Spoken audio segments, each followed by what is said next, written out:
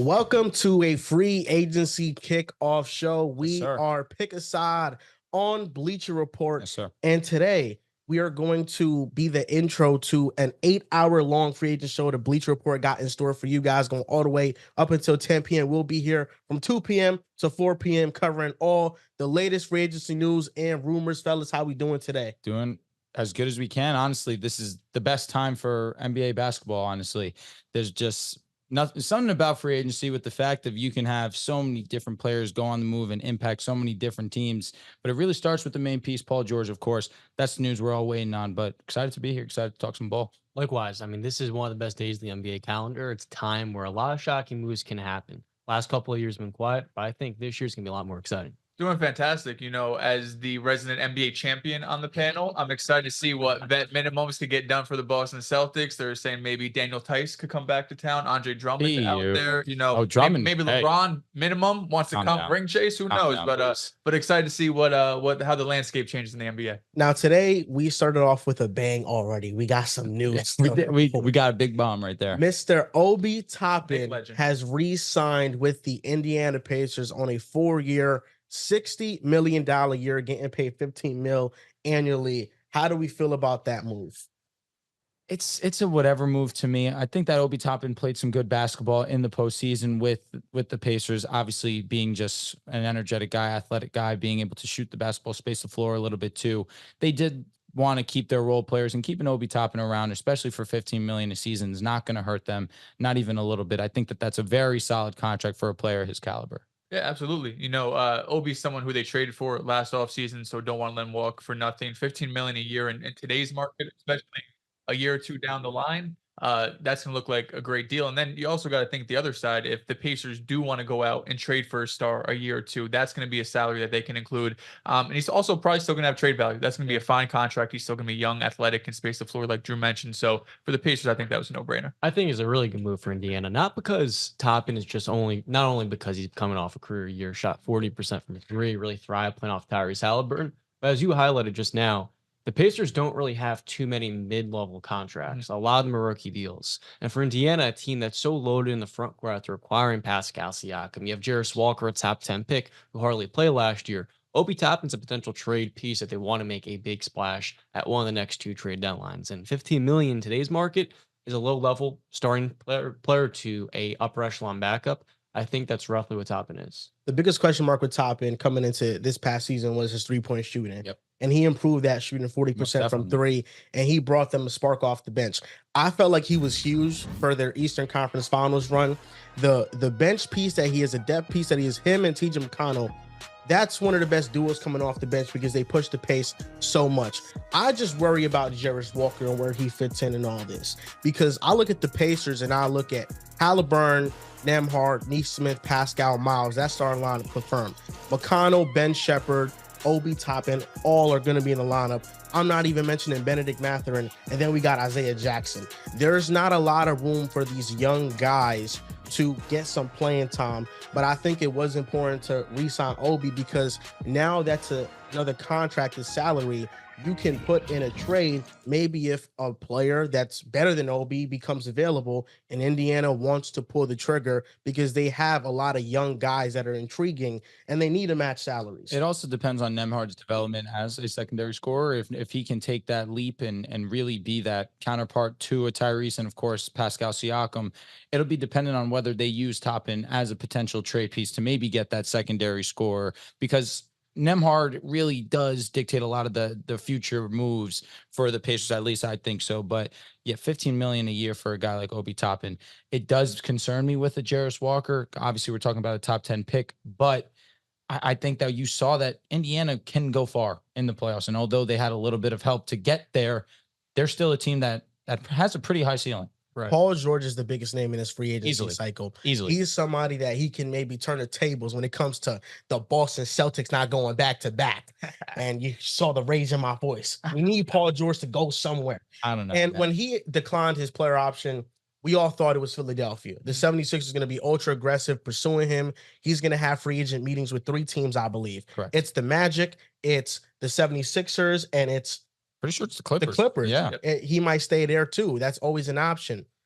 I feel like in terms of impact power move, the 76ers is number one. Is it? If he goes to the Sixers, they now have one of the best big threes in the league. But the biggest concern with that is Joel Embiid is unavailable. Yep. And Paul George is a no-show in big-time moments and big-time games. So if Paul George goes to the Sixers, do I think they're the best team in the East? No, I can't think that. You can argue that the biggest power move for Paul George would be going to the Orlando Magic. The Orlando Magic have a top 3 defense in the league. You add Paul George, you're getting more defense on top of that. What do they need more than anything else? A creator, and someone that can space the floor. Paul George gives you all 3 of those things that I just listed right there. You put him on the Orlando Magic next to Paolo Banchero. That is a dangerous duo, and that only benefits Paolo more because now Paolo has the space to actually do what he wants with the basketball, unlike he's had these last 2 seasons with the Orlando Magic. And even still, they gave a great series to the Cleveland Cavaliers that they were 1 game away potentially going on to the next round and play the Boston Celtics. What they needed was a consistent secondary scorer next to Paolo, and that's 100% Paul George. Absolutely. Paul George to the Orlando Magic is my favorite option for him to go to because this Orlando team physically matched up very well with the Celtics. They went 2-1 versus in the regular season, but as you just highlighted now, they really are missing that perimeter shot creator. And what he can do in the regular season would elevate them to the status of a 50-win team. In the playoffs, we worry about Paul George. He's had a lot of no-shows, and specifically that in game 7 versus the Mavericks this year, we see that oftentimes in very big moments. Game 6. Game 6. Mm-hmm. So we look at the Magic and Paolo Banchero's development. I think what would aid him the most is having somebody from the perimeter who could open up the game from the place of small ball 5, a little bit at the 4. And specifically for Franz, we saw him as a 3-point shooter really regress and stagnate this last year. So I think it would really ease the burden on those 2 guys in the half court. And at the same time, physically on the defensive side of the ball, Paul George would fill in pretty perfectly at 6'8". Yeah, you're not taking anything away from the defense. That's the most exciting part about potentially adding Paul George, because we've talked about for months now at this point, adding a guy like Trae Young, adding a guy like Anthony Simons, who can bring a lead guard to this team, who could play make, who could shoot the 3, who could space the floor. But now you're taking away pretty significantly from one of the best defenses in the NBA if you're adding a 6'1" point guard to this team who's playing along Jalen Suggs now in that backcourt. But you add Paul George, who's 6'8", 6'9". He can defend. He has the size. And it's a perfect piece. The only hesitation you have when you compare it to the Sixers is when he goes there, he's probably going to be the number 2 option. You have Paolo, I think, very firmly number 1. Paul George is number 2. The 76ers is intriguing because although he does have his lowlights in the playoffs, he's the number 3 option. I think if you have Embiid healthy, which of course is always a question in the playoffs, and you have Tyrese Maxey, who already had some really high highs in that Knicks series, now all of a sudden Paul George, if he has a bad game, it's not the end of the world. If he's doing that in the Clippers, he has a bad game. We see kind of the shortcomings the Clippers have had the last couple of seasons. Mm-hmm. But if he's able to play alongside Maxey and Embiid, which is just a beautiful fit, the only question is, how do you fill out the rest of the roster? Because right now, the only other player who got any type of minutes on the Sixers team is Paul Reed.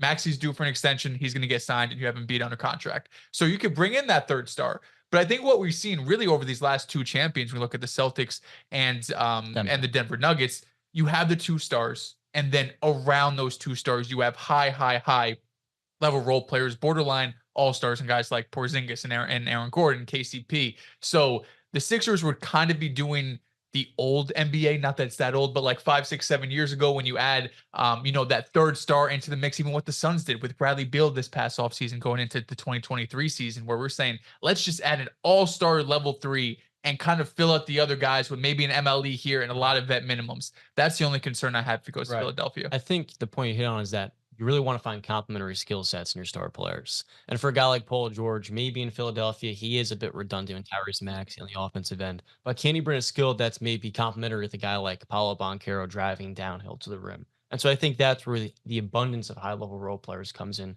because you want to be able to stack the deck with guys who bring a bit of everything and are not going to leave you vulnerable in one key area.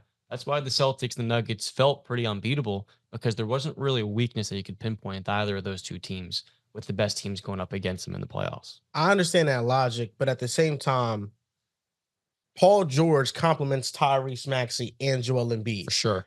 You would like to have the luxury of building out a perfect team around your stars, but we've seen the Nuggets do it with their 2 top guys. The Celtics got 3 stars. They got Tatum, they got Brown, and they got Porzingis. Porzingis is a star. Porzingis was never considered a star until this season. He was though. always an all-star caliber player. When He was healthy, an all-star Let me not level say never, because when he was on the Knicks, obviously he was an all-star. But with Dallas, His first year in that Dallas, tenure, people concerned. first year, Holiday, second year, they were ready to get rid of him, and they did. because he was hurt. That's why he was hurt and he was unavailable. Drew Holiday just made the all-star game.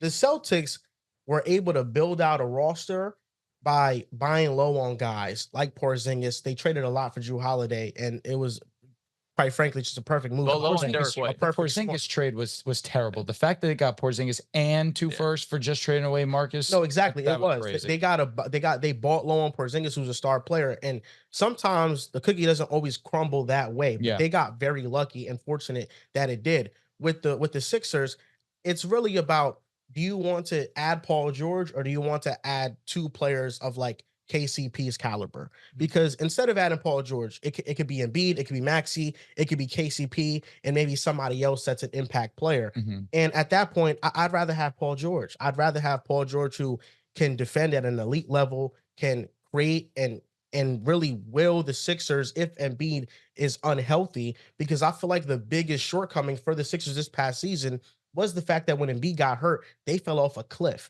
Yeah. And I think that if KCP is there, that doesn't change. But if Paul George is there, they could still stay afloat in the Eastern Conference. It's so hard to have this conversation given the fact that the Sixers only have 4 players on their roster. We mentioned Tyrese Maxey is a restricted free agent. We're anticipating that he gets signed back. You have Jared McCain, who just got drafted. He already mentioned Joel Embiid and, of course, Paul Reed.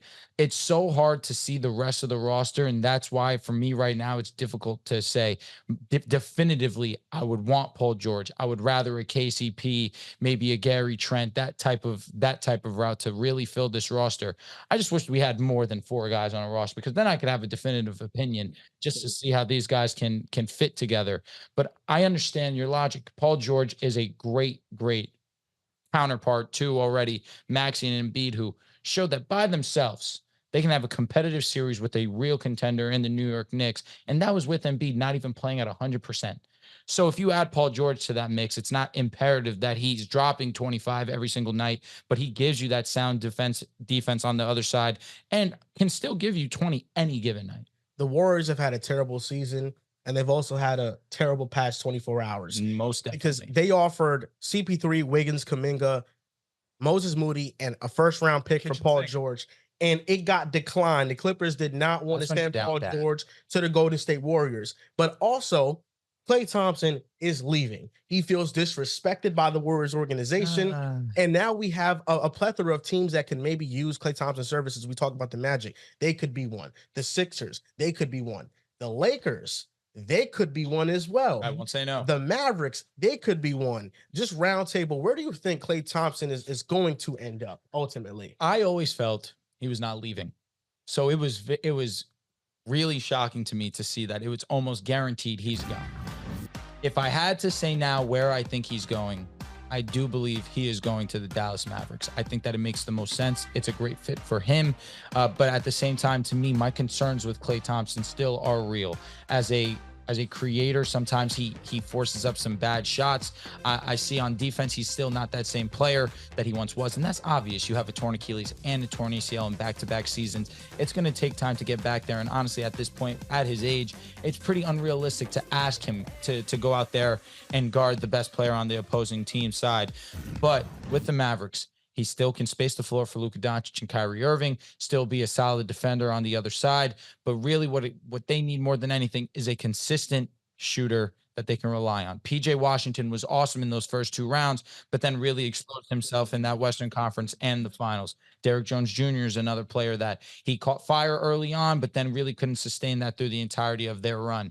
They need a reliable, consistent 3-point shooter, and that would be Klay. But to me, that's not the best available role player for them. It just makes sense. What Klay Thompson feels like to me is a fallback option for many of these teams that are trying to elevate. And when I look at where he would fit best, I think it would be Orlando. And the reason why is that you want to pair him alongside a guard who can defend the point of attack and other elite level point guards. Can this stage of Klay's career, as you highlighted, he cannot do that at all. He's really more of a 4 or 3.5 defensively, guarding up, not down anymore. And I feel like pairing him alongside Jalen Suggs would be ideal for him on that side of the ball, where you can kind of hide him in the corner. And if he's the worst defender in your lineup, I feel a whole lot better about him, especially in this stage. But then offensively, like what I was talking about before, when you have a guy as explosive and physical as a downhill driver putting pressure on the paint, it's going to open up a ton of open catch and shoot looks, especially in the corner. So I think stylistically, Orlando would be the right fit for Klay Thompson. I don't think it'll happen on day one.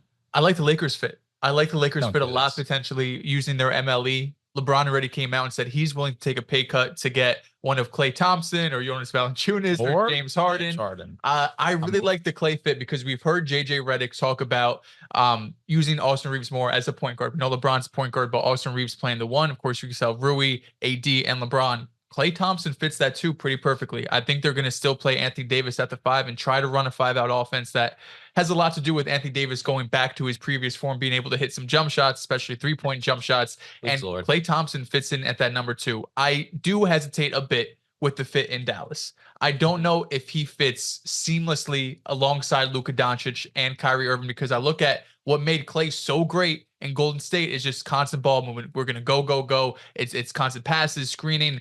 I don't know if that's how Dallas is going to be using him or really just running their offense in general. We know Luka and Kyrie are going to be two of the highest ISO guys in the NBA, and we saw it could get them very far. Went to the NBA Finals a couple of years ago, went to the conference finals. Of course, that was without Kyrie, but I do hesitate with that fit. And also on the defensive side, that's right. Klay Thompson's not the same defensive dude we saw in his prime. You know, post these injuries, now he's well into his 30s at this point. You're not really adding a plus defender if you're getting Klay. I think with the Lakers, you have some defenders around him, especially Anthony Davis, protecting the rim, that you'd be able to kind of make it fit in that scenario. But with this Dallas Mavericks team, I don't see it as seamless as I do with even Orlando or the Lakers. Right. Let's be honest with Klay. We all know he's not the same player.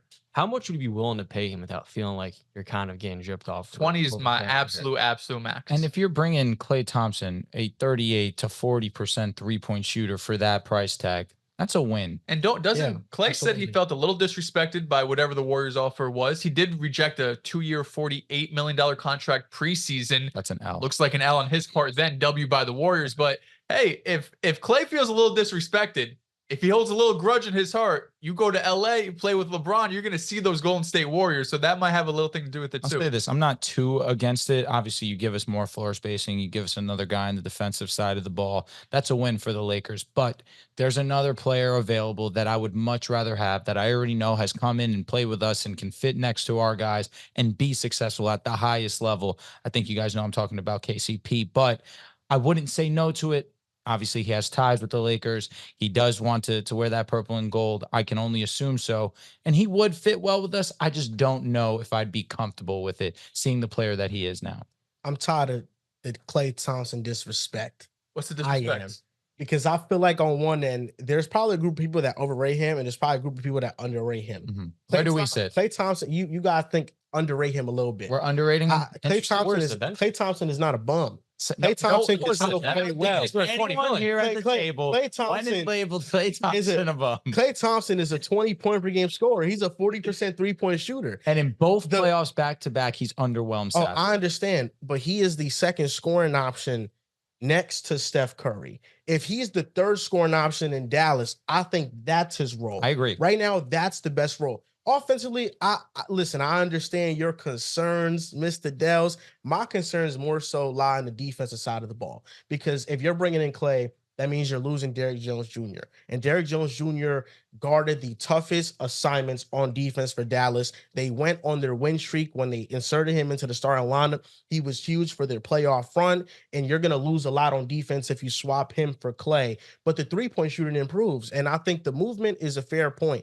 But also, when you're moving around all these screens, it's also getting you tired out. It's also putting stress on your legs a little bit more. If you're in one spot and the gravity of Luka Doncic in these pick-and-roll situations just leaves you wide open, I think those are better shots. Yeah. And for Klay Thompson, I think offensively the fit for the Dallas Mavericks is perfect. Defensively, though, I just can't really see it. It would be a major downgrade because PJ Washington will now get tasked with guarding guards, and that's not where he's at his best. I like Klay with the Lakers a little bit. I feel like defensively with Reeves and Klay in your backcourt, that is food all day. Calm down. It is. It's food. I wouldn't call it food. If the Boston Celtics face the Lakers, is that not food? I mean, they beat us with Austin Reeves being And D'Angelo Russell. Don't. You're right. And Anthony Davis would be the best player in that series. Yeah. Okay. Or LeBron James. Yeah. Okay. Both of them. They'd have the two best players in that series. Didn't the Mavericks have the best player in the Celtics series? How'd that go? Oh, yeah. Yeah. But then you guys had like the remaining 5, 6, 7. Allegedly had top 2. But then y'all had the 5, 6, 7 best players. You should have thought about that when you made your prediction. Yeah, I should have. Damn. But listen, with the Lakers, they got the 2 stars. You just got to build around them. I like Klay with the Magic too. But I don't know. I've got one sleeper team. Who's your sleeper team? If you say the Pistons, John, I might have to beat you up. No. San Antonio. Why do you have to cop him off low? Nice. Here we go, John. I feel like Klay Thompson's best served as a 6-man, where he's going to have a lot of opportunity, a little bit more minutes, probably not going to close for you. And I look at the Spurs.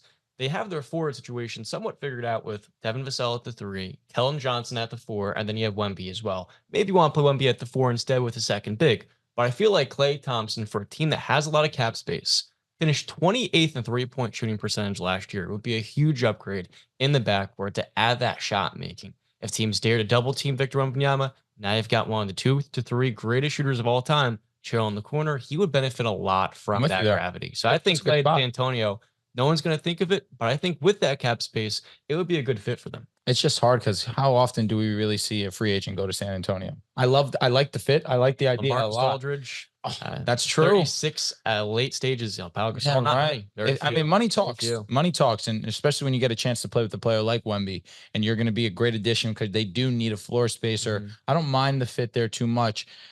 It's hard for me not to see Klay at this point in time still try to go to a team that has a chance to contend and play for a championship. Magic do make a lot of sense, but to get back to the conversation talking about Klay not being in the same type of offense as he obviously has been accumulated to with the Warriors, we saw a ton of open looks for the role players of the Mavericks. That's true. And they just weren't hitting those shots. PJ, when the Celtics pushed him out of the corner and had to start hitting that shot at the wing, he really struggled with that. And same with Derrick Jones Jr. Klay can hit it anywhere on that court. So to me, I feel like that is still an obvious improvement. And so long as you have Luka and Kyrie, there's going to be space. There's going to be open opportunities. But Klay helps out Kyrie and Luka more too, because now you can't just sell out and cheat off of PJ or cheat off of a Derrick Jones. And now it'll be a little bit easier for a Kyrie and Luka to get downhill.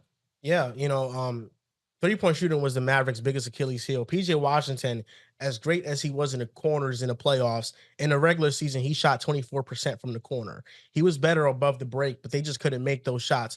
John, I like the Spurs fit. They have an obvious need with shooting, but I don't take Klay Thompson for a loser. He's not one. And that's he wants one more payday. The Spurs are a losing team. Yeah, top 10 player in the making, and they have a good second option. They're not making the playoffs next year. Even with Klay Thompson. But we just saw the Rockets. One more payday. We just saw the Rockets. I want 20, 25 mil. That's where the Spurs come into play. Wemby's not great enough to get them to the Spurs playoffs. can easily win right now. Play 10 seeds the max. They could be 10 seeds probably. They can be a solid 31 team next year. Solid what? 30, like 35 win team. They're cooked. You're not getting a 10 seed in the West. In the Western Conference, though, there's so many great teams. I think they'd be another. That's a 12 seed, yeah. 11 seed, yeah, probably. We talked about Paul George. We talked about Klay Thompson. We talked about Obi Toppin at the beginning of the show. Now we're going to talk about the best available free agent, somebody we haven't mentioned just yet. I think we all know who we're thinking. I'm assuming he's talking James Harden. The next guy up. Oh, it's Mr. Fear the Beard, James Harden. We still do fear him. It's crazy that we kind of have more conversation about Klay Thompson being a free agent, not enough about James Harden. No. James Harden, to me, is definitely the second best piece, unless we count LeBron James, because obviously that's the best free agent available, but I still think that he'll be a Laker. But the fact that James Harden hasn't gotten talked about when we've seen him adjust to 3 roles in the last, 3 of the last 4 years with the Nets, with the Sixers, and now with the Clippers. He knows how to adjust to that tertiary role now. We've seen him as a secondary player. He has gotten more efficient as a 3-point shooter these last couple of seasons. He is one of the best playmakers in basketball. Yeah. To me, James Harden is still the second best available right now in free agency. And I get it because of the price tag. Maybe that's why people are valuing a little bit less. But $30 million for a guy that can give you a double-double any given night, can shoot 40% from 3, that is extremely valuable and extremely hard to find. I want to see James Harden get a championship before he goes. And I think that the best team to do it with, if we're looking at all the teams, it's the Los Angeles Lakers. Talk about it. I think if he goes just to the team next over to the Clippers, he goes to the Lakers, he takes the MLE. LeBron James signs, he takes a pay cut. With Harden, LeBron James, Anthony Davis, and Austin Reeves. That's Austin Reeves. Yeah, I guess I have to mention. Now he sleeps on Austin Reeves. Pick a side. We're talking about James Harden. We're talking about legitimate Hall of Famers. We want to mention Austin Reeves. Austin Reeves had generational efficiency in the WCF last year. Don't forget. James Harden wearing that purple and gold. Oh, that'll look good. That would be awesome. Imagine Joel rooting for the Lakers. I can see it. I can barely see it. I used to with Kobe Bryant. Oh, I respect that. There's 10 teams who have the full MLE, right? I think some teams we could throw out, but the 10 teams are the Bulls, the Nets, Hawks, Kings, Pacers. Don't really see Harden signing with any of those teams. Pistons, Jazz, Magic, Mavericks, and Thunder. These are teams that have the full $12.12 million. Of course, the Lakers can get that if LeBron takes a bit of a pay cut, which is already rumored to happen. The James Harden fit with the Lakers is interesting because when you have him and Anthony Davis pick and roll combo, it's very intriguing. Very intriguing. Of course, you have LeBron James. He could play on ball. He could play off ball. I don't know if that makes the Lakers championship contenders with James Harden. No, I'll be honest. Nothing moves him. Nothing moves him. Anthony Davis would dominate Porzingis and Tatum down low. First of all, they got to get to the finals. Can you stop going to the Celtics? First of all, that's who we're talking about. Playing into his hand immediately. They didn't make it past the first round last year. So before we talk, let's get to the finals. Let's just talk about Western Conference teams. If they get James Harden, would you put the Lakers over the Denver Nuggets? Yes. No. They're losing KCP. The Denver Nuggets, they can go through a bad hit this offseason. Anthony Davis just went toe-to-toe with Jokic in that first round. This guy just told me that Christian Brown might be their starting two guard next season. Over the Lakers, the Nuggets would, 8 of 9 against the Lakers last 2 years? I'm going to sit here and eat a slice of humble pie. The Nuggets have owned us these last 2 seasons. No doubt about it. They have owned them, but the Lakers led in that first round for 73% of the series. If you get a brilliant, if you get a brilliant coach, we just needed D'Angelo Russell to be consistently good. Yeah, and we needed a true closer. We didn't have a closer consistently. What is the difference between D'Lo and James Harden the next 2 years as Harden continues to age? Well, again, a great playmaker. Okay. And defensively, it's pretty much the same, truthfully. Well, you're really searching Harden's a better big time player. So that means we're going to next season. Yes. Denver and LA matches up in the playoffs. Your prediction is Lakers. Hell yeah. What the Lakers are really searching for is a reliable go-to shocker. I mean, it's off season. This is hypotheticals. These are conversations. You're talking super, super loud. Like you didn't watch the series. We lost. We lost. Yeah. I understand that. Lost to 5. Are we? All right. Listen, we lost in 5. I understand this. However, watching the series. How they lost? Yes. You know what, man? Where was this 2 months ago, man? I did you were here in the trenches. Coaching was different. The Lakers got won the series. Listen. Now you got a brilliant coach in JJ Redick. That moves more than James Harden. He's brilliant. Oh, I know he's brilliant. He's a brilliant basketball mind. James Harden, for the first 3 games of the first round against the Mavericks, he played really well. He was the best player in that series. Really well. You could argue. For the series, he averaged 21, 5, and 8. He played great. His efficiency was great. Game 6, I feel like if you play next to a guy like LeBron James and Anthony Davis, the pressure just goes off you so quickly. And yes, I think they would be. I can argue otherwise. The pressure does not go off of you because we've seen the role players around them sometimes just get to them, and they honestly don't play. I'm just talking about from the defensive attention aspect. Hold on, time out. Because just before we talk about Klay Thompson, you said Austin Reeves and Klay Thompson backcourt is food.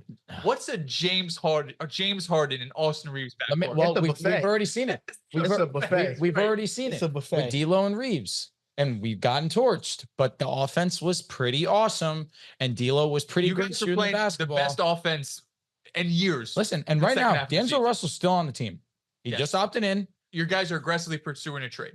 See, but that's why I don't know. I don't know who would we be getting. You know what I mean? So are we getting another wing? What if you trade that? What if you trade D'Lo to the Magic for Jonathan Isaac?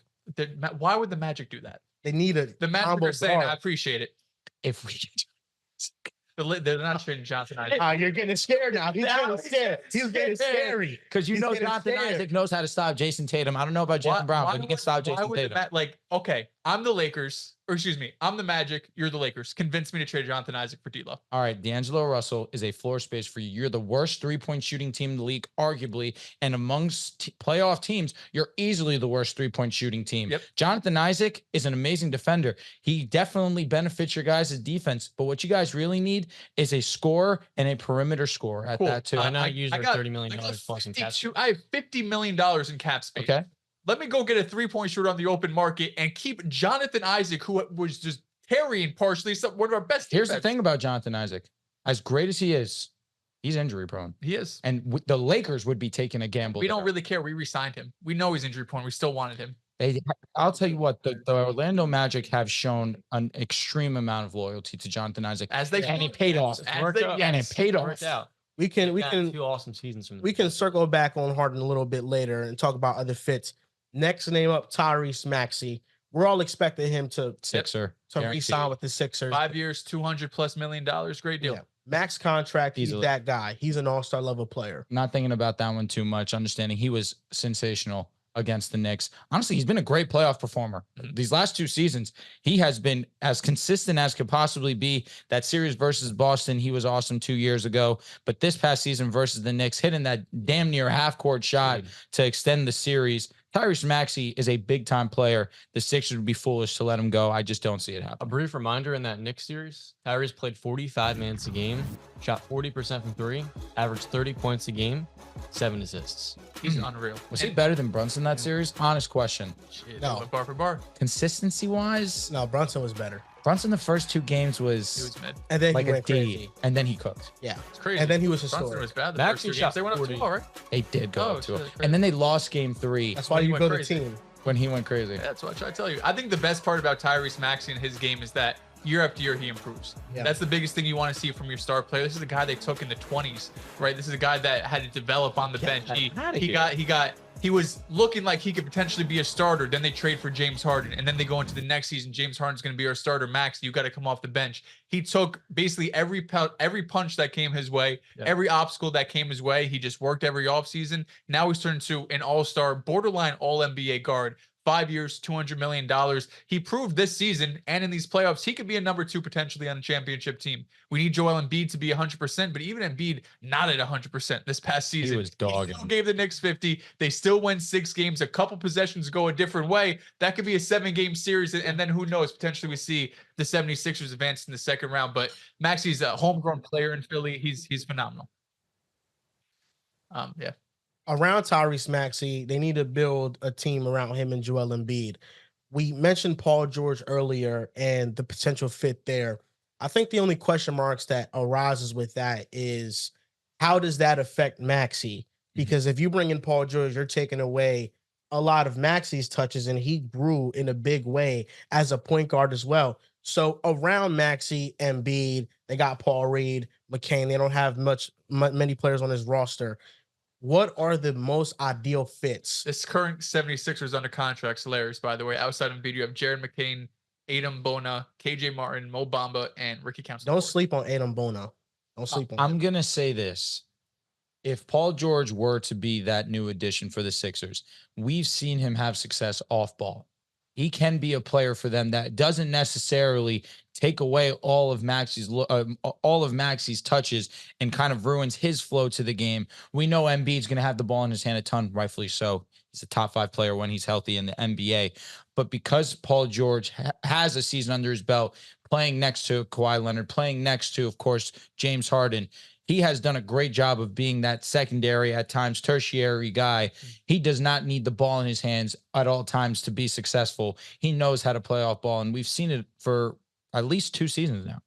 I think that's the ideal fit when we're talking about Paul George potentially going to the Sixers, that he can play off ball. Is that, like you mentioned, Drew, there's always concerns with fit amongst teams. That's why Paul George is so valuable. because he can play off ball. He doesn't need to be ball dominant. That's why I think there's still some questions with James Harden potentially on the Sixers. But that's why you have LeBron James, who could play off ball, although I want him to have the ball as much as he can. When you put James Harden, suddenly he has to be in the corner and he doesn't have the ball in his hands. Right. You're taking away a lot from his game. Paul George is still really strong as a playmaker. He's a good passer, but he could sit in that corner or at that wing and shoot 40% from three and fit perfectly. And it's also nice, just from a team building perspective, when you have your guard in Tyrese Maxey, you have your wing in Paul George, and you have your big in Joel Embiid. It just fits nicely when you have a guy at each of those positions to take on defensive assignments, more so for Paul George. Maxey's not a top tier defender, but I think he's above average defender, at least for his size, since he's a bit undersized, just from a little skinny. Gotcha. And then Joel Embiid protecting the rim. And offensively,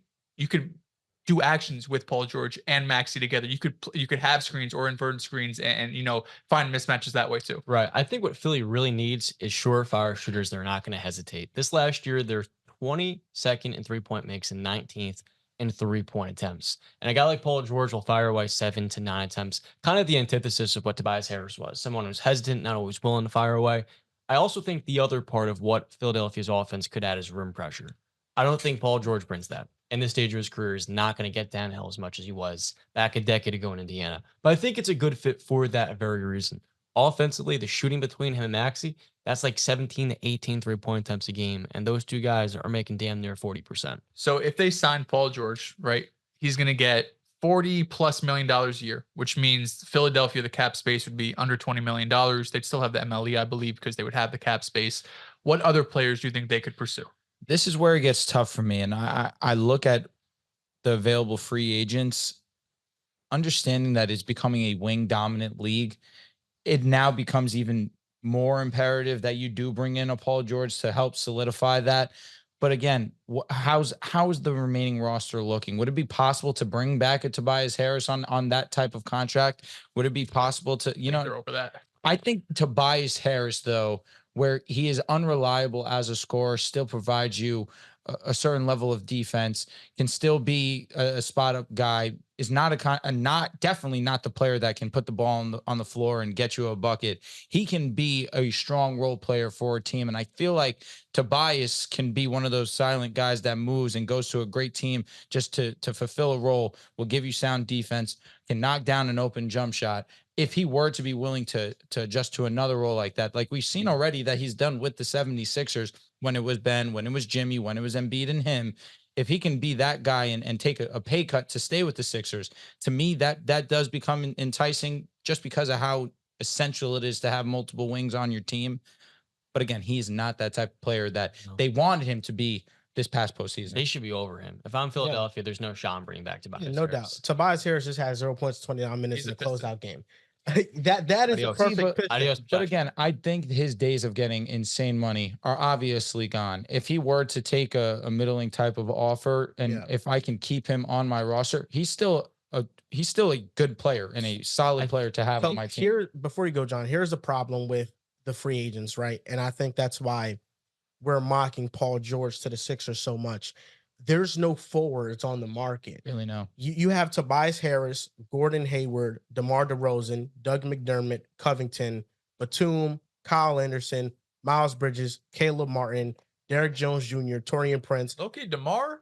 No. I like that more. DeMar doesn't fit on every team, but DeMar fits, I think, on the Sixers team, because you already have the spacing there with Tyrese Maxey. You have Embiid, who could hit threes, but of course is going to get a ton of touches in the post. The biggest issue with DeMar in 99% of places is that he is not a 3-point shooter. He is 99% of his game is from that mid-range. He's one of the better mid-range shooters in the NBA. He's one of the best fourth quarter players as well in the NBA too. He is clutch. He fits with the Sixers. I don't know if adding Paul George and DeMar might be a bit too much to just add in one season, trying to figure this out on the fly. Of course, you still have training camp and everything. That might be a lot to add on. But as a piece, if you strike out on Paul George, I think Maxey, DeMar, and Embiid, although does that put you in a championship caliber kind of sphere? Probably not. But I think from a team perspective, that fits. DeMar is one of the most difficult free agents to really predict because he's still a very good player. Just in a vacuum, he is a good player. The issue that I have with DeMar and why he would be on my bottom tier of free agents is because his skill set does not fit a championship. It's not team. scalable. It's not. And at this point in his career where he still has not become a great three-point shooter, he's getting up there in age. He's not a great defender. His offense from the mid-range, getting downhill, being a playmaker, he has that to his game. But again, what helps in age championship teams, I don't see DeMar being a part of that. However, let's stick in this conversation that they do decide to go the route of a DeMar. Mm-hmm. What's the contract looking like? That's another reason why it becomes so difficult to talk. I think you get a 2-year deal. Listen, I think DeMar DeRozan is what you said is perfect. It's hard to evaluate him correctly because I think a lot of times we undersell DeMar because he is a great player. He just averaged 24, 4, and 5. Yep. He's not going to go sign somewhere for nothing. He's going to get a good, sizable contract. And this past season, he shot 33% from 3, still not a great number, but he's taken it more, about 3 attempts, and he shot 44% from the left corner. So that I think is at least like a good sign that he's willing to take them nowadays. DeMar's an excellent player, though. I just don't know if I see him going to a contender because a lot of contenders really don't need what he offers because he's never been that great of a defender. He's not a great three-point shooter. He is a great mid-range shooter, and he's a really good playmaker. He developed that in San Antonio. So that's a good thing. I think the Sixers fit is pretty fine. I don't think if they get DeMar, though, they're getting Paul George, too. Yeah. It'll be probably DeMar and KCP if you want to go that route. That's why I ask, what's the contract going to look like with DeMar? Because if DeMar's contract is nothing egregious. What do we think, 25 a year? 25 to 30 a year. No, he's going to get 30 at least. And that's where it becomes difficult. Who else is giving him that money? The market is I'll be honest, the Pistons need something to be optimistic about. If he really wants money, he can go to Detroit. Abomination. I mean, it's already an abomination. That being said, making it the worst. He's trying to get paid. No, you wouldn't, bro. What? Stop. You're not. They started Jaden Ivey. DeMar's not giving you worse space than Jaden Ivey. And I mean, Asar Thompson also, we understand he's just not a great three-point shooter. You just drafted Ron Holland. They need talent, yes. They need some veteranship. He definitely provides that. But again, like he just said, but if he's going 24, to Detroit, 5 and 4, might as well go back to Chicago at that point. Yeah, he's at the home in Chicago. But the thing is, maybe Chicago doesn't want to give him that bread. That's understandably so. I think a sign and trade with DeMar is also in the cards. If the Clippers lose Paul George, they're still going to want some sort of second star to be next to Kawhi if James Harden leaves too. It's not great, but there's not a lot of options out there for the Clippers. I think the Clippers is probably like a realistic destination. With the Pistons, I mean, you're adding 24 a night to Detroit. Yes, I mean, that's a win. That is a huge upgrade from whenever they Detroit Pistons fans wanted Zach LaVine to get traded to them just because they needed something to be optimistic about and some type of production. DeMar DeRozan gives you that. He's probably going to get a lot of money. The Pistons have money to offer. They also picked up Tim Hardaway in the Quinn Grimes deal, who didn't shoot well, but historically has been a good three-point shooter. He's just up and down. Yes, he is. Yeah. I say this with the idea. He might be the best three-point shooter. Let's say he is. No, there's no. He might. No, he's got 35% from 3 this Cade. Cade might be their best three-point shooter. Let's say he signs for 30 to 35 million, right? I think I'm being kind here, but let's say 35 million. Then you have the opportunity to bring in a KCP. Also, now I'm intrigued. But again, it's so hard to judge what DeMar DeRozan's contract is going to be that it becomes difficult to potentially mock him to go to Philadelphia. I don't know if it's just me, but I think of all the free agents that we've talked about, the one that has the potential to have the most impact is Kentavious Caldwell-Pope. For sure. I think KCP, because of the contract he'll get, maybe a team overpays for him a little bit more because he's such a great role player. But he has a chance to really change a team's landscape because of what he can add as a shooter and as a defender.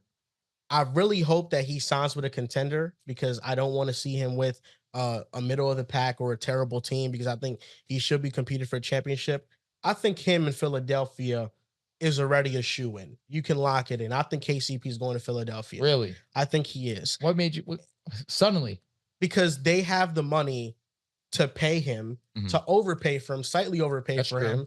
And I don't think they're going to go star hunting. I know they said they're going to aggressively pursue Paul George, but I think Daryl Morey's smarter than that. I think Daryl Morey's not going to use all of his cap space on one guy. He's going to add a three-point shooter and a defender. And you look at the free agents on the market.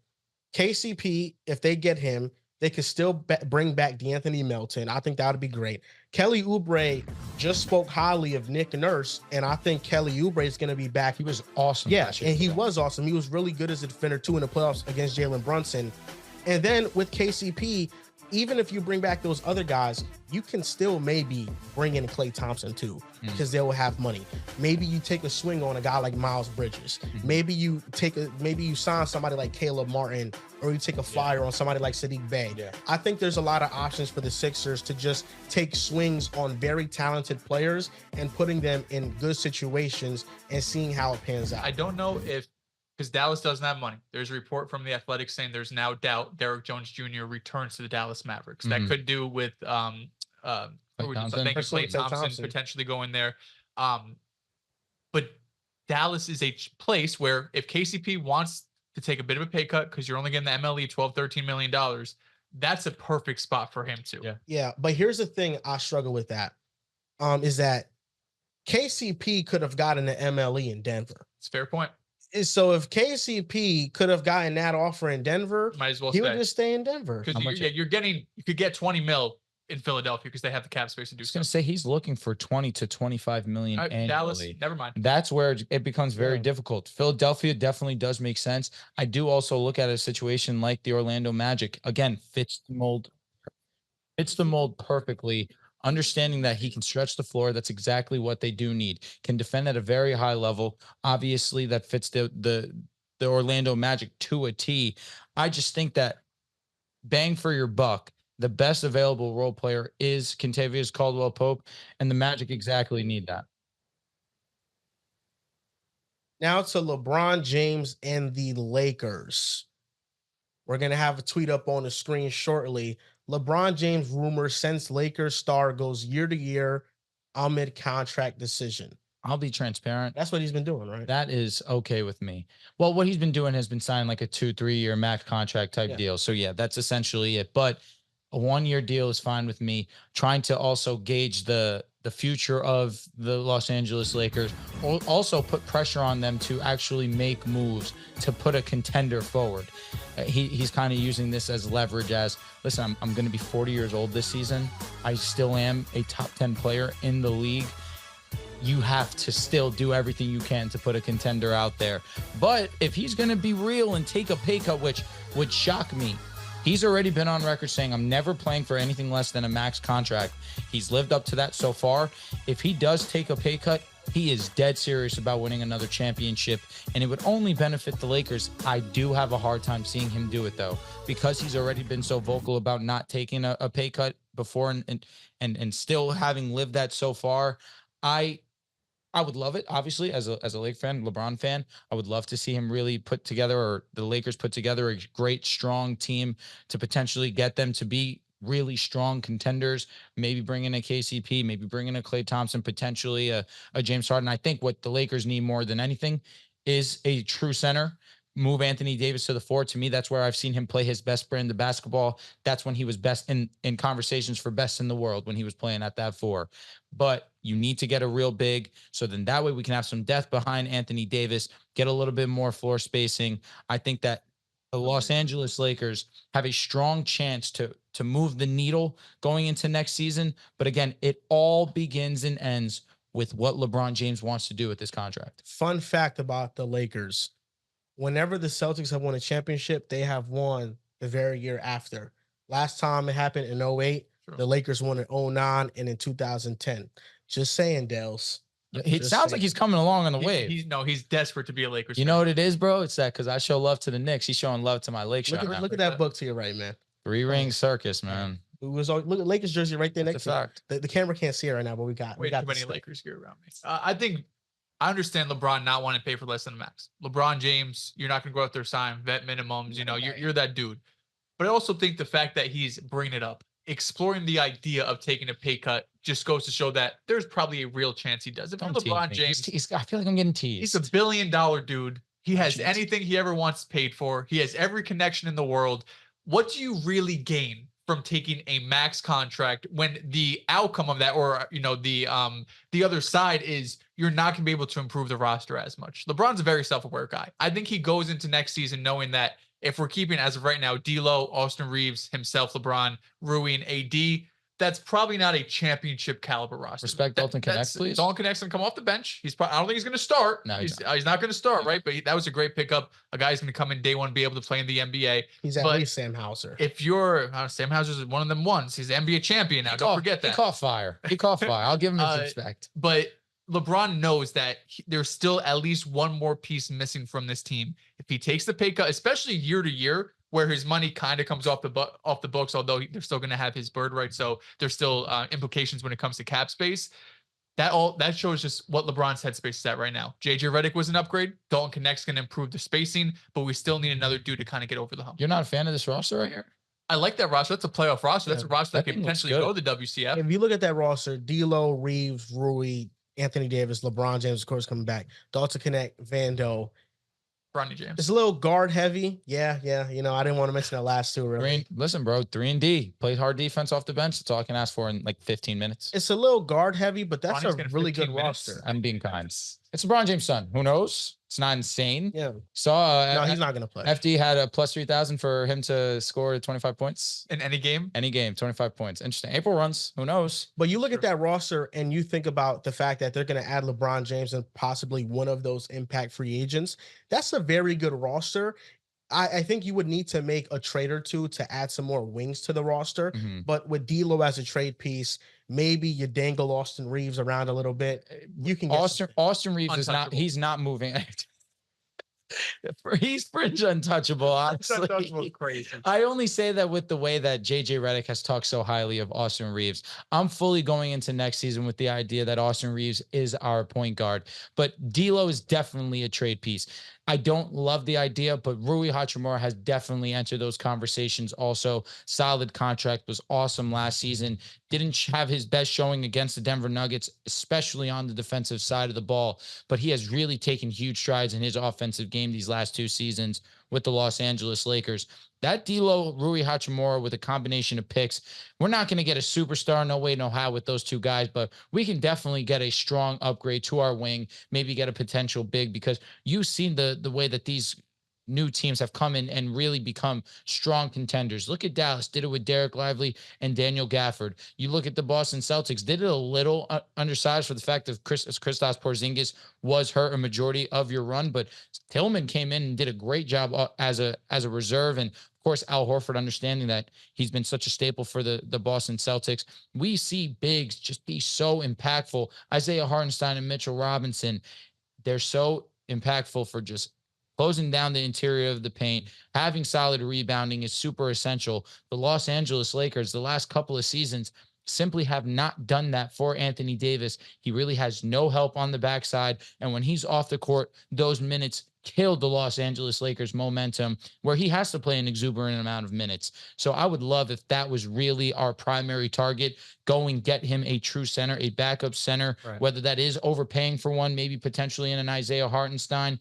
But again, I am not against LeBron taking a pay cut for obvious reasons, but it's going to be hard to see. Right. He would have to take roughly $16 million less, according to Hoopside, for them to open up underneath the first apron, the full taxpayer for around $12 million. Well, who do you guys think among available candidates would be the best possible fit for the Lakers to bring in? KCP, Caldwell Pope, but it's unlikely because, again, if he could get $20 million from the Sixers, why would I take 12 from the Lakers? I got coming back home. I got a name for you guys, and it's one we haven't mentioned all stream. It's Najee Marshall. I think Najee Marshall is an excellent defender. He's a great defender. He's a really good shooter, and he was a great role player for the Pelicans this past season. For a mid-level exception, maybe it's a little too much. But you're not giving him the you're not getting KCP. If we give him MLE. the MLE, I'm done with the Lakers. You can get part of that. You're not. Of your 8, 12 million. Save the 8 for someone like. Let's just be real. Let's just be real. Let's just be real. You're not getting KCP for the MLE. Klay Thompson is still a to be determined. We don't know if he's going for the MLE, but based on the disrespect he felt from the Warriors, I feel like he's seeking money and a good situation. Najee Marshall did shoot 39% from 3 last year. The previous years were 30% and 20%. Not saying, listen, he's a young player, 26 years old. This is year, 2, 3, 4 in the NBA. So maybe the 3-point shot has just evolved with his game. but you're taking a bit of a risk. This is a guy that has really 1 year showing you that he could be a respectable 3-point shooter. I'm also saying that 6'7". as a guy who has Cam Reddish on the roster, guy has no offense to his game, but defensively he's awesome. Most definitely. Yeah. On the defensive side of the ball, Cam Reddish got it. Not. Reddish was a really good defender. Cam Reddish on defense was amazing. Najee was better. Najee is 6'7", 220 pounds. Right. We just saw the Lakers roster. He's a better player because of his offense. Defensively, Cam Reddish, that's really the only reason he's on roster still. We just saw the Lakers roster on the screen. They have a lot of guards. You need some size. JJ Redick in his press conference mentioned it when he was introduced as the Lakers head coach. He said, a lot of guards. You do. It's D'Lo, it's Reeves, it's Gabe. D'Lo is more likely than not, in my opinion, and what it sounds like from reports is to get moved. So I'm not really expecting D'Lo to be on Max this team. Christie too. Max Christie's a guard. What point of attack defenders do you have on the roster? They don't exist. No one. Exactly. You need that. And JJ Redick in his press conference said that in this league, you need wings that could defend. Well, the point of attack defender is Vanderbilt. Yeah, but sometimes he can't play because of spacing issues. This season should be the healthiest he's been in a while. It should 100. He is our point of attack defender. We saw it 2 years ago when he took the most difficult assignment in every series. And until we got to the Nuggets where he got played off the court, he was exceptional for us. And one of the main reasons our defense was so great. He is our point of attack defender. That is a great option to have. He just needs to hit the 3-point shot, which he has not been able to do. I mean, that's true. But the thing is, what I'm saying with the Lakers is that JJ said that he wants wings that can defend and that can shoot. Najee Marshall shot 44% from the left corner, 40% from the right corner, 38% above the break. He was very great as a shooter last year. And you need somebody of his size at 6'7" that can defend. He's somebody he could start for the Lakers. I'll say this. Wow. It's just hearing all these names where I'm flirting with the idea of having KCP on my team, a Klay Thompson. You throw a Najee Marshall at me. Of course, I'm gonna be a little bit disappointed in that. But when it comes to being a very firm role player, you're sound. And I understand where you're coming from. I just feel like where I've trying to stay consistent this whole time we're here talking, you need wing depth and you need to stay solid in your front court. And the Lakers right now are weak in both of those spots. Amongst the players that LeBron is willing to take a pay cut for, Jonas Valanciunas made the cut. That was a surprising one. One of the three. But it's not that surprising because Jonas Valanciunas could play the 5. He's a elite rebounder and he's a great post scorer. In some series, he will not be able to play, but I felt like when the Lakers went on their finals run in the bubble, Anthony Davis sometimes started at the 5, based on matchups. So I think based on matchups, they will still have the versatility to start AD, and Jonas won't get as much minutes. But Jonas, he could start the entire series and the entire season alongside Anthony Davis and bring physicality, bring rebounding, and really keep Anthony Davis fresh for a postseason run. That's really all I can ask for as a Lakers fan. If you can just give Anthony Davis any type of breather as having to be not just the roamer, not just the rim protector, having to go out on the perimeter sometimes and switch on to guards, he needs some type of help in that front court. It's getting to the point where what more can he do defensively? And then offensively, now we're asking him to go and give you 25 to 28 points on any given night.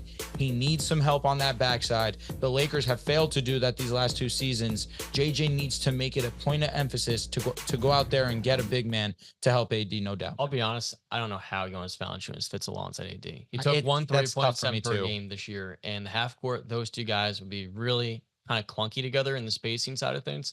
And then defensively, he's not a rim protector. I feel like for the Lakers, what you'd want is a Miles Turner, if you will, someone who is low on report. They're just unavailable. No, he's saying play style. The skill set, because Turner can be in past years, good rim protector, or at least a good shot blocker as a stand-up 5. That can open up the floor. What available big right now can space the floor for you? Jonas, I think we might be thinking of it backwards. Moritz Wagner. Mo Wagner. Mo Wagner, I wouldn't say no to. The full MLE. But I think what the Lakers have been missing, what you guys have been missing the last couple of years, Drew, what you've been missing the last couple of years, I think, is a backup big. Correct. You bet Wendy Gabriel, it's Christian Wood this past season, but he got injured. You haven't had a big Jackson Hayes. You haven't had a backup big that I think you're confident in game to game. I wouldn't go that. If you bring in Jonas, you have that now to play behind Anthony Davis. Does that, again, move the needle for you? Because can he really play more than 15 minutes a night when you have Anthony Davis out there? I don't know. But I think that gives you some level of comfort. One, if Anthony Davis has to miss some time in the regular season, now you're bringing in a big that is a lot better than the backups you've had these last couple of seasons. But you also have someone in the playoffs that once AD comes off the court, he could grab rebounds, like you mentioned, Joel. He's not a complete zero on offense, although he's not 100 by any means. But what's the other name, John? That name to me is Goga Badatse. This last year, when Wendell Carter went down, he was one of the better rim protectors and rebounders of the five. He has not been able to translate the three-point shot to the NBA at all, but as a backup five in minutes in games where AD is out, he would really be a good number 2 big. And honestly, I think he's worth a whole lot more than the vet minimum. But it seems like his market might be just like the biannual, few $1 million a year. And that to me will be an insane bargain for a good backup. There's a lot of good backup centers. Xavier Tillman comes to mind. He's a free agent. He could definitely add defense to the Lakers. I'm not worried about Jonas Valanciunas' spacing on offense because when the Lakers won the championship, JaVale McGee started the whole season.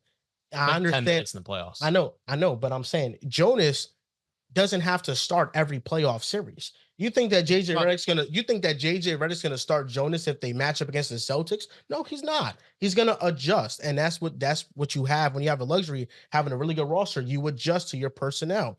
So with Jonas, this is just a regular season move to keep your guy fresh, who can average 16 and 10 on any given night, who can get 15 boards a night. That 2020 roster though did have a luxury of multiple bigs. We had JaVale, we had AD, and we had Dwight. Yeah, but you could get Jonas and you can get a vet minimum big. See, like if Christian Wood is my third big, I'm okay with that. He's actually solid on offense, can stretch the floor for us. Defensively, that's where we do have our issues when it comes to Christian.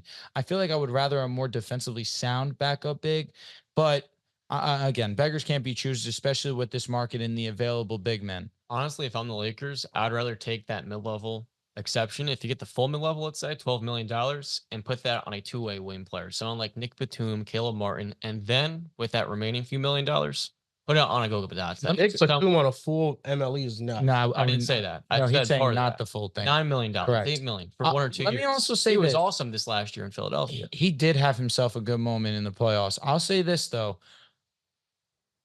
If LeBron James is willing to take a pay cut with the opportunity and with the rumors circulating that James Harden could potentially be coming to town, James Harden is going to be getting $30 million.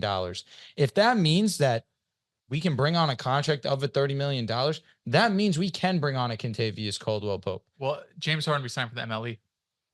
Because you don't have cap space. Even if LeBron takes a pay cut. But then ultimately what that means to me too is that D'Lo is definitely getting traded. Rui Hachimura is definitely getting traded. Definitely. Because then it frees up even more cap space. Yeah, but I don't think any move frees up cap space. This just frees up the MLE. Well, just for annual salary, D'Lo is getting paid, I think it's $20 million this season, or I think that's what he's opting into. Let's see. And then Rui Hachimura just signed his deal last season. I believe it was 60 million around. Right now, you guys are $22 million over the cap. Well, I think the conclusion we're coming to right now is that only those impact guys like KCP, Harden, Klay, they're only coming to the Lakers if they're taking a massive pay cut. Yes. Which is unlikely based on the market that's going to be had for those guys. So when we talk about the MLE, we are talking about guys like Jonas Valanciunas. We are talking about a guy like maybe Mo Wagner. We're talking about those. James Harden's not no MLE player. He's not. But also James Harden probably doesn't have a ton of options to get paid and compete. Like he's not going back to Philly. We know that. I don't think he's going to sign with the Spurs or with Detroit. So you could go to LA or exactly. That's the other option. He stays in LA, but with the other team being the Clippers. Yeah. Talking about big men, we mentioned Jonas Valanciunas. Now we're going to mention a New York Knicks legend, Isaiah Hartenstein. He is. Isaiah Hartenstein, this is the guy that I'm fearful for the most that the Knicks are probably going to lose because OKC is right there with cap space, ready to spend, even though OKC made 2 moves that caught my attention. Isaiah Joe and Aaron Wiggins, they declined their qualifying offer, so they're going to have to pay them market value money, which means Isaiah Hartenstein might not go there, but we got a tweet.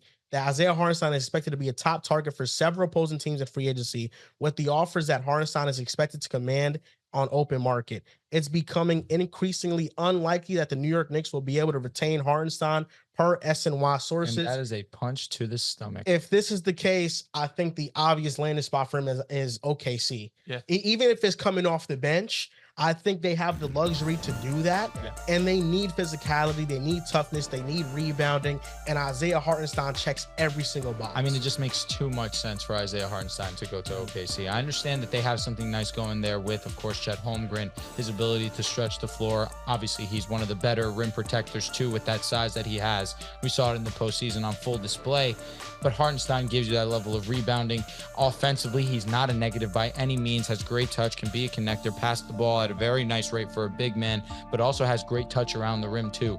Hartenstein makes a ton of sense for me. If you have 4 guys that can stretch the floor and then you have Hartenstein, that's perfectly fine. Right. We just saw that with the New York Knicks, and it translated to winning basketball when they were healthy. So I have no concerns over that. It makes too much sense to me. They do have the money to pay him. Seeing that it's unlikely that the Knicks are going to retain him, that stings for the idea of how much chemistry they had last year, how great he was. To me, if I'm the Knicks, it's an easy move. Trade Mitchell Robinson, keep Isaiah Hartenstein at any cost, because you saw how great he was for the Knicks in that postseason. Yeah, Hartenstein was phenomenal this last year. 96 percentiles rim protector coming off the bench. Opponent shot 7% worse at the rim. It was when he was amazing. defending within 4 feet, perfectly in the glass. And then, as you highlighted before, one of the best passing bigs as well. And per 36, he's averaging 12 rebounds a game. You get him in a place like Oklahoma City, doesn't have to start, doesn't have to close. It would be a matchup-oriented thing. Some series he would, some series he won't.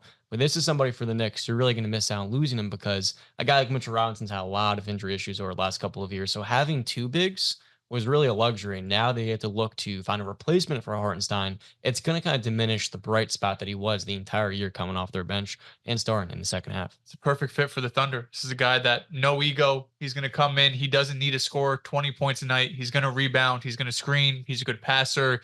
He fits OKC perfectly. I think the other end of that, though, is what do the Knicks do? Because you cannot go into next season with Mitchell Robinson as your only big man under contract. Unreliable. When he's healthy, one of the best rebounders in the NBA. Great. Unfortunately, great defender as well. Unfortunately, he just has not been able to stay healthy. And as stacked as this Knicks roster is, we have the roster up on the screen: Jalen Brunson, Dante DiVincenzo, Mikal Bridges, OG, Julius Randle, then off the bench, Josh Hart, McBride. Look out. This team is stacked, but you do have a lot of guards. You got a lot of wings. That big, though, is concerning, because you could have the great POA defenders. You could have guys that could guard wings and guards, and you could do all this switching and all of this stuff. But we were talking just about this before we went live. You're going to have to guard Kristaps Porzingis potentially. That's a dude that's 7'3". That's a dude that if you cannot switch on to him, you could have these great defenders, but you're going to need at least one big that could put some physicality there, that could at least get a hand up and be at his elbow at a minimum. Because right now, if you just have Mitchell Robinson out there, that's going to be a mismatch. Mitchell Robinson to lock up. Lockup's insane. If he's healthy, he will not lock him up. He will not. Kristaps Porzingis is going to stretch the floor, and it's going to be very difficult for that for the Knicks to adjust to that. Kristaps Porzingis is a matchup nightmare for any offense. That's for any defense. That's 100% truth. But the Knicks' current problem right now, and it's a good problem to have, is that you have Julius Randle on your roster. Julius Randle is a 2-time All-NBA player. He got injured down the stretch for the Knicks, and they still were a game away from the Eastern Conference Finals. I know I've been very vocal on this. Maybe I'm in the minority on this. I believe you trade Julius Randle to free up some cap space, and you bring back Isaiah Hartenstein. Isaiah Hartenstein was so essential to the success for the New York Knicks down the stretch and for the entirety of the regular season. You were able to play a lot of winning basketball while Julius Randle had the shoulder injury, while OG Anunoby was on the court. You only lost 3 games. Now you bring in Mikal Bridges. What have we been talking about essentially this entire time we've been here? How essential wing depth is. You have arguably the best defensive wings in basketball together. I'll respect, of course, Jason Tatum and Jaylen Brown. But that's the answer to stop those 2 guys, Mikal and OG. No, say something silly, please. Joel, come on. We're here, but let's not push it. But I do. Come on. We know you. Julius Randle is a piece that I would move. because he's making a good amount of money, I would move him to bring back Isaiah Hartenstein, because we've already seen we don't need Julius Randle to play winning basketball when it matters most in the playoffs. Someone who's potentially being moved and shopped is Ben Simmons with the Nets. Did you see his 2K rating? It dropped drastically. Yes. 68. No. 68. I think that's what I saw. Ben. I think we got a tweet up to show, but Ben Simmons is being shopped. The Nets are taking offers for Ben Simmons. I bet they are. Well, I bet they are. Are they going to give picks away for... The Bulls are taking offers with Zach LaVine, too. Hey, Zach LaVine, I wouldn't say no to him. I would not say no to Zach LaVine. However... What would you say about Ben Simmons going to the Celtics? we don't have money. We can't take that on. That's not terrible. We don't have money. The issue with Ben Simmons is that he's not healthy. We saw this season when he was healthy, it was not bad. The only way you get Ben Simmons is if you trade someone in the starting lineup first. Does Ben Simmons want to play basketball? Good question. I don't think so. I don't think so. Is there any team? So we just got to think about teams that have cap space right now. Ben Simmons is still a younger player, showed all NBA potential, all NBA defense potential. He was supposed to be LeBron. But the teams that have cap space that realistically could trade for him, Philadelphia, I don't think that's going to happen. Yeah. Detroit, Orlando, Utah, OKC, the Spurs, Charlotte, Houston. Houston doesn't even have money. Spurs is interesting. I mean, these are all teams that it's going to be very difficult to see a role for him. Again, Ben Simmons, I don't think, with all due respect, has earned himself a role on any NBA team. He has to prove that he could stay healthy for longer than a month or two in the NBA season, so he could actually, have some sort of impact. But it's unlikely the Nets are getting anything for Ben Simmons. It is more likely the Nets are going to have to attach draft capital to get off his contract. I believe he only has one more year remaining. So he has one more year remaining on his contract. Yeah. That makes it more movable. But if I'm the Nets, we could talk about Ben Simmons all day. But I'm looking to move Cam Johnson. I'm looking to move DFS. There's other guys that actually have trade value on this team. Yeah. I could get some draft picks back, and we could actually get this rebuild so we could be the worst team in the NBA next season. Ben Simmons is like, if we can move off him, that's great, but it's going to be very difficult to find a trade partner. I wouldn't trade Ben Simmons for an office space. You could use an office space for like an analytics guy in an organization, maybe, jack up some more threes. Ben Simmons is at this point in time, it's harsh to say, but he's worthless in the trade market. A team will not trade a second-round pick for him, and that's the lowest you can go for a guy like him. We just seen Rob Dillingham get traded for like a seventh grader with the Timberwolves and Spurs trade. No team would even do that for Ben Simmons. Ben Simmons is just, it's unfortunate how far he's fallen off, but he doesn't look at the basket. He's not the same defender. He doesn't have the same activity. And your question that you pose is really the biggest concern with him amongst all of this. It's not even the injury concerns. It's, does he even want to play basketball? Right. And when I look at Ben Simmons and the times that I've watched him this year, I've come away from that question saying, no, he does not want to play. It's really disheartening to see, because Ben Simmons early in his career was an extremely exciting player. He's simply not that anymore. You mentioned it. He's really not looking to attack. He's not looking to get his own. He's looking to facilitate, pass. The defense isn't the same. I think the back definitely has taken a toll on in that regard, but he's still a very good connector, very good rebounder, can push the tempo of an offense. It's just a matter of him not being aggressive, not only scoring the basketball, but his drive to want to be great and be on the basketball court. That's at least how it's come across. Right. But I still think that when he is on the court, he is not a negative. He's not a negative asset. When he is on the basketball court, he is useful to a team, but we rarely see him on the court nowadays. And you need to have a really good foundation for him to be a positive. Right. Because offensively, there's just not much he's doing outside of being a playmaker. You know who would really benefit from him? Phoenix. Phoenix needs someone that can run the show. Yeah, they don't have money, get some rebounding, of course. And that's really another unfortunate part to why we may not see Ben Simmons play meaningful basketball for at least another year. He's going to have to get bought out, and then a team really can make a move. Second A for team that can't get buyout players either. Yeah, exactly. That new rule stinks. Yeah. That new rule stinks. I can see him getting bought out. Yeah, that's definitely in the realm of possibility. It's tough because what once made Ben Simmons so special is the fact he was one of the fastest players in the league at 6'10". And watching the last 2 years in Brooklyn, partially from the herniated disc, the back injuries, the back issues he had, dating back to 2020 in Philadelphia, is that the explosiveness is completely gone. So he feels like a broken player. And you said before, he's worthless in the trade market.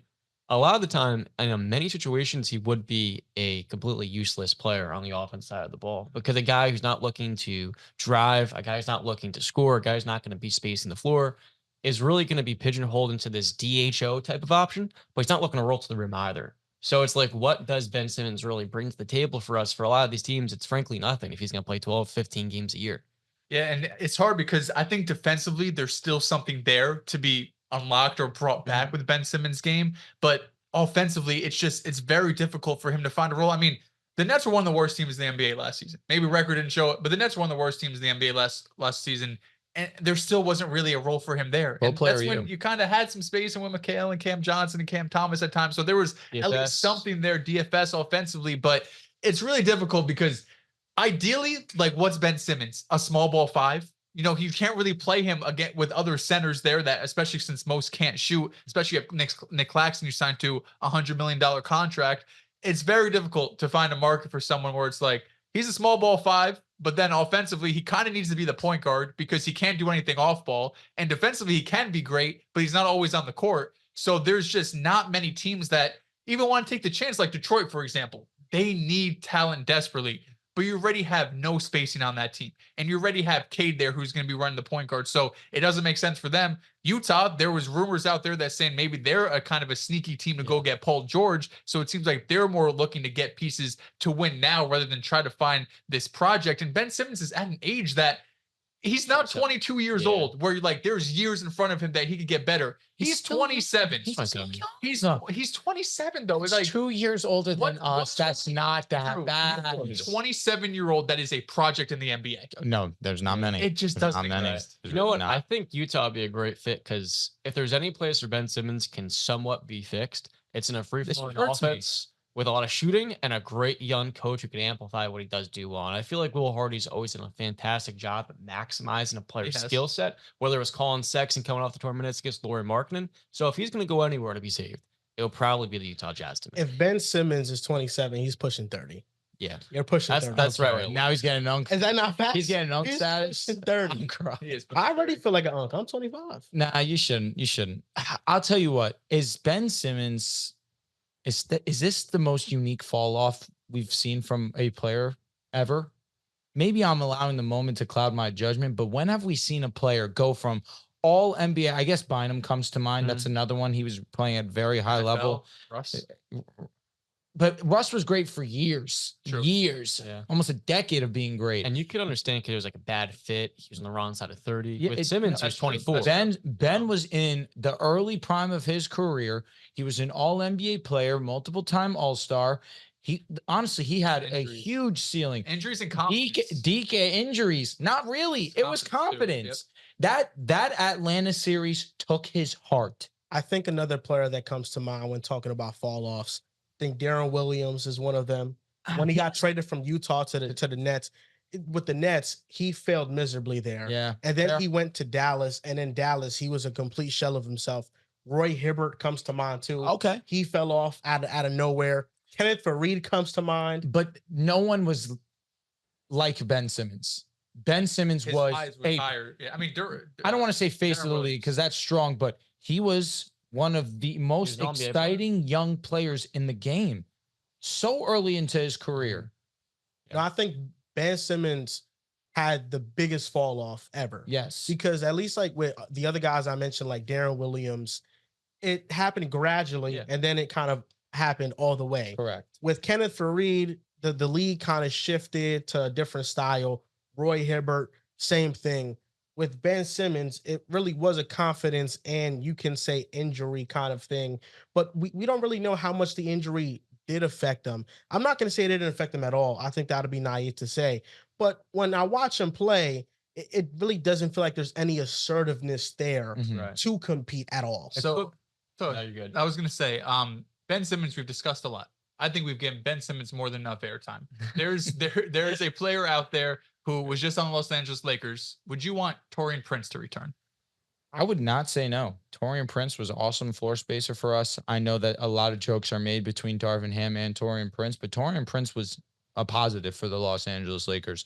One of the few that consistently shot the three ball very 40%. well for the Los Angeles Lakers. Not a bad defender. Can be a little bit better, but as a 3-and-D player, Taurean Prince for that level of contract, he is a very firm role player that he can go to a contender and definitely have an impact on. 2023 in-season tournament champion. Can't forget that. You cannot forget that. Honestly, they don't talk about how the Lakers and Celtics both are celebrating their 18th championship. Oh my God, have some respect. Sorry.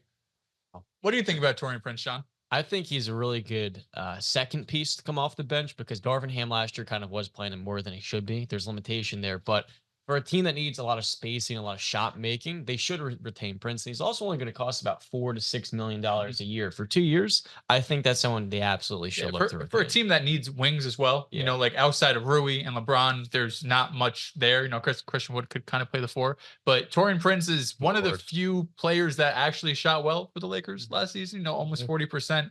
I think Darvin Ham overplayed him at times. I think there was definitely moments that you saw maybe Taurean Prince should get his minutes reduced by a little bit, but he was a Darvin Ham guy. Darvin Ham loved him, and it is per Mike A. Scotto, that's pronounced Mike A. Scotto. They're interested in re-signing Taurean Prince. It's not going to be a huge deal. You know, you're going to need depth in the NBA. I think ideally he's a guy that could be your 6 or 7 man coming off the bench. And if he's able to repeat the season where he's shooting nearly 40%, it's a guy that's been able to shoot around 40, like 37 or 40% for multiple seasons. He's not a bad defender by any means. He's not elite, but he's not a bad defender. This is a guy that the Lakers need to bring back. You know, it's funny. I really think about the Lakers shooting last season. We weren't a bad shooting. You made team. a good amount. We just didn't take enough of them. You're top 10 3-point percentage. D'Angelo Russell broke the franchise record for most 3-pointers made in the season. I know you guys are tired of hearing me say it, but that's the truth. Austin Reeves shot around 37% from 3. LeBron James shot a career high from 3-point percentage. Taurean Prince was a great 3-point shooter. Rui Hachimura was a solid 3-point shooter. The issue is that Anthony Davis is not a floor spacer at this point in time. He takes the mid-range shot and is pretty efficient in that regard. Just when it comes to being behind that arc, it just doesn't fall for him. Right. And I think that's fine because one thing that I can envision for J.J. Redick is trying to run his offense through Anthony Davis more. He said that in the press conference. He did. In the way that the Kings have kind of maximized Domantas Sabonis, who also can't space the floor. So if the Lakers are going to stockpile a lot of shooters in here, they just add in Dalton Connect. I think Rui Hachimura will benefit from the J.J. Redick hire more than almost anyone else as well. And I think you look at the abundance of 3-point shooting in there. It's okay if AD is going to take 1 3-point. We're going to have AD take up the ball and all that. We're about to have AD run the show. That's a way to get around this, not spacing issue, but his lack of 3-pointers. If you have the ball in his hands, it's not a big of a deal. You have to double him in a post. He's that dominant. With Anthony Davis. Saw that against the Nuggets. They did a good job. Yeah, with Anthony Davis, I feel like the Lakers would have beat the Nuggets even last year if he was used more in the second half. He was the best player in that series. If he was used correctly. If he was used correctly. Good statement. Good statement. Jokic, he was outplaying Jokic in the first half. In the first half, agreed. But let me give credit to the Nuggets. They did an excellent job of taking him out of the game, throwing 2, 3 bodies on him at times in the closing moments of these games and forcing the other Los Angeles Lakers to beat him, which is why we saw LeBron James have such a high usage in these fourth quarters, because they said, listen, we're going to live and die by this. Anthony Davis was doing whatever he wanted against them. If you have both him and LeBron James going off, that's a recipe to lose a game. Jokic can't guard him. You take AD out of a game and it's just LeBron James. That's when you need your secondary. He can't. Who'd you say? Jokic can't guard him. He could not guard him. That's a fact. At all. It's funny. I'm fine with it. I'm actually, you cook like a beautiful meal. You need the supporting cast to do their job. And the Lakers last year, they didn't do that. We saw Rui go ghost, truthfully. We saw D'Lo have bad lows, had some good moments, but for a majority wasn't that great. And then Austin Reeves was so focused on defense that on the offensive side, he was fatigued and a lot of his shots were missing short. We got a Warriors tweet to look at next. Our producers are going to put it up on the screen shortly. Big season for the Warriors. This is Steph Curry. You only got a couple seasons left. He's going out like Kobe, man. Really use Steph. I think that we're going to see those last years similar to how Kobe Bryant was on the Los Angeles Lakers. I just don't know how you can salvage this current situation with the Golden State Warriors. With Paul George opting out of their contract, essentially removes them completely from getting him. At least that's how I feel. But let's read this real quick. The Warriors are shopping Chris Paul and Andrew Wiggins in trade talks. They know you have to shake up this roster somehow. The tough part about them is they only have 2 unprotected firsts they can trade. Every other pick has to be a swap, and swaps are still valuable, right? Teams are still going to value swaps in potential trades, but we saw Mikal Bridges go mostly because you had 4 unprotected first-round picks to go for. You saw KD and James Harden, all of these teams, multiple unprotected first-round picks were available, and right now, Andrew Wiggins has shown potential. A couple years ago in the finals, he was arguably the second most important player on that team. But you're coming off a really rough year for Andrew Wiggins. A really rough year. He's had some personal issues. He's had some injuries. But on both sides of the ball, he's just not been that same player. And Chris Paul's a guy that I think had some really nice moments in Golden State, especially when Steph Curry went to the bench in that, first half or maybe majority of the season, where Steph Curry, when he came off the court, they actually weren't a complete negative. Like Chris Paul was able to run some offense for them. So there is some little amount of trade value there, although he's getting paid $30 million. But it's difficult to look at this Golden State roster. Under contract, you got Curry, Wiggins, Draymond, Trayce Jackson-Davis, Chris Paul, Gary Payton, Kuminga, and AirPods. You got some talent there, and they tried to go and make a home run move to get Paul George. The Clippers didn't want to accept the offer, which involved a bunch of their young guys. It's just really difficult to find a trade, and I was trying to find trades for Lauri Markkanen yesterday that puts the Warriors in actual contention in the Western Conference. It's tough. Go ahead, Johnny. I really feel like no move, like you just said, anyone would really swing the Warriors championship equity to being a top 3 team in the state of the Western Conference. All the teams at the top right now are teams that are continuing to get better and better, and they're developing a lot of their players. You look at Golden State's roster, the only guys under 26 years old that are going to be here long term, we think, because they're just shopping 2 of them around in this potential PG trade, are Moses Moody and Jonathan Kuminga. And so it feels like for Golden State, all of the players that are trying to build a championship team around are going to just continue to regress more and more. Draymond defensively, can't he be the defensive linchpin he was 3 years ago? I'm going to say yes. So. I'm going to say yes. We don't. He really has know. shown no signs of slowing down defensively. Yes, a lot. Was it though? It's not. He's not falling off by any stretch. But Still I think a defense candidate. I think we're slowly starting to see he's not going to be a one-man defense. I was going to say, honestly, I still feel like that's the statement to make. He's still the defensive anchor for them. He's still initiating offense. He's still one of the lead playmakers for them. Defensively, I don't see any sign of slowing down. We see him when he's on the court for them. The Golden State Warriors are drastically better, not just offensively, but more importantly, defensively. To talk about this tweet, yeah, Chris Paul can't be shopped. Nobody will trade for him with the guaranteed money that he has on his deal. I'm with you. Unless he agrees to take less. But I think the best case scenario is that he wants to just be a free agent and go wherever he wants. Andrew Wiggins is the only one that has value, but he has that value a lot of money on his contract still. Appeal. The Warriors, I will say this about them. They're having a terrible offseason, and it's only made worse because Klay Thompson was just reported by Yahoo that he's willing to take a discount, a mid-level exception for the Lakers or the Clippers, which means he's really he is so disrespected by the Warriors that he's willing to take a discount for those other teams, but not the team that he helped build a dynasty with. And I'm not sure how I feel about that, because if you're leaving the Warriors because of whatever money offer they offered you, you felt like it was disrespectful, to go and then take a similar offer for another team instead of the team that has drafted you and has been by you throughout everything. I think it's a little bit of a bitter move by Klay. Can I also add, maybe that's Klay admitting the writings on the wall with the Golden State Warriors, that their better days of playing basketball are gone. He needs to move on and go to a situation where he thinks he has a better chance to win now.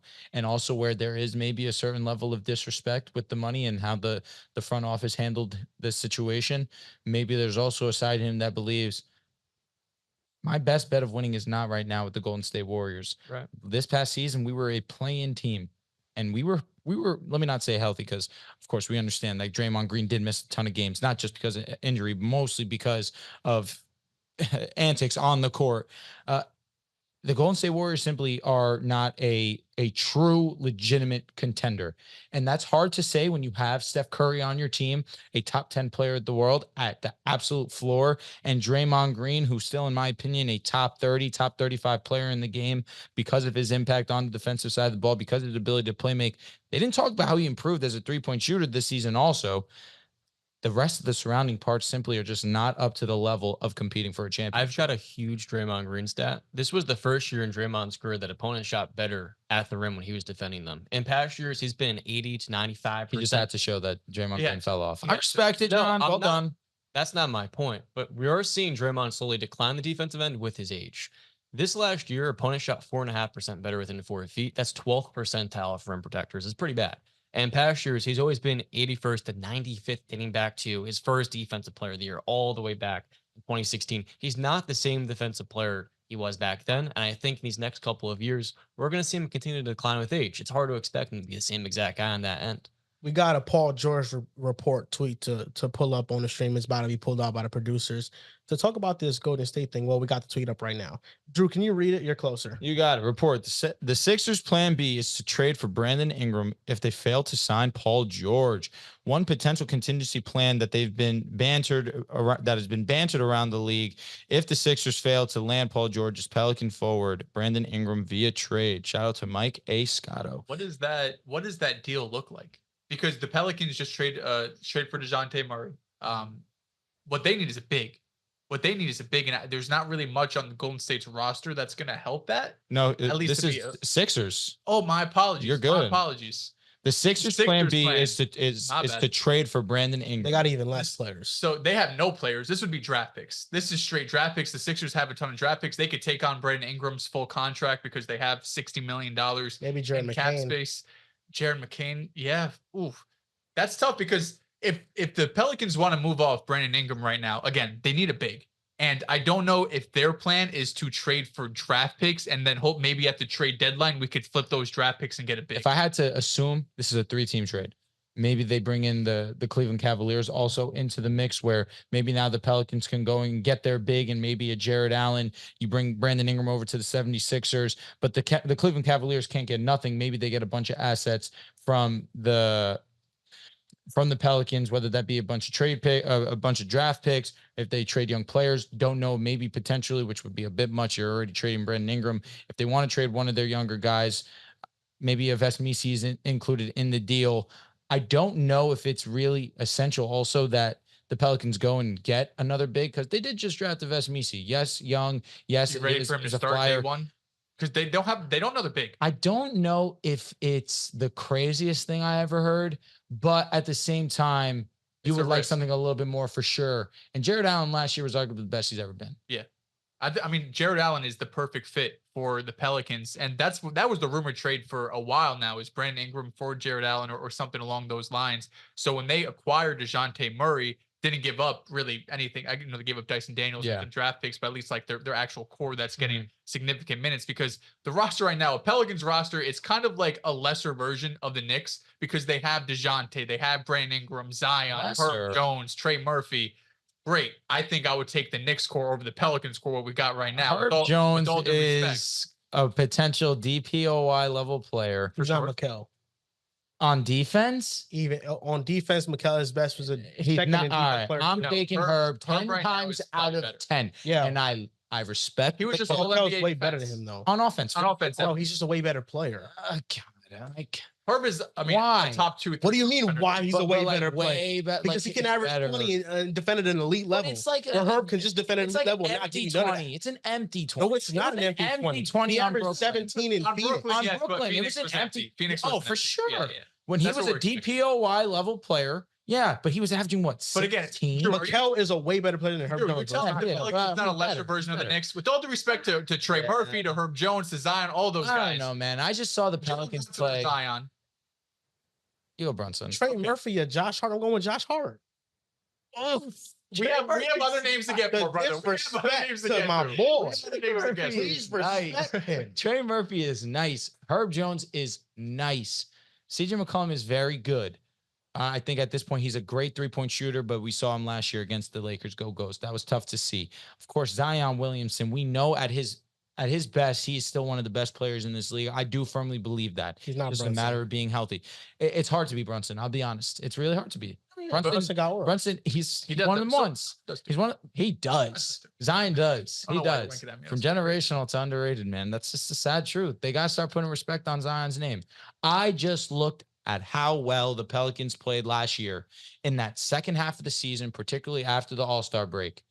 Defensively, we were talking about one of the best teams in basketball, and offensively as well. It was clicking on all cylinders until BI got hurt. I just think that a lesser version of the Knicks, I think now, understanding that Mikal is now added to this team, you do have OG. As long as, if you're going to say, and when it comes to injury with Zion, you have to also pair that with OG Anunoby. Yeah, but Zion, OG's number one. He's so much better. Yeah, OG's Yeah, but also BI went down, and for sure. Zion was one of them ones he would have kept the Pelicans afloat in that Western Conference. He gave him 40. He gave the Lakers 40. He tried everything he could until his hamstring. No, I'm saying they should have kept a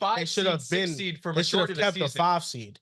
If Zion is one of them ones. Game difference between a 5 and 7 seed. I got to win one of them games. He didn't. Nah, what are you talking about? I see, like, Jalen Brunson would have won one of the games. I don't know, man. We just had this whole conversation. Julius Randle would have won one of the games. Julius Randle's been a 5th seed before. I don't know. He's led it to Would have been nice to have that game 3. One of the ones. Julius Randle, Zion, look at the numbers. Tell me who's better. Zion clears. So look at the numbers. Real quick, to get back to the Sixers and the BI thing. I think what the Sixers are showing us is they want that third star more than anything. Terribly. We could talk about the KCP, and who knows, maybe what's Brandon Ingram making? How much? 30? So much for Daryl Morey doing the right thing. Apparently, he's all in on this third star. Yeah, because again, they don't have players to trade out, which means you would have to absorb basically all of Brandon Ingram's contract. So if it is 30 to 35 million, now you have around 20 to 25 million dollars in cap space. So maybe there's still a world you could go out there and get KCP and still fit under that cap. Right. But then again, that's a really good roster of 4 great players, but now it's all of that minimum. But here's an interesting tidbit about Brandon Ingram. This is the last year of his contract. 36 mil. Until he's an unrestricted free agent. They would have his bird rights next year, though, if they trade for him. Yeah, there's a chance, though, Daryl Morey could get him for not that much, though. No. Because he's an expiring player. Nobody's going to trade a lot for an expiring player. Morey could get him with maybe 2 firsts. You know, Brandon Ingram, it depends on how badly the Pelicans want to move off of him. But I think at this point in time, you want Herb Jones to start. Trade 2 firsts, it makes sense for the Sixers. If I'm the Pelicans, to only get 2 firsts for Brandon Ingram and not find a firm replacement for him in my front court. What if I throw in Jared McCain? Well, you have Trey Murphy and you have Herb. No, I'm saying the front court, as in I need a big. Yeah, but that's not the role that he plays, though. All right, I used the word replace, but you're yes, correct. Because you already know who I want to fill my 2-3. I want it to be Trey, and I want it to be Herb. Yeah, I agree with you, but that becomes easier for the Pelicans to do if they're not worried about $37 million. But who's the big? Who am I getting? Oh, they could maybe he's free agent. You got to sign somebody, maybe. There's just no available. I guess we prolong it. Maybe go this one. Pataze. That's my guy. You could maybe Pelicans are the one to throw the bag at Isaiah. If that were to be the case. They could be in the running, but yeah, you know, if they free up that money from BI, they'll be able to be in the running for one of these bigs. Now I'm a little bit more open-minded to that. That's fair. If they were to be aggressive and trying to bring in $62 million over the cap. Yeah, no, Brandon Ingram's contract alone is not going to fix that. No, that you get 35 off the book, still 35. Right, I'm back to my very firm stance. I need a big. It kind of would need to trade not DeJounte, CJ, BI and CJ. Yeah, but even still, now you have like $1 million in cap space. If I'm the Pelicans, I want to hold on to CJ. He was a great 3-point shooter. That cap space is always weird because it doesn't take into account your own free agents that you can renounce. Yes, exactly. Yeah. It's true because they did just bring in DeJounte. Because Jonas is probably included in that, but who knows how much would be off his books. It's a hefty process, but you know, freeing up $37 million will be good. But we talked about a lot of free agents. What do you want? No, go ahead. Tobias Harris is one that we haven't mentioned yet. I think Bleacher Report on the stream, they've done a wonderful job of putting the free agents on a screen for us. And we've mentioned almost everybody. Tobias Harris was one of those names. Where do you think he ends up going? He's a Piston. I don't know another world where he goes to. He's a Detroit Piston.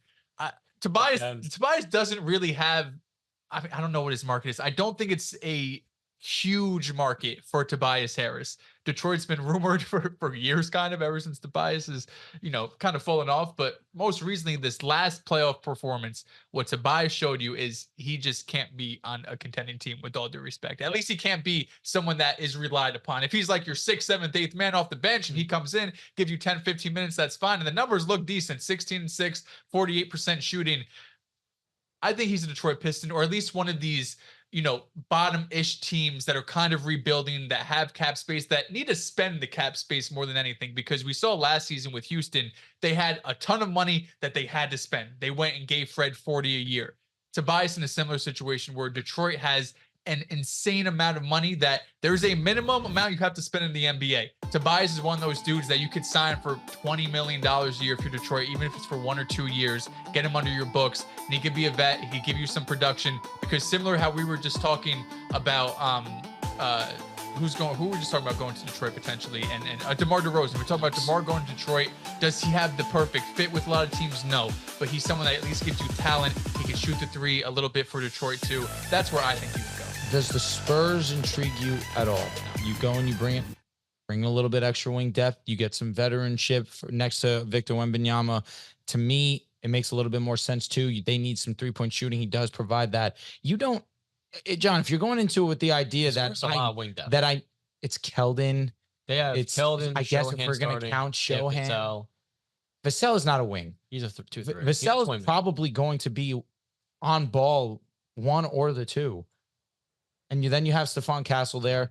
To me, if you bring in another vet in a Tobias Harris, you can stretch out the floor a little bit. He can give you some offense, but mostly you can go and help clean up that defense too, because that seems to be the direction that the Spurs are trying to go towards.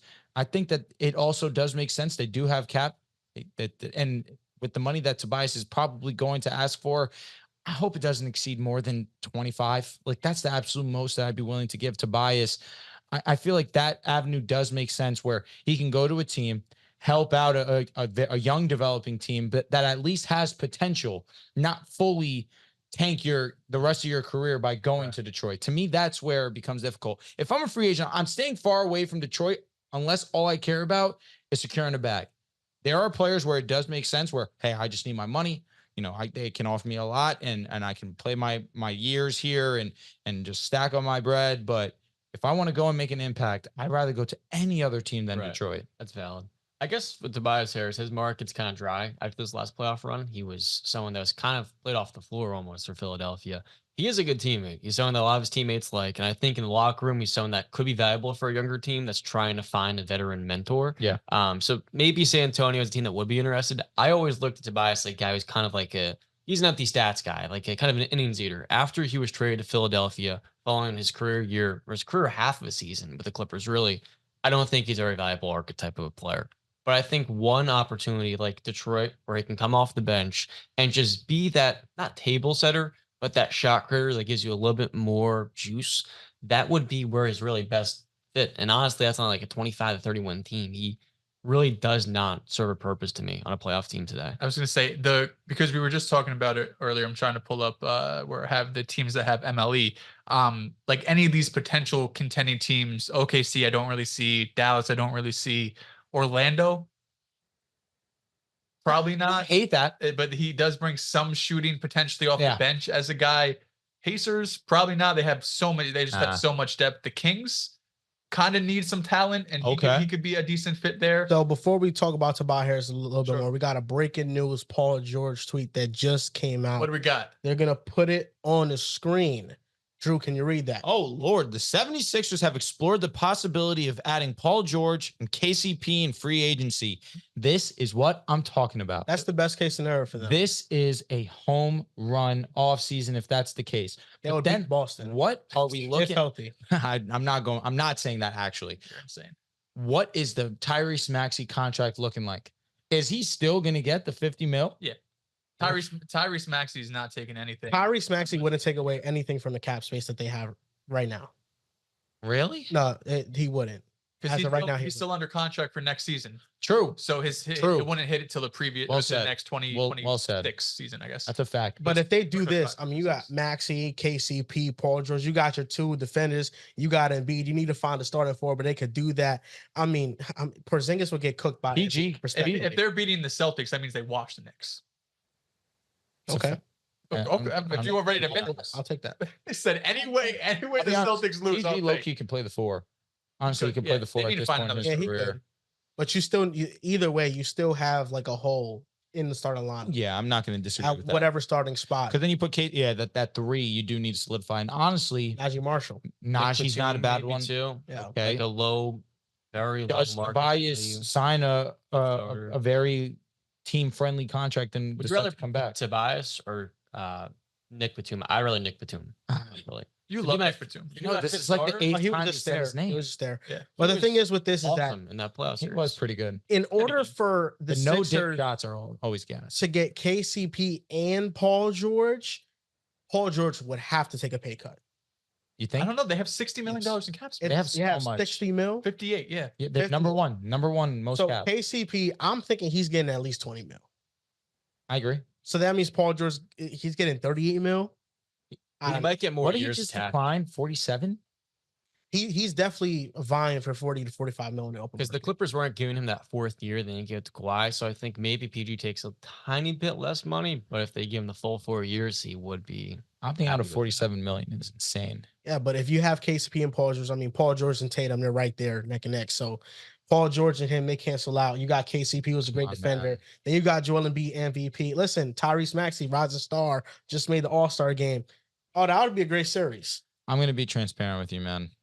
Don't put Paul George and Tatum in the same sense. Sorry. Thank Was that you. Too much? Way too much. Was that too much, though? Way Who's too the much. champion? Oof. Right. No ring? No Larry? It always kill me. No Larry? Damn. But Wait no, on it this year. it works. Listen, it works. You get Paul George for $40 million. You get KCP. You still have the full MLE because they're not going to be over the first apron or anything. Like they're still Yeah. going to have that to sign. They could go out and they're going to change their entire roster. I think that's really the only question about Philadelphia going into next season. Assuming they get Paul George and KCP, the roster is better than it was this previous season. Oh, I yeah. think without a doubt, adding those 2 guys, no question about it. It's just you got to go and do it into action with teams that have continuity, like the Boston Celtics, even the Knicks, who are adding Mikal Bridges, but they just showed last year that they're a team that has ECF potential. So that's really the only question: is once you add these huge pieces to the roster, do they fit as seamlessly as we're expecting? And honestly, I don't know what Kelly Oubre's market is right now, but Bring him back. if you can bring back Kelly They Oubre, don't have his bird rights though, because I believe he signed a minimum last year. that's Yeah, true. so they don't have his bird rights. I mean, Kelly Oubre played exceptional for them last He season. did. So I'm not sure how much money he's going to want in the open market. Don't they have Buddy Hield's bird rights? Yes, they do. If I had to choose between a Buddy Hield and a Kelly Oubre, maybe it's a hot one. I'm going with Kelly. Now Yeah, we I have would Better too. for them. I would too. we have a Derek Jones Jr. Yeah. tweet to show.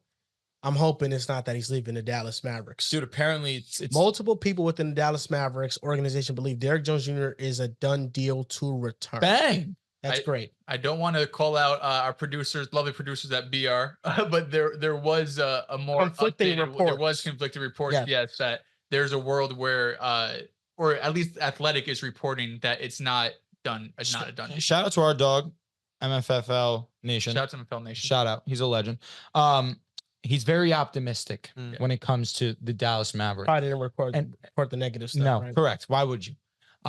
Respectful dude. Very Oh, my apologies. That is the most recent report. The Steinline. Another. This is also from Marsa, but there's also a Steinline report saying there's optimism within the Mavericks organization that even if the Mavs do a sign and trade for Klay Thompson, that changes things because now you're not using them as an MLE. That's perfect. This is a sign and trade. You Okay. can use the MLE potentially for Derek Jones Jr. Oh, that's the thing with the Dallas Mavericks is that in order to sign Klay in free agency, Derek Jones Jr. got to go. Yeah. But if they sign Derek Jones Jr. and they could trade to the Warriors, maybe Maxi Kleber and somebody else, then you can make the money work.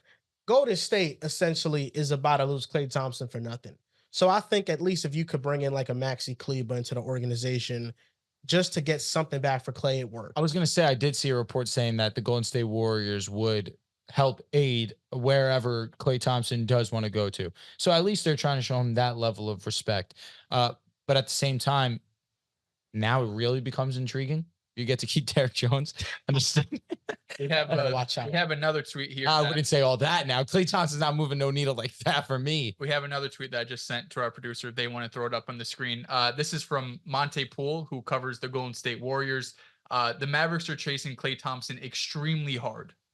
Which makes sense. Whatever that means. They're chasing him extremely hard, trying to pair him up with Luka Doncic, Kyrie. I'm going to be It honest. makes Why? sense. It does, but KCP I think that he makes more sense to me. But KCP, I don't think he'll take the money they're trying to That's offer true. him. That's That's why. true. He's just a better defender at this point in time. Not a better shooter. No way. I will never disrespect Klay Thompson in that regard, but maybe takes smarter shots. But that's the thing. I feel like if you're the Dallas Mavericks, what held you back in the NBA Finals was that your players couldn't hit open shots. KCP, he is a good shooter, but he did go cold for the Denver Nuggets this past season. We know Klay Thompson has his moments where he's went cold in playoffs too. But between KCP and Klay Thompson, when we talk about shooting, I'm trusting one guy a whole lot more than I'm trusting the other. I'm 100% with you. That's what they need. You know, Klay Thompson, he's not the same defender, but I think he's still a good positional defender. And when we talk about the Dallas Mavericks scheme with Luka and Kyrie being a part of a successful defense, a lot of it was funneling players into the rim. And I think Klay Thompson, at least in this stage of his career, can still funnel players into where you want offenses to go into your defense. And I think it's a great fit. If they get Klay Thompson, that's a great move because being the third option next to Kyrie and Luka, shooting 40% from three, he'll get into a rhythm pretty easily. Now, let me get both of them. Let me ask you guys a question too, because we've talked a lot about Dallas and Klay. Is it possible that Klay goes to Denver? That's been a possibility, but we haven't had any reports. It would have to be a sign and trade. Yeah. Denver doesn't have any money. Really, even though they're letting KCP walk. Yeah, I don't They're think committing they a would lot to have that big three. They wouldn't have they wouldn't have a $12 million MLE. They might have like a $5 million MLE or something. Because I remember reading seeing that KCP can still return to the Nuggets, but the Nuggets are not going to overextend themselves to go out there and top any offer that KCP gets. If KCP gets a deal that he likes and wants, they'll happily let him walk. The Nuggets don't even have the TP MLE because they already used that recently. Or they were with who? I think it would have been Bruce Brown 2 years ago. Interesting. But yeah, that was also 2 summers ago. The Nuggets have said that they want sustained success. You know, they're not trying to win like we need to win 2024. It has to be the championship year. They've said that we want to win multiple rings over like a 5-year period. So if you have all of this money, example why Bruce Brown left last season, example why they haven't come to agreement with KCP, seems unlikely he's going to return to Denver, is that second apron really limits you. Yeah. So Denver is kind of taking that approach, saying like, listen, we have a great roster. We know that, Jokic, MPJ, although he was in trade rumors as well, and Jamal Murray is our core. We're not going to go and spend $20 million on Bruce Brown and KCP. We're going to draft guys. We're going to develop them, guys like Peyton Watson, Christian Brown, and hope they could step up and fill those shoes. Right. The Nuggets used their MLE last year in Reggie Jackson. So that really is get off his contract. You're right, but you get it every other year. That's interesting. This new player bargaining agreement really has me all over the place. However, the Nuggets are a very interesting team. I say that with the idea that they have been more than okay with losing players because they do have the best player in the world in Nikola Jokic. They have one of the best twos in Jamal Murray. They just gave him an over $200 million contract. MPJ is one of the better 3-and-D guys in the league. Aaron Gordon is one of the better role players in the game. The starting lineup is great. It's the depth that I do have my concerns with. And as more and more players do walk in free agency, first Bruce Brown, now a big piece in KCP, I want to respect Nikola Jokic and Jamal Murray, but I'm having genuine worries about the depth of the Nuggets and if it's going to allow them to have sustained success like they seem to want. All this signals to me is that Calvin Booth is not the same level of GM as Tim Connolly. Calvin Booth, I think, has made some errors as a Nuggets GM, and I understand that mindset. You want to win for a sustained period of time, but this is Jokic's prime. Yep. This is Jamal Murray's prime.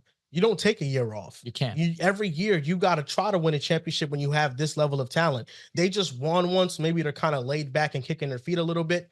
But we just saw Tim Connolly in Minnesota trade up and go get Rob Dillingham, a top prospect in the NBA draft, because he's being aggressive. Because when you have a window to win, that's what you are. And Denver, losing Bruce Brown last year and now about to lose KCP, those are two detrimental moves. Right. Calvin Booth's been patient because last year he turned down the opportunity to sign veterans. I believe one of them was Torrey Craig, who they could have brought in, but he chose to instead ride with his current core of Peyton Watson going to his de facto rookie season And Christian Brown. So that's a fair point. I'll also say this, apologies, and then we'll wrap up real quick. You look at the Nuggets, you understand you do have Jokic and Murray in their primes. You mentioned Minnesota being aggressive. That's what happens when you're desperate to win a championship. The Nuggets aren't desperate to win anymore for the idea. They already did it. They've already accomplished what they've been chasing for a while. But you have a team like Minnesota who's been trying to get to the mountaintop and has failed to do so. You got to make power moves when you're in that position. Nuggets, you have a luxury that teams wish they had. You have to take advantage of that. And that's going to do it for our time on BR. We're going to toss it over to the Deep Three. Sir. Shout out to them. 4 to 6. Thank you guys for watching. Thanks, all. Shout out, pick a side. We're here, man.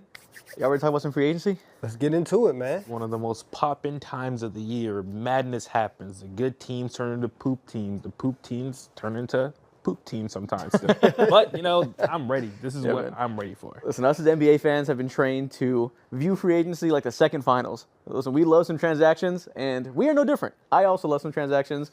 And this isn't the biggest year of free agency names, but it's bigger than what we've had as of late. Like, last year, who was the prize of the ball? Fred VanVleet? Yeah. We got Paul George now. We got not even. Klay Thompson. Dylan Brooks. Oh, yeah. Listen, people were saying Dylan Brooks was about to go to China. He popped out with $80 million, and we're like, oh, that's crazy. We have a lot of interesting names that could potentially be on the move. We got Paul George, Klay Thompson, DeMar DeRozan, maybe James Harden. I don't know.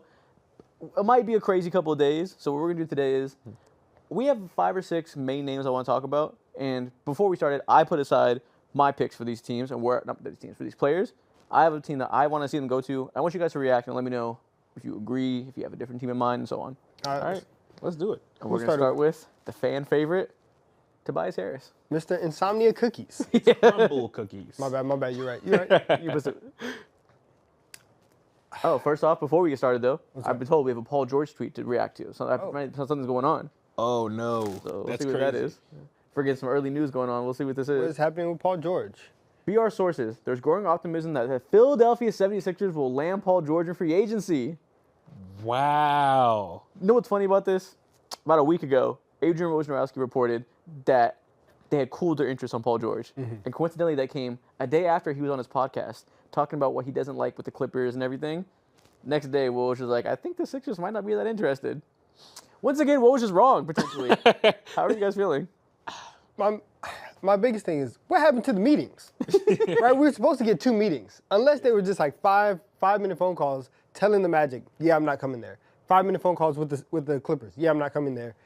Then I would like to see that. But obviously, stuff like this always happens. Yeah. This is going to be very interesting. I think the Sixers, if everything is true and Paul George signs, they catapult themselves up, and not even catapult, really re-solidify themselves as one of the top teams in the East. I think it's clearly Boston as one, and then you can have your choice between New York, between the Knicks and the Sixers as who's the second leading team in the East. So shout out Paul George. On top of this, Mark Stein reported that they're exploring the idea, which who knows what it actually means, of trying to get Paul George and Kentavious Caldwell-Pope. All right, relax. The Philadelphia 76ers. The Philadelphia 76ers. If they get both and start Maxey, Pope, PG, power forward, Joel Embiid, your Knicks might be in trouble. We're not. And because this is my biggest concern with the Sixers is that, one, Embiid's health is always a question, right? We don't know if we're ever going to get a healthy playoff run from Joel Embiid, but that's why you go out and get a Paul George so that if he does go down, you don't have to rely on Tyrese Maxey. And even though that he balled out whenever Joel wasn't there, they weren't a good basketball team because it was just Tyrese Maxey and Tobias Harris trying to carry the team. If you replace Tobias Harris with Paul George, that instantly gives you a floor to where if Embiid does have to take 2-3 weeks off, you may not see a slide like what happened last year where you end up in the play-in tournament and then now you have to fight your way out. So it's good on that front, but the injuries for Joel Embiid and the inconsistencies come playoff time that we've seen from Paul George, those 2 things make me really nervous. Yeah, I mean, anytime you deal with Paul George in that capacity, naturally you have to feel nervous because of things that you've seen throughout his resume, his playoff resume. But nonetheless, they've been in this terrible position to where, like you said earlier, once Joel Embiid is not there, they turn into a non-playoff team, a play-in team. But with having KCP there potentially and Paul George there, of course, like you said, that gives them another ceiling. And I like to think of Paul George almost as I don't want to say insurance because he's not that for Joel Embiid, but you're not going to see a massive dip in having another option alongside Tyrese Maxey, who we know isn't probably built to be a 1A, can relieve some stress from him from time to time. I don't know. I kind of view the other way that Tyrese Maxey is only getting better. He coming off of an all-star season where before Joel Embiid went down, we were talking about this guy like, wow, is he like in Trae Young conversations? Like he was averaging like an efficient 26.5 points per game. Like he was looking to be everything that you want from a sidekick next to Joel Embiid. So that kind of excites me if you're rooting for Paul George and you want to see him hit another stage of his career where he really is productive and isn't miscast anyway. He can be a third option that on some nights is a second, some nights is a first option, but really there's very little pressure on him. Oh, yeah. And, there really isn't either with Kawhi and James Harden.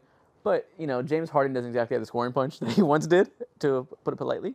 And Tyrese Maxey does. So there can be so many nights where Paul George just cool 17 points, focus on defense again, which, he's getting a little older. I don't know if he really can strap down the boots like that like he used to, but he'll have the opportunity to put more energy there.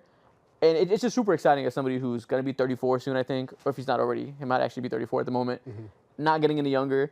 You can see him having like a solid 3-year run where he's still very good because he's not asked to do too much. But does he want to do that, though? Because on Podcast B, he was like, yo, as soon as we lost guys like Robert Covington, world changer, Nick Batum, difference maker for sure. But he was like, as soon as we lost those guys, I had to go ahead and do the dirty work, be a spot-up shooter, which is, wow, I guess he's opposed to that, even though it's one of the most valuable assets and skills that any player could have. I don't know if how he'd feel about that on that front, but in theory, everything that they're saying is 110% right. But he wouldn't have to do dirty work. I think that dirty work is a bigger issue there than the spot up. He's going to be playing spot. He's playing next to Joel Embiid. You're going to spot your ass up. Like, that is what it is. Like, you're not avoiding that. But the dirty work part, listen, they might bring back Kelly Oubre, could bring a Kyle Lowry, so-and-so veterans. Like, they still have, especially if they don't get KCP and they just bring Paul George, they're still going to have money to shape out that roster. And while the free agency class doesn't have a ton of stars they're going to sign outright, like he's the only one that's probably going to be like that, there's free agents here that could really do something. Yeah. And role player wise. Yeah. And I think like for Paul, it makes sense, right? Like regardless of what he said on the podcast, if you have an opportunity to play with Tyrese and Joel, you look at that and you're like, we can win a championship, right? Like we can do that. And even for like all the playoff stuff with Joel Embiid in the regular season, he's hooping, right? He's there, and he's going to have something that he hasn't necessarily had for his entire Clippers tenure, which is consistency in the regular season from your other star. And so I think that's going to make his job easier. But there is going to be a certain level of dirty work that he's going to have to do just because he is the third star. You know what I just remembered? You were referencing that conversation where Paul George was talking about, we lost Nicholas Batum, we lost so-and-so, and we lost the dirty work guys. Do you know where Nicholas Batum was currently playing? Sixers, but he's a free agent, though. He's a free agent. Yeah. They can bring him back. Like he can just get everything he wanted, which it sounds like what he wanted was to play with Nicholas Batum. I've never seen Nicholas Batum have this type of pull. Oh my goodness. Like wow. We can get dirty work and we can get Paul George in the right role. It's good. But it's not. So listen, Chris Haynes is reporting that. I don't think he reports that at this time, an hour and a half before free agency begins for no reason. But it's probably not a done deal for sure. Let's talk about the other teams he's interested in. The Orlando Magic. Ooh. How do you feel about the idea of the Magic? First of all, what does it tell you that the Magic are even in these conversations, right? The Orlando Magic are getting free agency star meetings. What does that tell you? They're here. What they've been brewing over the last 2-3 years, really over the last 5 years, because they've been, the Orlando Magic, not a very good team. But this long, lengthy wing stuff, just super big guys at every single position is starting to finally pay off because now they have their future superstar in Paolo Banchero. And alongside him, Franz Wagner, and then the dirty work guys, and Jalen Suggs, and Jonathan Isaac has been there throughout the last few years as well. Like, they're here, they've arrived, and they have potential to do something in the playoffs. Obviously, they're still young, and the biggest issue that we all know is that they have shooting woes every single night. And having someone there like Paul George can alleviate Paolo Banchero's presence on the court and just elevate every single player on the court's game because of Paul George's efficiency. Yeah, so and I love it. It's clearly a step forward for the Magic that they're here and that they're in these conversations, and people are you're looking at what they're doing and you're like, okay, at the bare minimum, I see the vision. I see what you guys are cooking up. And but at the same time, I wanted Paul George to go to the Magic just because I like what they're doing. I think that they do need another step up. But I've also been hating on the Sixers because I know that it's just a perfect fit for Paul George to play with Tyrese and Joel Embiid. And you slide him right there in at the 3. And everything else that they've needed, whether you talk about some more catch-and-shoot options, some more in-between games, like Paul George can do all of that and bring you a little bit of defense. And if he went to Orlando, the fit's still a little bit clunky. You think so? Just a little bit, because I think that they need a little bit more creation, and at this point in Paul George's career, I wouldn't want him being like 1B in terms of creation. And so you either need like a very specific 3-and-D guy, or you would have to bring in like some more.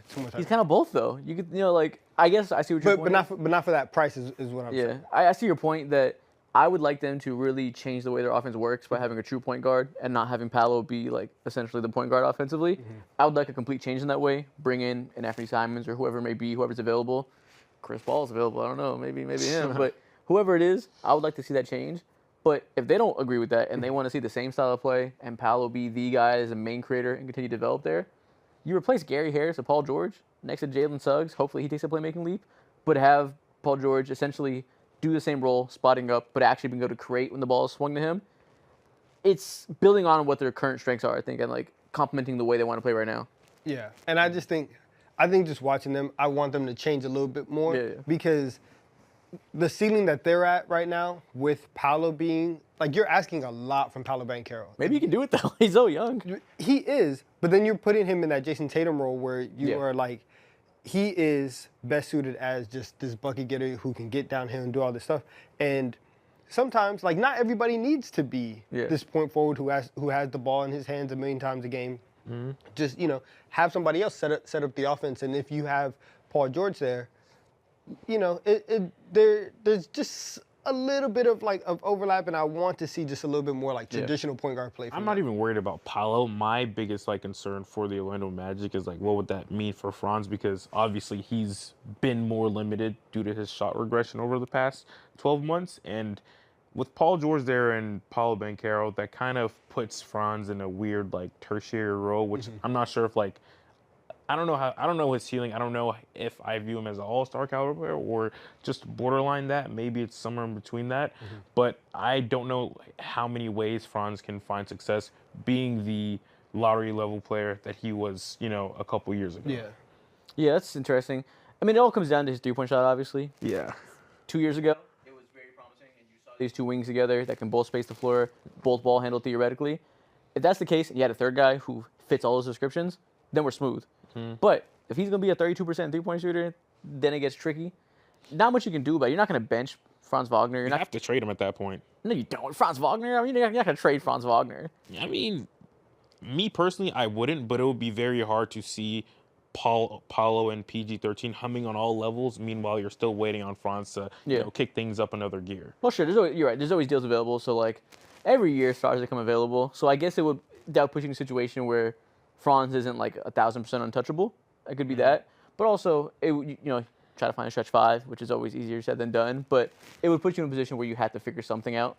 But at the end of the day, even if nothing changes, Paul George replacing Gary Harris, Franz can operate the same exact way he did last year. Nothing really changes in that way. What are you trying to say about Gary Harris? He is not Paul George. That's what I'm trying to say about Gary Harris. When you look at him, you see a fine NBA player. You don't see Paul George. You don't see even close to Paul George. Yeah. Man. But yeah, I mentioned that the main topic of the stream is we have landing spots for every team, right? I went through and I listed my favorite landing spots. For Paul George, well, since we're starting with him via news story breaking, my perfect landing spot was the 76ers. That's who I had written down. Do you guys agree with that, or do you have a Magic pick, or is there a stealth team that you think would be a better fit? No, if we're just talking strictly basketball fit, it would be the Sixers. It just makes so much sense for everything that we've already said, and you've seen the chemistry, right, between him and Joel Embiid on TV, and you've seen them hanging out and doing all that stuff. So it should work, but the only questions that I have about them is health and like fourth quarter production. But at this point in the season, I'm not gonna sit here and harp on all that stuff. The idea of all three of them playing together is very scary and it's very intriguing. And yeah, they probably are like tied with the Knicks for the second best team in the East. So let's say, I agree with that 110%. But let's say that something happens between Paul George and the Philadelphia 76ers. James Harden gets in his ears like, yo, I told you, Daryl Morey is a liar. Do not trust him. If there was a stealth team to come out of nowhere and those plans were foiled, we were talking about it actually like a day or two ago. The San Antonio Spurs. Dude, I would love it. I don't think it's reality. I don't think the Spurs are interested. I think they should be. I think they should be because you're doing nothing but building good habits, and you're letting Wemby what the future would look like, and will look like for the next 3-4 years of his career, and let him know like we're gonna continue to put guys like this around your corner, so you're not gonna have to fight for your life with Stephon Castle and Jeremy Sohan being your spacers. Paul George is a star. Doesn't have a championship to his name. These guys care about the legacy, even if they pretend they don't. He probably wants to win a chip, right? And if he does, Spurs aren't the way to go. But if I was him, yeah, I would be like, listen, I see Victor Wembanyama. I see the next NBA top 10 player of all time. I want to be a part of that story. Go further. Say go. Top 5 player of all time. Say go. I would like to be a part of that story. And I see a team that has Castle, has Vassell, has Sohan. That's 4 players. You put Paul George in that lineup, they can be competitive right now. Immediately. He can immediately be in history as the guy that helped guide the next level of Spurs basketball, show these guys how to win, which they may not say that. Paul George isn't exactly, we know, season champion, but, can help them facilitate the next era. The Spurs can compete and be competent. They have the Hawks pick next year, so they don't need to be like a top 5 pick of their own. Wemby's probably too good for that anyways. They're not going to do a tank like that because Wemby's going to be a star in year 2. You can still compete. I don't think Paul George steps on the toes of any of their young guys' development at all, really. So I think they could kind of play the middle ground there and play it both ways while they continue to nurture the young guys, prioritize them. Paul George understands this is Wemby's team. We need to make Castle the next guy, Vassell the next guy. I can do my thing in the short term, but be the mentor to these guys. Again, I don't think it'll happen, but it would be really cool. I think both teams should be interested in that. Yeah, I 110% agree. The storyline between him being the guy to go in and help Wemby ascend to the next level and just like NBA playoff status or whatever, while also being a savvy vet that Devin Vassell needs to become, the defensive player that a lot of people thought he was going to be coming into the NBA, and then helping Stephon Castle. They're all like similar-ish players in terms of they're known for their defense first, or they were supposed to be known for the defense first and foremost. And storyline-wise, beautiful scenario. But it won't happen because he's on so. But there is one more team we need to talk about as being potential Paul George suitors, and that's the Clippers. He said that he's going to meet with the Magic, the Sixers, and the Clippers. And to me, well, listen, Chris Haynes' report that things are heating up with the Sixers changes things. But an hour ago, it felt to me like he probably wants to be with the Clippers, but obviously they've refused to give him the 4-year max that he feels like he deserves. If I'm reading the tea leaves, it sounds to me like I'm going to say I'll talk to these teams that have the cap space to sign me outright, and you might get nothing. So apply pressure, give me the 4-year deal. Do you think you view the Clippers as a team that has it in them, can stomach the fact that if they don't offer that 4th year, he's walking for nothing?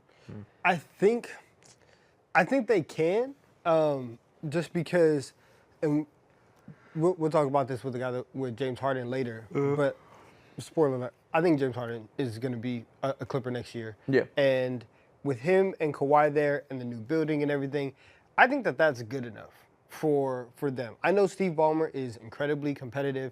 You see him wilding out on the sidelines of all these games, and he would like to have Paul George back. But if they've had a year to get this done, right? You've had a year to talk to Paul George, to talk to his agents and say, we're not going to give you this deal. And nothing has really changed over the last 12 months. And now, in the last 12 hours, everything is going to change. I think that they've made up their mind that they're not giving him the 4-year max, because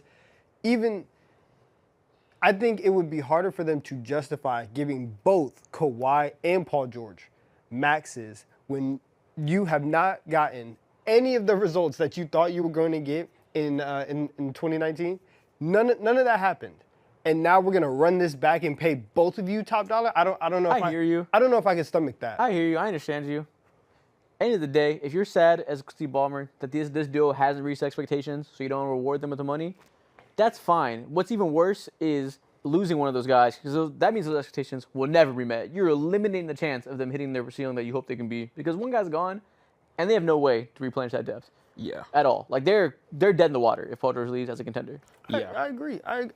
Why would you want that? Why? I get it. Giving him a can't- fourth I- year I could can't do age horrendously. He'll be 38 years old, making $50 million a year.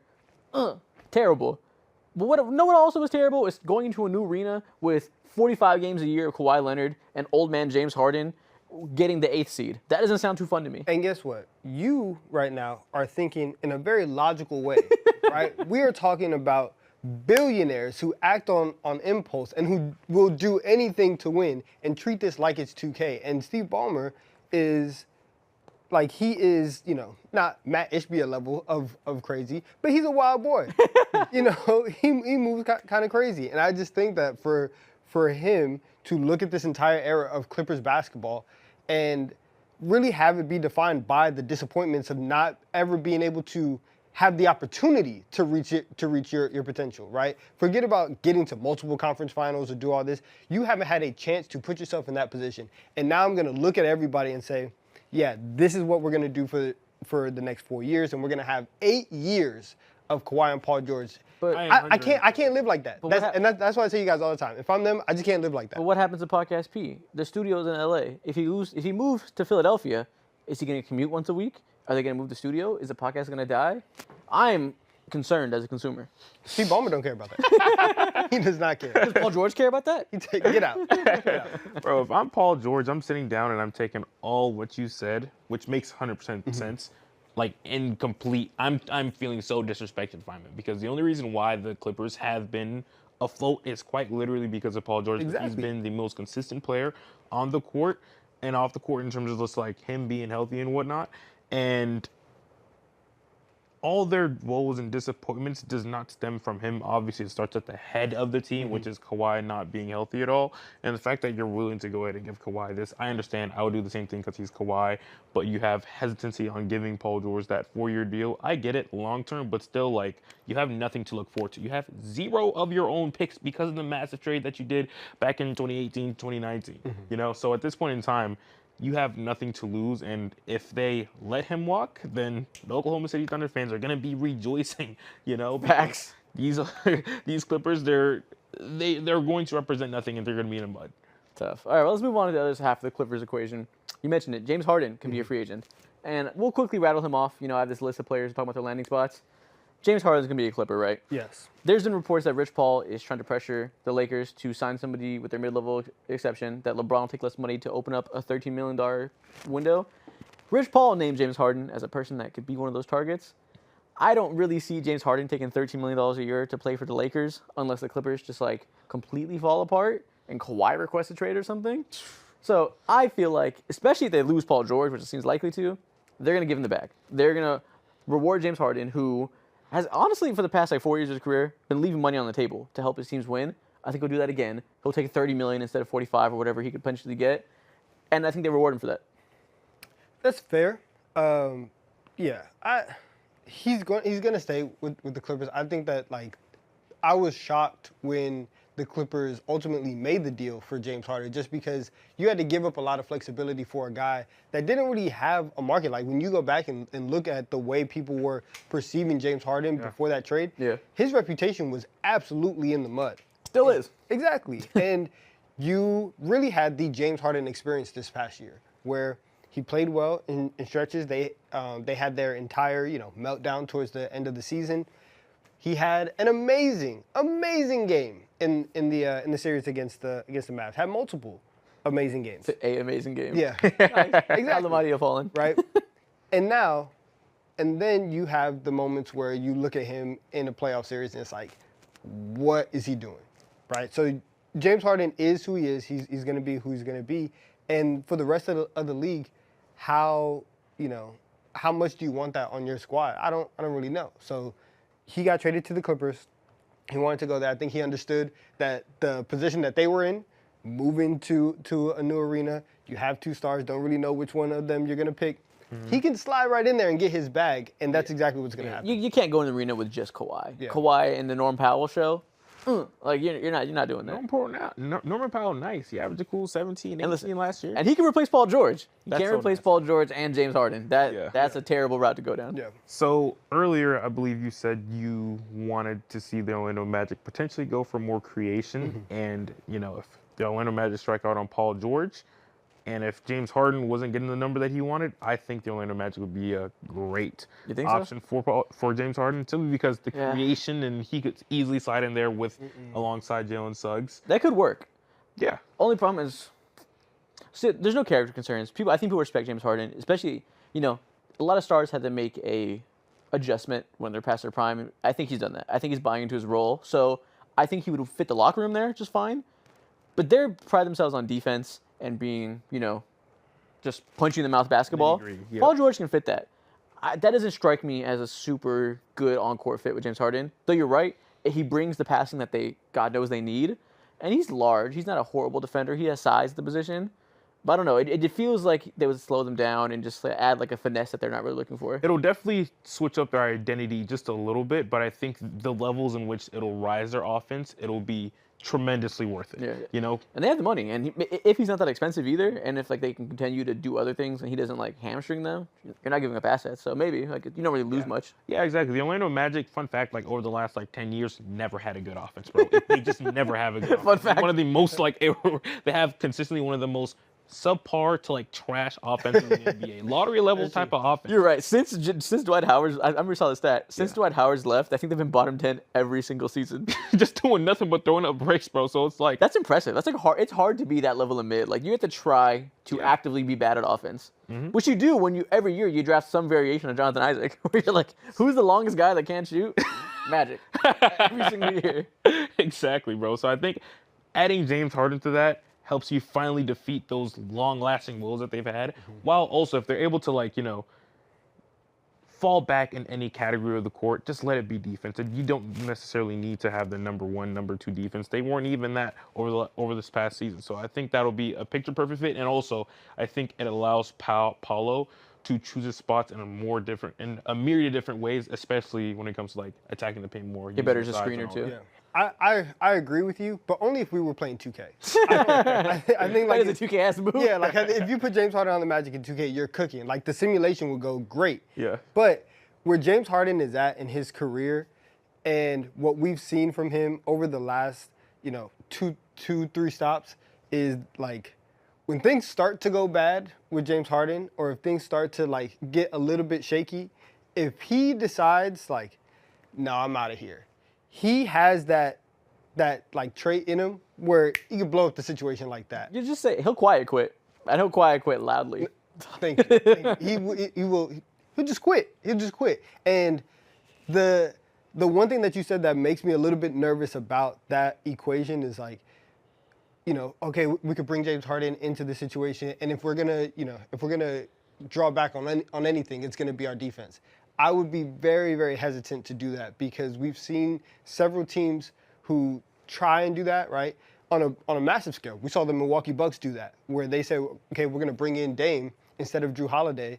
And obviously it didn't work for a lot of reasons, but part of that reason is because you built your entire team around your defensive identity, and then now that's gone, and things start to get shaky after that. I think the same thing happens if you bring James Harden in there, where you are, I'm going to punch you in the mouth, smash mouth basketball. We bring James Harden in. And now we're in the process of trying to develop these young guys and these young stars. And we have James Harden kind of messing up our defensive identity, which was going to be the foundation of everything that we did for the next 7 years. And now I'm looking at that, and it makes me just a little bit nervous. All right, well, that's enough James Harden talk. He's going to the Clippers.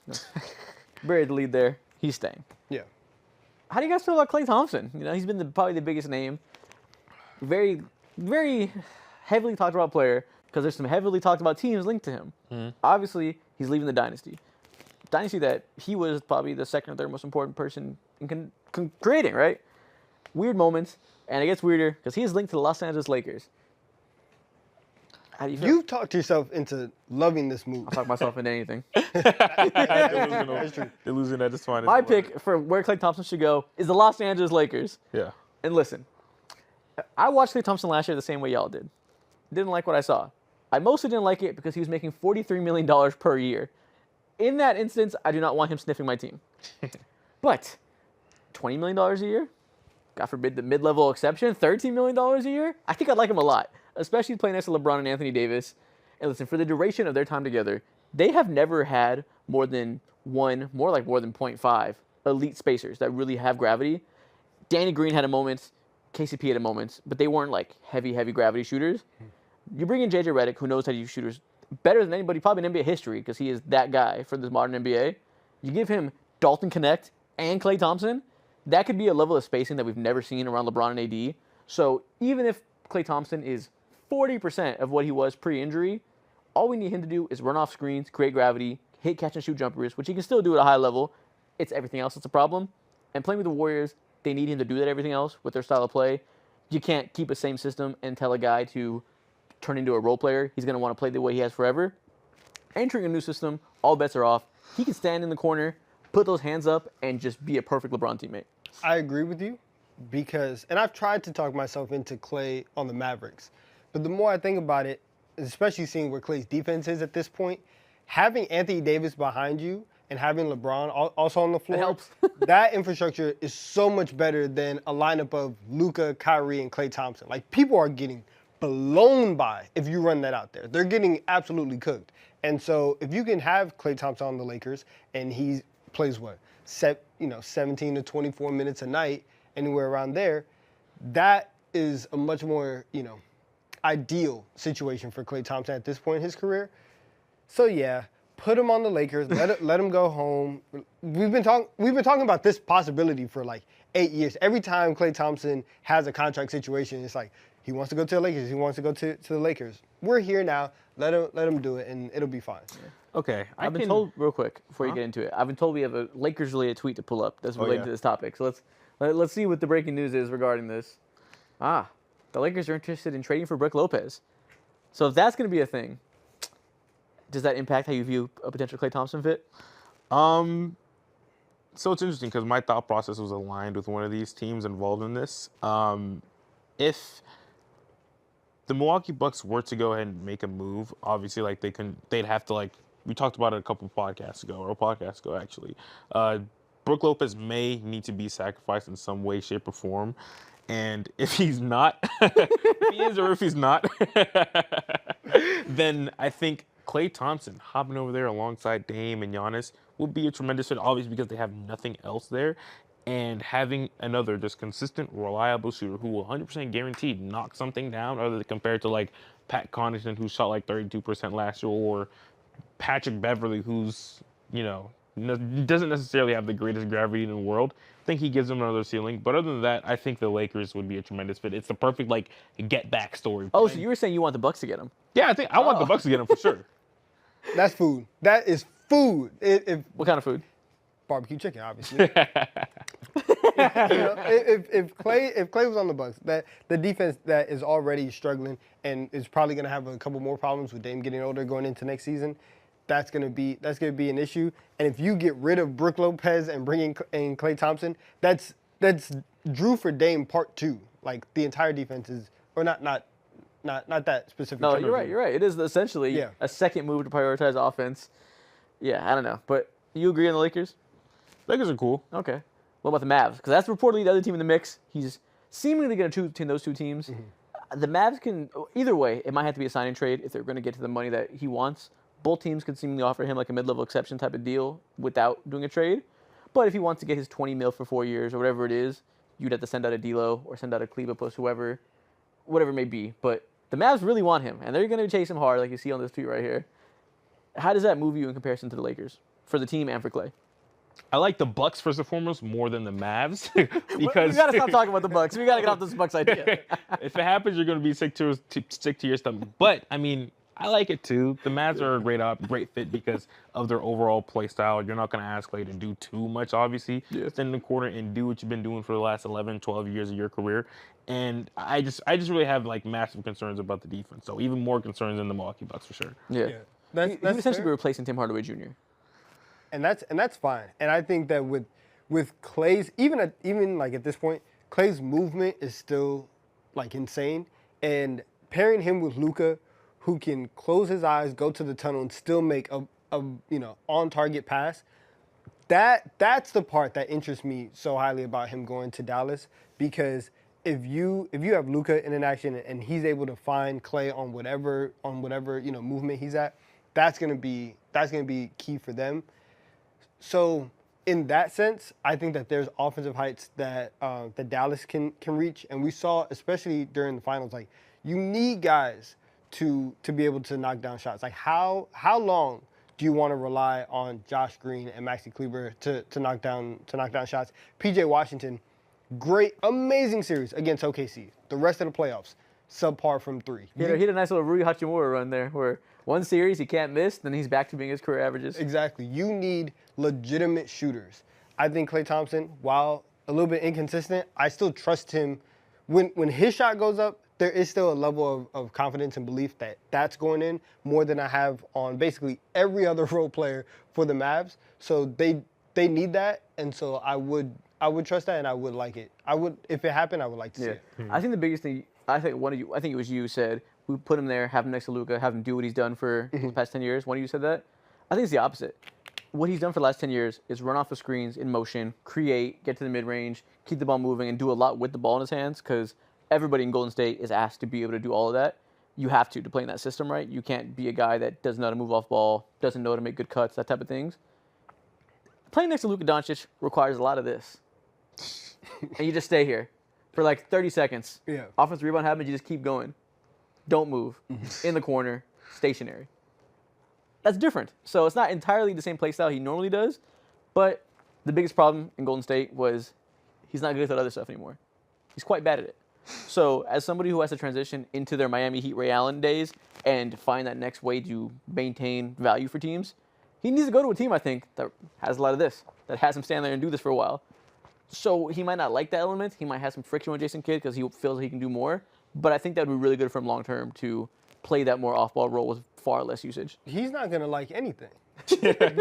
we've seen him over the last 2 years. The transition post-injury into what we all know Klay Thompson needs to become. It's been a very, very rocky transition, and he's talked super openly, super candidly about how hard that transition has been, and how hard it's been for him to go from a guy who used to average, 20 points a game, who used to be, the second best shooter in the league, can score 60 points in a game with 11 dribbles, all that, into, hey, we need you to just stand over here. We need you to really just catch and shoot. And so whoever he plays with, whether if it's with Luka or if it's with LeBron, you're going to be asked to do the same things that Golden State was asking you to do. Now, maybe a change of scenery makes it easier. Maybe you just couldn't reach that in Golden State because of all the history, but that's going to be a switch in his mind that eventually he's going to have to flip. And so that's more of like a personal thing rather than a fit on whatever team he goes to.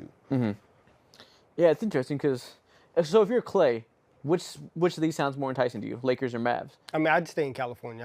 I'll go with the Lakers. Also because I have the insurance. Like I said, you have the insurance of better defense or better, I guess like individual defenders in LA. But also the Mavs are the better team right now, and they were in the finals. It's hard to make it back-to-back years in the West, but they'll be in the mix. And it seems to me from everything we're reading that he has quite the resentment for the Golden State Warriors organization from how they've handled all this. Mm-hmm. I feel like he wants to get it back in blood. He wants to go somewhere he can win a chip and be like, ha ha, you guys are in the goddamn lottery. You probably got a better chance doing that with the Mavericks. Yeah, I mean, I can agree with that because obviously Luka's like, it doesn't matter what you want to call him, the first, second, or third best player in the world. Just know that he's like one of those dudes and just naturally have a better chance to achieve higher with that. But I don't know, playing alongside LeBron and AD is like, would be a career-defining moment in my mind. where Shout out to that Russell just plays well. Yeah, shout out to Russell Westbrook. Good God. But but yeah, I think that would be more productive for him because I feel like he would be seen more as a real piece compared to just like a plug-in place guy like he would be in Dallas. Yeah. Also, I just checked right now. Lakers were 3 games behind the Mavs in the standings. Yeah. Like the West is Crazy. it's so open and it's so competitive that, you know, you can be anywhere from 2 to 9, and it's gonna be like a 1 week, 2 week stretch to that determines what your seeding is gonna be. So you can go to LA, and even though that the Lakers were in the play-in, part of it is because they're the Lakers and we talk about them every day, but there was a serious path for them to be like, hey, is there a way that they can get back to the conference finals? You end up playing Denver in the first round, which sucks. Let's see what happens if Dallas would have played Denver in the first round. Yeah. Things could have went a lot differently. The Western Conference playoffs is all about matchup. So you can still go to LA, and with Austin Reeves, with Connect, with a new coach, that situation can be completely different than what it was last year, and you might see them back in the Western Conference Finals. Man, is Klay Thompson the answer to the Lakers? Is he going to ship them to the promised land? I mean, he could. If I'm Klay, I'm going to Milwaukee. God, you and this Milwaukee agenda. It's great, man. You got to actually consider it. I don't think you do. I think you have to not consider it actively. I agree. I hate to say this. I think that's an Klay, actively bad situation. Chris Middleton, Giannis. None of that's exciting. That's to the terrible. 5. How is it terrible? On court, it's not. Defense. Who's guarding? You ask Klay to do a little bit less and, have Giannis in the back, you'll be fine. You won't be. He will be. I think you'll unequivocally not be fine. Okay, we move to the next guy. Cool. This guy relates back to the Clippers situation a little bit. DeMar DeRozan, star for the Chicago Bulls, seems like they're going to let him walk, or they should. Mm-hmm. Maybe a sign and trade depending on the destination. But he's a really difficult player to find a place for. So, it's hard to have a landing spot, but I think the landing spot for him might just be the Clippers. If they lose Paul George, they're going to need a guy. They're going to need another scorer. Just a guy. If the Bulls let him go, very difficult to find a team that fits with him. And Clippers might be the one who has a match of need, resources to get him, archetype fit. I don't love it, but I don't know what situation you would love.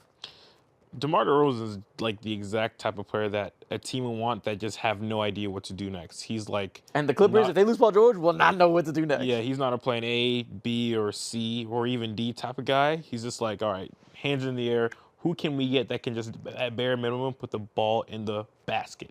And he's a ceiling raiser. I mean, a floor raiser. Yeah, exactly. I agree. He's a good placeholder in general until you figure out what the next plan or move is. And for the Los Angeles Clippers in the specific position that they could potentially be in and losing Paul George, he's great. You're not going to miss out in the playoffs completely or totally once you usher into the next phase. He'll be all right there. I like that fit. I think I have an interesting one in my head, but what do you think? The Clippers are a professional AAU team from Southern California. And if you are from the area, you have first dibs at any roster spot over there. DeMar DeRozan would fit there. He would fit all of that. And so I don't hate that. I don't hate that because I'm surprised because you love to hate some Clipper shit. I do. But when I was talking before free agency started, and I was like, okay, well, if the Sixers don't end up getting Paul George, who can they go get? DeMar DeRozan was a name that I thought that the Sixers could consider if they missed out on Paul George. And we can just, go to the opposite side of the coast. And if you lose Paul George, put DeMar DeRozan right in there. So it's fine. I don't hate that. Who's your interesting team you're thinking about? Teams that just are just like not in the mud, but they're just like, we don't really know what we're doing here. You've been hinting towards this over the last few days. The Utah Jazz have an owner who's just hell-bent on winning.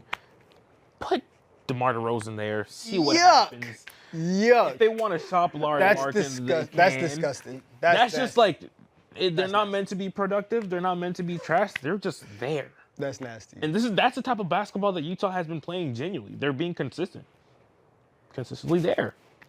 Well, you said you had an interesting team. Sure, that's nothing if not interesting. I'm interested in the thought of that. And I'm interested in throwing the thought of that into the trash can. I don't like it. It's just not productive basketball, but it's a legit I space don't for him. like it I don't know if it should exist. I don't know if it's fun, but it's there. I would like the Utah Jazz to prosper. Now, listen, it's the first time I've ever said those words in my life. I've never been like, hey, I'm rooting for the Jazz. Let's freaking go. But after the draft they had, I want to see Cody Williams thrive. I want to see Isaiah Collier thrive. I like Lauri Markkanen. I've seen some of the Walker Kessler movies. They're good.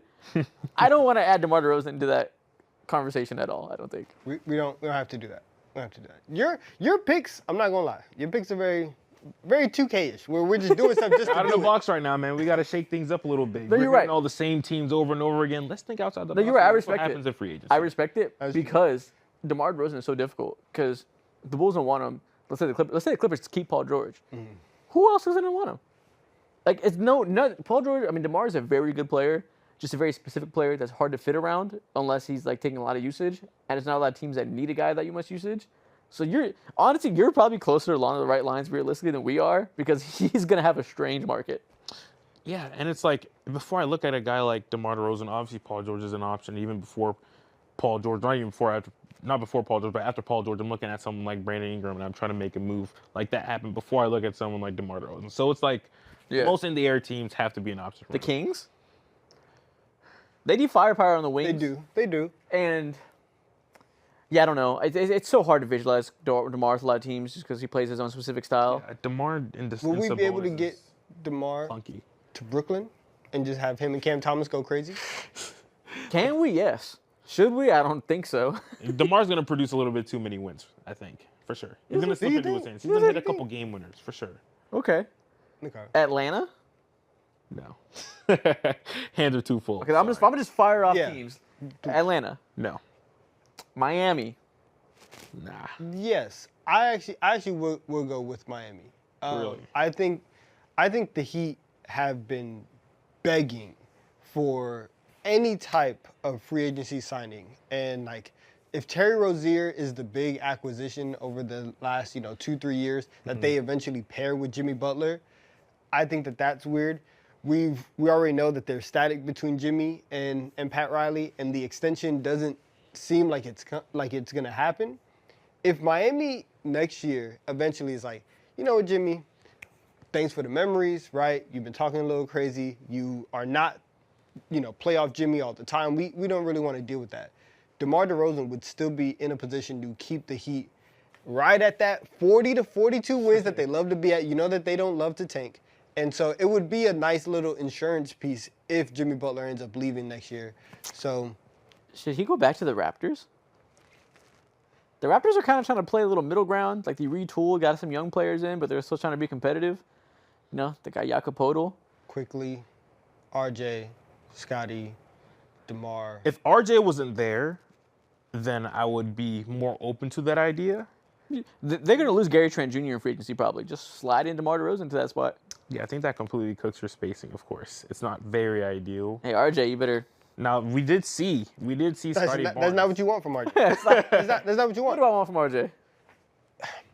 I don't know, but he played. Listen, RJ played well at the end of last season. He played well once he got to Toronto, and for a deal, right? Like after you trade OG and you get quickly, you get some more young guys. You want to prioritize some of their development, especially with Scotty Barnes being so young. So bringing DeMar in there, it feels weird saying, yeah, we're gonna RJ Barrett, like your development is number one on the list. No, I get it. But like you still, if you're in that weird zone, let me see what you can do. Yeah, okay. I honestly, they're not signing him. I'm just throwing stuff out there.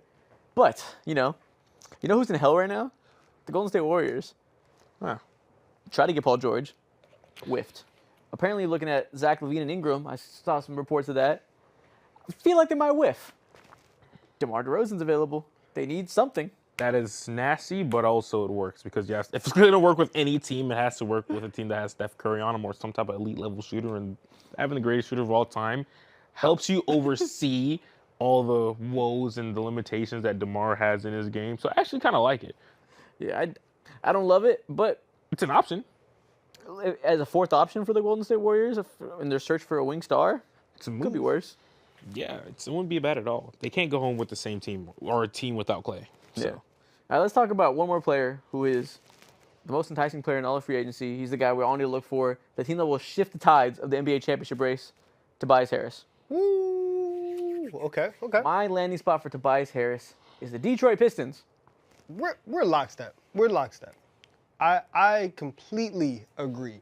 They have no shooters, right? They have no. Well, actually, no. They got Tim Hardaway Jr. Oh, They do have Tim Hardaway Jr. victory. And I think that Tobias Harris going back to Detroit, that's exactly where he needs to be at. I don't think Tobias Harris needs to be on any team that has aspirations of winning a championship.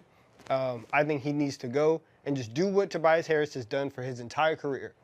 Get a bag and average 16 points per game and be solid. And he can do that in Detroit. He can provide some spacing, some veteran leadership, and everything will be okay. He is to the Detroit Pistons what Dylan Brooks is to the Houston Rockets. They need to bring in veterans and find competency because for the last couple of years, honestly, it's exactly the same. You had Steven Silas, who was money laundering for a couple of years, ruining the development of his young players. Monty Williams, Hit a lick. they're both gone. New coaches come in that are known as culture setters, right? JB Bickerstaff helped bring the Cavs out of the mud to be relevant. You send him to the Detroit Pistons to try and do the same thing. You need veterans to do that to some extent. How expensive those veterans are, what role they have, who knows? You need some adults in the room to teach the young guys. Tobias, he started there. They have the money. He doesn't have a robust market by any means. It makes total sense for everybody. Yeah, I 110% agree with that. He was once a Detroit Pistons just a couple years ago, and they didn't really get too much accomplished. Still not looking to do the same. But I think it's very important to get in a guy, similar to what we said about Wemby earlier, just get a guy in there alongside Cade Cunningham and let this be promising to Cade that, we're going to get guys around you who can play this style of basketball. Eventually in the future, ball you give the Ron Hollands of the world, Jaden Ivies of the world, if he's still there, and the Asar Thompsons of the world too, just time to, catch up and develop. Meanwhile, you can play serious basketball a little bit with Tobias Harris. Yeah, he doesn't. Listen, Tobias Harris isn't so good that you're going to win games and, not be able to tank if that's what your aspirations are. If you want a Cooper flag, Tobias Harris will not stand in the way of that. Tobias Harris is not getting you into a play-in race. I 110% agree. Yeah, he lets you do exactly what you want to do before, but with a little bit more oil on the Pistons. Yeah, I think that's fine. I like that. Another option that I have for Tobias Harris, again, team that just has absolutely nothing really going on here. A couple steps ahead of the Detroit Pistons. The entire NBA is actually, now I say that, so it doesn't mean anything. But the Charlotte Hornets, they have nothing going on. Just picked the top 6 pick in T. Johnson line, and they're not really looking to make too much noise. Now, do you think Grant Williams is going to be in the way of Tobias Harris? I'm not having those conversations. I'm not having those arguments. Yeah, right? sure. Let's put Tobias Harris put in him the over Hornets. there. Put another adult in the building. He's a great citizen. Tobias Harris, you're a Hornet. There we go. Exactly. He doesn't have a speeding ticket on his resume at all. He's not the type of guy to go ahead and get any fines by the NBA. Great model citizen. But listen, we're talking about going back to an old Tobias Harris team. Again, if the Clippers lose Paul George, they'll need somebody. We've seen Tobias Harris have quite good years with the Clippers. Does that move you? Move me, no. But do I understand it? Yes. Everybody needs plan B, plan C. Sometimes the number one thing that you want to do doesn't always work out. So you have to pivot. Not everybody can win. Exactly. So you might have to say, but everybody can have Tobias Harris. We can get listen. For the block. I promise you. He's just on that level of being productive enough.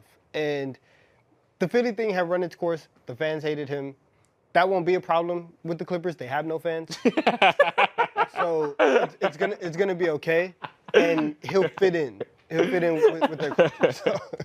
You can't be hated when you're ignored. Yeah, it's fine. It's impossible. It's fine. That wall will be quiet. There won't be anything. It's fine. Wow. Was not expecting that.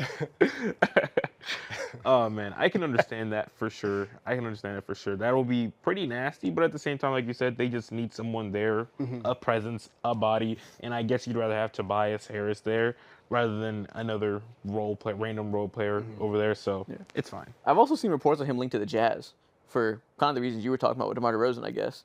Just there. Yeah, and it's not a horrible fit. He could play with Lauri Markkanen. Yeah. That's banishing him. Going to play in Toronto and Utah, those are just two places where it's all right, go over there. You're in trouble. Be busy. Especially coming off of I was gonna say a cool city like Philadelphia, but it's not exactly LA. But never mind. Keep going. Yeah, I can see the vision there. He can play. You don't love Rocky? Yeah. I've been up the steps before. It's okay. It's a very cool museum. But yeah, he can be productive there in some light. He can make certain guys' lives easier, and Keontae George and all that. Is it a fit that's going to move mountains? No, you don't necessarily need to move anything in Utah. They're still going to achieve what they're going to achieve, which is a high lottery pick next year. But they are. But okay, to defend Utah though, they are building. For what? Because I thought that they had a very good draft, and they are building something. You can at least see the vision with what they're going.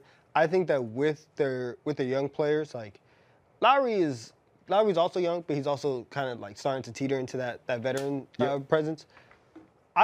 For them, let the young guys play a majority of the time. And if we are going to bring somebody in on a veteran presence, I don't want them to be somebody that we kind of have to feature, for lack of a better term. Let's have somebody who can be a little bit more in the background. Because I think that they have a lot of really good young pieces, and I want to see them, have as much opportunity as possible. Does Tobias Harris strike you as a Heat culture member? That's interesting. He's going to show up and work, for sure. Is he going to do his job the right way, though? He will. I don't know.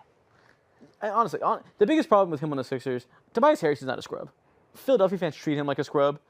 He needs to do significantly less than what they're asking of him, right? He is a good role player that was thrusted into being one of the best wing scorer on the team after Ben Simmons and Paul George's departure.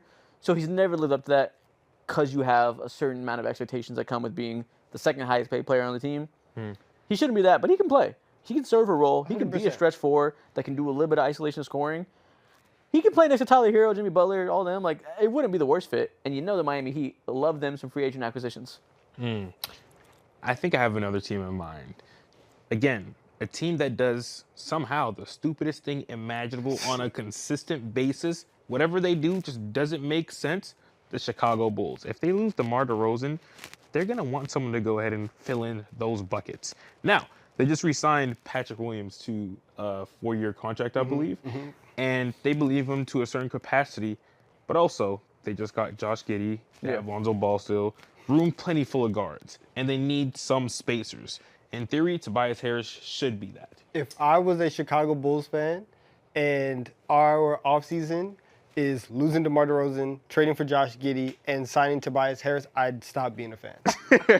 You say that. I'm walking out. I can't take any more of this. That's too much torture. I think the only reasonable recourse is violent action. They're still showing up. They're still selling out. We're marching. I'm breaking every clipboards. single night. We're marching. You can break those clipboards, I'm burning bro. jerseys. I don't know whose because there's nobody left, but jerseys are being burnt. It's the March on Madison. We're taking it down. March on Madison. I can't do this. All right, so to quickly recap, we had the 5 stars we're talking about in free agency. My bad, loose stars. 5 players we talked about. Quickly recap all of the landing spots we gave you guys. Paul George, 76ers. We're all in agreement. That is the best spot he needs to go to. About to happen. James Harden, staying with the Clippers. You can't lose both of them. You got to pay the guy.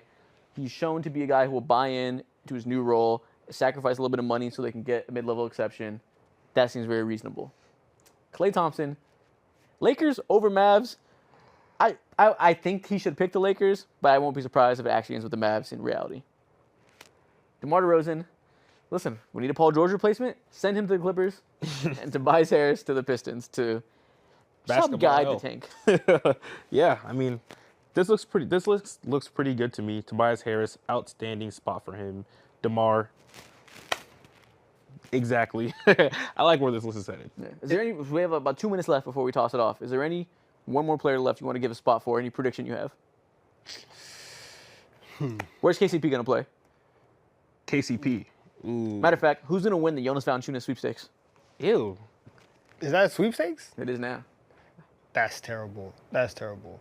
I have no idea because I'm trying to figure out maybe maybe OKC goes after Jonas. That'd be hilarious after that one game, or really one quarter, where Jonas was abusing Chet. Yeah. Everyone's like, "Oh my God, Chet can't play center." With the stupidest takes, if Jonas just comes and backs him up. It's the new version of like Al Horford signing with the Sixers. You don't gotta deal with him. Yeah. But if the Thunder strike out on Isaiah Hartenstein, you go out, you spend a little bread on Jonas Valanciunas, just get another big body in there. I can see that. Okay, that's fair. I guess another team that just like doesn't really matter for real because of the stage that they're in, the Jonas Valanciunas could theoretically fit in as a Washington Wizards. You get another adult in the building. Sure. Why not? You're not playing. Everybody makes necessarily sense in Washington. Yeah, exactly. Yeah. For his caliber, like why not? There's minutes to be had. Exactly, and someone has to play. What about KCP? We got 1 minute left. KCP, is he staying with the Nuggets, or is he a Philadelphia 76er or third team? I think he's getting his bag. From who? Philly. I think he's a Philly. He's getting a bag. It won't be from Denver. Don't know from who yet, but he will not be on the Nuggets next year. Christian Brown season? Yes. Unfortunately for the Nuggets' title hopes, KCP will not be there. Christian Braun, I hope he elevates, or else it's going to be very Get in tragic. the lab. Jokic. But be in that Lifetime gym every day, 2 sessions. He's got We'll 8 jump rebound shots. for him. Yeah. Honestly, I'm kind of excited for it. Like, I'd love it if KCP stayed and they maintained the most cohesive 5-man unit in basketball. But inevitably, these teams are going to lose people. Calvin Booth said it. Contenders can replace their 5th starter over time. I'm excited to see if Christian Brown can be that guy, if he's capable of hitting threes. I hope so. I don't know, though. We'll see. I don't know. TBD. We'll see what's up with that. That's the most slept-on free agency signing of the year, I think. We'll see. That's big ramifications in the West. KCP year. Orlando Magic. Let's get Ooh, that could be fun. Let's get KCP to Orlando. I like that. I like that. But our time here is done. We're going to toss you guys over to some guys a lot smarter than us and aren't going to talk about as much nonsense. We'll send you over to the dunker spot for the next hour. We'll see y'all later. Yeah.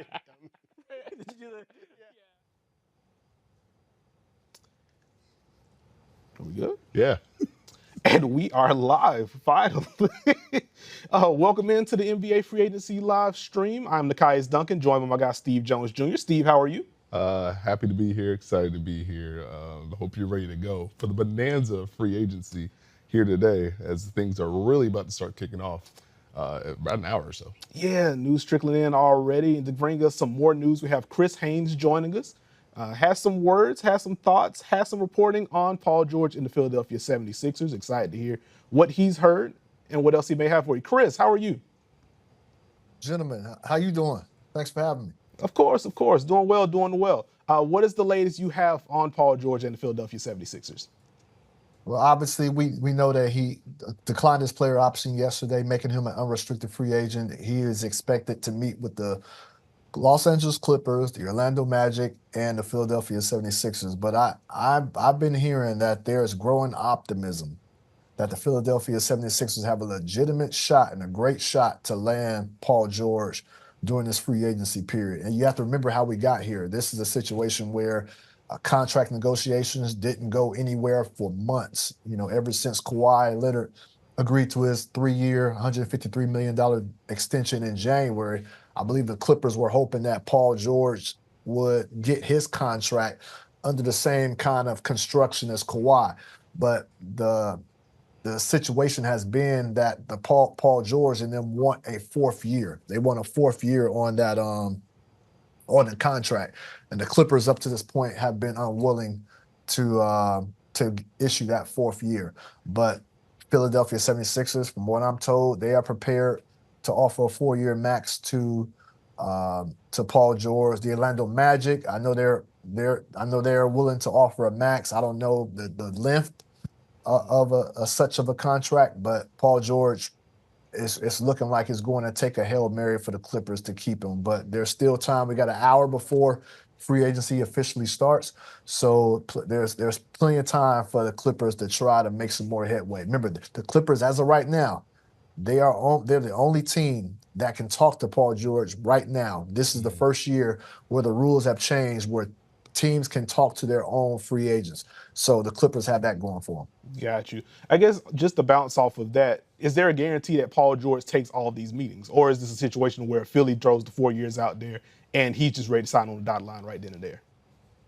Yeah, I've been through numerous covering numerous free agents over the course of my 14 years in this league. And, there's always initially a plan to meet with such amount of teams. And sometimes they take the meetings, sometimes they cancel the meetings at the start, and they go with that one team that they selected. So I don't know how this is going to play out as of right now, but I do expect a decision to be made at some point today. Got you. All right. Well, thank you, Chris. We're excited to hear a little bit more from you a little bit later in the show. Thanks for rocking with us for a little bit. Sure. I'll be back. All right. Thank you, Chris Haynes. Looks like we got some news trickling in through the pipeline on the Laker front. From Adrian Wojnarowski, restricted free agent Max Christie intends to sign a 4-year, $32 million deal to stay with the Lakers. The deal including a player option.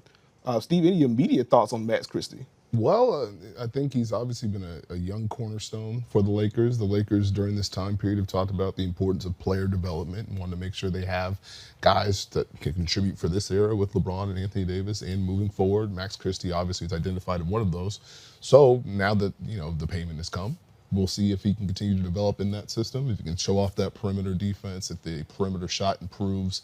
But they want to make sure they have their guys taken care of, their pieces for the future. So it totally makes sense to see Max Christie get this type of deal and get this kind of commitment. That's gonna make sure both sides feel a little bit more comfortable and he knows he's a piece of the future. Yeah, nice for them to go ahead and lock that in. Like we've seen the flashes on both ends of the floor from Max Christie, someone that can knock down shots from the perimeter, someone that can attack closeouts and get to the rim a little bit. You already mentioned the defensive ability.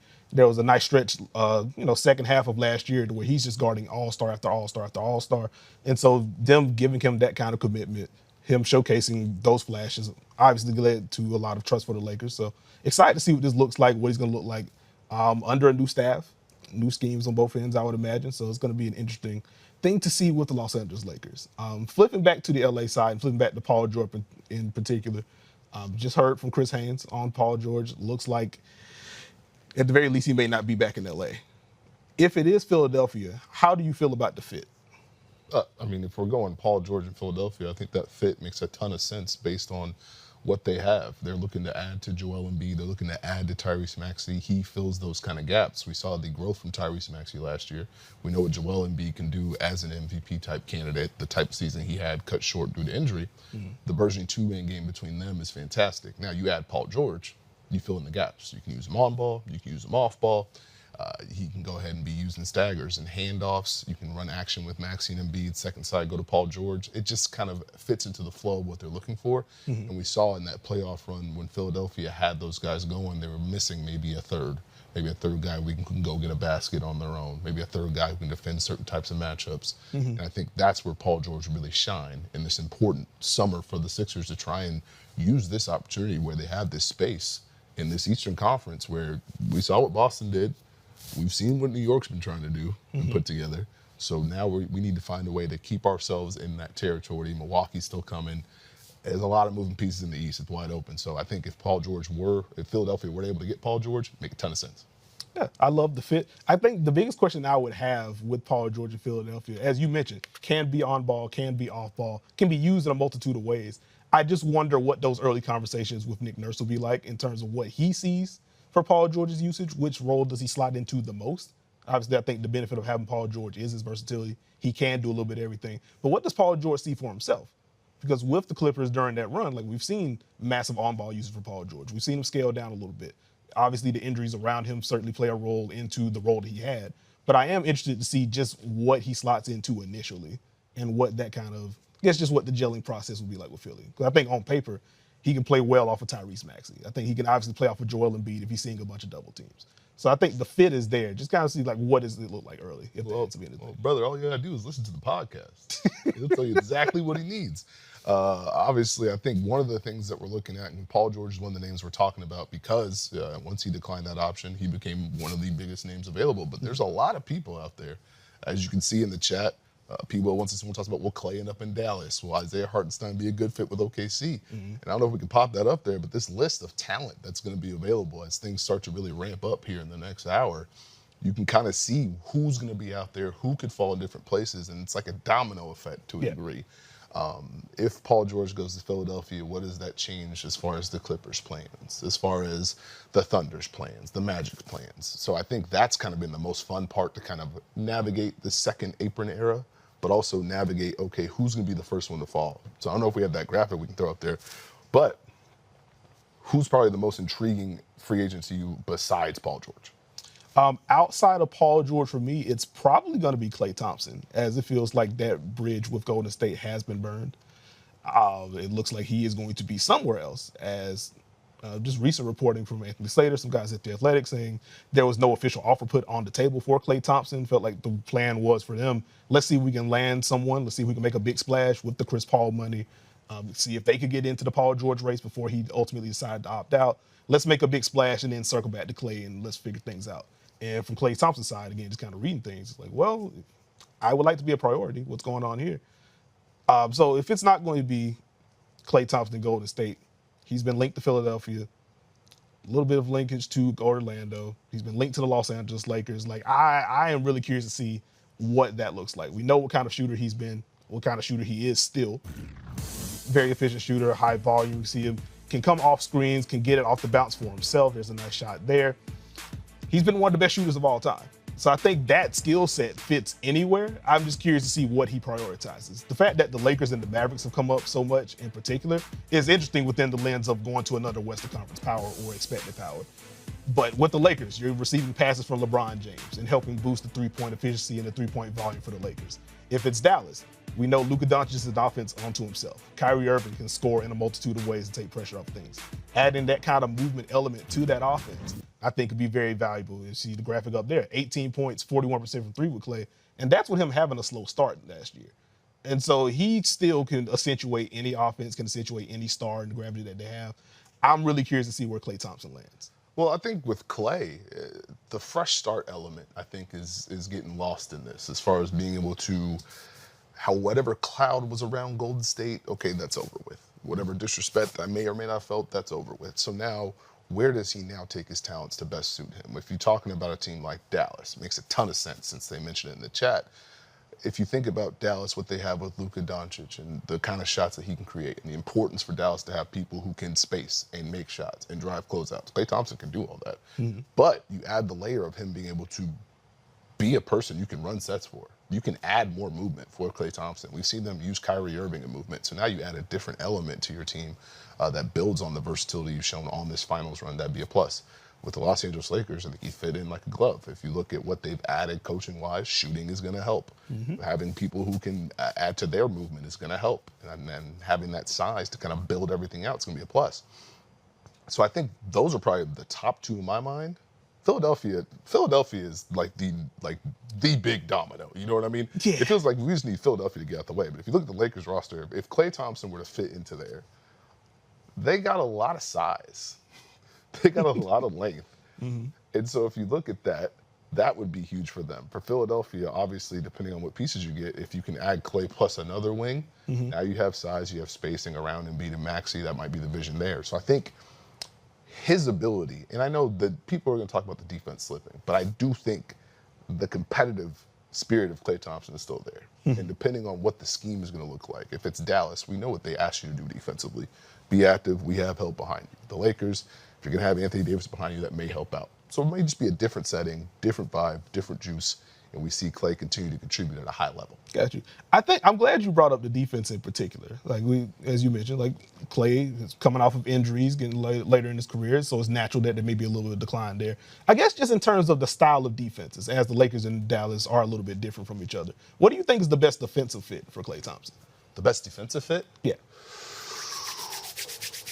Team-wise? Yeah. I'd probably go Dallas. Still go, okay. I think Dallas. They have a built-in successful scheme that they already know is going to count on.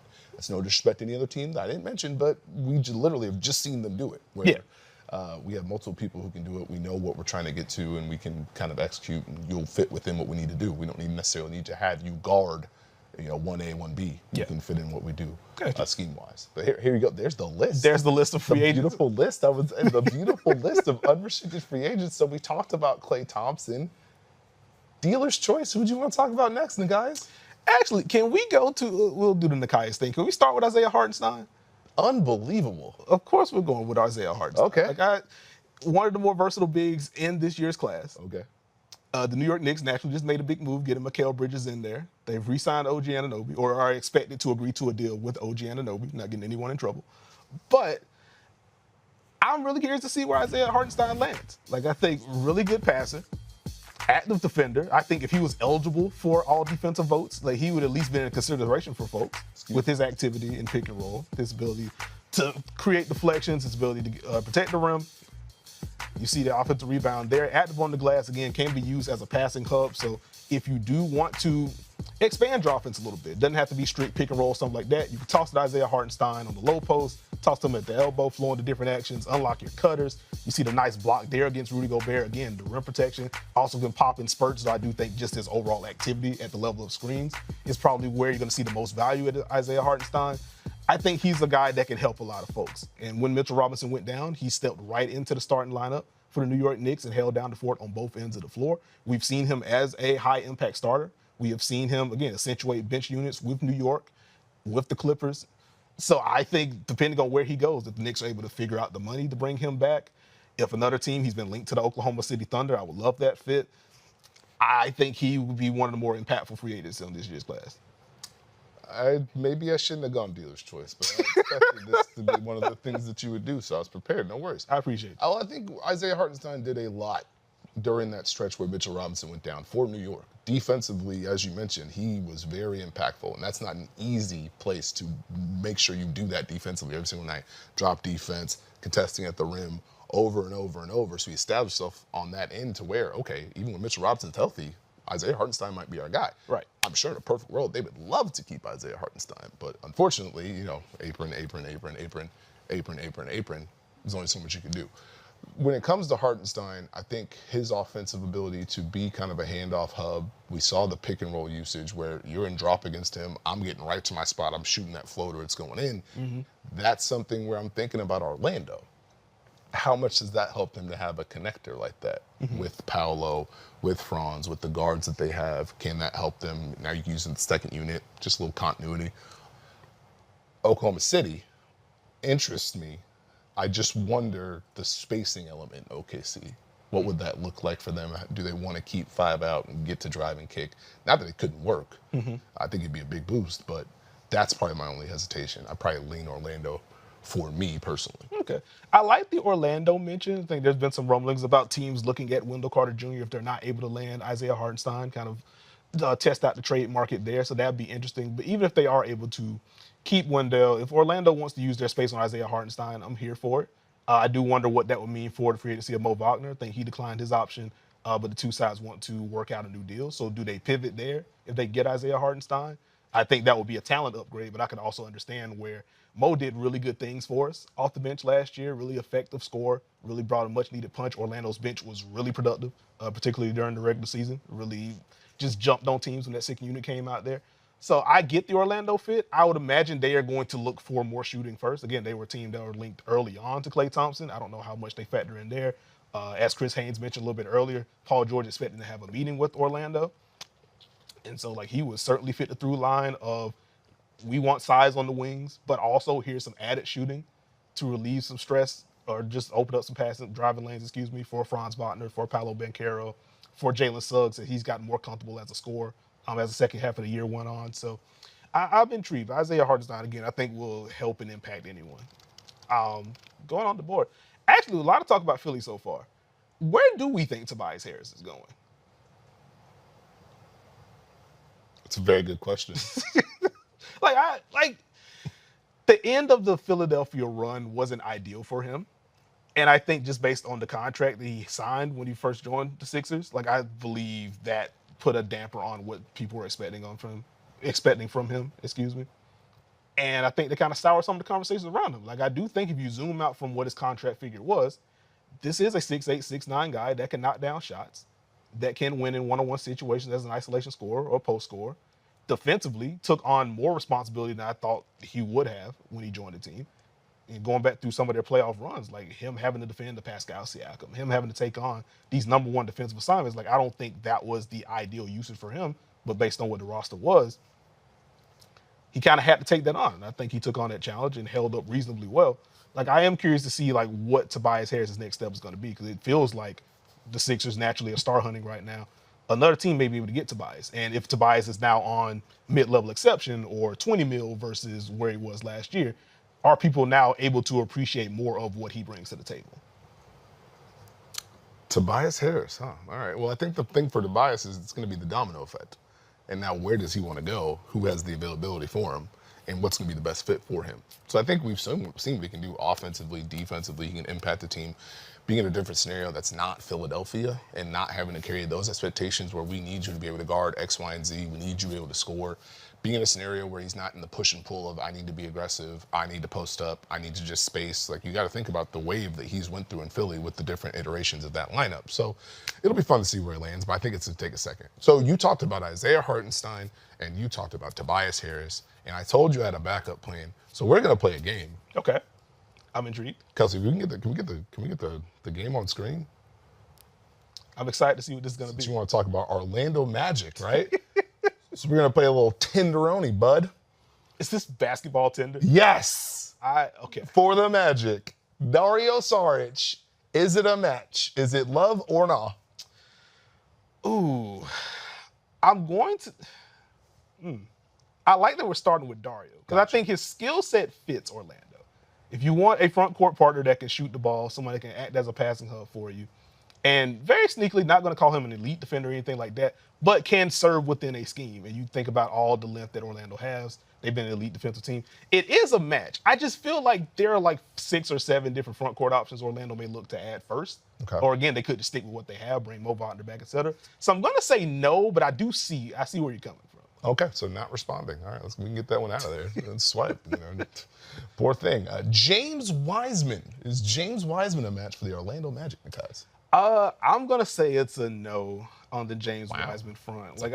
Quick swipe, bud. I'm going to say a quick swipe. I just think the skill set itself, like someone that runs end to end, can help the transition attack, as someone that was complaining about Orlando and how often they would get out in transition. I do see where he could boost that aspect of it, could help on the glass a little bit, give you a pick and roll partner. They just need so much more spacing, and he's not the best screener. And so, I wonder what the slips would look like in Orlando, considering they're still looking to add spacing. They're still looking to either develop or find a pick and roll partner that truly can draw to maybe unlock some of the slips from James Wiseman. So I think he can make an impact on a different team. I don't know if Orlando's the fit for him. Guys, you turned a quick swipe into 17 minutes of content. Swipe James Wiseman left. It's okay. We're gonna swipe. They don't know. Caleb Martin, specifically for you, big dog. Caleb Martin in the Orlando Magic. Is that a match? I'm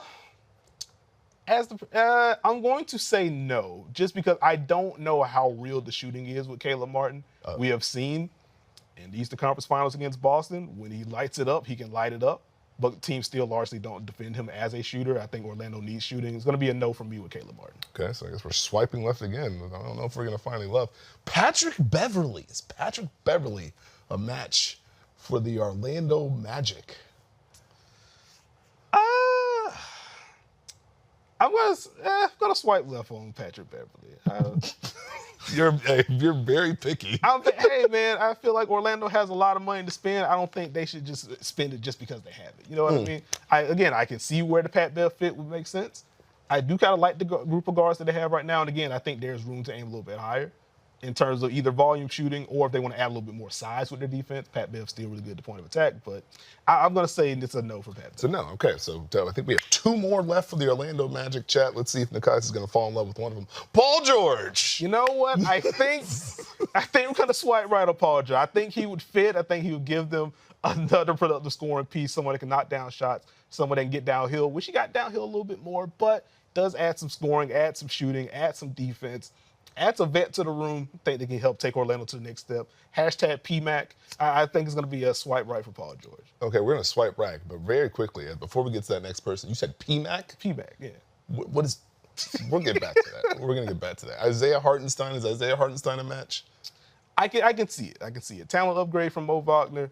Again, depending on what the price point is, I think he's slide in nicely. It's going to be a swipe right for me. Okay. I think Isaiah Hartenstein fits. Okay, so we got 2 matches here. Okay, it's a match. It's a match. Do we have a bonus one? Oh, we got another one. How about that? Can we get 3 in a row? You said the Orlando Magic need shooting. They need spacing. They do. Checks all the boxes. Has a job. Buddy Hield. You know what? I will swipe right with Buddy Hield. We'll let Buddy Hield join the team, add some shooting, add some movement sets. Think he can help the second unit in particular. I do have some questions about the playoff viability, but Orlando, with the defenders that they have, maybe it feels a little bit more feasible to have Buddy in the playoff role. So we'll swipe right on Buddy Hield. Think we can make that work. Fantastic. All right. I'm proud of you. You finally found some love for the Orlando Magic. That's fantastic. A little shaky start. I was a little scared at first, but it's okay. Looking at the chat real quick, and I'm kind of going off that list we had up earlier. One of the names that was up there, I know you talked about DeMar DeRozan. If the Bulls lose DeMar DeRozan, this is a question from the chat, who is his replacement? How damaging is that? What would be DeMar's next move?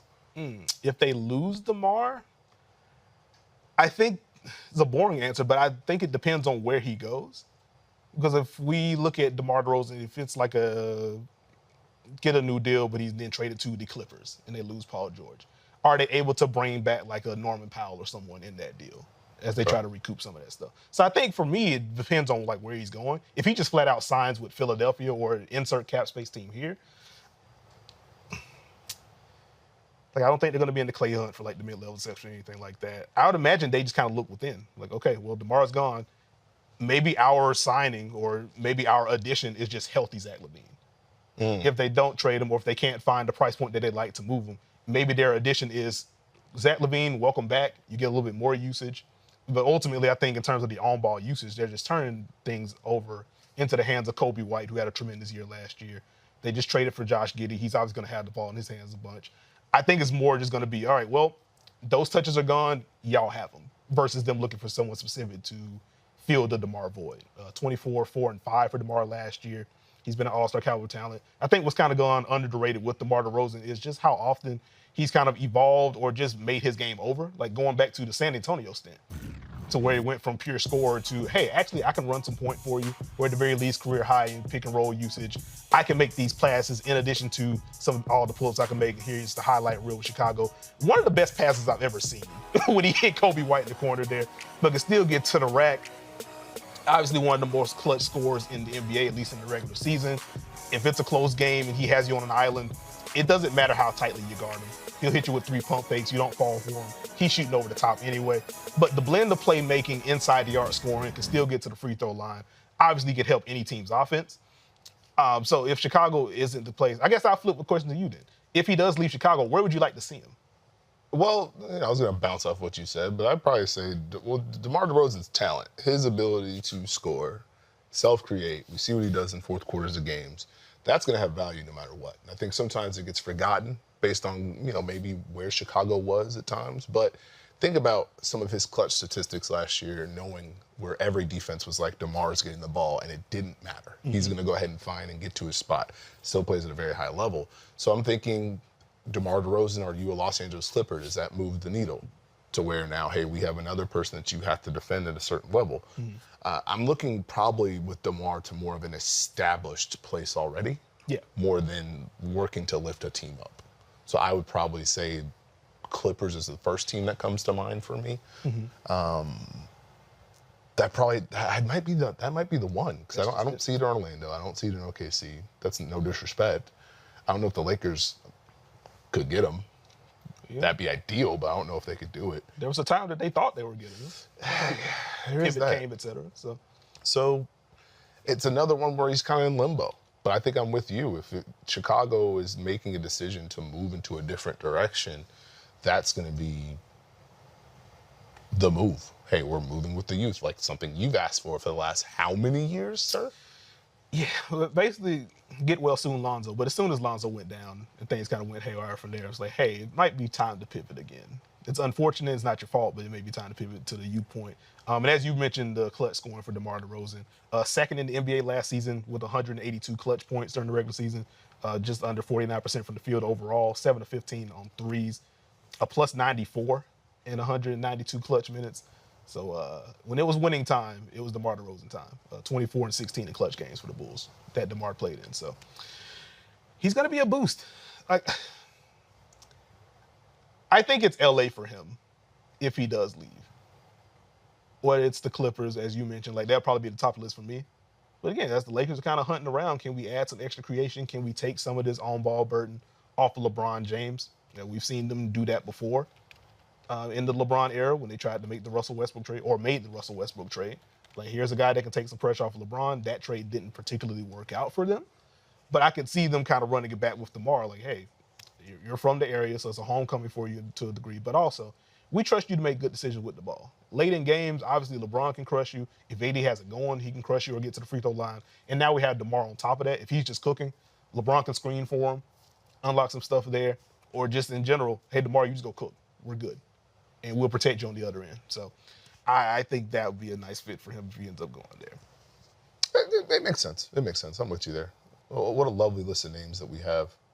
But Nikias, what's up? We may have a surprise for the folks. Oh?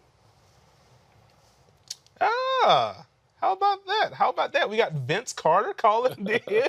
Vince, how are you?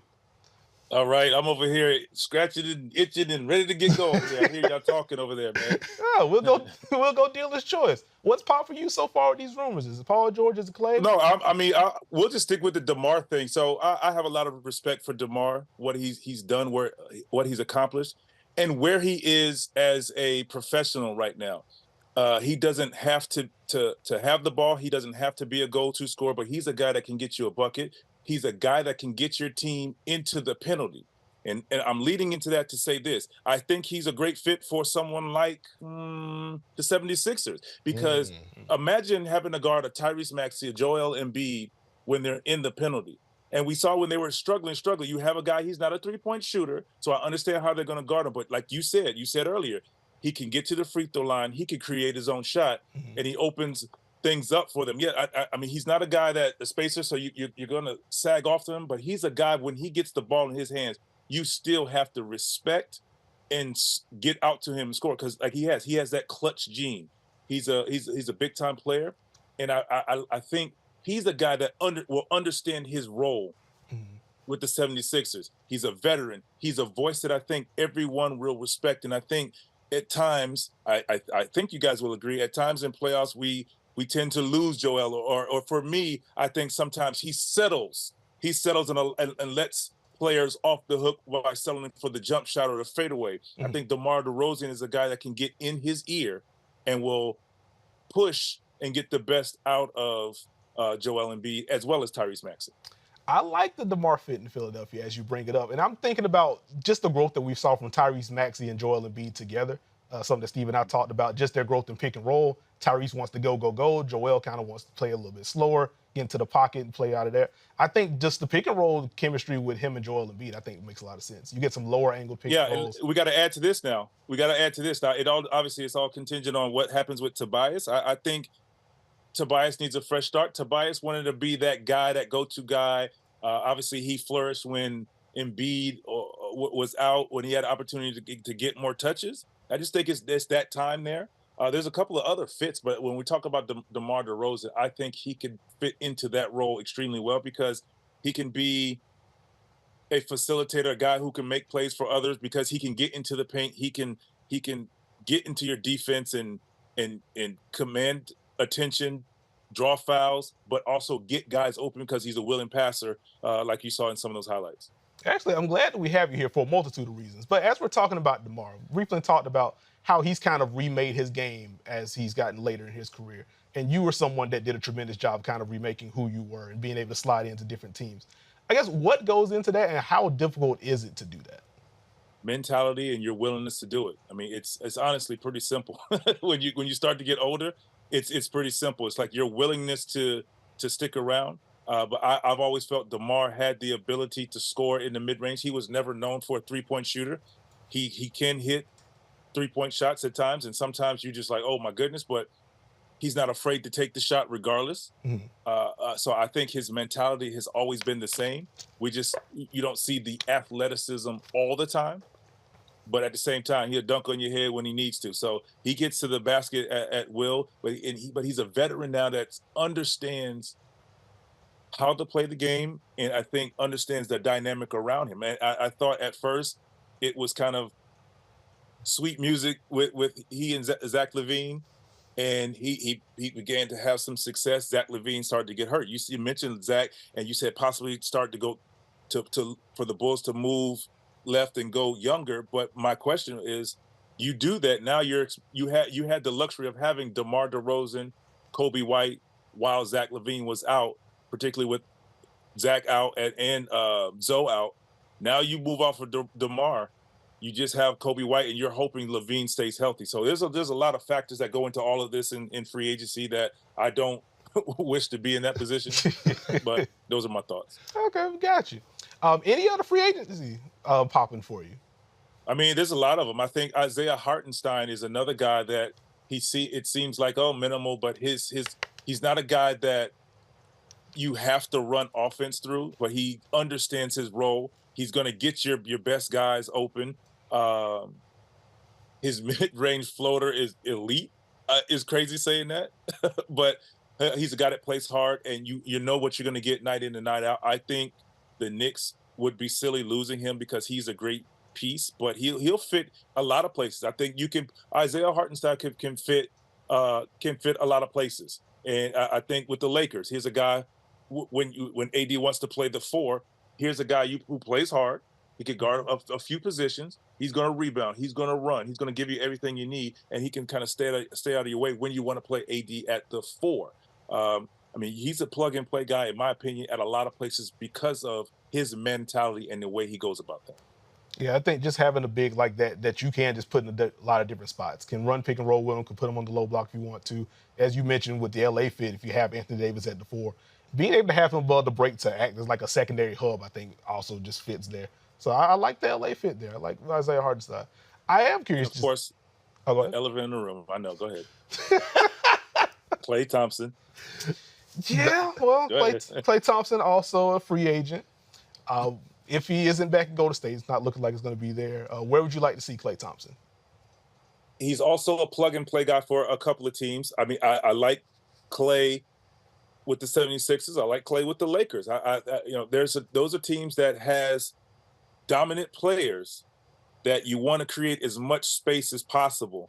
I still feel Buddy Hield is that kind of guy. He just needs I play with Buddy, so I know how Buddy is. He likes to shoot that thing. He likes to have the ball in his hands, and it's an adjustment period when you go from being a guy who's getting a lot of touches, and it started to drop off obviously in Indiana just because they were moving a different direction. But he's a guy that when he understands his role, he can open the floor. Klay Thompson is that guy, and you mentioned two-way player. Klay is still a two-way player, and once he buys into his new role, because it's going to be that adjustment period. Klay is used to what he's used to. Now it's going to everywhere he goes is not going to be Golden State. Nobody plays the brand of basketball that Golden State plays. Right. So I think that's the adjustment period. I think it's about his happiness. I think LA is probably the best fit in some place that will make him happy as well.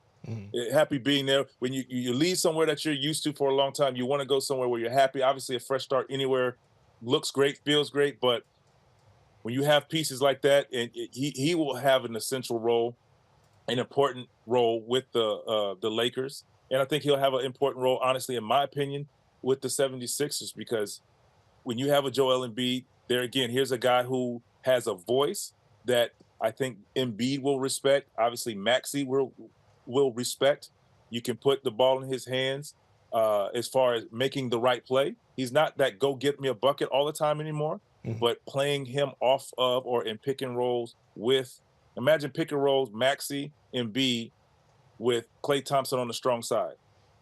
Imagine a three-man situation with LA with LeBron and Anthony Davis with Klay coming off or in the backside. Like, I mean, it's just he's a guy that has it, and he demands respect regardless of his percentage or how you feel he's playing. I like that. Philly was a high double drag team last year, so you can easily see how he slots into something like that. So I'm putting him strong and weak side off of double drags. There it doesn't matter. Either he's going to be on the strong side or he's going to be on the weak side, and that's my guy that's always filling up. And single side, like that's a nightmare, having to be the guy to tag Joel, diving down and having to get back to Klay Thompson, stop that. Yeah, you're not going to have a good time. You're not going to have a good time. We've talked about some pretty big names so far, Klay Thompson, DeMar DeRozan. Let's get to, we tried to bring up a list of some of the biggest free agency moves that we've seen in our time watching basketball. So can we pull the list up? Do any of these moves pass the Vince Carter test? Is there any of these that will get the Vince Carter thumbs up as one of the biggest free agency moves in NBA history? I mean, obviously, Shaq to the Lakers. We know what happened once he got there. You know what happened when LeBron and Bosh got there. They won championships. KD to the Warriors was not fair. I'm going to say that. That was not fair. It wasn't fair because it's just a tough guard. But I think it made them even tougher once KD understood how they play. And we'll still get you that ISO ball, and you can still be the guy that you are, but you still have to move the ball and just let it come to you. Once he started to figure that out, you could see Golden State being untouchable. Mm-hmm. Obviously, Nash to Phoenix was at that time. That was amazing.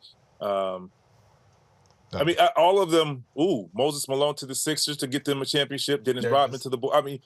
You look at this list. This list, you can't go wrong anywhere because I think all of these picks outside of Brunson and the Knicks right now not winning a championship, but it was a huge pickup for them to shift the culture and the belief of New York fans that a championship is possible and continuing to get into the Eastern Conference Final is near. And you're seeing teams now trying to find, they're already loaded, but it's now a phone call from the Knicks.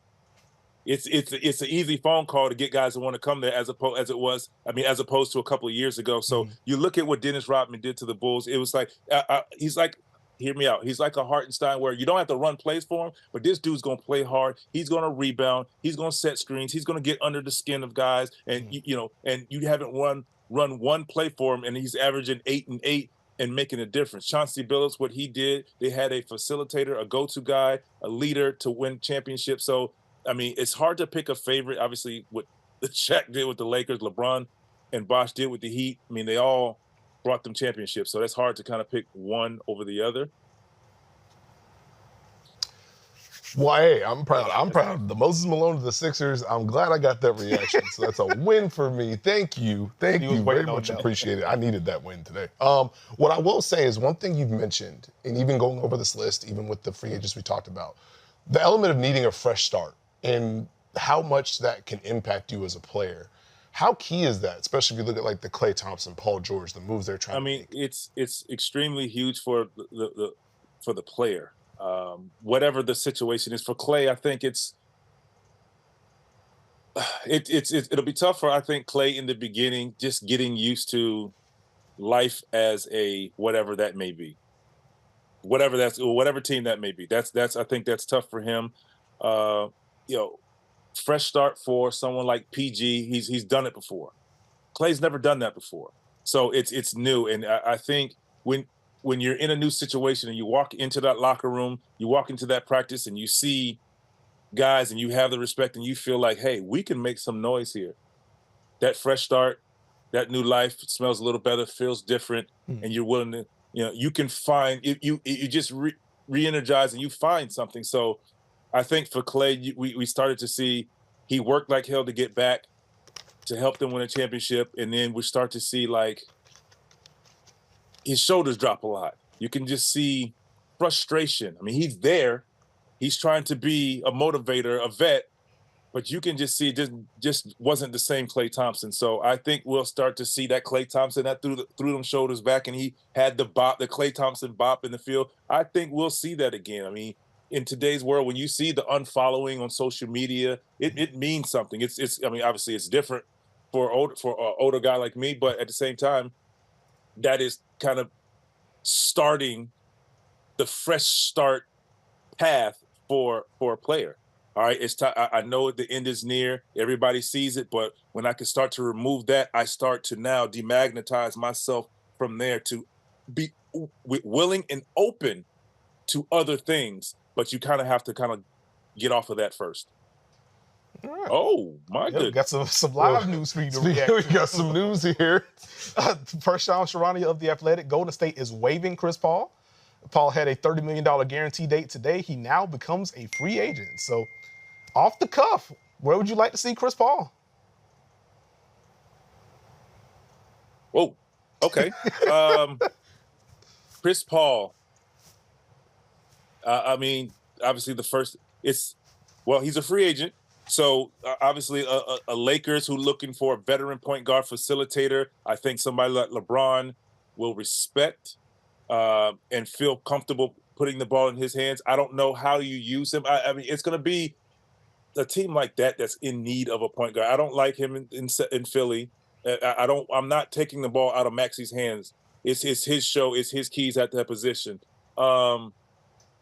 We can easily say the Magic, but I think for some, I mean, and they're right there in the East. I'm not saying they're going to outlast or better than a Knicks or Boston or even Milwaukee. It's a possibility. That's a possibility. But I think it's going to have to be established for Chris Paul of his role. Understand? I don't know if he's a starter everywhere. He's possibly a starter in LA to get things going. You can still bring him off the bench. But if he's willing, I think at this point, if he wants to win, he's willing to go to a team that is right there because Chris Paul on the floor, whenever that is helping your team. Got you. You mentioned the Lakers already. How do you feel about the other LA team? Would you like a return there? It's possible. We know Chris Paul being strong-headed, okay?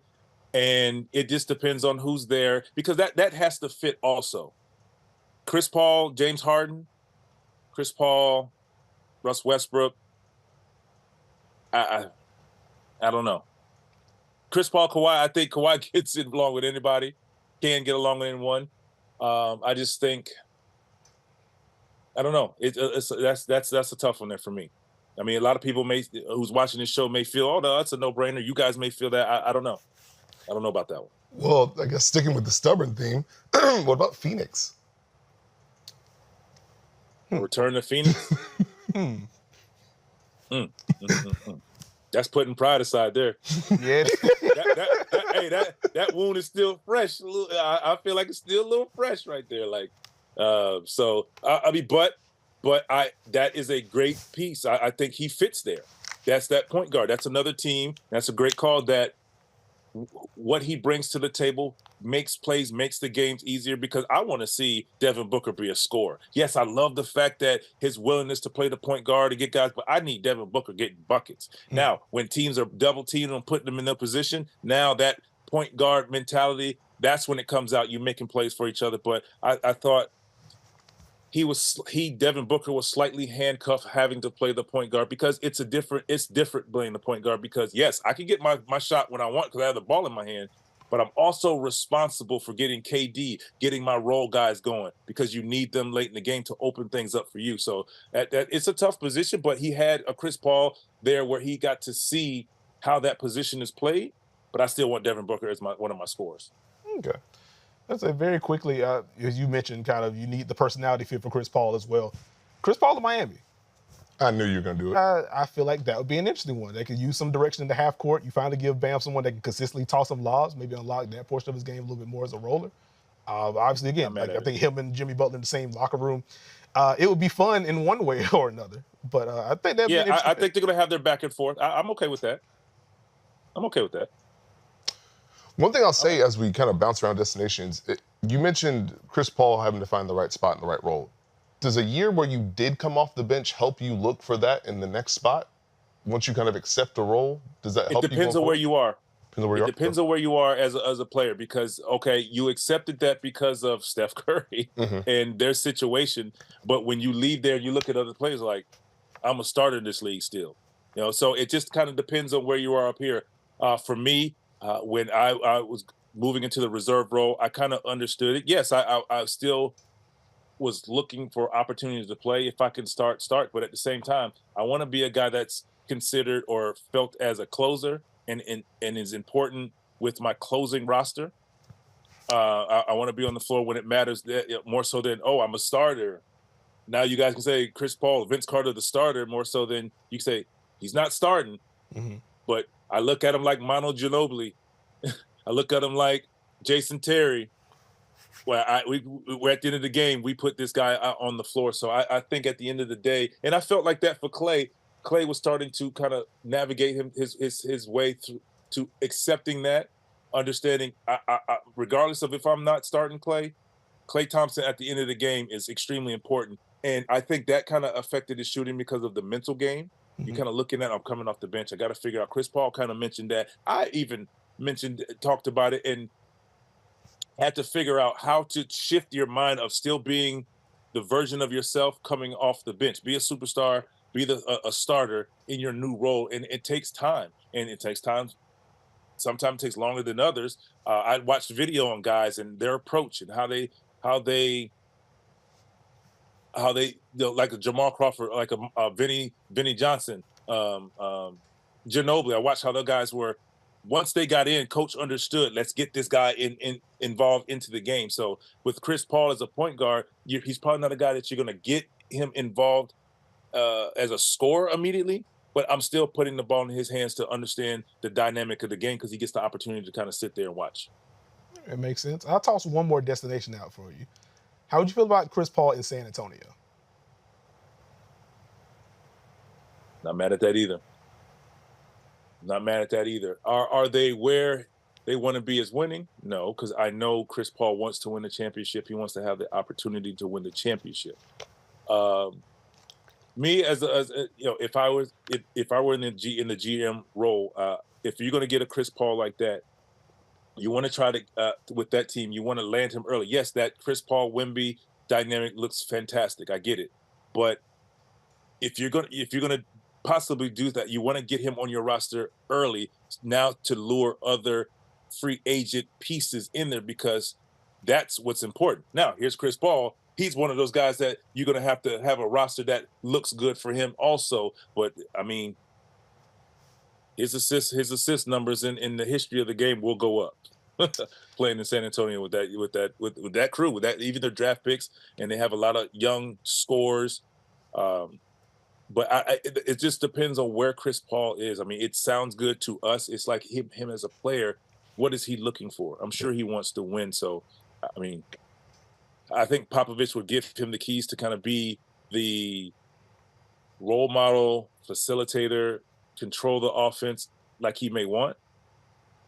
But, are they in contention in the West with all that's out there? I don't think so. Yeah, not yet. All right, well, thank you, Vince, for rocking with us. We got Chris Haynes coming in, as I'm sure he has some more reporting coming in for us. So, Vince, thank you for spending some time with us. Really appreciate it. Hey, man, thanks for having me anytime. Good time. Thank you. And now we are bringing in Chris Haynes. We'll talk a little bit more about this. What's up, guys? Report. How are we doing, Mr. Haynes? Yeah, doing all right. So just got off the phone with someone close to Chris Paul and the Warriors. Mike Dunleavy, the general manager of the Warriors, informed Chris Paul shortly ago that they are releasing him. He will be an unrestricted free agent. The Warriors were trying to manufacture a trade to try to get something back in return. There were some preliminary talks with the Chicago Bulls, Zach LaVine, a Zach LaVine potential package that, from what I was told, the Warriors didn't see any value in the proposed deals back and forth. So just a moment here. I'm about to say, look at the clock. It's about that time. About 10 minutes. It is about that time, y'all. It is about that time. So they didn't see any. They didn't get a deal done. And I was told the Warriors were also. We just agreed to. Should go. Okay.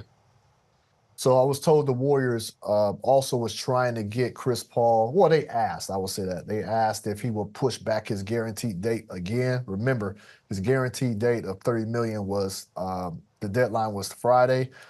Chris Paul agreed to push it back to today, which will give the Warriors a little bit more time to give them a couple more days to try to seek a trade. They did not. Chris Paul in this camp, they did not want to push it back again. So no trade manufactured, and which led to, and who to deal with over there.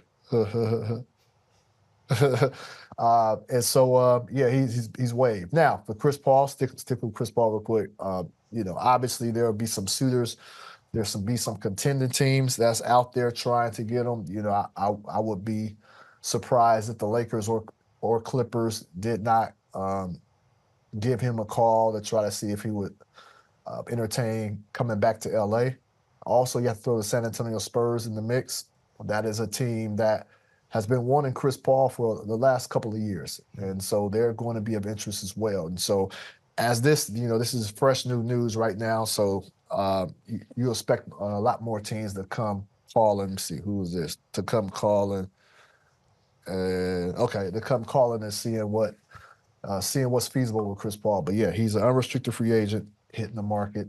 So good times. And now free agency starting in about 7 minutes. So there we go. I got to get back to work, guys. As soon as I get something else, I'll jump right back on. Yes, sir. All right, we appreciate you, appreciate Chris. you. Okay. So there we go. That was Chris Haynes getting some live reporting for us. I'm sure we're going to have him back within the next 10 minutes or so. But Chris Paul being waived. One question, I'll toss it to Chris whenever he comes back. I was curious, as we've seen a lot of Team X and Player X have, team option decline, but they're working to come to an agreement to a new deal. I was wondering if there was any mutual interest in Chris Paul coming back at a lower salary with Golden State, or if that's just a flat out Chris Paul is gone. So I guess we'll find out more on that front. We've got some news trickling in as Chris Haynes was on screen. James Harden and the Los Angeles Clippers. Looks like they will continue their dance. A 2-year, $70 million contract to return to the Clippers for James Harden. That coming via The Athletic. I'm a little surprised. Not surprised that James Harden is back or that James Harden got a bag. But as, Kawhi Leonard got the 3-year deal. Paul George wanted 4 years, but the Clippers trying to line that with 3 years. Kind of interesting that James Harden got 2 years. Though that is a lot of money within those 2 years. Just any early thoughts on James Harden? I mean, that's the big part right there. James Harden, high talent, high leverage. You already know what he's done. The Clippers should continue to build on what they've done, trying to get over what happened last year. It's going to be in that time range right now. It's going to be in the scenario where he can still have an impact. You're going to be able to have some of that high dollar amount, and maybe the time's a little bit shorter. But I think that's something we've seen before. You look at the Bruce Brown deal, where we're kind of giving you this, but it's for this amount of time. And if it goes here, we're good. If it doesn't, we're not. But I think James had a really good year last year. I think with another year of comfort in this system, I think it'll be good. So I totally make sense. I think Vince Carter is mad at me. Oh, no. Well, let's find out if Vince Carter is actually mad at you. Let's bring Vince back on screen. As again, we've had some news trickle in on the James Harden front and the Chris Paul front. Bro, you just tried to tell me. You tried to trade me? I know it's free agents now. I'm kidding. I was interested. I was still here, man. I was just interested in hearing what Chris Haynes had to say. I know he mentioned that Clippers situation, possibly the return with Chris Paul, but that changes things. I just can't imagine the Chris Paul, James Harden thing. So I think the Clippers is out of the window because of their history. Okay. The Clippers, the Lakers. So I guess Lakers feel like the best fit for you. It's interesting to hear Chris bring up San Antonio as well. So I guess he's more open to that. That's the other one. I guess he's more open to that than anticipated. I guess I wonder if Chris chooses San Antonio. Again, we don't know yet, et cetera. I wonder if this would be like a full year or full 2 years, kind of like we saw in OKC, or this would be, hey, let's get the Spurs to the next stage, trade deadline. Let's get me to a team that's ready to win right now. I will say this. As I'm sitting here thinking about it, it's attractive because of, obviously, Wemby. I think it's the second option. Because I say that because I think Chris Paul wants to win first. So he's going to see if the Laker things works out, see what else is there before you. Obviously, you know what's there. You know the talent. You know the future is there. But are they going to win right now within the window of Chris Paul's career? We don't know that. But he can make a team better, and he probably gets those starter minutes, or he's going to play big minutes and, like I said, be kind of the guy that in control of their offense. So I think I know that's there, but I'm going to initially see what is out there for contending teams. Mm-hmm. And when there's contending teams call, let's just see what that looks like because, obviously, like Chris Haynes said, San Antonio has been wanting him for a couple of years. So see what other options are there, and then you go from there. There we go. We also got the James Harden news in 2 years, $70 million to return to the Los Angeles Clippers. Any immediate thoughts on the deal itself? I mean, it's just interesting. I mean, regardless of, I guess they see the potential in what James has brought to the table. Can score when you need him to. I think this pickup and how you use him can be glaring if there's no PG there. Mm-hmm. Because if PG leaves, now well, first of all, who will fill that spot? And now how do you use James Harden? You still use him as your facilitator? Or now do you use him as a scorer? Mm-hmm. The Westbrook thing, it sounds like he's probably not coming back. So I don't know. That's interesting. I think just to quickly bounce off of that front, like we've seen, I think the beauty of having James Harden is he can take the step back and facilitate, just kind of set the table. But we've also seen he can ramp it up. He can still get to his 3-ball whenever he wants to. We've seen the increased usage of him getting to that mid-range jumper, getting to the floater. So he may not be Houston Harden anymore, but can still ramp it up. So to your point, I am also curious to see just what his role is going to look like if Paul George isn't back. Correct. The evolution's been there. Now, we see there's Chris Paul. Can I throw out a wild suitor for both of you? Sure. What you got? Mr. Vince Carter. What about Denver? What about it? Would you like Chris Paul in Denver?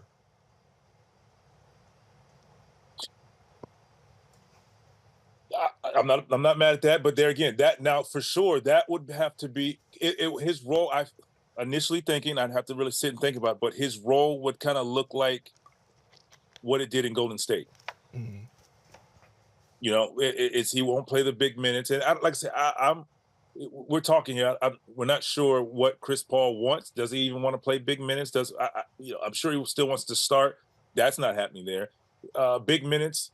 He may play some significant minutes throughout the season just to keep Jamal Murray fresh. Mm-hmm. But it can work. It's all about what Chris Paul will accept, because again, initially thinking about that, it kind of falls into that role of what he had in Golden State playing behind Steph. I'm glad you brought up Denver, because that is an interesting one. Like, I think just in a vacuum, I do believe, all due respect, I do think that would be an upgrade over Reggie Jackson. I do think there's a level of table setting that he can bring there. Even to bounce off of Vince's point, like, I don't know if Chris Paul starts, but, like, I believe him and Jamal Murray can play together, for sure. And if you're in a situation to where Kentavious Caldwell-Pope, who rumored to be getting a bag from Orlando or somewhere else, if he isn't retained, who do you feel better about in the closing lineup? Do you feel better about Chris Paul? Do you feel better about Christian Brown? Let me ask you this: do you want to take the ball out of Jamal Murray's hands? I think you can unlock some more of the off-ball stuff for Jamal. Like, I don't think Chris Paul should be handling it more than Jamal in a vacuum, but you at least have more reason to do that, or you have more room. So that if you're playing them together, so you're okay with now having Chris Paul as that guy that's off the ball. So, I mean, I'm looking at it both ways. So, yeah. I mean, I'm just thinking overall how teams are going to play. Not that Chris Paul can't catch and shoot, knock down shots, because he makes timely shots. He's still capable of making big shots, but it's all about the mind frame and where you are as a player. I think, like I said, Chris Paul is for sure a Hall of Famer. He's a guy that you would love to have on the floor because he's a facilitator, but I don't know. It's a lot of questions for me as a player, thinking how I would use them if you're having them on the floor late. And maybe it's not something you use all the time, but I don't know. It's interesting. Well, there's no question. Free agency has begun. There we go. So I don't know if y'all are ready for the madness to begin, but it's time. It's time. We expected this, right? We expected this. We expected this right here. There we go. I mean, as much as we didn't want to say it, and I think it's one of those we felt like it was the inevitable was around the corner.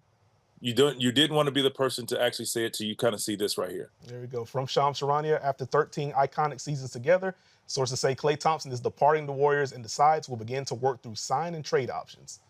So that's the big. I feel like they'll do right by him. Yeah. I feel like after 13 years, all of the championships, I feel like they'll do right by him with what they can, obviously they want to get something back out of it, particularly if you're talking about sign and trade. But they're going to make sure he can land in the destination that he wants to go to. It is funny. We're talking about Klay and in his years. I'm not mad at those numbers right now. in an up and down year for Klay Thompson, you saw him in the starting lineup, you saw him come off the bench, 18 points, 41% from three. And that's the up and down year for Klay Thompson. Yeah. So he still can just and that's why I feel like he'll do right by him. I mean, it's what we're used to. It's what we were used to seeing with Klay, and it is what he was used to. And when you're talking about the transition of the guard and new guys, it's like, yeah, that's smart. I ain't mad at you, Luke. I ain't mad at you. From Adrian Wojnarowski, center Luke Cornet has agreed to a 1-year deal to return to the Celtics. Quality depth piece for the Boston Celtics. Yeah. Operating the drop, block some shots. He'll take threes. Can finish on the roll. So it makes sense when he's a guy that's familiar with the offense. You won't have KP for a little while. So he's not a dynamic player. He's not a difference maker, but I feel like he is because he understands his role. He's a rebounder. He creates extra shots, and he's a spacer. He can knock down some threes. I mean, he's not flashy and fancy to most basketball fans, but this guy understands the role of that team because he's already been there. Here we go. Speaking of spacing bigs, free agent forward center Kevin Love is finalizing a 2-year, $8 million+ deal to return to the Miami Heat. How have you felt about the Kevin Love fit in Miami? Okay. I mean, he's like I said, he's proven. He's a winner. He's a champion. He's a vet locker room guy that plays hard. He's another spacer. He's a guy that when you put him on the floor, you understand you're going to get some stuff out of him. You're going to get what you get from this veteran. So that's rebounding, high basketball IQ, knocks down threes. So that he's trusted in a locker room. And I think as a coach, when you might not play him big minutes, but while he's sitting there, he's going to help your younger guys that's playing in front of him. And when I put him in the game, he's not going to hurt us. Mm-hmm. He's going to help us because he can still make shots. He's going to hit rebounds. He's a willing passer. He makes great plays. I mean, I'm okay with coming off the bench, almost 9 points and 6 rebounds. I'm okay with that with him because he's a champion and he knows how to win. And he's going to do what's asked of me on and off the floor. He gave Miami some really important minutes off the bench last year. As you mentioned, just knows how to play. Spacing was important. The passing was important. They found coverages for him defensively, so that didn't hurt him as much. The Heat nearly a +7 net rating with Kevin Love on the floor last year, about neutral when he was off the floor. So you felt the impact. You also saw how the skill set just kind of matched with everyone they had on the floor. So kudos to Kevin Love. And a veteran that fits into a coach in a culture like the Miami Heat with the players that you have. So it's all respect because they know how to play. And they understood, and Coach Spo knew how to put him in protected defenses to make it work on that end, and for coverages to where he's not exposed or whatnot, as far as having to guard quicker players. And then you see his value on the other end. Great screens, pick and pop guy where Bam can kind of flourish in the mid-range or the post. Mm-hmm. We started to see Bam getting more post-ups, more touches because of a spacer like that and Kevin Love. There you go. Just a quick update from Adrian Wojnarowski on the Klay Thompson front. Klay Thompson plans to have discussions with the Mavericks, the Lakers, the Clippers, and the 76ers in the opening hours of free agency. So I'll toss you a quick ranking, Vince. In terms of the fit, which one do you like the most? How would you rank these 4 teams? Where would you like to see Klay? So I'm going to say I talked about Lakers and 76ers. Clippers, and I'm gonna put Mavs at the bottom. Believe it or not, and I know people are like, "What the heck?" Because that is a different dynamic than playing with Steph Curry and playing in the Warriors offense. Yes, Luka makes plays for everyone, but this is Klay Thompson who's used to movement offense. Now, not saying that he can't buy into it, but when we watched Klay play and he was kind of sitting in the corner, you didn't get the best version of it. But we talked about new life, fresh start. Well, maybe he buys into his new role. But it's going to take getting used to when 13 years you're used to playing one way. And I'm not saying he can't do it. I think the Lakers are more that they play a little faster. They get moving. They get up the floor when they rebound. LeBron can get up the ball. Klay runs the floor, gets open threes. 76ers playing with Maxey. When Maxey gets the ball, man, you got to run with that guy. And if I'm running with that guy, he doesn't get the layup. Klay's running to one corner. Oh, it's not there. I pull it out. Well, guess who's running down the middle next? Joel Embiid. So I think those two immediately kind of, to me, make more sense. I think Dallas, yeah, of course they would love to have him. He makes a lot of sense playing there, because he will make Luka and Kyrie lethal. But I think I like Lakers, 76ers, and then I'm gonna say Mavs, Clippers. I'll flip around. I'm gonna put them last. I think okay, there we go. I was gonna say Dallas. Style of play. Dallas was my favorite. Style of play. When we were watching the video clips, I was thinking, does the year of playing off Chris Paul, even though those limited minutes, does that help him? Where, okay, it's a fresh start. I'm in the corner. I can do more catch and shoot. I can play off pick and roll a little bit. I can now be the person who adds movement to y'all, as opposed to. Let me ask you a question. Yeah. I'm going to add to that. So, last year, Klay was at his best when?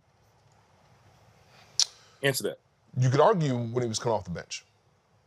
Okay, but when he's on the floor, he was at his best when what? Like, you get the rebound, you can kind of throw the ball ahead to him. Quick early offense transition type thing. Mm-hmm. All right. And Dallas is not really a movement team. If I know J Kidd, he'll find something, but it's regardless of that, it's Luka.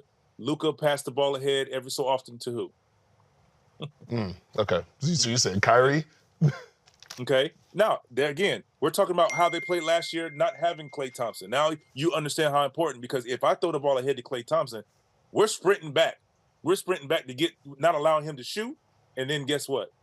When Luka gets the ball in live dribble, it makes him tough again. But there again, you're still having Klay Thompson sitting in the corner. So I don't know. I mean, I still think those top three picks, those top three teams, Lakers, Sixers, Mavs, are probably the fit in my opinion. Okay, got you. From Sim Esfandiari, Haynes just reported Bulls proposed Wiggins and Paul for Levine, and Golden State said no and waived CP3. So that was a quick phone call. Yeah. You want to? No. Okay. All right. Go ahead and call. It seems like how it sounds. That's what it looked like. So, let me see. Wiggins, Paul for Levine. That's a lot. Did they just look at the? They just look at the contract numbers. So wait, how many more years left on this Levine deal? So you don't love it? I mean, who's your defender? Now that Wiggins, if that happens, Wiggins and Klay Thompson's gone. Mm-hmm. Yeah. Kuminga's your one defender. Who's your other defender? Levine? Zach Levine. Zach's going to have to be. I was about to say, you hope that you see Moses Moody kind of build off of some of the flashes he's shown in the past couple of years. But again, he certainly isn't. Moody big minutes? Yeah. That gets tough. That gets tough. So, like I said, the GM, that's tough, man. It's a tough situation. Obviously, they felt like that would work. Maybe if they do that deal, they keep Klay Thompson with Levine. Yeah, you would be playing because he has more value of his defensive prowess. Obviously, he can shoot the ball. That's always there. But he's not the obviously the Klay that we've known him to be locked down. But he's still pretty darn good, and you rely on him more. So I don't know. That's interesting. That's. I feel like there's room for both teams to say no to that. Honestly, like that's. Well.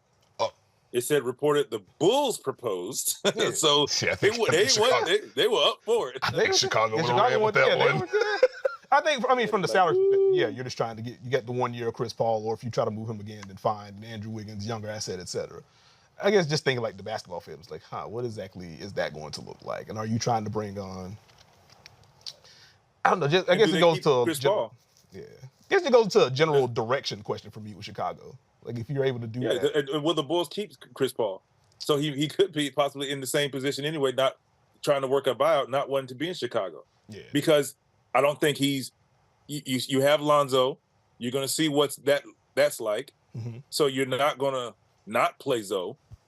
And you have, if Zoe's not there yet, now Chris Paul's value is huge, but I think he'll have an early reserved role because I want to see what Zoe looks like.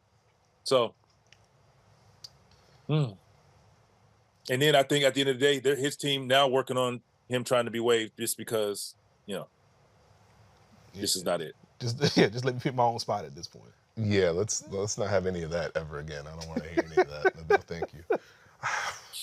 You said absolutely. Nah. Now my mind is thinking, which of these teams, like if you're the Sixers, do you want the Paul George or do you want two wings? You want Paul George or two wings? Would you want Paul George? Or you want Klay and KC? Or do you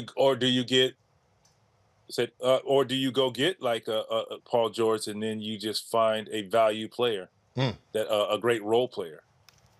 Because I think Joel. Sorry, I think PG. This is just my opinion, and it's not. Okay, let me go over here. Paul George with the Magic. I'm a little nervous about that because it just depends on the Magic what you want to do. Because Paolo is Paolo. You're gonna put the ball in his hands. You got a lot out of Franz, but when you bring a PG over, what happens then? Where's that? Where does Franz fall then, as far as touches and you're building on your young talent? That's my concern with PG to the Magic, as opposed to now you put PG in 76ers. Yeah, Joel's your guy. Yes, Maxi's your guy. But now I put the ball in his hands. His meaning PG. It can go get me a bucket. Like I felt DeMar DeRozan could flourish in that position with the 76ers, because they're going to still need a guy in the playoffs that can get a bucket, get fouled, or just make a big shot outside of them. They needed another guy. So there you have it. Okay, this makes sense. This makes sense. All right, we're going to bring Chris Haynes in. Vince, we are not trading you. We're not trading you. We're not trading you, Vince. You just stay right there. That Chris Haynes. I don't know if Chris Haynes want to even see me right now, but anyway, go ahead. What up, Chris? How you doing, brother? You good? Okay, cool. I'm doing all right. Vince still mad that I'm 42. What? I could dunk too. Okay, we found it. We found it. That's all that is. Anyway, good. Hey, what you got for us, Chris? I'm not about to listen to this. We're not doing this today. Oh, guys. So so they caught me on NBA TV talking about. I was giving background details to Chris Paul. I reported they waived Chris Paul, not guaranteeing his $30 million salary for next season. So Chris Paul is an unrestricted free agent. But prior to that, the Warriors are trying to seek a trade. That's why they got Chris Paul to push back his guaranteed date on his salary.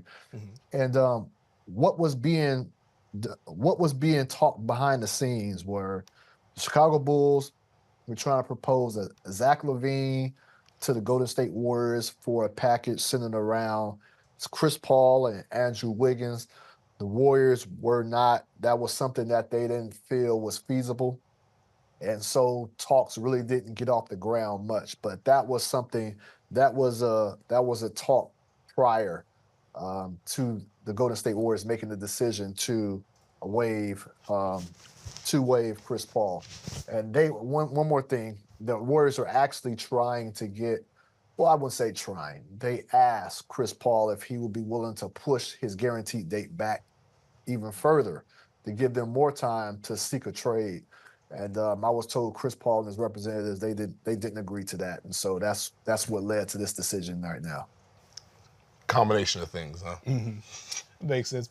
I guess quickly on the Zach LaVine front, is there any traction with Chicago to move LaVine at all? As this one was declined, are they talking to any other teams in the LaVine deal? Yeah, I believe there are some other teams out there, but Chicago, they don't want to get fleeced on a deal. Even though, there are some teams that believe that Zach LaVine is not the player that he was, that it's probably a bad contract. And so, I just think it's going to get to a point. I believe Chicago will move Zach LaVine. I think it will be this offseason. I think it might be relatively soon. But they're trying to get the right deal to where they can still have something to work with on the back end. So I think Zach LaVine will be moved. The one thing about this situation with Zach LaVine is kind of holding up what the Bulls are going to do or plan to do with DeMar DeRozan. The Bulls are not making any other drastic moves, before they get rid of Zach LaVine. Or if they can't move Zach LaVine, I think that's going to lead to DeMar DeRozan leaving. And I think as of right now, that's what it's looking like. Okay. Hey, Chris, real quick, can I ask you what does it seem what does it seem like they're leaning towards? They meaning Chicago leaning towards? Are they leaning towards we really want to move Zach first and see what DeMar DeRozan what's there for DeMar after the fact, or is it kind of we're putting them both out there and see what happens first, and then we won't be drastic and say both of these guys go? Yeah, what I can tell you is this, Vince. So obviously, this is the first offseason where a team can actually negotiate with its own free agents before free agency officially starts. So the Bulls had a long window to talk to DeMar. I was told they did not talk with DeMar this entire time because they wanted to get Zach LaVine contract moved. And so that has been their priority. And I know that they re-signed Patrick Williams to an extension. But, DeMar, they were not getting to DeMar until they unload Zach LaVine. And so that I hope that answers your question. But for sure. It seems like that's going to be the stance even for the offseason. But the problem is now is that it's DeMar. It's on DeMar's timing now. It's not just on the Bulls' timing now. So, that's where we'll see what happens. Gotcha. All right. Thank you, Chris. And thank you, Vince. We will give you both time to kind of duke out. Things out if you need to. But y'all, in all seriousness, we really appreciate the both of you for hopping on with us. Very much so. Yeah, my pleasure. Thanks for having me. All right. Well, that was Chris Haynes and Vince Carter joining in. I guess the Chris Paul thing just has me in a headlock. Why? I just wasn't. Why? We're at the start of free agency. We have movement going. There's a tweet on the screen. We just talked to Vince Carter and Chris Haynes, and you are stuck on Chris Paul. You know what? That's fair. Let's just move to the tweet on screen. Sources confirmed Sacramento Kings are pursuing a trade for Brandon Ingram. I'm told Kings have had discussions with the Pelicans, and it's worth noting Ingram was an emerging star under coach Alvin Gentry, who works in the Kings front office. Connections.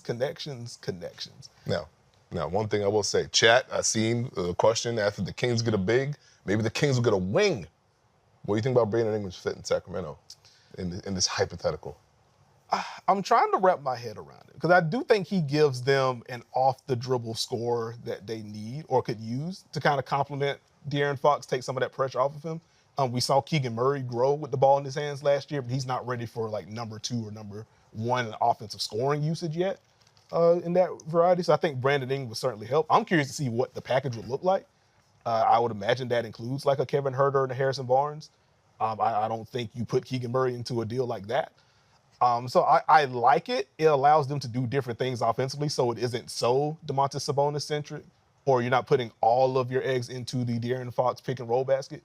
Letting Brandon Ingram work, I think, would help. If De'Aaron Fox goes off the floor, being able to have like Malik Monk come in, you still have Brandon Ingram there to hold the offense up. Like I think that'd be helpful. So I can see it. It's not a perfect fit. Like I do think you want the 3-point volume to rise for Brandon Ingram.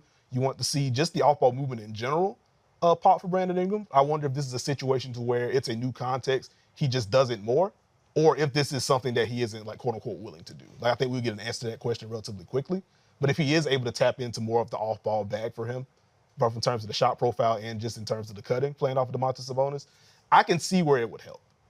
Well, I think we've seen some of that growth in New Orleans. I think people forget that Brandon Ingram has, as they played off Jonas Valanciunas, as Zion did some more handoffs, we saw Brandon Ingram involved in more movement. Yeah. He just kind of had a big task as the play ender, and I know the taste of the playoff series in a lot of people's mouth, but in Sacramento as someone who could just mix in and do that. So now I can get handoffs with Sabonis. I could play a 2-man game with De'Aaron Fox. I could play pick and roll there. We've seen the growth of Malik Monk. So now if you're telling me I have De'Aaron Fox, I have Malik Monk, I have Brandon Ingram as our scorers, Domantas Sabonis can be our hub. We've seen the emergence of Keon Ellis and knowing the pieces they need, that might be a move. So I'm intrigued by it because I think Brandon Ingram really fits.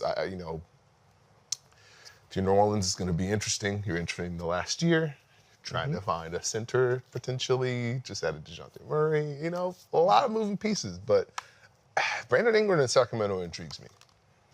It'll be fun. And I think if you're New Orleans, if you do move off of Brandon Ingram, if it is going to Sacramento, you mentioned DeJounte Murray being brought in, like that on-ball usage is going to soak up. You're also in the wing room, opening up more room for Trey Murphy III, who New Orleans is very excited about. I personally am very excited about that kind of three-point shooter, that kind of closeout attacker, et cetera. Me too. So you as well. You as well. You know, I didn't want to speak for you, but I think that's a way to do that, as they're not too far off from having a contract decision on Trey Murphy III either. So it makes sense if you are going to cash in the Brandon Ingram chip, as he is extension eligible right now, to do so, get some role pieces in that may slot around what DeJounte can do, what Zion can do, you know, what CJ can do, and you open up room for your own wing. So I can see where that would make sense. I'm curious to see if things actually progress on that front. Very quickly from Adrian Wojnarowski, the Jazz are playing the wave center Omer Yurtseven. So another bench depth piece there. I think with the Kings earlier, Alex Len coming back on a one-year deal. So, you know, as a Miami guy, like I'm curious to see where your lands. It's like a third big somewhere. We ain't gonna hang there too long. Yeet. That's nasty work. That is nasty work. But I guess we're waiting on Paul George, waiting on Klay Thompson. Did you have Kevin Love thoughts? I think we went to Vince on that front. But No, Vince nailed it. And so I think if you're Miami, and I think it's a trend we're kind of seeing where guys are kind of opting out, opting back in, returning to their team, getting the money right that works for them. For Kevin Love, he fits with what Miami does. He is going to go ahead and we're going to see the sequences of outlet passes and shooting, and he just does what they do. He's a heat culture guy. He's going to help them. You can count on him throughout the regular season and the playoffs. Defense is there. Speaking of there, would you like to read that tweet, Nikias? Because, buddy. Sure. No more fourth quarter questions. Nick Batum will not return to the 76ers per Kelly Iko of The Athletic. If I am a contender, I am on the phone with whoever Nick Batum's agent is right now. Yeah, absolutely. You do that immediately. No, I mean, you saw that Knicks series with the defense he played against Jalen Brunson individually. There's still some juice in the tank. So, I mean, if I'm a team and I'm looking for someone to add, you know the buy-in's going to be there. You know the effort's going to be there. Space the floor, gives you lineup versatility. Nick Batum would definitely help out. Do you think this is a big loss for the Philadelphia 76ers, or is this just waiting for the domino to fall? This feels like it's going to sound more dramatic than I intended, but like if you're not bringing Nick Batum back, you better hope that you are landing Paul George. Because to your point about just the defense from Batum and the different types of players that he can defend, you don't want to be doing the Paul George waiting game, or to a lesser extent, the Klay Thompson waiting game, and now you're missing out on a very important depth piece who accentuates everything you want to do on both ends of the floor. Okay. So again, not saying Nick Batum like current day is a superstar or anything like that, but if you are losing that level of defensive versatility and that kind of play connecting offensively, you hope that you're getting the plus version of that to kind of supplement what you maybe lose with Nick Batum. Okay, so you're hoping, I mean, they might have some wings in there. Also, can you do me a favor? You pass me a water for that hot take you just dropped? Thank you. Unbelievable. That's good stuff. That's good stuff on your part. But no, Nick Batum's a guy that fits literally anywhere. So if it isn't going to be Philly, shoot, if I'm Boston, I just won. But hey, how much does it cost? I'm at least picking up the phone to see what you can do. If I'm the Knicks and we don't have a lot of money to work with here, we want to add some depth, hey, what does it cost? What are you looking for? If I'm a contender, I'm making Nick Batum and his agency tell me no. If it's, hey, we can only offer the minimum, we're like, no, we look for something bigger than that, then cool. We did our due diligence. But again, that's just the kind of veteran, that kind of versatility on both ends that you want to add to your room. He's still good. You know who needs to call? Phoenix. They sure do. Well, speaking of the 76ers, would you like to play another edition? Are we bringing back Tinder? Tinder's back, but this time with Philly, Nikias. Let's see if you have stronger love and commitment and attachment with the Sixers and the Magic. That was a little shaky, big dog. I'm not gonna hold you. Okay. Caleb Martin, is it a match for the Sixers? They need a wing. He can space the floor. What do you think? I like this fit a little bit more than I like the Orlando fit. So I will swipe right on Caleb Martin in Philadelphia. All right. Price depending. If he's asked for $20 million, he'd probably say no. But I do think just the blend of driving and cutting and the overall athleticism that he brings. I think he's a fun match alongside Tyrese Maxey in particular. And so if you are able to, he takes on some of the tougher defensive assignments. We saw that a lot in Miami. We had to guard up and down the positional spectrum. He's someone that can slide in and fill a lot of the gaps that Nick Batum did in terms of the defensive versatility. And again, him just being able to attack and transition, that fits with a Tyrese Maxey. So if he starts or if he's coming off the bench, you got some staggered units with Tyrese leading. I think that makes sense. So I will say that's a match. All right, so we're swiping right on Caleb Martin. I think it's interesting to see, there's a lot of superstar talk, but we have space. We can build a team around whoever we add and Joel Embiid and Tyrese Maxey. Markelle Fultz, a return. You popped up on the phone, hadn't talked in a while. Yeah? What do you think? I am going to swipe left on the Markelle Fultz thing, all due respect. I do think Philly could use like an upgraded backup point guard. I think Kyle Lowry played really good minutes for them. And we saw him perk up in the postseason as well. So I'm curious to see what happens with the Kyle Lowry free agency in general. He is home. So does he return there? He's been linked to the Clippers as well as they kind of look at the point guard market. So I'm curious to see what happens there. I want to say no to Markelle. Like, I don't want someone that I could just duck under against in a playoff setting. And we did see during the postseason run with Orlando last season, minutes started to drop with the way that he was being defended. So I'm going to swipe left on Markelle Fultz. All right, so we're getting Markelle Fultz out of there. No double backs. DeMar DeRozan. This conversation feels a little bit familiar. I say it's a match. I think he's a nice midpoint between Tyrese Maxey, speedy. Joel Embiid, I can post you up, can do a little bit of everything, obviously. But getting someone like DeMar that can operate in the middle of the floor as well. Have someone that can take some of the on-ball responsibility away from Tyrese Maxey. Not that he doesn't deserve it, but you don't want Tyrese to have a 40 usage rate in a postseason series or something like that. So having someone that can take some of that pressure off when games get tight, DeMar DeRozan can be a reliable scorer, get to the free throw line for you. Again, taking some of that burden off of Tyrese Maxey in the perimeter and off of Joel Embiid if you're zooming out more team-wide.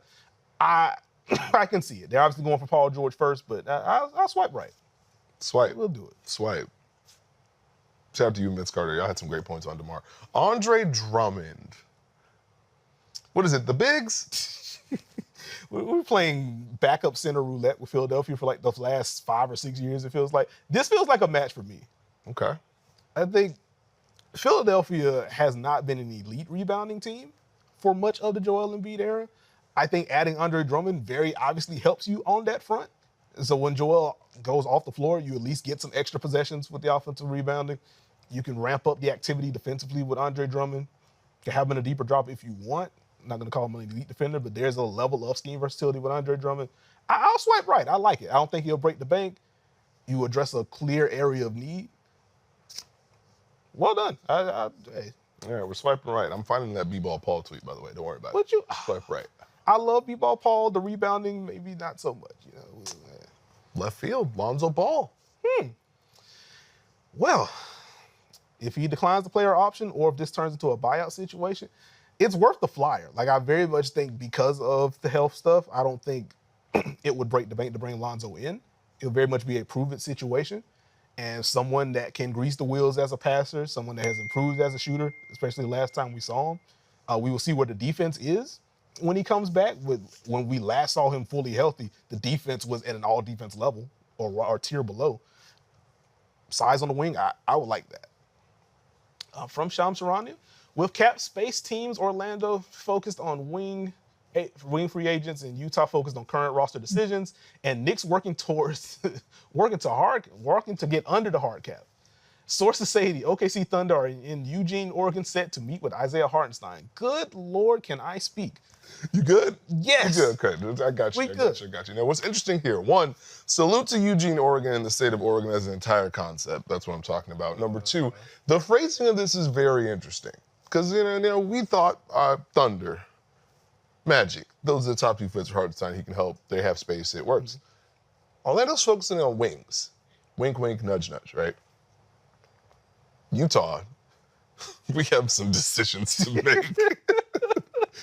And the Knicks, we've done a lot of things, so OKC just flew on out right to Tracktown, said, hey, We talking to you. We will meet with you. You're a priority. So, but side note, you know what's fun? Bringing back free agency meetings.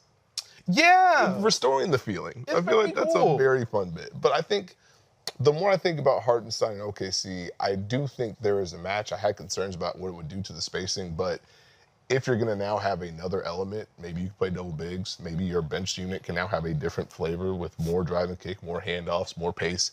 You can have more versatility defensively as far as having positionality, as far as two bigs that you could play. You know, I don't know if you would bring, in my head, I'm thinking, do you bring Caruso and Hartenstein into both? Like one come off the bench? Do they both start?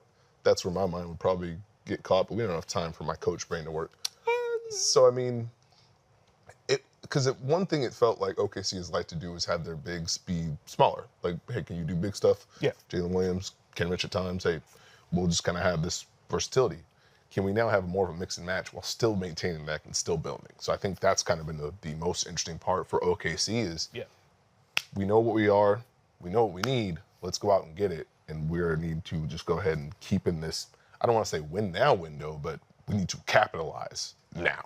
Mm-hmm. I think even just to the spacing point, like I think OKC can still maintain some of their 5-out principles if they're going delay action or something with Isaiah Hartenstein. They can have him higher on the floor. They're not afraid to space their bigs on the opposite wing. Naturally, Chet more of a shooter, but even with Jalen Williams, they've done it with him. And even to the two big point, Jalen Williams and Chet Holmgren, including the playoffs, played 105 minutes together last season. Smaller sample, but that's not nothing. A plus 6.5 net rating in those minutes. So they're not afraid to size up on that front in general. And I think with respect to Jalen Williams, like Isaiah Hartenstein would be an upgrade to what he brings on both ends of the floor. So if you have proof of concept there, obviously you can go single big, spread it out, and do what OKC did last year and do a really good job of it. But being able to go two bigs with Isaiah Hartenstein, or even if he's just your lone big on the floor with Chet Rest, you now have another avenue to run your offense with. One of the fun things about OKC is that anyone can be a ball handler, anyone can be a screener. You can slide Isaiah Hartenstein into that ethos. So I like the fit. Again, for me, it's just going to boil down to what exactly is the cost. Like we saw the report, I think yesterday, that Isaiah Joe and Aaron Wiggins had their team options decline. OKC going to try to work out deals with them as well. So their cap holds, I think, are low enough to where you can do the big splash and then come back later. But I do think moving forward, Shea going to be making big money. The other Jalen Williams eventually going to be making big money. Chet Holmgren going to be making big money. They have to think long view on top of this. So I am curious to see what the Isaiah Hartenstein price tag looks like. But in terms of the basketball fit, I like it. Okay, I like it. All right. Feel better now? Doing good? 2 thumbs up? A little bit. You know, I had to recover from trying to read. You know, it's only a basic human skill. You know what I mean? But, you know, we did all right. Any free agent under the radar for you? We talked a lot about big names so far during the stream. Anyone under the radar you think could really change the tide of a team? Under the radar that could change the tide of a team, there's a lot of names that I could think of. Like even some of them are up here. If you think about Derrick Jones Jr., we saw what he did. It's interesting in this day and age when it comes to free agency with the apron and the space, and you see more guys going on those 1-year minimum deals and kind of betting on themselves and seeing where it takes them. And we've seen the positive of it. Hence Derrick Jones Jr. up here. You know, Kelly Oubre had a good year. We've seen where it kind of falls back somehow. So it's just more like trying to figure out what these teams are going to look like and what they're going to need on top of that. Because with how everything is lining up and, you know, the order of when you have to do things before a certain date, I feel like once the first domino falls, now we're off to the races. Yeah. And that's where the little names start to become more interesting because I think teams have to tie guys together. Yeah. So that's probably where my brain goes. Okay. No, that makes sense. I'm glad you brought up Derrick Jones Jr. The Mavericks, I think, want to bring DJJ back, though they are linked to Klay Thompson. So I don't know, you know, financially if it's viable that they're able to bring in Klay with a sign and trade and also bring back Derrick Jones Jr. I think that'd be a home run for them if they are able to bring back both. But DJJ should have a pretty interesting market. You saw the defense, offensive rebounding, some of the drives from him really popped in the postseason. When the shot is falling for him, he's just a valuable 3-and-D piece. So I'm curious to see what that looks like. Tyus Jones is an interesting name, as we talked about Chris Paul and just the point guard market overall. Tyus Jones has turned himself into one heck of a shooter, particularly inside the arc, but the three-point shooting popped last year as well. Has always taken care of the ball. Defensively, some question marks. So I think in terms of fit, you want to look for a team that has a strong defensive infrastructure. to really, again, accentuate what he does. But if he's not back in Washington, if I'm a good team, I'm calling. Even if it's just hey, we only have the full mid-level, about 13 mil. We only have that. Let's go 1+1, so you can maybe get a payday next year, but we feel like you can help us. So, like, I think that would be interesting. 12.7 assists for Tyus Jones last year, as you see on the graphic. Led the NBA in assist-to-turnover ratio. He has led the NBA in assist-turnover ratio 5 times already. Led the Wizards in assists last year. So, very, very comfortable, very competent pick-and-roll creator. So, I think Tyus could help a team for sure. Okay, who you calling first, Tyus or Chris Paul? I'd probably call Chris first, just because I think in terms of the price point, it'd be easier. I think the pool is probably gonna be smaller for Chris Paul, but I think in terms of the price point, it'd be a little bit easier to navigate there. And he also just has the pedigree that Tyus doesn't. I don't think it's a hot take to say like Tyus may be better than Chris right now, just in terms of where they're in their stages of the career. But I think Chris probably gets the call first. Okay, very good. While we're on the guard room, not on the board, but if we're going fringe free agent that could pop somewhere. I go to Brooklyn and I see both Lonnie Walker and Dennis Smith Jr. Like, do they pop in a different environment? Does Dennis Smith Jr. add some defense for a team and spruce up the point of attack there? And with Lonnie Walker, his ability to shoot, his ability to create off the bounce, does he give a contending team or a playoff team an important surge off the bench in terms of the scoring? So, like, those are two names that pop to the top of my head. It's perfect timing. Salute for the graphic change, because we definitely got the Nikias list as you float into Lonnie Walker talk, which, again, he's looking to make an impact. But of these names up here, is anyone, these are the type of players that you don't think about first, you don't think about second, but you end up watching, be like, boy, it really helped them. Yep. I mentioned Kelly Oubre Jr. earlier, but Taurean Prince, Malik Beasley, guys who can have size, can play and defend. I think when it comes to these players right here, it's all about finding the right fit for them. And like I point to Gordon Hayward. Seemed like a really solid match, right? OKC, we play drive and kick, we have room, you can score, you can shoot. Oh yeah, we have to integrate you into this halfway through the season and everyone else is here. And now, okay, you're driving, but the drive and kick, that helps, but we also need the shooting port. So it's like, how tough is that? Because you want to join a good team. You want to put yourself in a position to maybe come back in free agency, but you also want to have an impact. Yeah. So when you look at these guys, I think there's a lot of teams that can help. It's just going to be, what do they need? Yeah. And just looking at the list, like, we talked about Buddy Hield a little bit earlier. Malik Beasley also would slide in as just volume shooter. I will be a shot in the arm that you need to get your three-point volume up, bend your defense, stretch things out for your stars, etc. DeAnthony Melton intrigues me. DeAnthony Melton has always intrigued me as a basketball player, but not the healthiest campaign last year. Is he a guy that we look back in 3 months and be like, wow, I understand why he went for what he went for, but how do we let Team X get DeAnthony Melton? He's back to knocking down threes. He's attacking off the bounce. The defense is back to, if not an all-defense level, but a tier below that. Is he another guy, similar to the Dennis Smith Jr. point that I made there? Can he just improve your point of attack and help a strong defensive team get even better? Does he take a middling team to a top 10, top 12 level? Like, I'm really curious to see what DeAnthony Melton looks like there. Taurean Prince on the list. Guy can play either wing spot, can knock down shots. Sometimes take some shots you don't want him to, but ultimately a guy that will definitely get your volume up.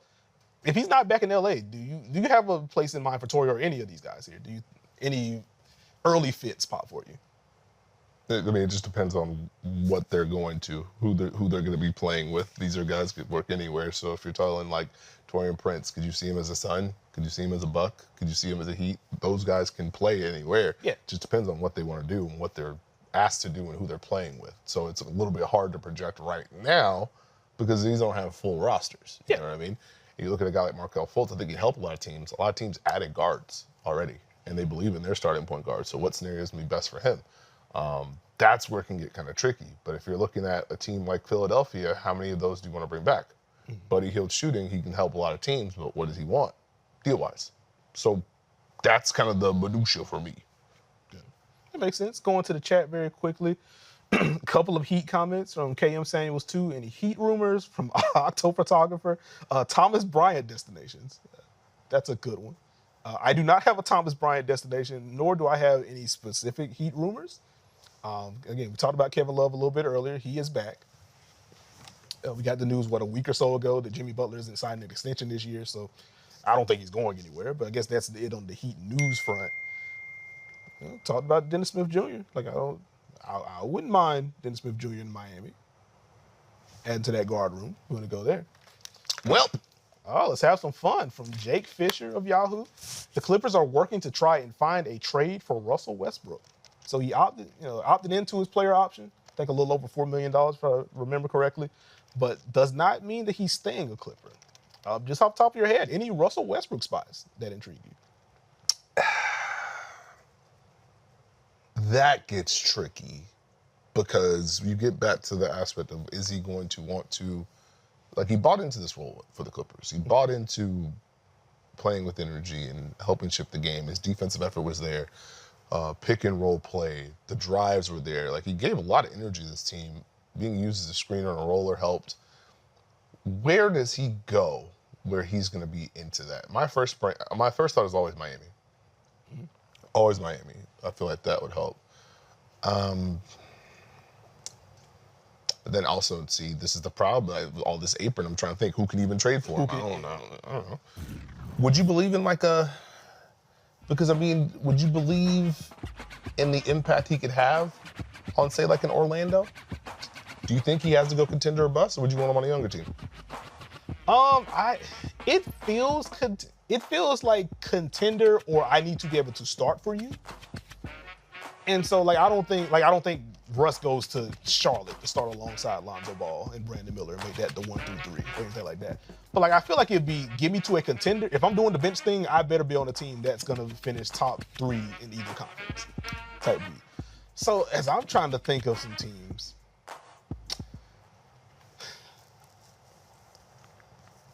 an early thought that I had, what does Indiana look like? Not a contender. Would you like him with their second unit? They have T.J. McConnell. They do. It's here's another guard that can go fast and get downhill and kind of fits into our ethos offensively. Can I make you mad real quick? Sure. What about Denver? Denver, I think, would make... It'd be funny, but, I can see the fit. I think upgrade over Reggie Jackson, who they just traded, and try to remove some money. You ready for the Russell Westbrook screening for Nikola Jokic? Is Russell Westbrook ready to screen for Nikola Jokic? Yeah, he likes to dunk. All right. Do we have the extended cut of Nikias's best available free agents? Who on this list pops the most to you, friend? Who pops the most for me? I guess the first name that jumps at me is Isaac Okoro. I just wonder, is this this is just off the top of my head. Wait, is he restricted and we just don't know if a team's going to come up with a big offer? Did he not get a qualifying offer and I just missed that? So that's my early thought with Isaac Okoro. But we have seen the growth of him as a shooter. We know he's gotten more comfortable as a driver. He is one of the best on-ball defenders in the sport. And so, I think he can certainly help a team's wing room on that front. So that's probably the first name that pops among this list. Outside of that, we talked about Dario Saric with Orlando tender.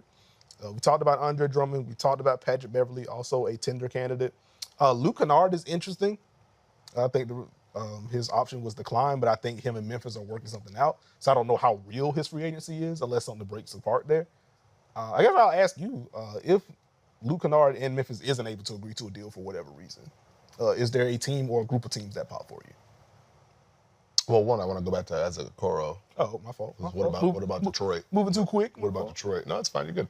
Luke Kennard, shooting, but where does he want to go and who can give him what he wants?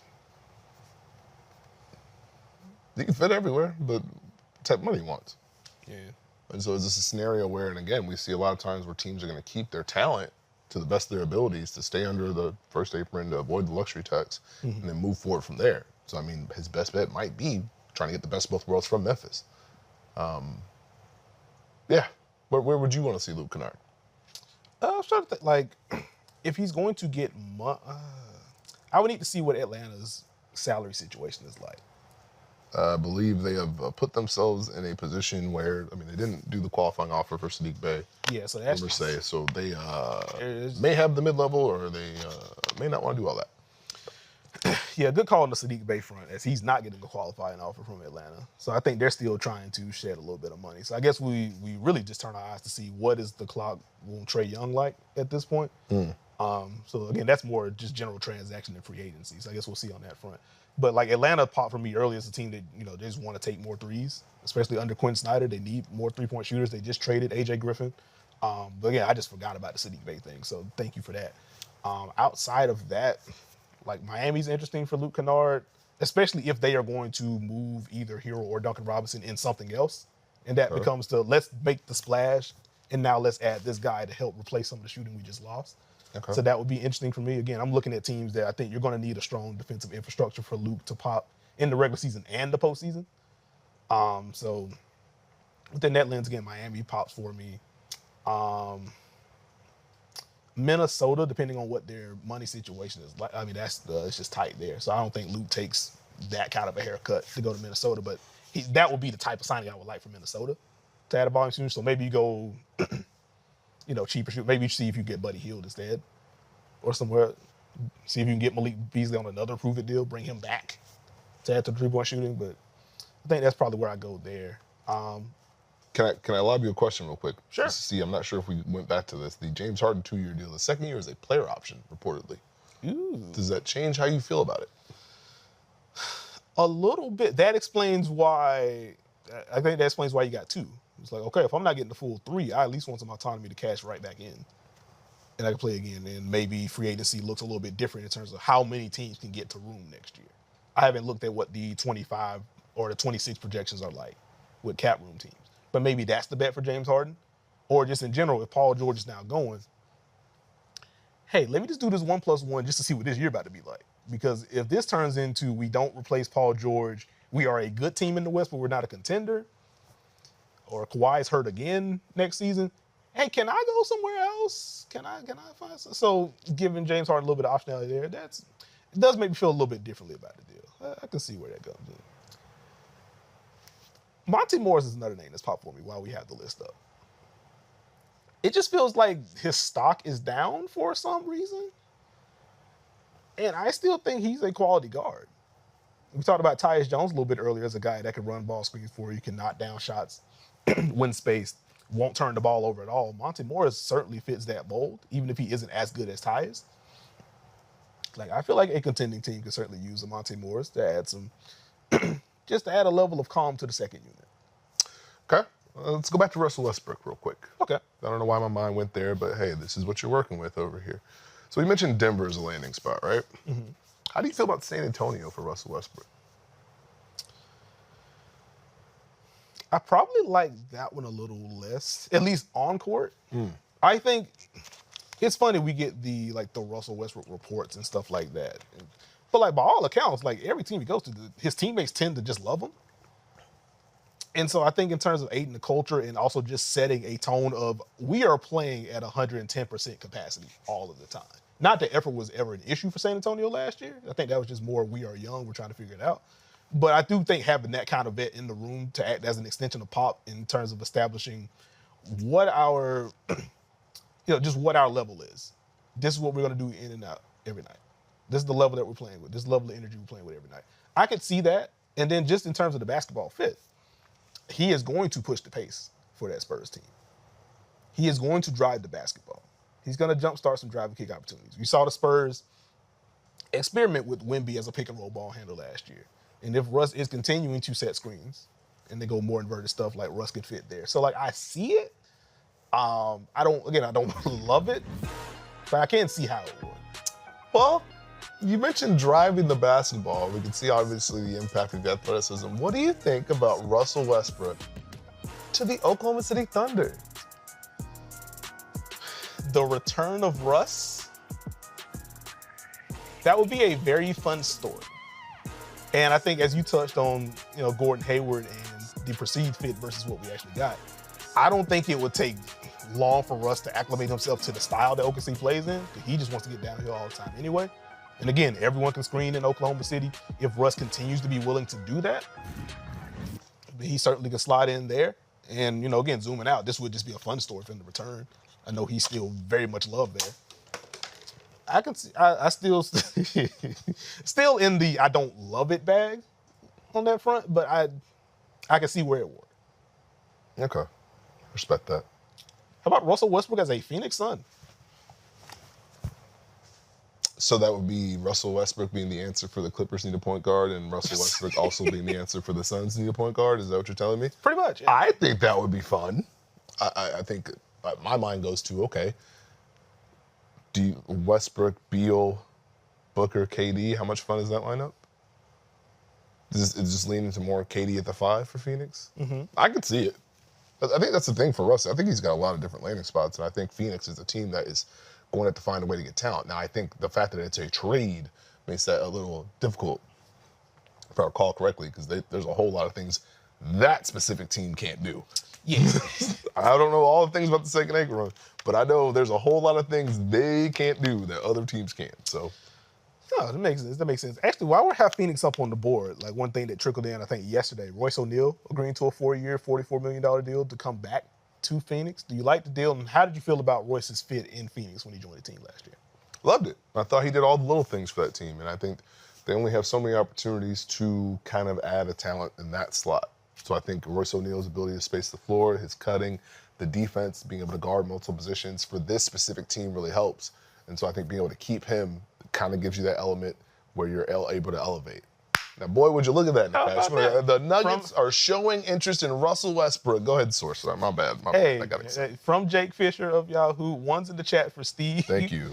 If you are watching the chat along with us, hey, that's good stuff. That's a good call. So, aiding the second unit, a big year for Denver's second unit for sure. We may see, again, if Kentavious Caldwell-Pope goes elsewhere, we may see the promotion of Christian Braun into the starting lineup, which means, hey, some of y'all younger guys, Julian Strawther, if you're healthier, we'll be able to make shots this year. And so, man.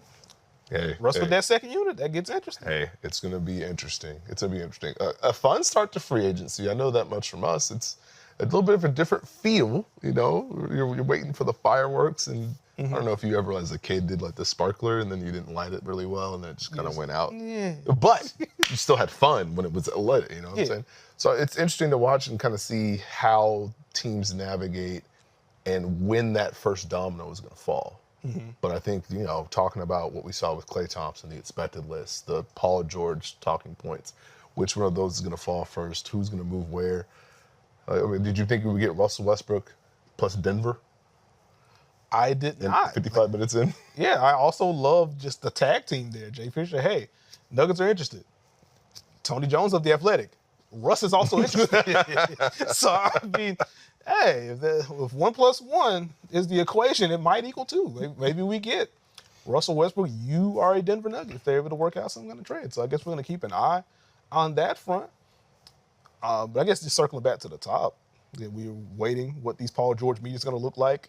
We will see if the Clippers complete the Hail Mary and bring them back. Do the Sixers press that button? Do we get P-Mac in Orlando?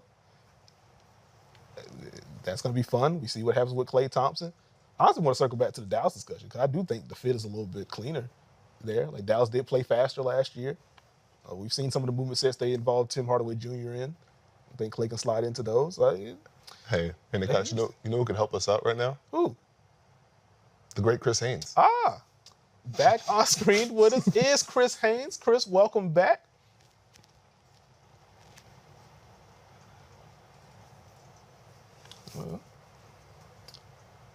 Dealing with some audio issues right now with Chris Haynes, but on screen with us. Bringing Chris back to talk about what's happened or what hasn't happened so far in free agency, as we've gotten some Paul George news with who he's meeting with. We got the Chris Paul report, been waived by the Golden State Warriors. He's been linked to 2 or 3 teams already, so we'll see what happens on that front. The proposed trade from the Chicago Bulls. Can we get Zach LaVine out of here? Can we bring in Chris Paul, Andrew Wiggins? That was a quick no. So we've certainly gotten some nuggets on some of the big names. We haven't gotten the fireworks in terms of the big names yet, in terms of actual movement yet. So we were going to see what happens on that front moving forward. Again, it's only the first hour that things have been live, so there's still plenty of time. It's a different era, too. As Chris Haynes mentioned earlier, being able to talk to your own players a little bit earlier and how that can impact negotiations. a whole lot of different questions we can ask. All righty. Chris Haynes back on screen. Sweet Chris, how you doing? All right, I'm doing all right, guys. What's up? There we go. Just wanted to circle back with what we've gotten so far in free agency. Paul George Nuggets, Klay Thompson Nuggets. I guess just in general, why do you think free agency hasn't been as active within the first hour as we've seen it? Yeah, it's a pretty good explanation. The league didn't like those reports getting out of agreements being reached a minute into free agency. So there's stiff penalties for such violations. So that's definitely one of the major reasons why we haven't had any reported agreements to this point. Okay, that makes sense. I guess on the Russell Westbrook front, as he's been now linked to the Denver Nuggets, how do you feel about that fit, if that were to come together? Yeah, that would be interesting. That would be interesting. I don't know how that would work, but yeah, so I can say that the Los Angeles Clippers are working with Russell Westbrook to try to find him a trade partner that fits for both sides. And so when Russell Westbrook opted into his $4 million player option, the belief was that he would most likely never play a game again for the Clippers. So that is the goal right now for the Clippers. Obviously, Paul George, they're still trying to see if they can get him back. I'm told that hope is dwindling on that front. But as far as Westbrook goes, the plan is to try to trade him. And if not, down the road, you can see a scenario where the Clippers will probably waive him before the season starts. So they're trying to get that taken care of. Oh, wow.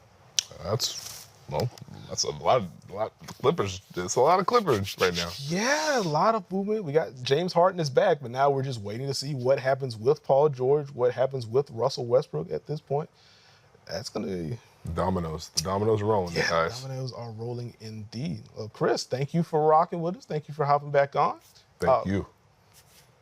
No, anytime, guys. Thank you. And thank you all for joining us for this Bleacher Report free agency stream. Thank you for joining us. We've got 3 more hours of free agency coverage for you. Dan and Grant, take it away.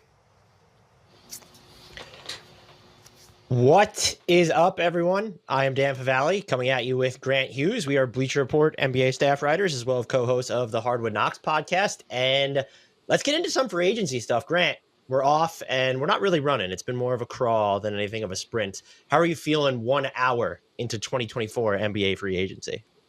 I'm feeling like what's happening this year is what happens a lot of times where there's a guy, or in this case, I think there's 3, that we're really kind of waiting to see what happens with them. And then, the waterfall of subsequent transactions starts. So obviously, Paul George is the guy. It was Kevin Durant last year, I think, if I remember correctly.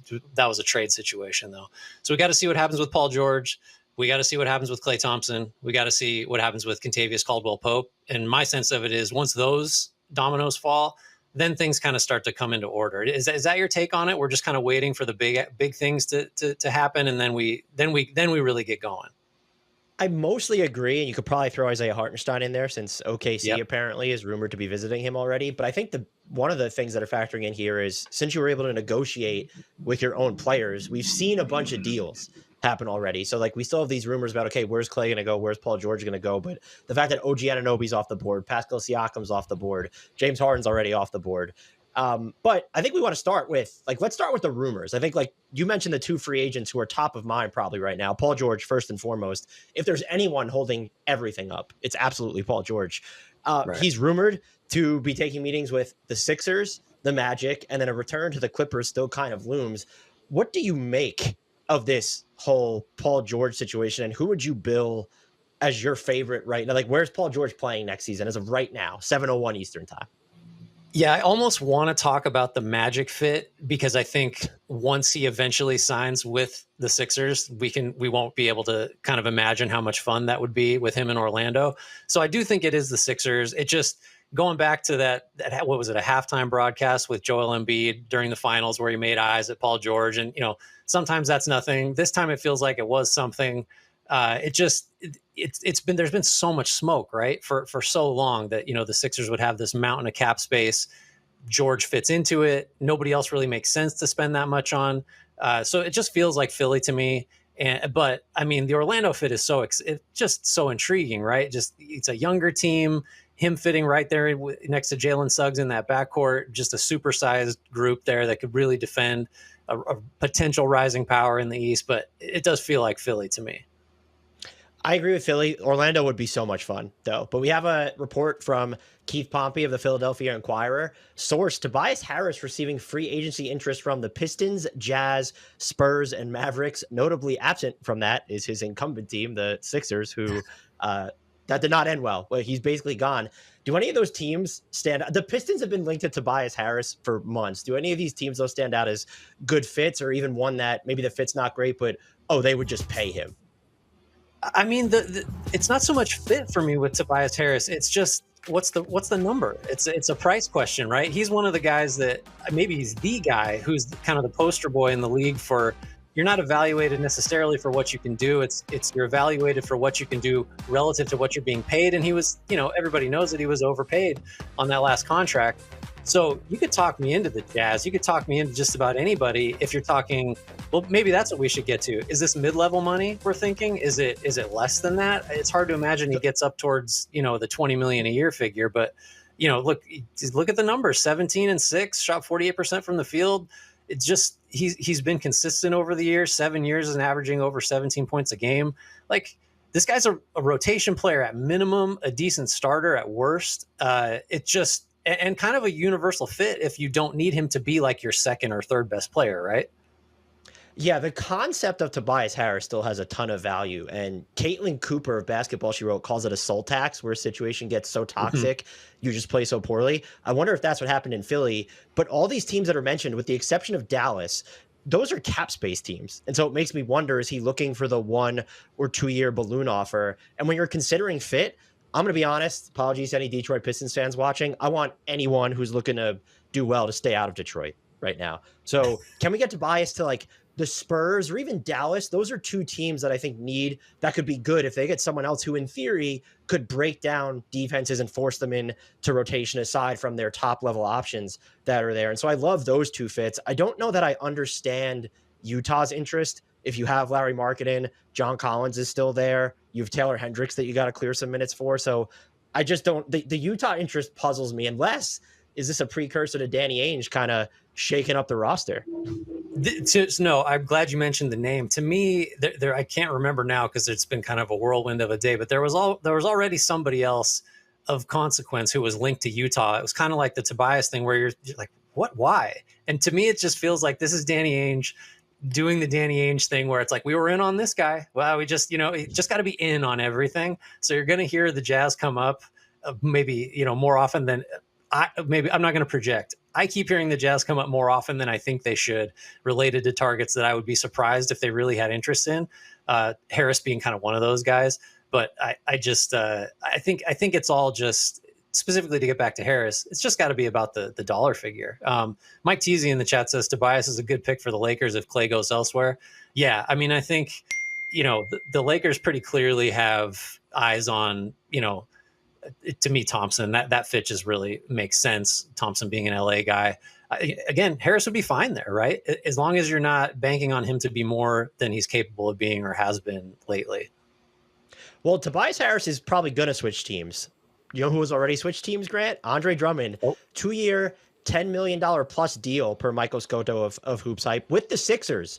Hashtag the return. They needed a backup big if we're assuming even if Paul Reed doesn't, or if Paul Reed does come back. But Joel Embiid, every other season feels like he's missing 40 games. And so to just have someone who's capable, won't replace anywhere near what Embiid does on offense, but he'll clean up the offensive glass. He's big. In theory, if you kind of have him and maybe some more simplistic defensive approaches, he could help you there in the half court. Do you like this fit for Philly reuniting with Drummond, who the last time he was in Philly, he was doing okay? I mean, Drummond has been, he's not what he was when he was leading the league in rebounding. What was it? 4 out of 5 seasons back in the mid-teens during his, couple all-star games in Detroit. But last year, it's, maybe people weren't paying attention, but he kind of took Nikola Vucevic's job, right? He was outplaying him at center for the Bulls for decent stretches of that year.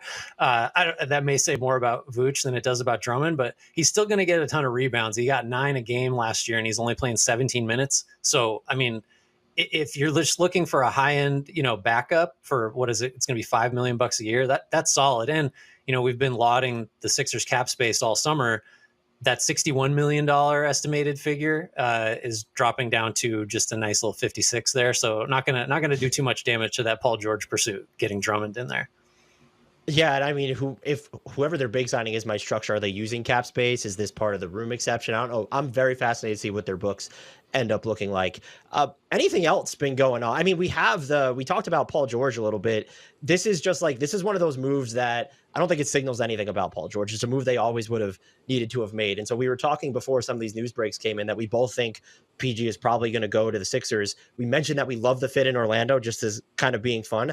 Do you see any scenario in which he actually returns to the Clippers? Is it only just he kind of comes back with his tail between his legs and signs the 3-year deal that's basically been on the table all along? I think it's certainly possible. And if it did happen, wouldn't it, can't you imagine kind of going like, from George's perspective, it comes out that, he really didn't want to leave California. That was reported. He wanted to be on the West Coast, and it was just like a business play, right? Let's say, hey, Clippers, I got the Sixers out there, willing to offer the full boat for 4 years, over $200 million. Can you guys please do better than that 3 for 153 that's just been on the table probably for 6 months now? And if ultimately that extra year and being a max guy wind up not being worth as much to him as staying home, sticking with Kawhi Leonard and James Harden, who we should talk about, also re-signed there for 2 years, or 1+1, I guess I should say. I could see it. I don't think it'd be tail between the legs, though. It does seem like most of the reporting is very much that the Clippers are not upset at Paul George. He's not upset at them. It's just kind of, there's another team out there that might be able to give him more money, and he's checking it out, and maybe it's a leverage play, and that'll be what it is. If I had to guess, it's not a leverage play. He is going to leave. But if he came back, I wouldn't, well, let me put it to you. Do you think that there would be any awkwardness or any ill will, or would both parties kind of get this is just the business?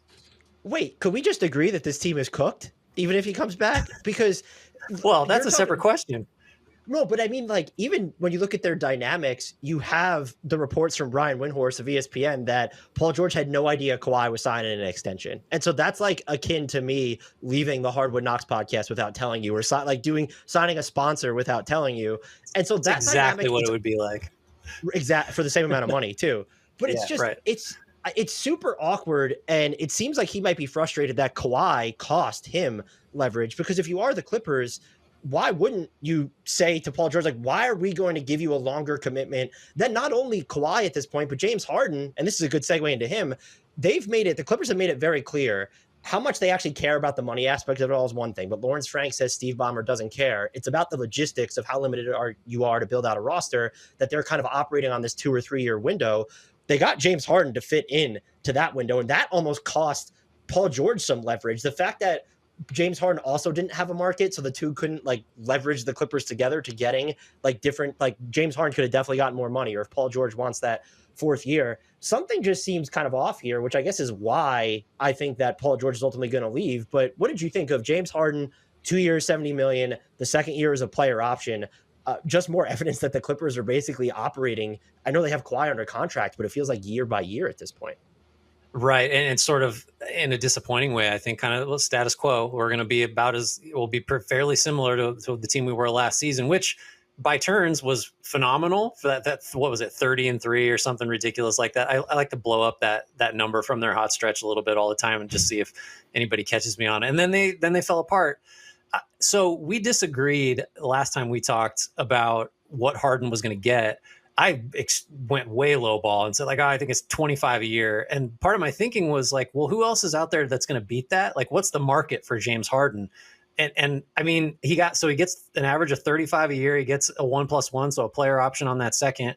My question is still, who was going to come over the top of 35 million a year for James Harden? It wasn't going to be the Sixers for a million reasons, not the least of which being they're going to spend it on one of his teammates probably. But I just don't see the reason to go that high on him unless there was something in place beforehand, some understanding when he came over from the Sixers. But you were always of the mind that he was going to get more than I thought. What does this number do for you, the 2 for 70 on Harden? I'm actually a little bit surprised it's not just a touch higher, Really? I mean, look, James Harden is still good. We're talking about someone who averaged, his scoring was down in LA, but shoots 38.1% from 3 on almost 7 attempts per game. He had 8.5 assists. He's the driver of their offense. And if they're going to get rid of Russell Westbrook now, like it seems like they're trying to move him or they'll ultimately waive him, you need more playmakers because like Kawhi and even if Paul George comes back, those are not floor generals. Those are secondary playmakers who they're fantastic. So I like the deal for the Clippers because I wouldn't have wanted to get into James Harden for too much money, but I would have thought if it was shorter term, we were looking at like 280. And at that point, we're kind of quibbling over $5 million or so. We do have Fam Bam 05 in the chat saying Paul George is tired of playing with Diva Kawhi Leonard, wants to play with someone who actually wants to play. Look, let's just say that's actually true. If you go to Philly, you can't guarantee that Joel Embiid wants to play. Is Joel Embiid going to play? So it's just like they're changing in. That's why I always liked the Warriors threat. And we've actually had some mentions in the chat about can the Warriors still get Paul George? And since they waived CP3 and Paul George opted out, it's just not going to happen. But if you're Paul George, I think that has to factor into that. At least has to be why Orlando is semi-appealing. I feel like they're more of a stalking horse, but you look at these guys, they're young. Everyone's going to play. What will he be? Their third or fourth most important defender at this point? Like, so I really want him to go to Orlando. I'm trying to manifest it right now, Grant. It's same. On the Kawhi kind of, because it's so easy to draw parallels between Kawhi and Embiid because we have similar conversations about them. It seems like every year now where when they're healthy, we all look around and look at each other and say like, oh yeah, that's a top 5 guy, could be the best player on a championship team. I mean, that was even true of Leonard for a stretch last year where when he was right, looked great. Embiid, that's a no-brainer. It was an MVP not that long ago. When he's right, the Sixers are a dominant title threat type team. Both of them have massive durability issues that, whether Paul George chooses one or the other, you're just going to have to face those. And so it was always to me kind of like, well, how much more certain of a situation are the Sixers really? But then at the same time, it's like, isn't that the plight that every player who's not the best player on his team kind of signs up for? So, because like, if you don't have your best guy, you're not doing anything. So from Paul George's perspective, whether it's Kawhi, whether it's Joel Embiid, whether it's anybody, if he's signing up and he's assuming risk, it's just the risk is kind of comparable with Embiid and Kawhi, and that's why it's such an interesting decision from his perspective. That's a great point. Let's move into some of the other free agents that are floating out there. We have Duan Lee in the chat saying Klay and CP3 to the Lakers. We actually have Eric Pincus coming on shortly to talk about the Lakers, but a larger discussion about Klay and CP3 is now a free agent in general. Klay is up there. I mean, he's not the same Klay Thompson that he was, but he just shot the lights out from 3, can still put up a bunch of points.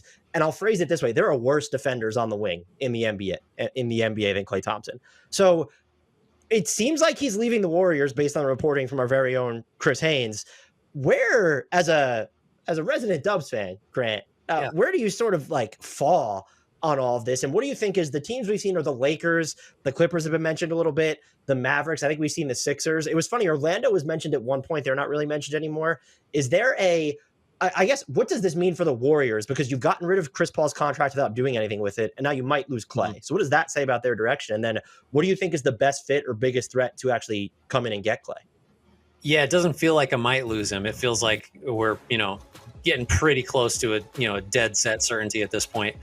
I just think the Lakers are a fine fit. I think the fact that we're talking potentially with Klay about a mid-level exception type of deal, which now with the new cap estimates, we got to refer to as a $12.8 million starting salary as opposed to 12.9. That just opens up a ton of possibilities. So for sure, Orlando makes a ton of sense for a lot of the same reasons that Paul George did, just with maybe even a higher premium on the shooting.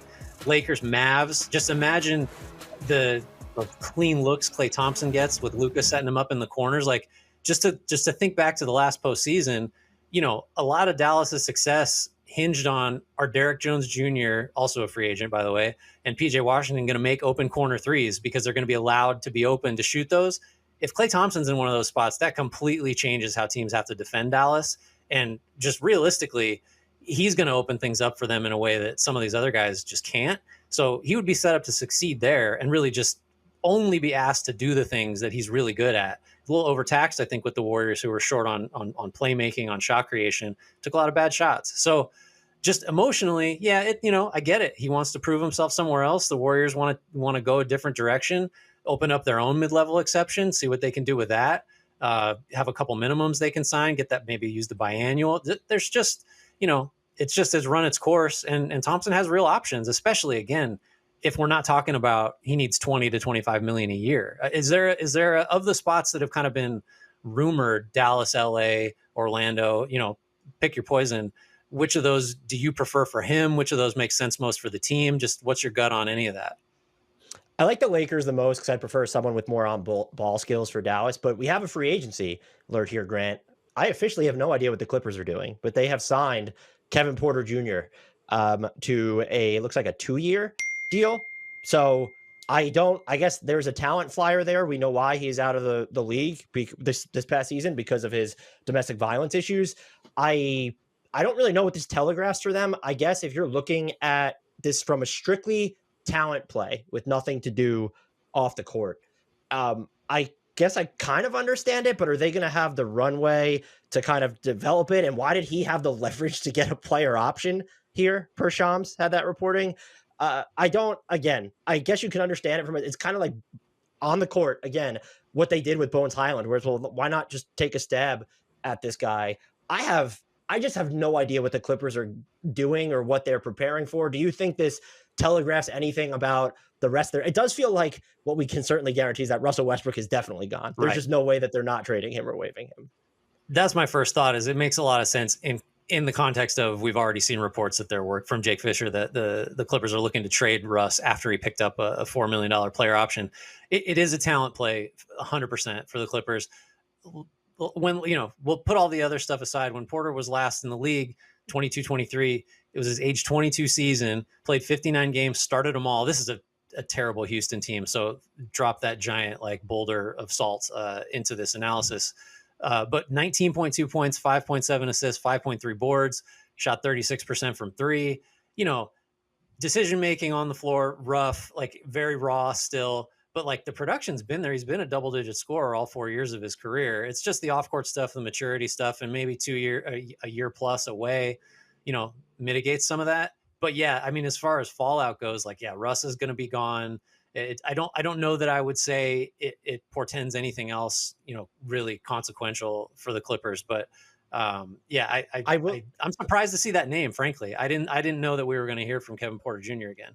It was not on my Bleacher Report live stream bingo card tonight. I'm not gonna lie. And to get a player option, what are we doing here? Why does he get a player option? So back to Klay Thompson though, when you've seen the reporting about, and it's from The Athletic, I think we've seen multiple reports just about how he could sign for the mid-level exception. How bad, or does it say more about how bad the state of things are between him and Golden State that the mid-level's in play, or do you think it says more about the market to actually get him? Because it does seem like there would be at least 2-year balloon payments out there for Klay Thompson. And now he's being linked to the Lakers and the Mavs. Unless it could be a sign and trade with the Mavs. So that does make some sense where they could figure out how to bring back Derrick Jones Jr., maybe give Klay between 15 and 18 a year. But the fact that he's being mentioned to these teams that don't have cap space, it's just to me, doesn't that kind of say things about the state of his relationship or the way that negotiations or non-negotiations went with Golden State?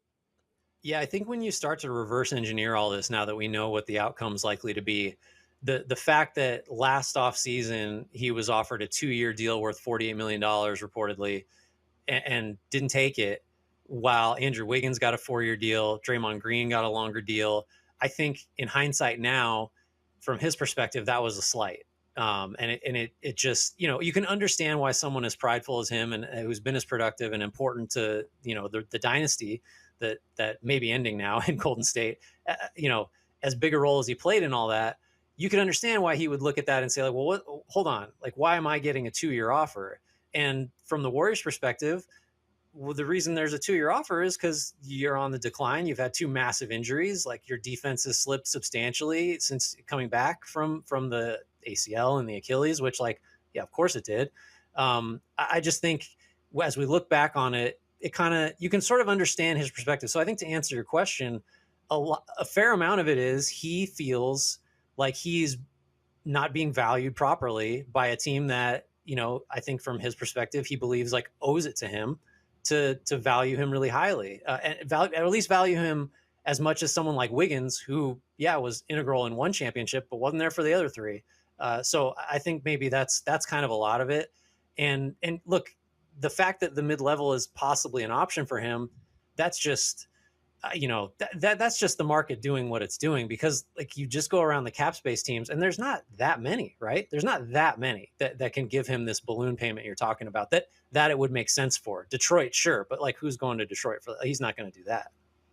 Yeah, and even the market for signing trades, like Dallas is going to have to hustle to fit all that into their cap sheet. Ditto for the Lakers. Everyone's talking about, again, we'll ask Eric Pincus about this, but we're talking like LeBron taking massive pay cuts, which is just something he has historically not done.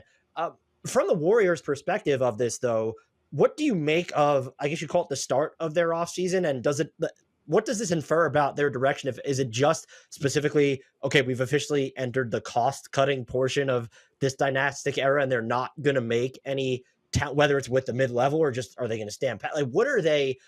This team is, on paper, it could still be intriguing. I mean, it's up on the screen. Look, there's a ton of talent there. And maybe you could, in theory, still bring back Chris Paul. Doesn't sound like that's going to be a possibility. But what do you make of the decision to, one, let Klay Thompson leave until we hear otherwise, let Klay Thompson leave. And then two, you didn't use Chris Paul's contract to do anything on the trade market. You did try and get Paul George. There was reporting from Chris Haynes on that, but you ultimately did not do anything. Yeah, I think certainly like viewed alongside what seemed like a pretty real pursuit of Paul George that would have included a 4-year max if they'd been able to work a deal via an opt-in and trade, which, would have just spiked the salary back up and you're not out of the tax almost certainly again. Like, it's kind of wild to me that now they are out of the tax. They are able to use the mid-level. They are kind of just going forward with what are going to feel like moves on the margins. I mean, in some ways, I guess it's laudable if you want to give the Warriors credit that they were ready to be opportunistic if someone like Paul George was there and were willing to spend for that. And now that he's not, you got to pivot to just a more realistic outlook, which like sucks because you're going to have Steph Curry in the last stages of his prime without, premium help next to him, odds are. So I guess if you're being charitable to the Warriors, it's what they're doing now, which does feel conservative, is just kind of the best of bad options. Well, let me ask you this, because it was kind of like, we're going to either keep Klay and lose Paul, or lose Klay and use Chris Paul, mess with his guarantee number to get somebody back. Did you see a realistic way? If in fact Klay was gone, it's starting to seem like that was done. We got a big breaking news here, but we'll get to it real quick. They were never going to get anything useful for Paul, right? Because who wants $30 million for Chris Paul on an expiring deal? Like, that just wasn't going to be a valuable trade chip, I don't think.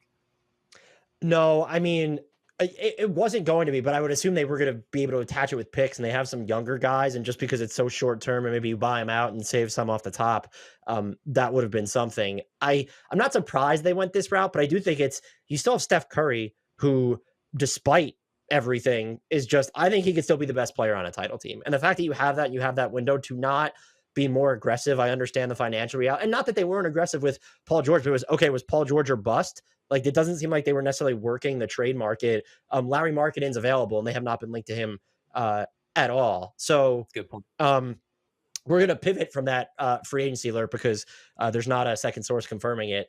Will be huge news though if it is true. It's a nice little teaser.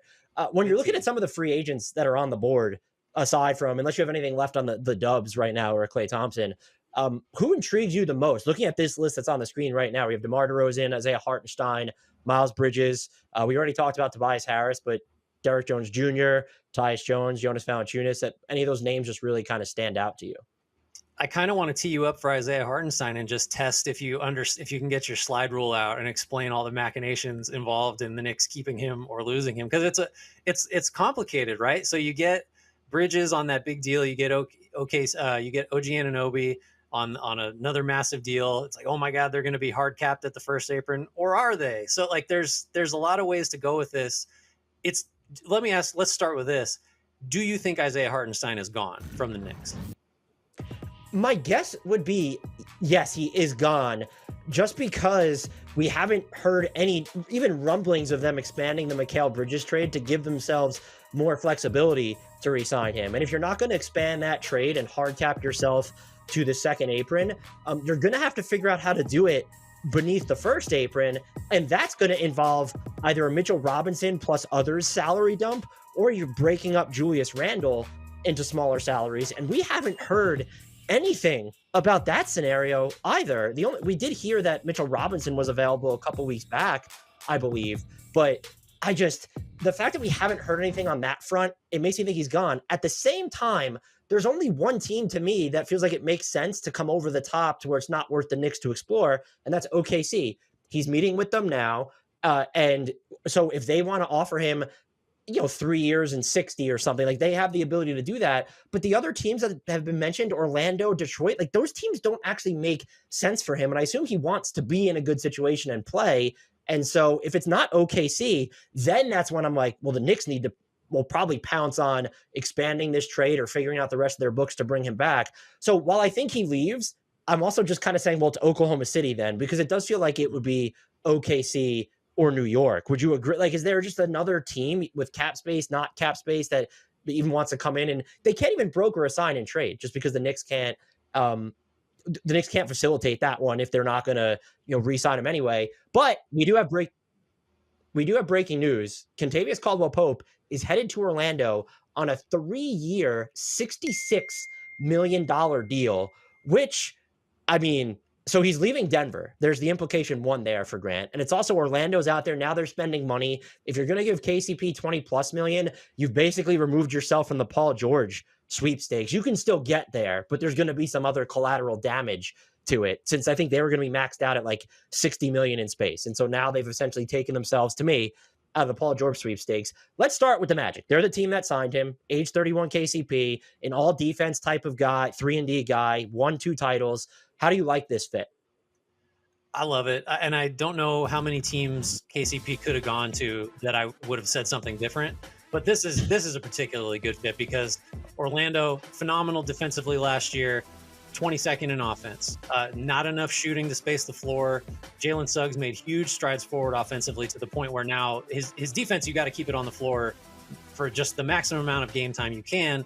And now you're not paying the price for that on the other end. Adding KCP, who's just a terrific, both backcourt position defender, even at 31 in his own right, has championship experience twice over. Don't forget that Lakers title in addition to the Nuggets one. Can defend, can make open shots, low maintenance, low usage, just like a really, really strong fit there. But again, I don't know where he could have gone that I would have said, oh, I hate it. Right. Like, but Orlando just, this is right. This is the correct move for really a pretty good number too for KCP, isn't it? Like I kind of thought maybe he'd get more annually. I guess I'm not surprised the number, but this is shameful stuff from the Denver Nuggets. Can we agree on that? Because now, if you care about saving billionaires money, they have a pathway to ducking the tax because they're like inside $3 million of the tax, I think, after losing KCP. So, but you could also look at, well, maybe they'll spend their mid-level to try and replace him. I understand that you have these guys sort of waiting in the wings with Peyton Watson. Calvin Booth, by the way, telegraphed this, right? When he basically talked about Christian Brown, all the on-off stats love him.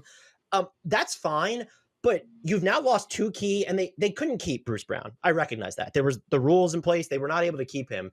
And by the way, KCP has a 3rd-year player option on that deal. So I love that deal for him even more. And so if he wants to get back in free agency, I think he'll be at age 33 at that point. He might still be a pretty hot commodity. But if you're Denver, like, you already had depth issues. You're not any deeper. Like, are you counting on Hunter Tyson and Julian Strother to actually make commitments now? And so you lose someone who's so integral. And for the Magic, since they're up on the board here, to add that shooting, to add just someone else now on defense. You have Suggs, you have KCP, Jonathan Isaac is still on this roster. Anthony Black is a monster. I don't know how much he's going to play. When you look at this roster as it is currently constructed, they can still do other things. And I think the other thing they need is a floor general. And preferably it will come with someone who can also shoot and will be an upgrade over those Markelle Fultz minutes, even over Cole Anthony and, of course, Anthony Black's type of shooting.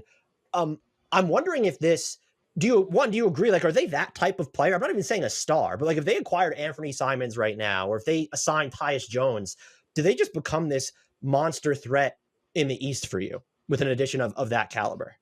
Yeah, I kind of think so. It's not like they were that far off last year, and you can bank on organic growth from several of their young guys, right? You got Banchero, you got Franz Wagner, Suggs could get better. Even Wendell Carter's not. It's not like Wendell Carter's beyond the stage of his career where he could continue to get better. So yeah, Orlando looks really strong, and I agree has the room still to go kick the tires on Tyus Jones or see what other kind of other backcourt help they can get. That's going to do it for Orlando at the moment. We do have Eric Pincus here ready to come on and educate us on the Lakers cap machinations, LeBron James, everything else that's going on in free agency. Eric, thanks for joining us. How have you enjoyed this free agency period so far? Everybody's complaining it's too quiet. I think we're ramping up, though. Well, I mean, it's going to naturally be quiet because they changed the rules, and we've had deals coming out for the last, week or two. So, of course, it's like usually we find out all these re-signs right now. We've found out about them already. Like Pascal Siakam was how long ago? It seems like a month ago, right? Like, so 2 years. I don't maybe. think it's I think it's feels quiet, but it's only because it's been more entertaining for the last couple of weeks, right? So since the finals ended, we've had nothing but nonstop craziness. So I love this time of year. This is really what I live for. We have many questions about the Lakers for you, Eric, and there's so many things happening here. But I think what I'm most curious about is just based on the reporting about what LeBron might be willing to do with his next contract. Are you able to one, I want to know, do you find that as like valid that he is actually willing to take a substantial pay cut to increase the roster building resources at their disposal? And then let's throw it to you there. Is that something you can actually see him doing? So when I do my job of projection, I can't assume LeBron will do that, right? So all year I penciled him in at two numbers. One, he opts in and extends, or two, he opts out, takes the max, which was actually a little bit less. If he's willing to take a pay cut, great, good on him. If the Lakers can get that to happen, sure. At a minimum, take like a couple million less so that Bronny could get the most he can get on that second round pick exception. Maybe he takes $1 million or $2 less because it goes to Bronny. I could see that. But if it's Klay Thompson, sure. But I think Klay Thompson's going to get offers that are above the mid-level. We'll have to find out. We don't know the final answer here, but the mid-level is just, we'll call it 13. It's a little bit less than 13 million. I think the Lakers, yeah, of course, they could sign him, stay below the first apron, stay below the second apron, whatever apron they need to get under, they can do it. They don't have any roster space, right? They're at 15 players right now based on at least, the assumption that LeBron resigns and that they sign Bronny, that they sign Dalton Connect, and that the Max Christie deal goes through. So they don't even have a roster spot. So there's a trade to be made somewhere, whether even if it's just dumping minimum guys like a Christian Wood or a Cam Reddish or whatever, just to make room. And then it's hard to say, well, LeBron needs to take X less. Well, did they trade D'Angelo or did they trade like Maxwell Lewis? Maxwell Lewis makes like 1.9.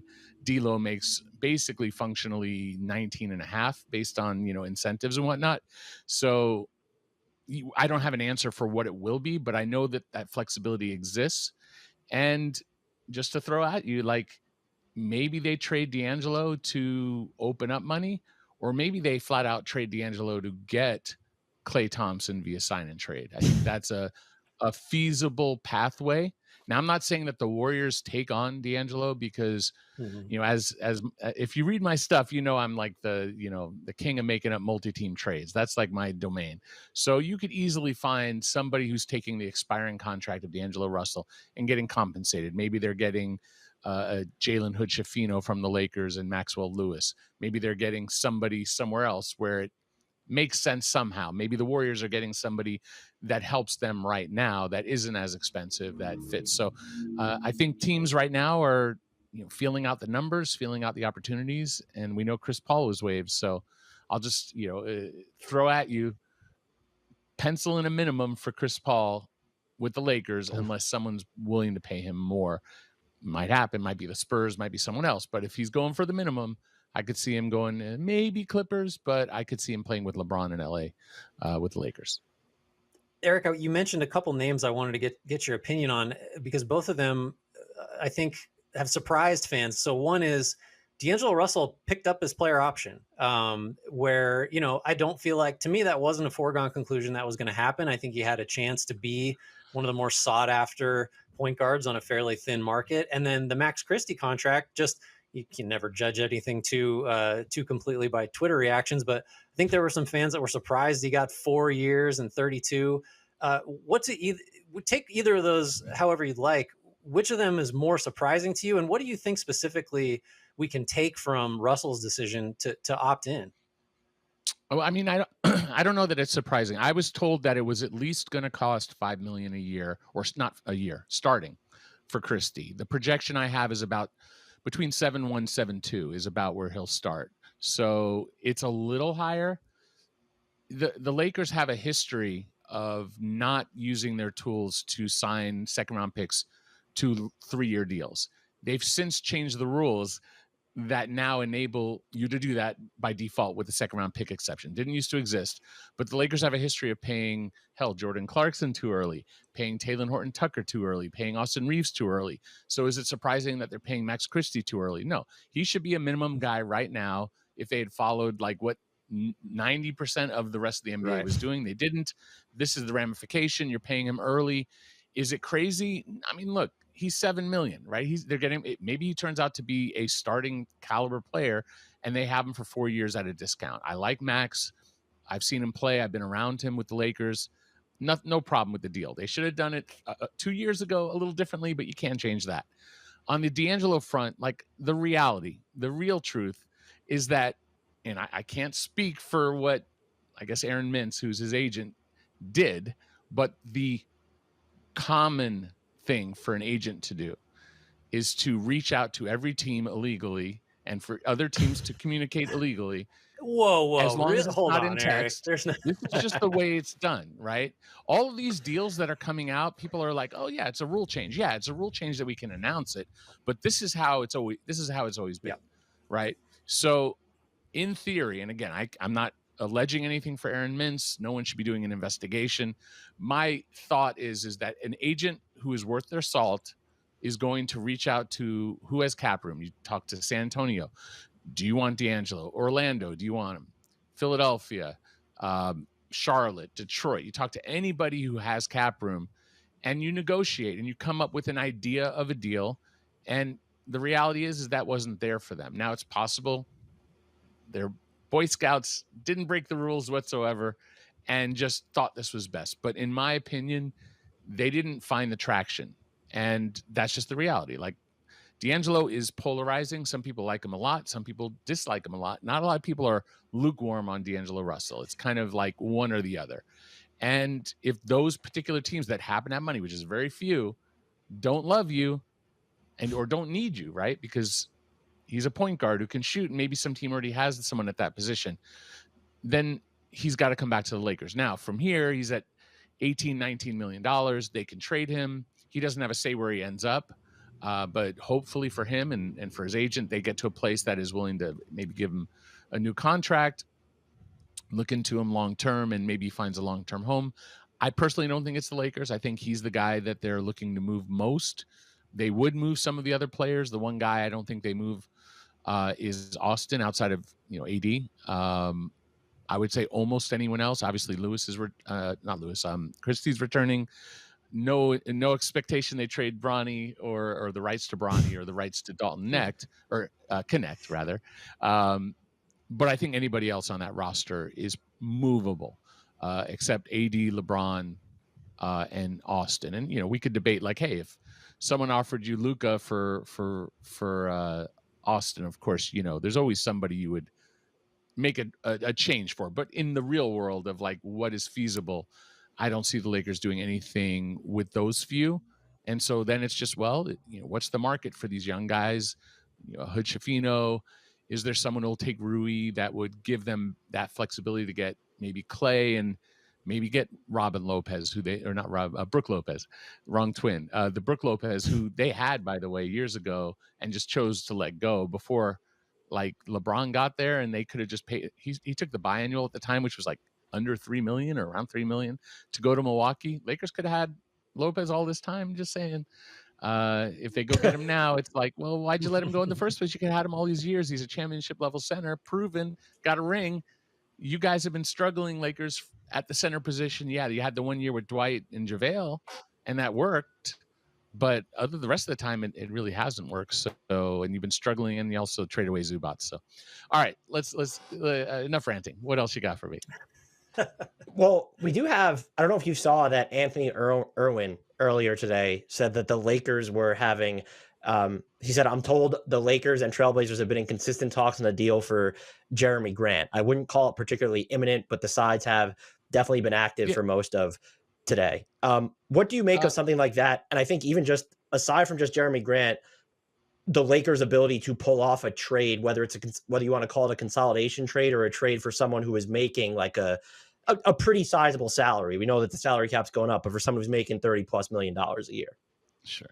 I can't, there are details in that I can't agree, not like I can't verify. Like I wouldn't call it, I don't know if they've been active most of today. That part I can't speak to. But what I can speak to is that over the last since he left Denver and went to Detroit, there have been leanings towards maybe a Jeremy Grant deal, be it trade or even going after him before he left Denver or whatever.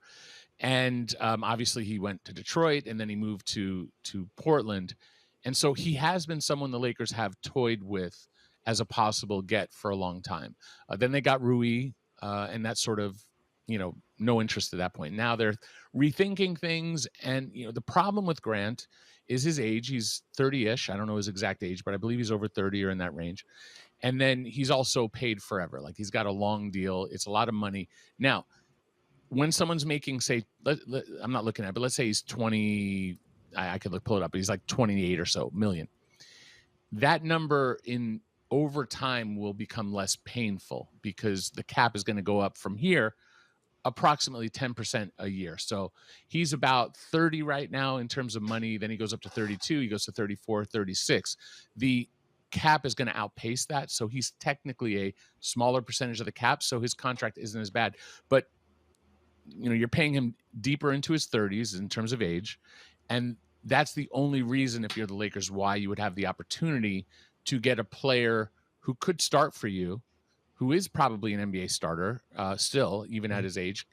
In his prime, when he was on a good team, he was a good defender. I don't know that he's needed to defend on the Pistons, and I don't know that he's needed to defend on the Blazers. So you hope those aren't bad habits. That he hasn't built up bad habits that he's forgotten how. On this team, if he was acquired, he would become a defender and complementary scorer instead of a main scorer.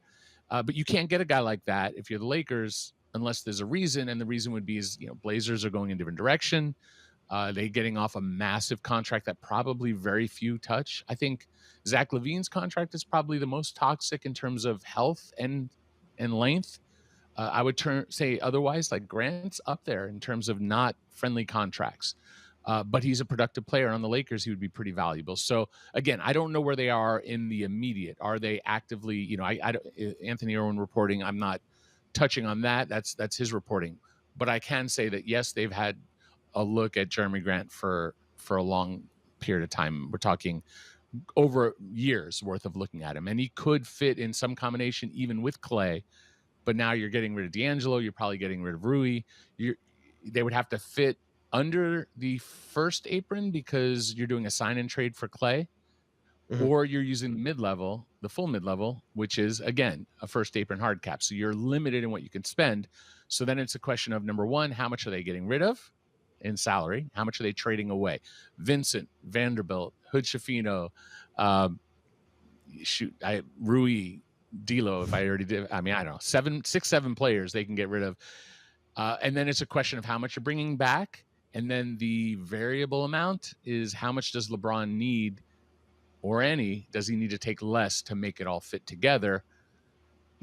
Lopez, Grant, and Klay. I mean, no, Laker fans are like, oh, okay, take all 3. And it's like, well, how much are we reducing LeBron to? I mean, I could run the math. I don't think it's a no. I don't think it's, especially if you're trading out if the Lakers trade away everybody, everybody on that list, and you find homes for, 7 guys, I say? Yeah, I got them right here. D'Lo, Rui, Gabe, Vincent, Jared Vanderbilt, Jalen Hood-Schifino, Christian Wood, Cam Reddish. $67 million in outgoing salary. They bring back 43-ish, or they could bring back a little more than that. I've run the math. It's not impossible. It just depends on LeBron and how generous he is. So one of the things I think, maybe we'll call this like the PSA section of our conversation, where, we're talking about the Lakers bundling up, how throw 3 or 4 of those names you mentioned together for a bigger name. I think everybody is still working their way through understanding the new first and second apron rules, dealing with salary aggregation. You get up to a certain point. Dan and I have gone over it ad nauseum, but for people watching and listening, can you give pretend we don't know anything about what the old CBA was or anything like that, and using the Lakers as an example, not saying they're going to get up to the second apron and run into these restrictions, but could you walk us through just the general idea of if you get up to the first apron, here's what you can't do. If you get up to the second, here's what you can't do. And just specifically because we're talking about aggregating salaries and what that would mean. Right. So the players split the money with the league. That's kind of the rules. The big picture is that if 10 billion comes in, 5 billion goes to the players, 5 billion goes to the league. That's not exact, but that's the basic idea of that. And how do you magically make that happen? That's really the question. So you need to slow spending. And one of the tools they've used in the past was this luxury tax, right? Luxury tax this year is at 170.8. We'll call it 171. Okay. So all that does is cost the ownership money, potentially. Maybe the team earns enough that it doesn't come out of the owner's pocket, but maybe they're making less of a profit. So if the Lakers are profitable, they're less profitable if they're paying tax. And they're a repeat offender. So their tax is a little higher than your average team. But it's just money. Doesn't take away your flexibility. Now, as we get higher, now we go up another. So we said about 171. Now we're at 178. Okay, just 7 million over, give or take. Now you lose your access to your mid-level exception, your full mid-level, your bigger one, which is about 13, a little bit under 13 million. You don't have that. You do not have the ability to acquire Klay Thompson via sign and trade because you can't acquire a player if you're over that line. So if you're getting Klay Thompson, the Lakers are committed to 178 million as their max payroll, right? That's either paying 13-ish million via the mid-level or acquiring him via sign and trade. Now you go up higher, right? Now, in both cases, if you trade for somebody and you take in more than you sent out, now you have a first apron hard cap. So if you trade out D'Angelo at, let's call him 19, and you take back 20 for D'Angelo, doesn't work. Well, it works, but you have a first apron hard cap. Okay. But let's say you're taking less, or you're combining guys. Now you're combining D'Lo and Rui, and you're taking back somebody. No problem. Well, you combine guys to do it, right? You get Grant. Let's say it's Grant. You get Grant from D'Lo, Rui, just making up stuff, right? Not saying that's what's going to happen. Don't want to see it aggregated on Twitter as me as the source. This is just us running through stuff. Right? You can put those two guys together to get a guy making more money. Let's say he makes 30. Now you have a second apron hard cap, which is about 189, just under. Now, having talked to Rob Pelinka, talked to the Lakers, they're pretty open about their reluctance to go over that line, the second apron line. That's just, they're going to treat it like a hard cap. And that's more or less what the NBA wants. And to be honest, the Celtics should probably be the only team really above that. And they are, and they probably will be, because it's worth it for them to get a championship and to be in this kind of, maybe they freeze a pick. Maybe, you have super limited flexibility. All you have is minimum contracts, etc. So for the Lakers, I don't envision this being anything other than this is their spending limit no matter what. Any combination of moves, they're not going to go over 189. So as they sit right now, let's say that they pay LeBron the max, and we have the number for Max Christie.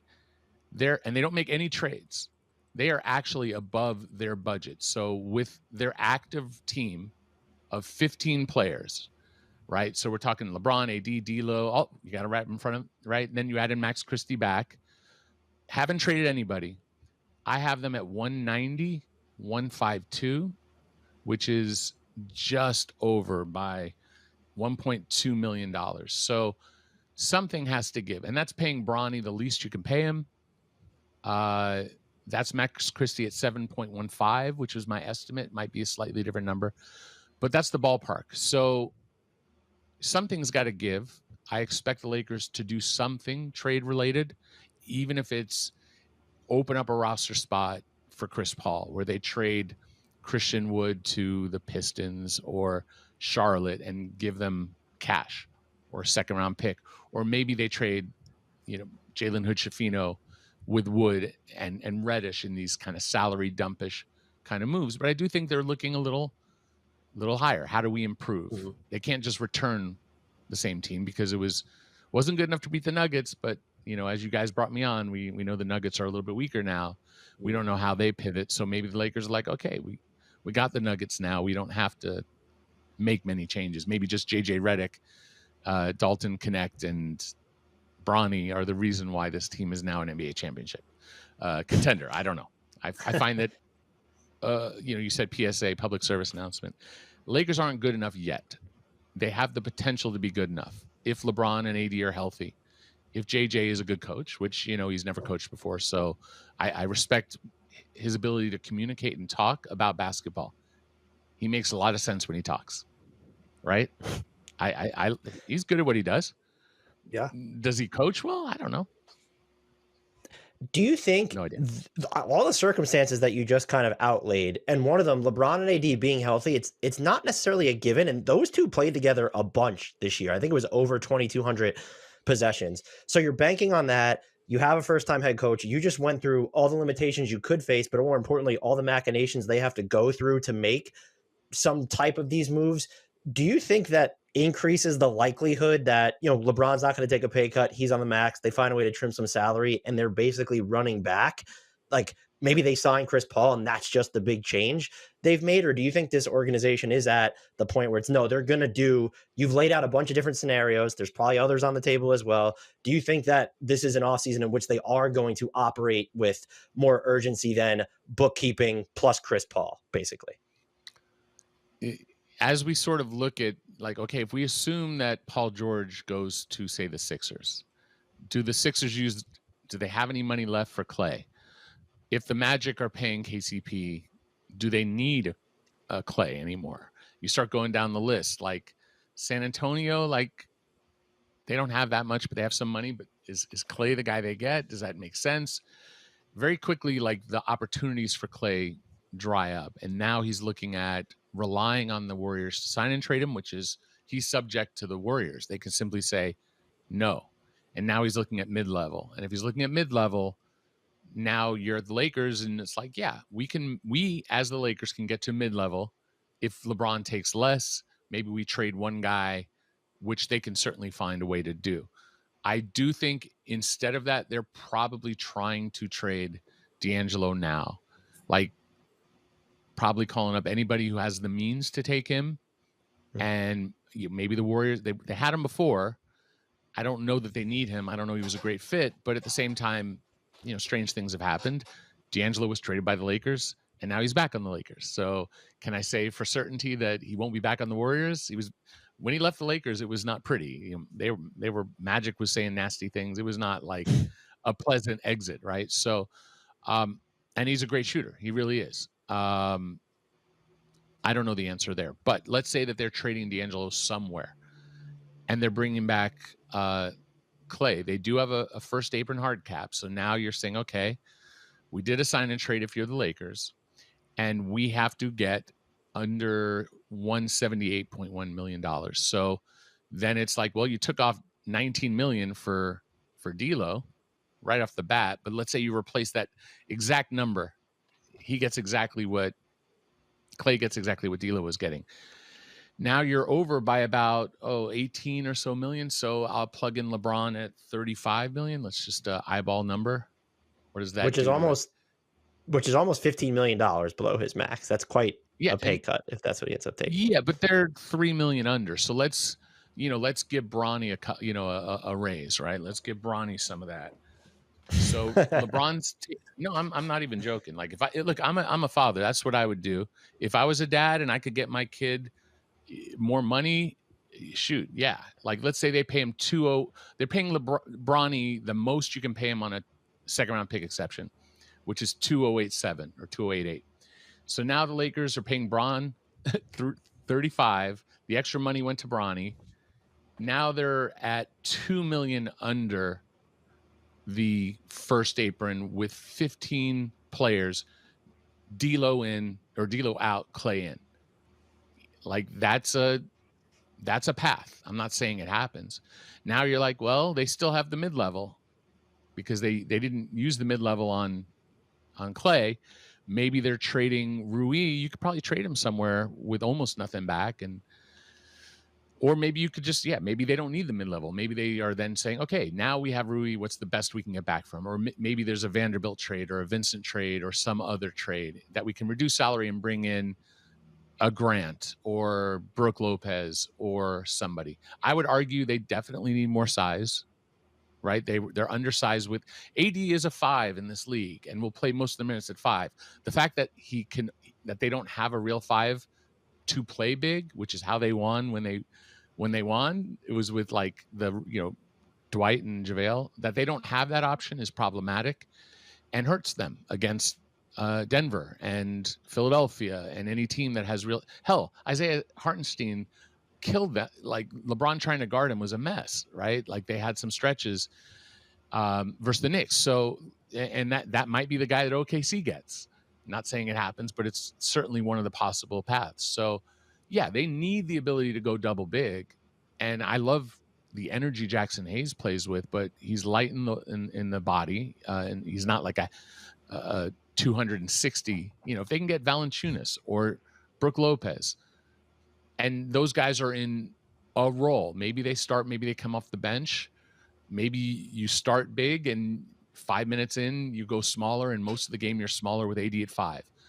That's what they did with JaVale. They used to start JaVale and play him 3 minutes, and it wasn't a good matchup. Yank him. Sometimes he wouldn't come back until start of the second half. He'd play 6 minutes in a game. It's like the AC Green of the year that Shaq and Kobe won their first year. AC Green was the starter at the very end of his career. I wasn't covering the league just yet, but I know that to be true. So anyway, I'm just sort of spitballing some ideas. They need size. They need defense in the backcourt. Personally, Klay adds shooting, but they have that shooting with D'Angelo. And Klay doesn't give you, does he give you better defense than D'Angelo? Sure. But like Klay's best days as a defender, in his prime pre-injury, he was a terror.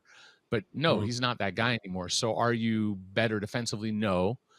Connect adds more shooting. Are you better defensively? No. I mean, I don't trust a rookie to be a good defender. Just, based on, I actually trust Bronny to be a good defender, to be honest.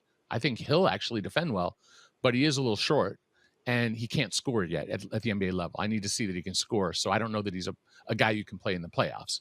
So how have they gotten better defensively is my question, which to me is the main issue. And so that's where Grant, I remember him playing defense a few years ago. He was a very good, hard fighting defender who fell in love with scoring on bad teams. I'm sure he could remember how to defend if he was in the right situation. Eric, this was great. Thank you so much for giving us so much of your time, helping make sense of what is a very complicated salary cap landscape right now for the Lakers. So thank you so much for hopping on with us. We really appreciate it. Anytime, guys. Happy to do it. Thanks, Eric. All right, we go now to guest number 2 of our marathon broadcast here, Andy Bailey, BR writer, been there forever, along with Dan and I, coming on to talk to us about some more free agency speculation, rumors, moves still to come. Lots to get through. Andy, do we have you? Can you hear us? I can hear you guys. How's it going? Just a normal 2 hours. I can't even remember time anymore. 2 hours into free agency. Just spoke to Eric Pincus. We've been educated on the second apron. I'm sure that's something you've spent plenty of time thinking about. So what are your first impressions before we get into it of this free agency period, maybe relative to others past? I complained that it felt a little slow, and Eric corrected me, and I think rightly, that's because teams could negotiate with their own guys after the finals, and that sopped up a lot of the fun from this opening couple hours.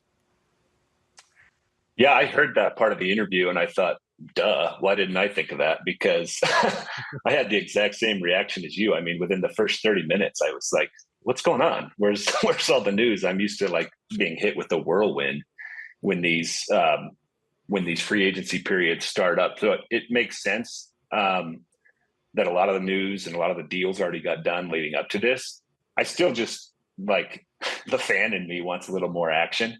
But we've gotten some interesting news. I mean, I was floored by the Kevin Porter thing. I did not see that coming. Kentavious Caldwell-Pope was less surprising, but I do think that's a big deal. Like, I think that helps Orlando a lot. It kind of seems like I think this is something that maybe you mentioned early on too, Grant. It seems like maybe we're just kind of waiting on that Paul George domino. And once that falls, everything else will kind of fall into place. So it's been a little bit of a test of patience, but after hearing Eric's take, I thought, yeah, that makes sense. Yeah, that checks out. He kind of knows what he's talking about, I guess. Yeah. I was also thinking while he was talking about all the cap stuff, I'm like Winona Ryder in that GIF where she's on stage looking at all the numbers going by. Eric obviously understands the cap stuff at a very high level. He's an awesome resource for us. Now we get down in the mud and just have fun with me. There you go. Look, Andy, you already mentioned Paul George, which is the move that everyone seems to be waiting on. And so there's moves that are still to come. I'm assuming that's the name that you have circled the most. And is his situation more or less interesting for you now that we can basically remove, they always felt like a stalking horse, but like Orlando is just out of the equation now. If they're going to pay KCP, I would believe anyway, the machinations they would have to go through to get him would be not complicated, but they never felt like a threat. So what are you kind of thinking about when it comes to Paul George? Right? Do you view it as Sixers or Clippers? Is it like, just what is your thoughts on this entire situation at the moment that's probably holding up a few other transactions at least? I think you nailed it. I think this basically puts it down to the Sixers. Even within the last couple of days, it's felt like a meeting with the Clippers might just be a courtesy between both sides. From some of the reporting that we've heard, it seems like that option is pretty much off the table. And I thought, this isn't a real hot take. For weeks now, Paul George to the Sixers is such a like hand in glove fit. I mean, it is just perfect. They already have one of the most dynamic 1-2s in the league at point guard and center, and naturally you want wings in between those two guys. He's the best wing that was going to be gettable this summer, and he's not just super talented. I have always, like, for years, I thought Paul George is one of our most malleable superstars. Right. He is a superstar level talent, but he doesn't, take up a bunch of oxygen, take up a bunch of usage in an offense. I think he'll slide in perfectly in between Embiid and Maxey. And then whatever they have left to go after, role players, minimums, whatever the case may be, they're going to have a really, really strong top three, which is going to depend a lot on health, of course. That's like the caveat you always have to throw out with Embiid and to an extent with George too. But if they're healthy, I absolutely love that trio. I think those pieces fit together so well. Yeah, I think I generally agree. Although Dan and I were both kind of we really wanted to talk about just how exciting George on the Magic would be, just because it's a younger roster and he really could, it's like you're saying though. So yeah, he's a great fit. Well, where isn't? Well, Paul George is a great fit basically everywhere. He's not a top option, right? Like that's just the type of player that he is. Do you think though that, if there is a drawback to the Sixers using this mountain of cap space that we've been talking about for months and months, not all of it, but pretty darn close to all of it on George, do you think it's valid to have any concern that like, oh my God, they got three guys now, assuming they get Maxey on the max rookie extension? Is there a scenario where you could be talked into, well, not Paul George, but like two or three of these other guys for the Sixers? Or do you think maybe because it's Daryl Morey we're talking about, he's got all these like bargain guys teed up once he gets George on the big number? Yeah, I guess to answer the question simply, it's absolutely valid to think of other approaches here, especially with, I know the cap is going to change a lot when we get the new TV deal, but there's still a part of me that's kind of terrified of the new CBA and the second apron and all of the penalties that come. I mean, even the first apron, the more I learn about this new CBA, I'm like, man, the first apron is rough too. And if you have a significant portion of your cap, and some teams are going to have like basically all their cap taken up by three players, it makes building out the rest of the roster a lot more difficult. When you look at a team like the Knicks or the Celtics, that money is spread out a lot better across multiple different players. And there's different reasons both of those teams were able to get to those kind of contracts. Like they both had unique paths to the rosters that they have now. But I think there's going to be a lot of valuable value to teams that do like the 2 stars in depth model, or to the extent it's possible, something of like a New York or Boston model. Big threes are going to be hard to build a roster around, but I still, I think the way that you laid it out there, Grant, makes sense. I think that Daryl Morey's probably got some stuff up his sleeve, potentially, if he does land Paul George, and they'll be able to put together, I think, a decent enough supporting cast. I mean, we already saw him sign Andre Drummond, who I think is going to be a solid backup 5 for them. Right. So if it's me, I'm probably going to go for Paul George, but there is certainly an argument to go another direction. Another move we have here from you, Andy, Klay Thompson to the Mavericks. Are you able to just explain to us why you like that one so much, or what you think that fit would be next to Kyrie, Luka, Derek Lively's there, of course, PJ Washington, the whole 9? Yeah, I mean, this is partly what I like and partly me just trying to look smart and be proved right in a couple of hours, because it does sound like this might be where Klay is headed. Grant, being a Bay Area guy, I'm sure is not thrilled to be losing Klay Thompson. Andy, I told Dan already. I've moved already to acceptance in the 5 stages of grief. So it can't hurt me anymore. Okay, good. So where is it on the scale of like Hakeem in a Raptors jersey to Patrick Ewing in a Magic jersey? Well, the 6th stage of grief is trying to figure out what jersey will look weirder. So I haven't given that a ton of thought, but it is on that level. It is up there for sure. It's going to be weird. So I'm just trying to be funny. I don't think it's going to be that bad. Like, I think Klay Thompson is still pretty good. There was so much talk last season about him being moved to the bench and, trying to figure out this new role with the Golden State Warriors. He still shot a ton of threes, and he still made almost 40% of them. And that's really valuable. He's not going to lock down point guards the way that he did in the past, or even a lot of 2 guards anymore.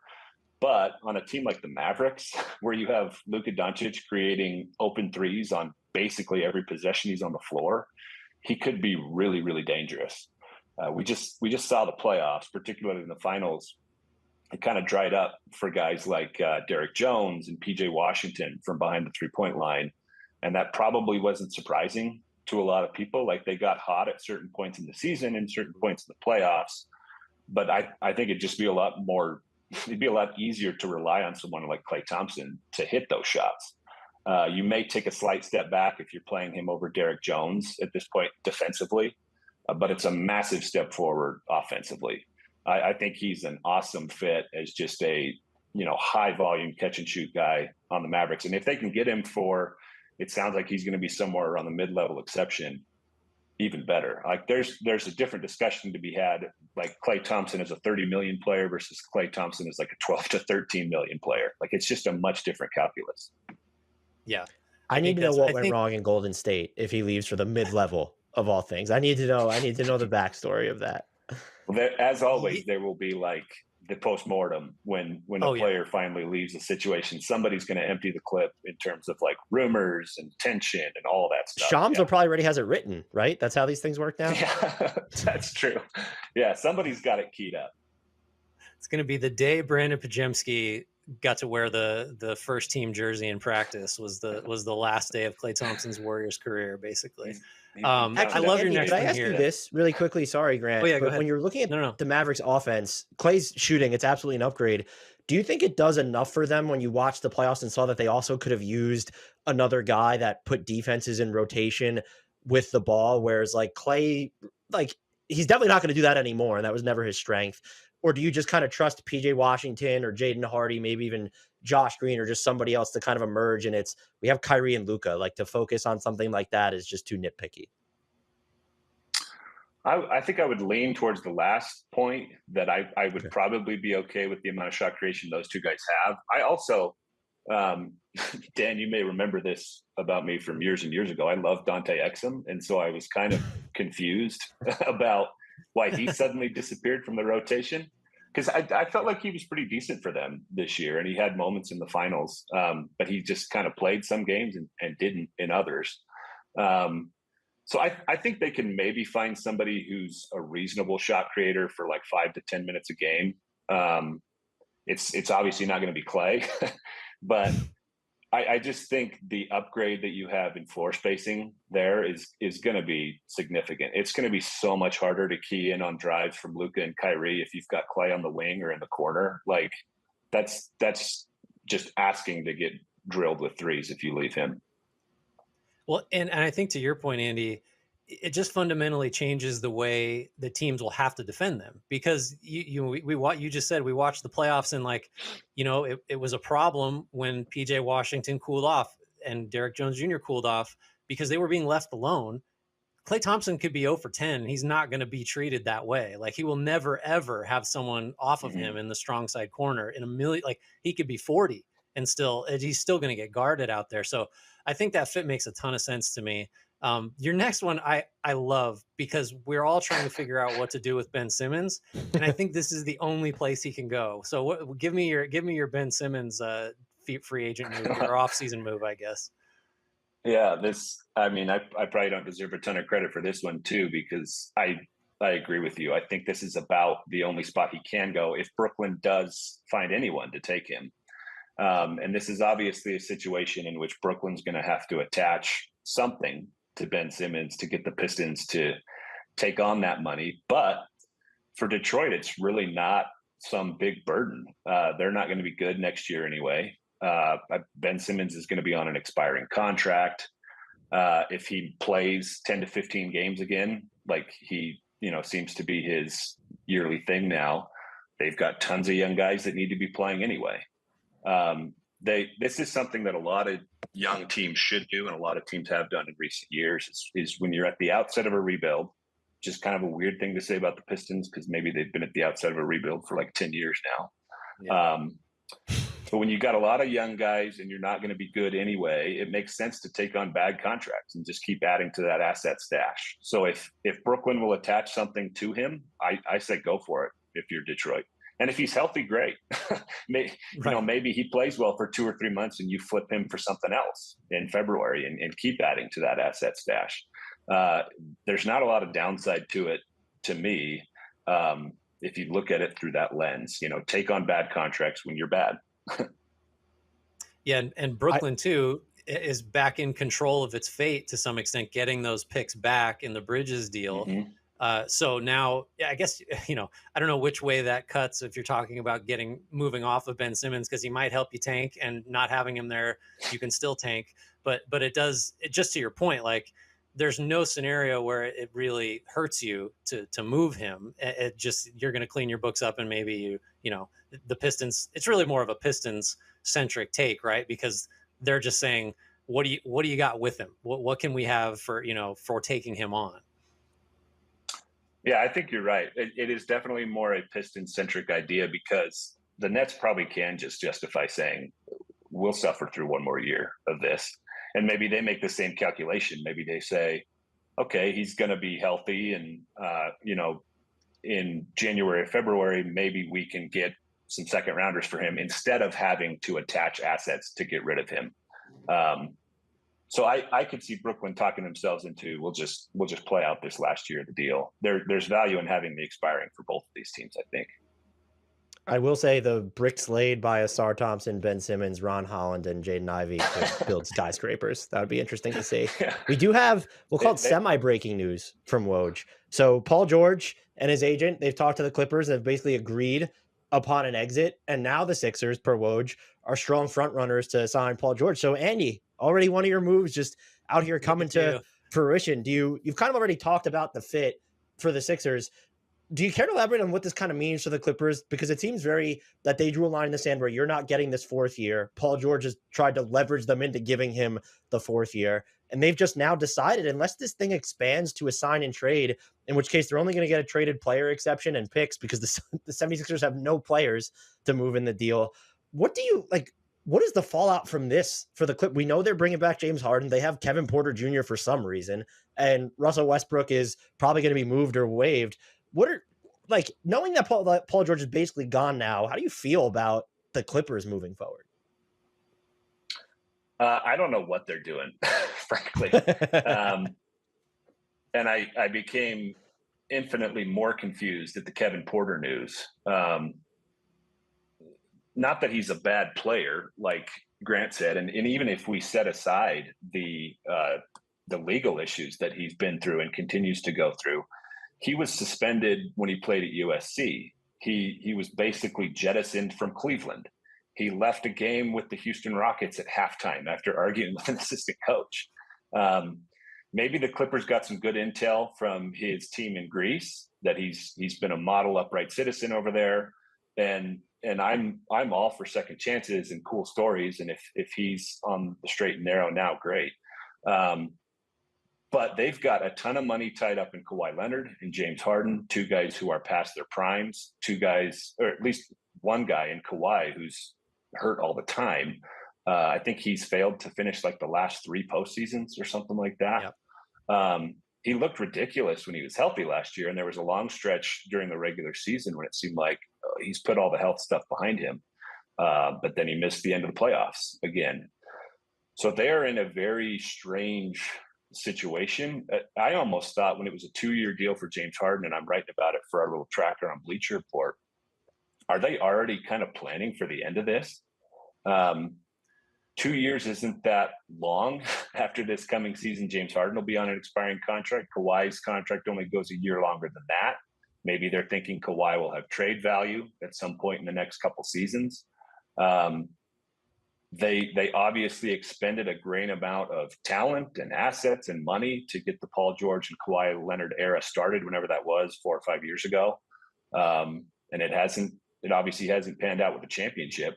So maybe they're, for the first time really thinking we can see the off ramp here and let's, start pumping the brakes a little bit and head in that direction. I don't know. I'm with you. I don't know either. I think it's a bad decision by them. And we have in the chat, and this has been bouncing around for a while, the Real Precise says DeRozan to the Clippers, a lot more feasible if he's willing to take some version of the mid-level now that you don't have Paul George's, $49.2 million if he was going to re-sign for the max on the books. How do you feel about that as sort of like the fit, and then just the pivot is like, right, well, we don't have Paul George, but we're going to go out and get DeMar DeRozan, who's still good, but just, I don't know. The fit with James Harden specifically just feels incredibly wonky, would be the kindest way that I could put it, because this is a family show. Before you answer, Andy, can we get the Clippers to stop? Can we get the Clippers to stop targeting guys that just are from Southern California and want to be there? Because this has not been a successful strategy to this point. Yeah, that seems like the MO. And we talked earlier about how malleable Paul George is. DeMar DeRozan, I think, has had an awesome career transformation, basically since he went to, I want to say the Spurs was the first team post Raptors. And he's become a pretty solid passer, I think an underrated playmaker. But the amount of mid-range shots between him and Kawhi, I think, is going to muck up the offense to a pretty serious degree. The amount of touches required by both James Harden and him, which Dan just alluded to, I think would be a problem. If you get him for the mid-level exception, I mean, it's certainly better than losing Paul George and having to replace him with like a minimum guy or something. I mean, we just put his numbers up on the board and they look great. He was great last year. Year after year. Yeah, I mean, he is a good player, and I'm going to offend a lot of DeRozan fans and Bulls fans. I think that he, for years, has probably been better suited to be like a super sixth man who runs your second unit and just dominates reserves. He's what people don't really realize about those raw numbers is he's year in and year out typically a below average effective field goal percentage guy. Most years his team's net ratings are worse with him on the floor, but he's a bucket getter. I mean, we're watching highlights of him now. He was incredibly clutch basically throughout the time he was with the Bulls. Like I said earlier, he's an improved playmaker. If they get DeRozan for something like the mid-level, I think you probably got to do it, but there are massive fit concerns, like Dan said, and I will amend that by saying I think you got to do it, assuming it's not like a super long deal. He's got to match up with the rest of that off ramp I just talked about. And I think the other element here too is that what if he's not willing to sign for the mid level, and all of a sudden it's okay, well, we have to trade Norman Powell and something to meet his salary demands, and like, okay, you have PJ Tucker, that salary is the throwaway, but Norman Powell is important to this team for his rim pressure and shooting. And so now you're losing one of your best shooters in Paul George. You're trading one of your other best shooters in Norm Powell for DeRozan, who's a good self-creator, good passer, but doesn't stretch the floor for you. If I'm a Clippers fan, I would be incredibly discouraged about the direction that this team is traveling down. If it comes to that, I'd walk away. I think, given who's already on the roster, I think Norman Powell would be more important. Even if he's not a more talented player in a vacuum, he just fits better with James Harden and Kawhi Leonard. So we gotta bust in here, but fortunately it's topical because we have Shams reporting now that a future Ben Simmons teammate with the Detroit Pistons, Cade Cunningham, has got a 5-year, $226 million rookie extension. That's the max, folks. I did not see the language that was attached to Scotty Barnes that bumps it up to 270 by implying that he's going to hit the criteria to get there. What do we think about 226 for Cade? I'll answer my own question first. Kind of felt like a foregone conclusion, right? Like, was there any doubt that he was going to get that? Not for me. This is just kind of the way business is done in the NBA at this point. I have wondered for a couple of years now, and I think I will continue to wonder if that will ever change. Like if the penalties and all the new cap stuff eventually gets teams to start thinking, well, maybe we can't max out every single player when he becomes eligible for a max, or every single like decent first round pick when he becomes available for a max. But the problem with that is you're not going to get 30 owners to agree on that. And if Detroit had let Cade Cunningham hit free agency, somebody else probably would have maxed him. So to keep your first round pick under team control beyond the rookie contract, this is something you almost have to do. I know there's a lot of scary numbers with Cade Cunningham, not the least of which is their winning percentage since he's been there. He hasn't been a terribly effective shooter, which is kind of one of his selling points coming out of Oklahoma State. But I'm always a sucker for a combination of size and playmaking. And I think he's got those things. And I think with the right supporting cast, which we could be waiting for that forever, I do think he can be a really effective playmaker. And if his shot ever returns, to the way it was at Oklahoma State, I think he shot 40% from three there. He's a really good player. Again, this is just sort of the way business is done for these guys. But I also don't think this is like a bad deal for Detroit or anything. I think he can live up to this. I think too, and Eric Pincus would probably insist that we frame it this way, that final year of that deal projects to be 18.5% of the salary cap, which for Cade Cunningham is absolutely fine.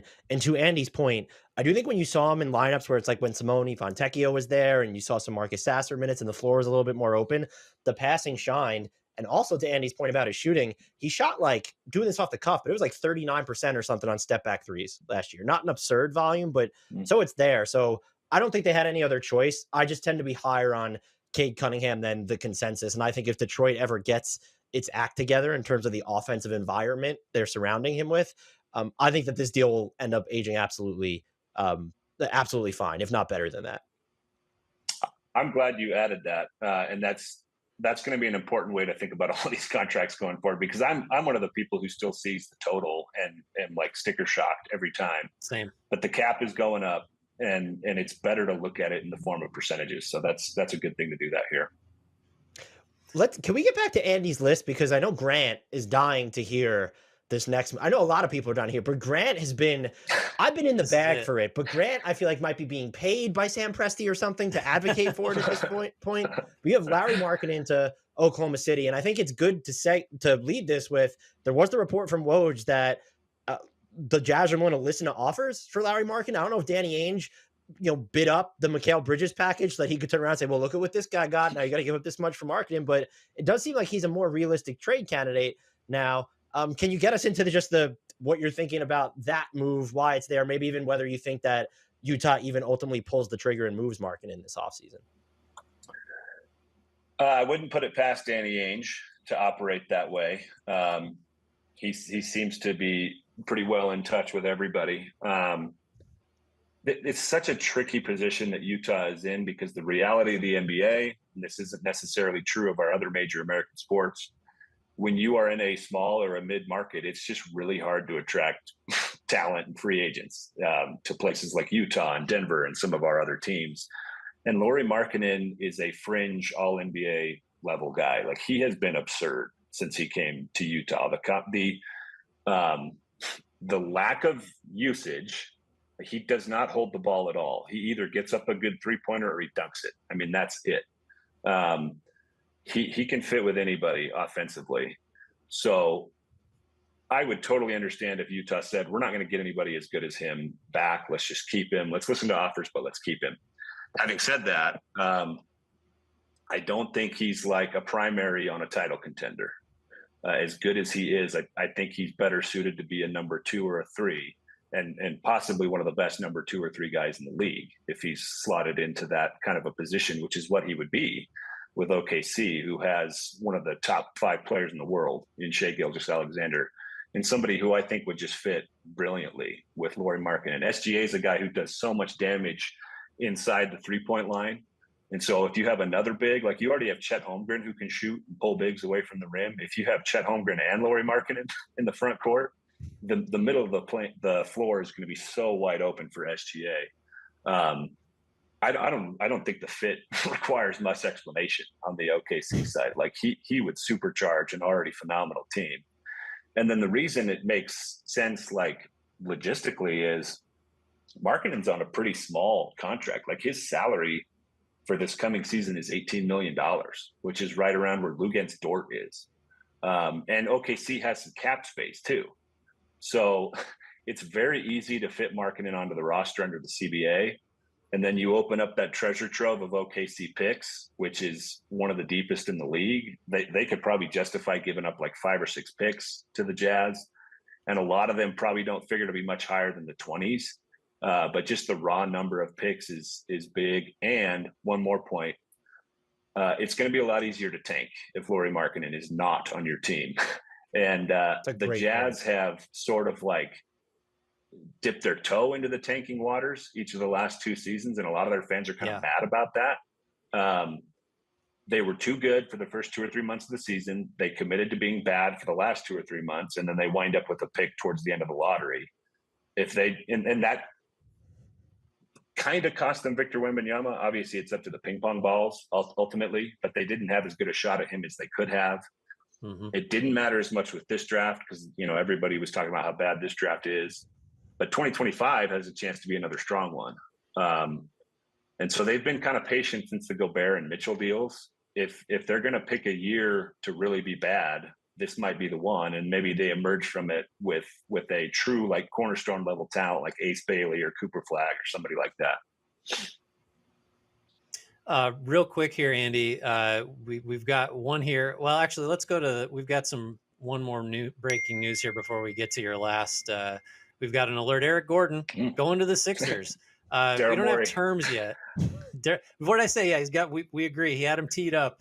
Didn't think this would be the order of operations, but here we are. That's got to be a minimum deal, right? I would think that's a minimum, but I said Daryl Morey because he was the one who gave Eric Gordon his last like eyebrow raising contract, at least to me. He just can't quit Eric Gordon, but he's solid for the Suns last season, and I think he'll be solid in like an ancillary role for the Sixers. They're not going to ask him much besides stand 30 feet from the hoop and shoot it when you touch it. Mm-hmm. I mean, that deal makes plenty of sense to me, especially with, I assume like you, that it's probably a minimum. I think he's going to help them. Yeah.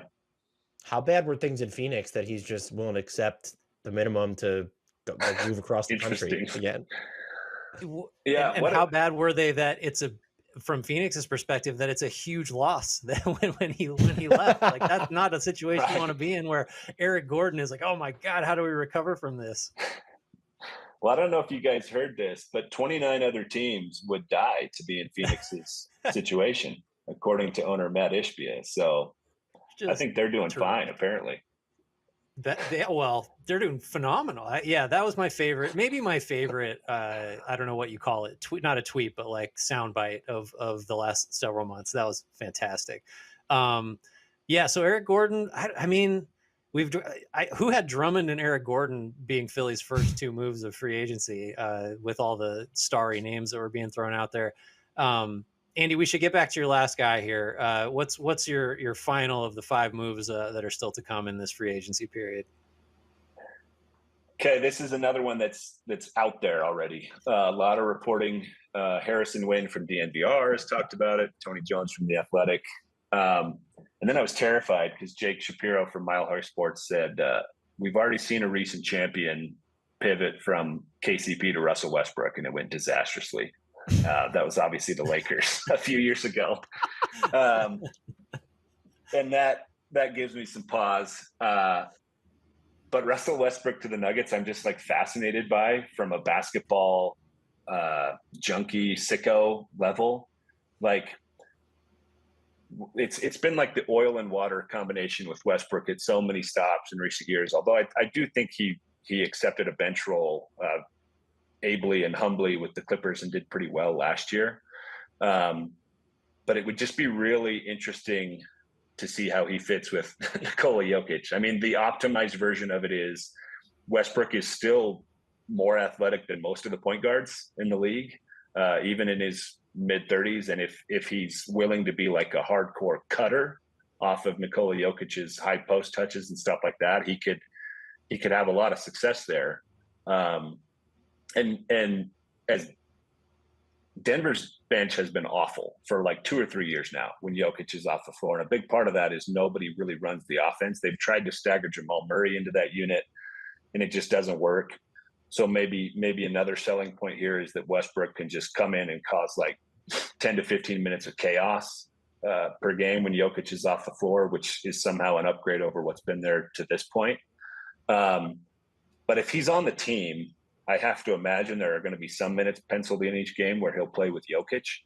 And that's just really fascinating to me. I'm just very curious to see how those two players will work because Jokic leads the league in touches every single year. In his prime, I would guess Russell Westbrook probably led the league in time of possession. So it would just be very, very interesting to see how those two guys could coexist.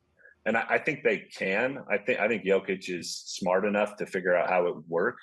But it's just real fascinating to me. It's an interesting way to go after losing KCP, but I'm interested.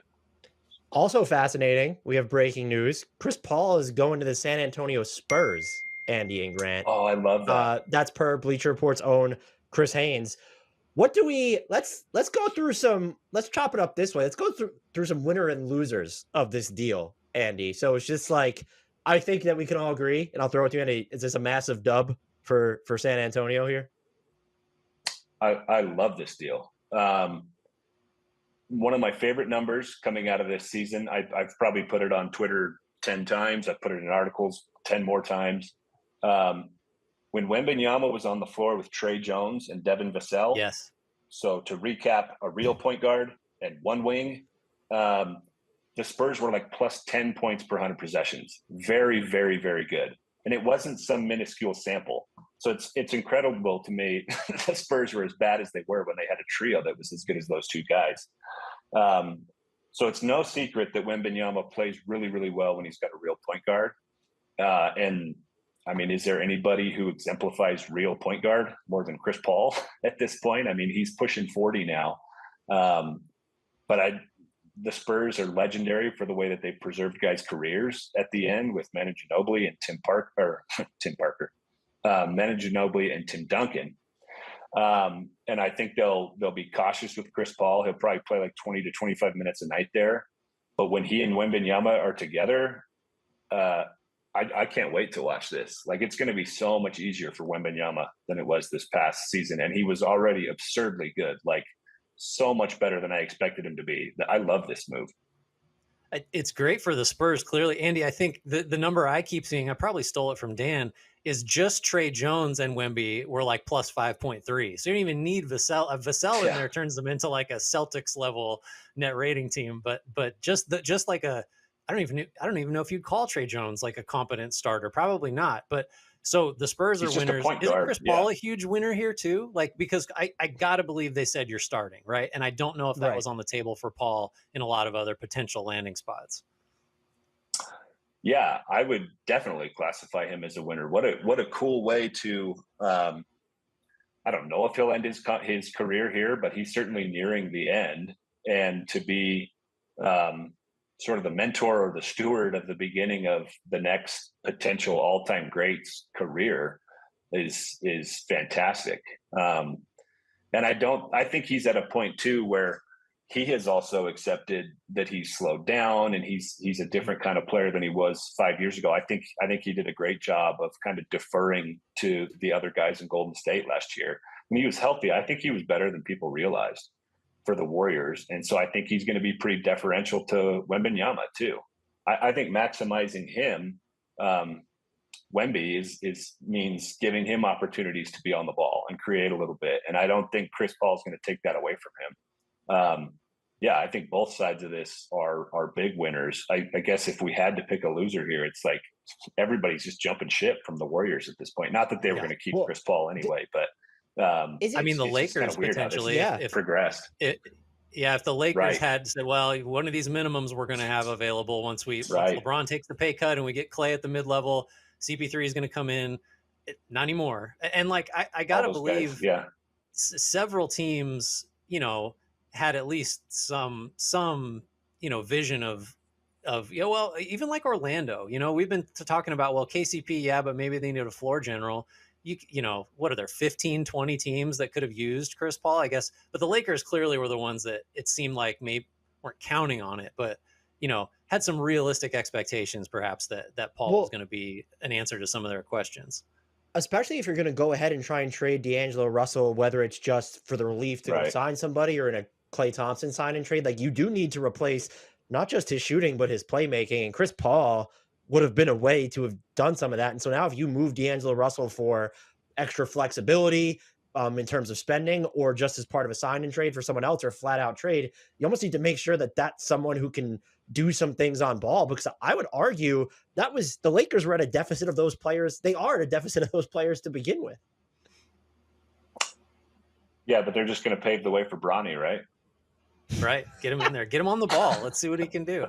I would say Greg Popovich a winner because most of the rest of the Spurs roster is still not of legal drinking age, and Chris Paul is a wine guy, I think. So they can bond over that. It's hard to think of other losers, though, right? Like I got a loser. I got a big one. Oh, give me one. Tyus Jones. Who is he leveraging for like an offer now? I guess Orlando's still out there with some cap space. Yeah. No, that's just like he was. We kind of penciled him in for San Antonio, Andy, when Grant and I were talking previously. And so for him, there's still, I think even Detroit could technically talk themselves into like, yeah, we'd pay Tyus Jones for a little bit, but he might be stuck in Washington or stuck for signing for like not even mid-level money at this point, it feels like. Yeah, it's funny to hear that sequence of sentences. He's a loser. He's stuck in Washington. Difficult stretch for Tyus Jones. I mean, I told the producer of this show beforehand too that was a potential guy to throw on that list that we keep looking at was Tyus Jones to the Spurs. I mean that seemed like another obvious fit. I think he's better than people realize, but this is something that happens every year in free agency. At least the last few years, like there's not a lot of spending power league wide when free agency starts, and I don't think a lot of people realize that. And when deals start rolling in, that spending power shrinks pretty quickly. And so a lot of guys are left, a week from now thinking, oh my gosh, why didn't I just opt into where I was or resign where I was? So there could be some guys on the outside looking in within a few days. And I think Tyus Jones is a lot better than people realize, but he's potentially one of those guys that gets squeezed out. Mm-hmm. So we do have an update here on Chris Paul from Chris Haynes, just kind of explaining what we're maybe kind of poking around here. We could just read it. Great talk with Greg Popovich, sold on the culture, opportunity to elevate Victor Wembanyama. Wants to show he's an elite guard in this league. I think that speaks to you're going to get some starts and going to get some minutes. You get the opportunity to prove that. I think look, I don't know about you guys, but I felt like the luster had worn off the Spurs a little bit. There were a lot of people like, how good is Greg Popovich anymore? The DeRozan and Gasol years were very, you're never going to keep, the culture at just the apex of the league forever. But maybe this is, I don't know, maybe we could just say the culture of the Spurs is a winner if Paul is still lured by that. And obviously Wembanyama is the real draw there, but I think that's a big thing for San Antonio, that it's a place that a veteran that cares about professionalism and all the right things and stuff wants to be. That's not nothing when you're trying to kind of get this thing back to where it was. Woj reports, by the way, it's a 1 year, $11 million deal for CP3. Oh, wow. So are we getting that's more than I would have guessed. This is a different version of Chris Paul, obviously, but could this be similar to, remember the impact he had when he went to that OKC team? I think that was 2019, 2020. That team was fun and good. And maybe the Spurs, Chris Paul, I assume will be less central, even if he's starting, but maybe that's kind of just what we're getting here. Like, Andy, could you see something? I don't want to call the Spurs or suddenly a threat in the West like OKC became that season where they almost beat the Rockets, ironically, the team that traded Chris Paul in the playoffs. But is this now a team like the numbers you laid out when Victor Wembanyama gets to play with an actual floor general? If Trey Jones and Chris Paul combined are just super healthy, is this a team now that we have to take seriously in the Western Conference really quickly? I think at least to be in like the play-in mix, and maybe we can use this as like a jumping off point to just talk about how absurd it is to be in the Western Conference these days. It's so hard to find like a walkover. Houston is going to be better. Memphis is going to be better with John Morant coming back. San Antonio, like they could have pushed the let's compete button halfway through last season and been better. They basically ruined the Nuggets' chances of being the number 1 seed when they beat them at the end of the playoffs. That's right. They showed moments last season where they were competitive, and they can at least finish in that like play-in mix if they want to. Now they're another team that's really interesting in terms of the 2025 draft, because if you compare one of those guys, or if you can pair with one of those guys with Wemby, that's absurd.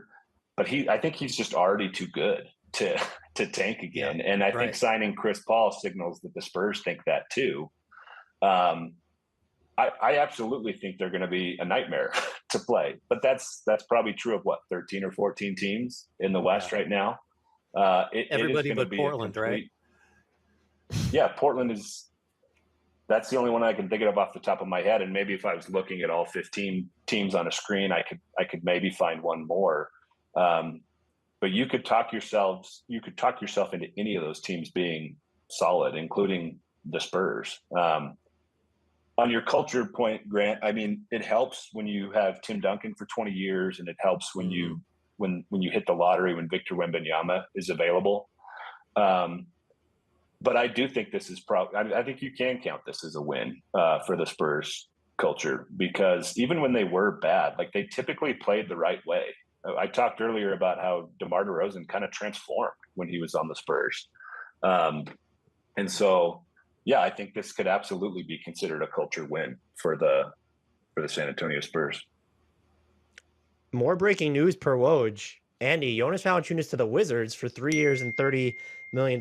Very quickly, because we've taken up so much of your time before we let you go.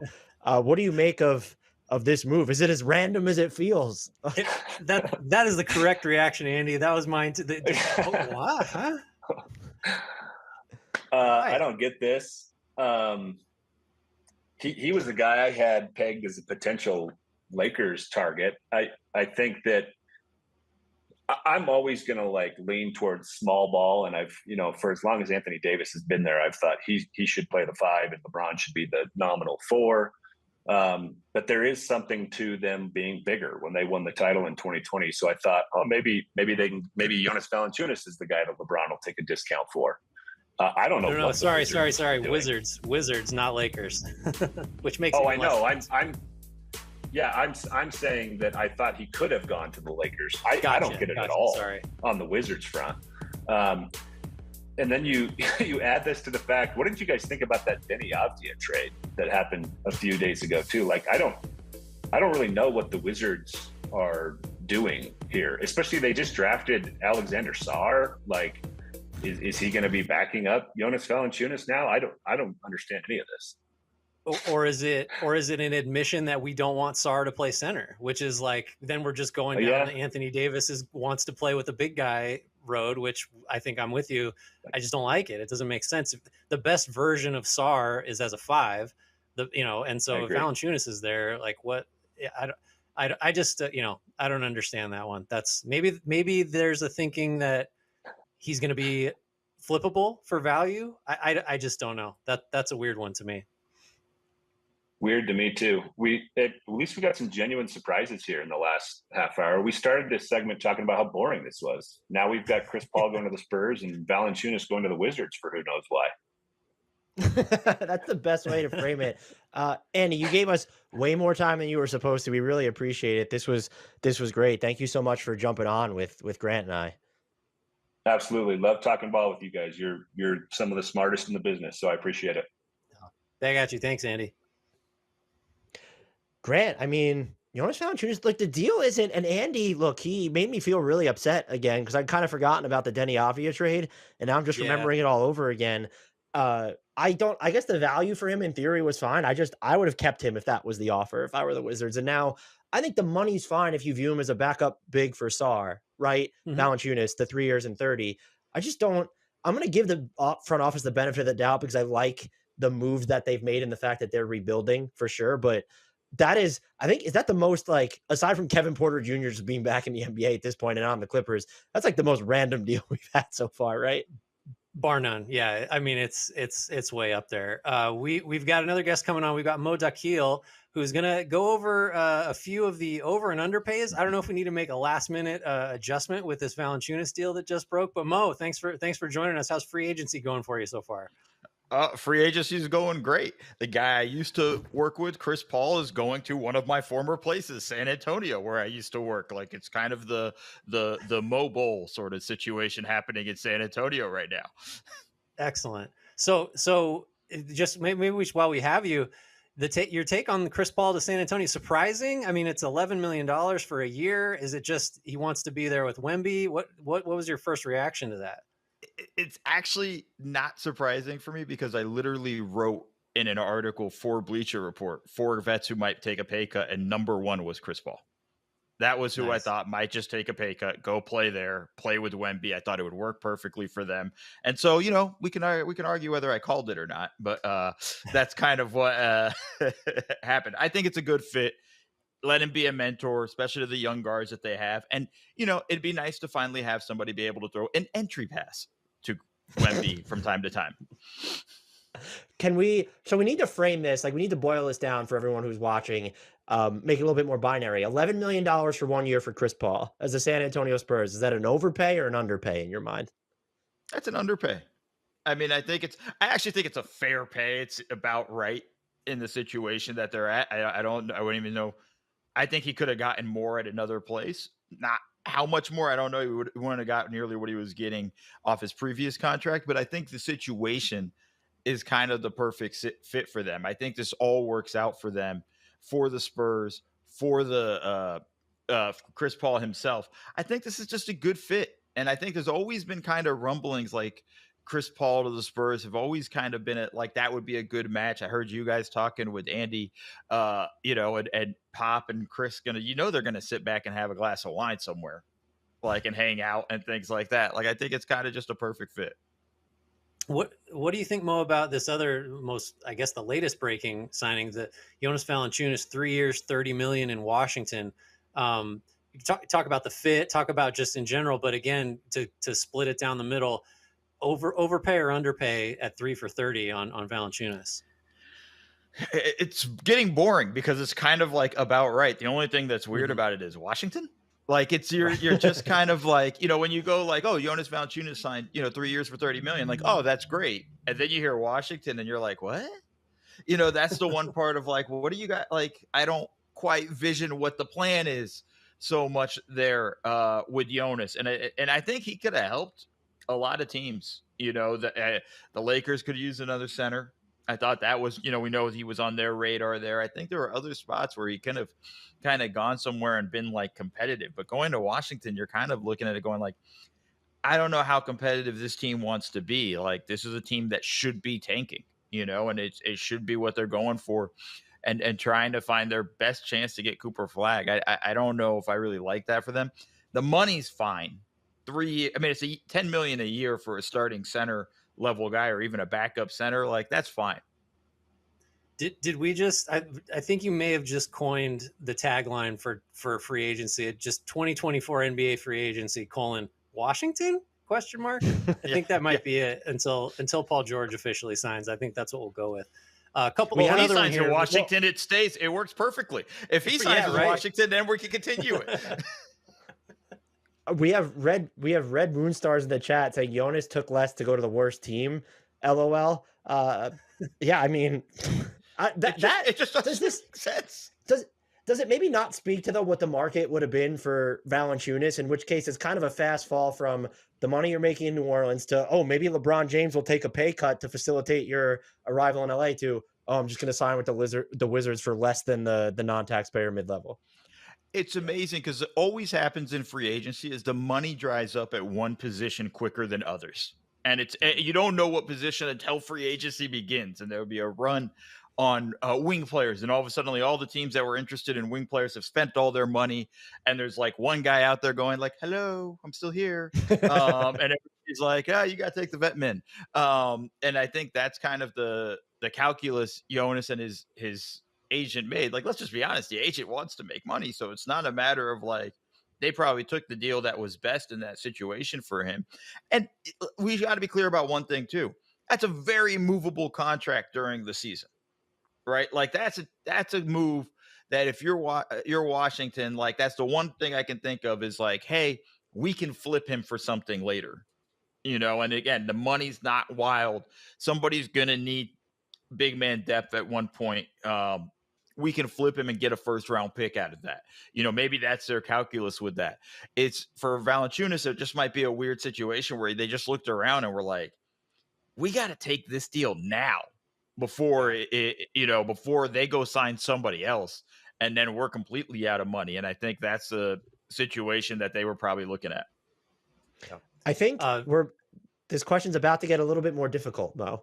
Overpay or underpay for OG Anunoby at 5 years, $212.5 million. It does not look like there's no player option at the end if people care about that stuff, though. So if people tend to, because it just means we get to harp on if he's going to be it allows us to do the more. Is he going to be a free agent or not? What's he going to do with all of that? Again, what sucks is these are about right. It's sticker shock though when you hear that he's making 40-something million. But I think we all just have to get used to the fact, guys, that's going to be the cost of a starting level player. The stars and when the cap goes up and everything, when the TV deal kicks in, are going to be making 70 million, 80 million a year.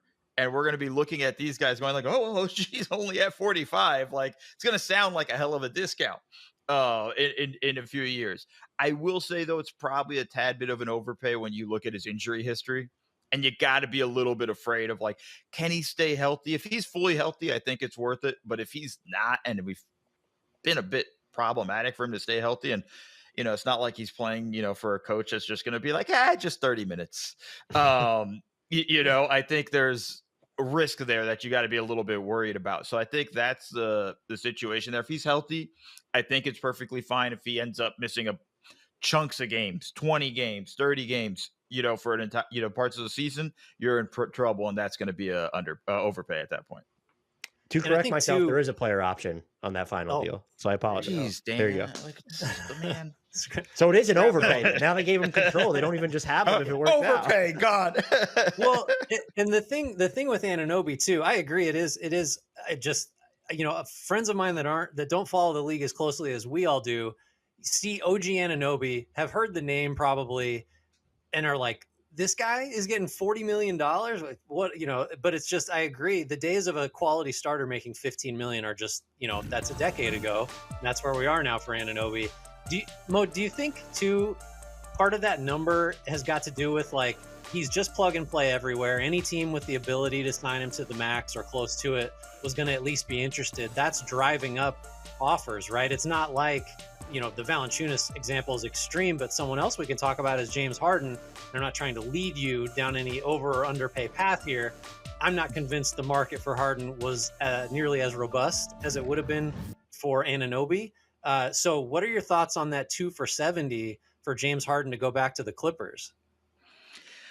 I think it's fine. And that has a player option at the end of the year. So it really feels like a 1 year, $35 million deal more than anything else. And I feel like for the Clippers, like they knew they were losing Paul George at that point, and they knew they couldn't lose James Harden as well. And I think for them, it was kind of a save face kind of situation.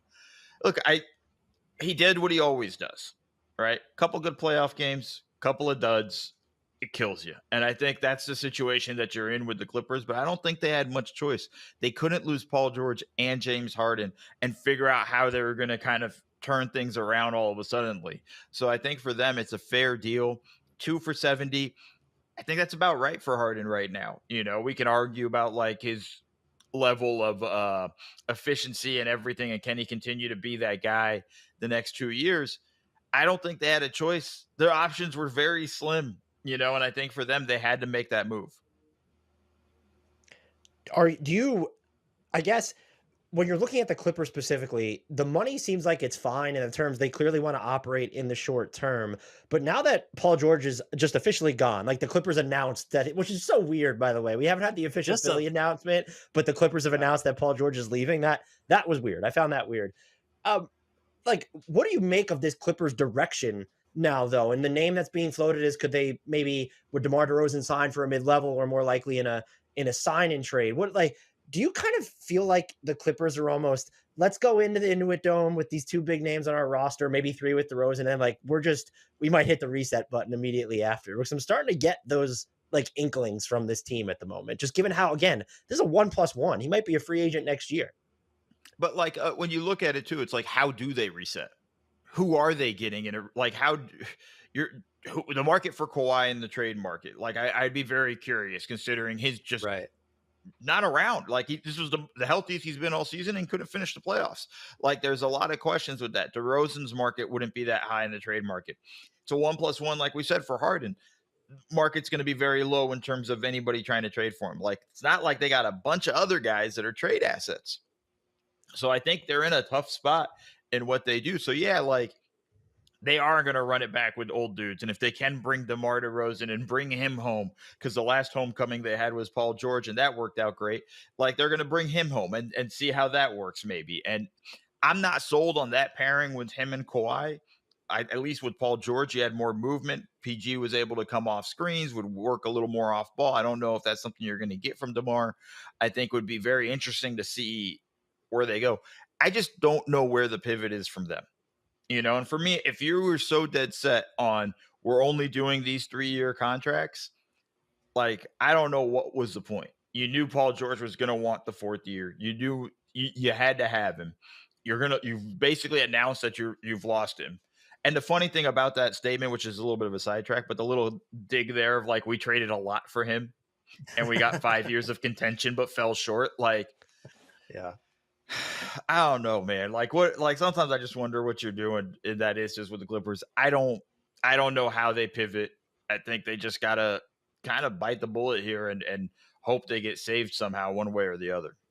I think that, Mo, that's an important point to make, because I got caught up framing the Harden signing in terms of who else was offering that?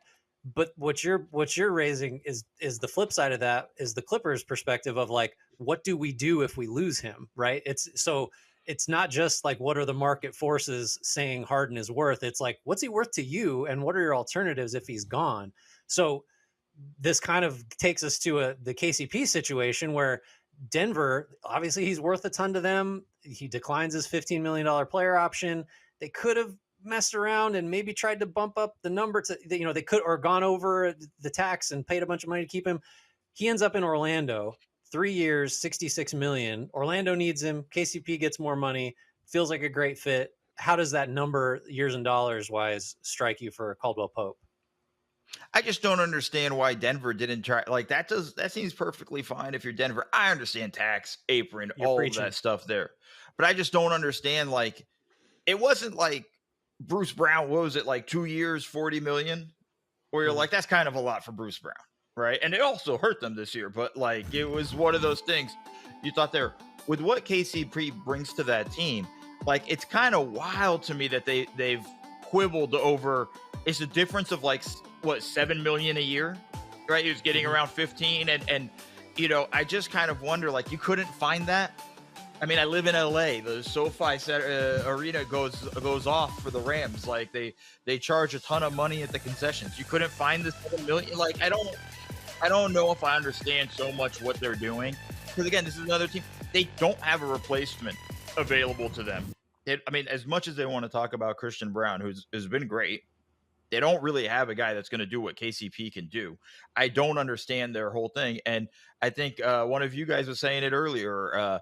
The history of when KCP gets traded from a contender is not good or leaves. So it's like, I wonder, I'd be curious to see how mad Jokic is right now. I would really want to check that temperature right now.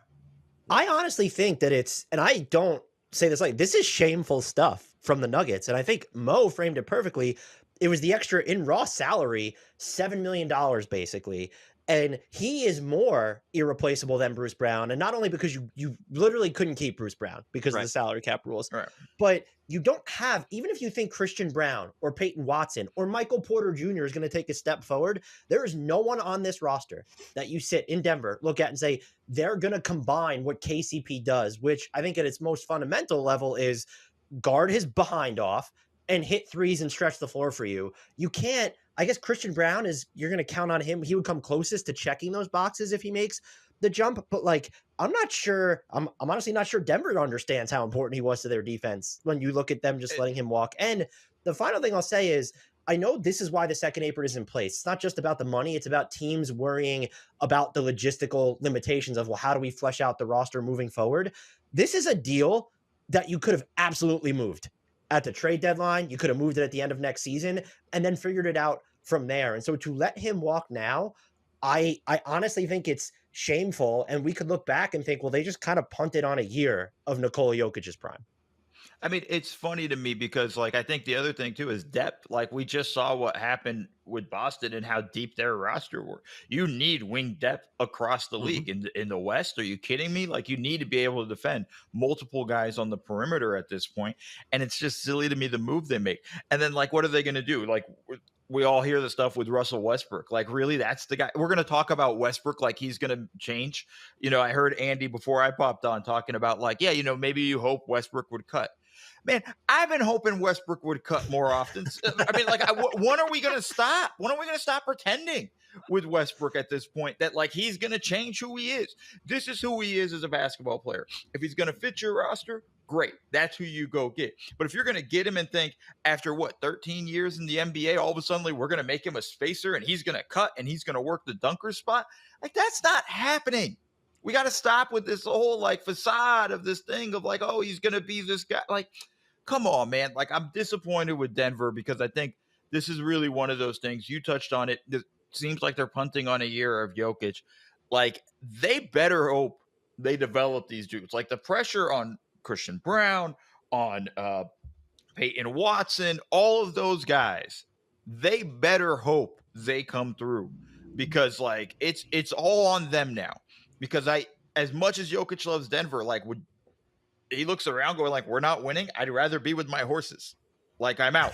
Like, it's not like, you know, what are we doing here? Like, it's along those things. Like, they really are playing with fire. And I just think, like, I understood it last year and it didn't work out this year. We know how it kind of played out, but I just don't understand this one. Like, you really couldn't find the money anywhere else? Like, really?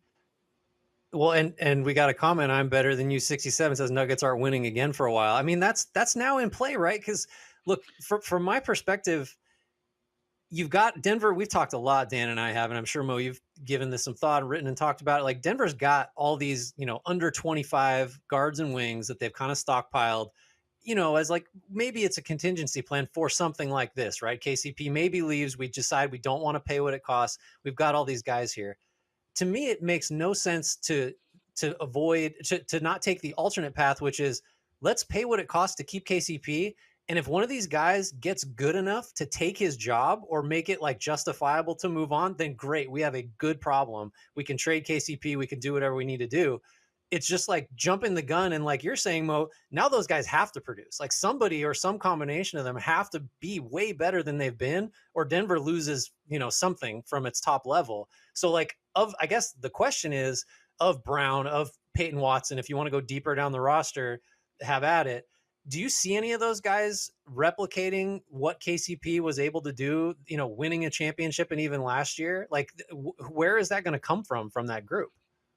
It's not. They're not going to be able to replace him in that sense. Like, and those guys might be good. They might have good years. Like Christian Brown in his third season, Peyton Watson in his third season, I believe. Like, you're not really like, I can't trust that they're going to come in and do what KCP did. Julian Strother, another guy that they like, and if he can stay healthy and whatnot, shoots the ball well for them. Get another guy that can kind of replace. They're banking on development and hoping it comes through. And it's like you said, like, why not just hold 3 years, $66 million? Again, very movable deal in a league that needs wings and 3-and-D guys. Somebody would have bit if you put him on the block and if you just match that. I just don't understand it. I do like it for Orlando. I think that's a great fit for them. Sure. I think that's a nice piece for them with everything that they have. But when I look at it for Denver, I'm just like, you guys, like, it's what are we doing here? It feels so much like the Dallas Mavericks when they won the championship and then dismantled the team around Dirk. And we never really got Dirk fully in contention again. And I'm just very worried now about the Nuggets of like, what's the plan? And don't tell me just development, because you need to have multi-layers in your plan. You need to have any understanding of it. Are you doing this because there's a free agent next year that you want to make sure you have you have moves and ways to make sure you have money to go get that free agent, and that's going to launch you in a new run of contention? I'd be very curious there. And Jokic aside, I'd also love to see what Michael Malone thinks right now. The other thing here too, I know they've been linked to Westbrook, but I think we're all kind of agreement. That's not, to me, it's not even worth the dice roll. As of right now, the only other point guard under contract aside from Jamal Murray is Jalen Pickett, who just didn't really play at all this year. And so when we were going through the list of young names, none of us even identified him at first. That's a very weird situation to be in. And we have Sosa, LNF in the chat, Westbrook and DeMar to Denver. All due respect, Sosa, please no. That would just be awful for Denver. I think we can agree there. Denver, Mo, you mentioned about another free agent, though. They do have Aaron Gordon. His extension eligible now. He could be a free agent next year. Jamal Murray is going to be on a new deal. And I think maybe this is some logic that could have went into that. But I keep coming back to, and now you have said this too, Mo, that is future Denver problem, where you could have just moved the KCP deal if you needed to shave money then. And I think I'm with everything both of you said. We haven't really had enough time, I feel like, to tackle this from Orlando's perspective, though, Mo. Do you think, well, I mean, if this follows history, the Magic win the championship next year, right? I think that's how this works, is what they're due for. But next year or the year after. But yeah. Before we do the Magic, just real quick, the Aaron Gordon point too. Like, that dude has almost said he's never leaving Jokic's side. He's probably taking a pay cut to play with Jokic. He's having so much fun. So, like, I future problems, worry about them then. Like, kills me.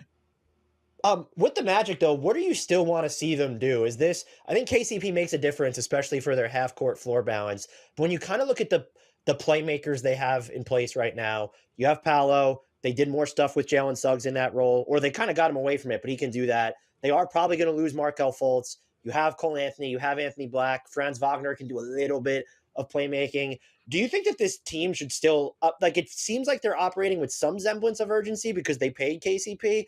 Would you like to see them operate with the same level of urgency to go out and maybe get a passing upgrade for their team?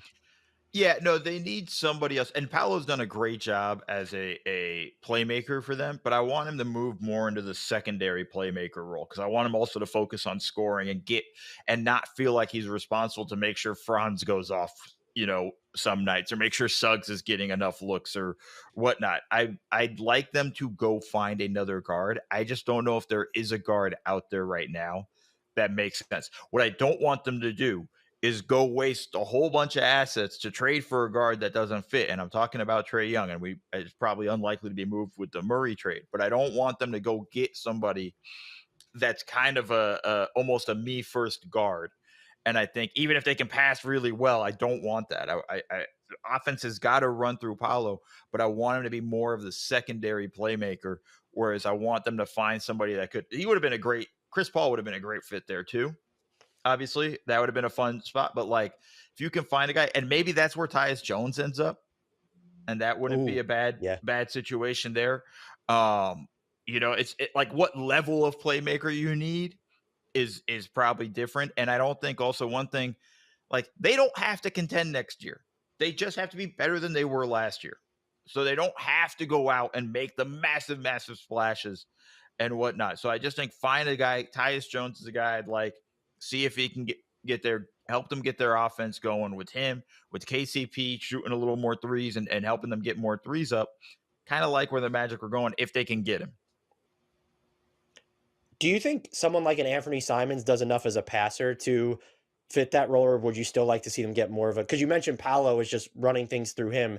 Does that give them the flexibility to target someone like Simons, who's more of a, I don't know, like a B level passer? Or was it still like, oh, if we can get a game manager like Tyus Jones in here, or even someone like a Monte Morris taking a flyer on that, just as someone with the basketball background that you have, what route would you prefer to see this team go?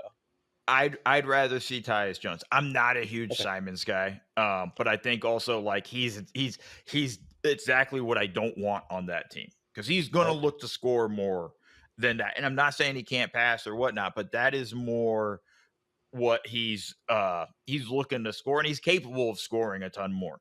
They need to find somebody that can just get them in a set, get them organized and run some offense, I think is an important thing for what they have. So Tyus Jones would be the guy to target. Simons, probably not the best fit there.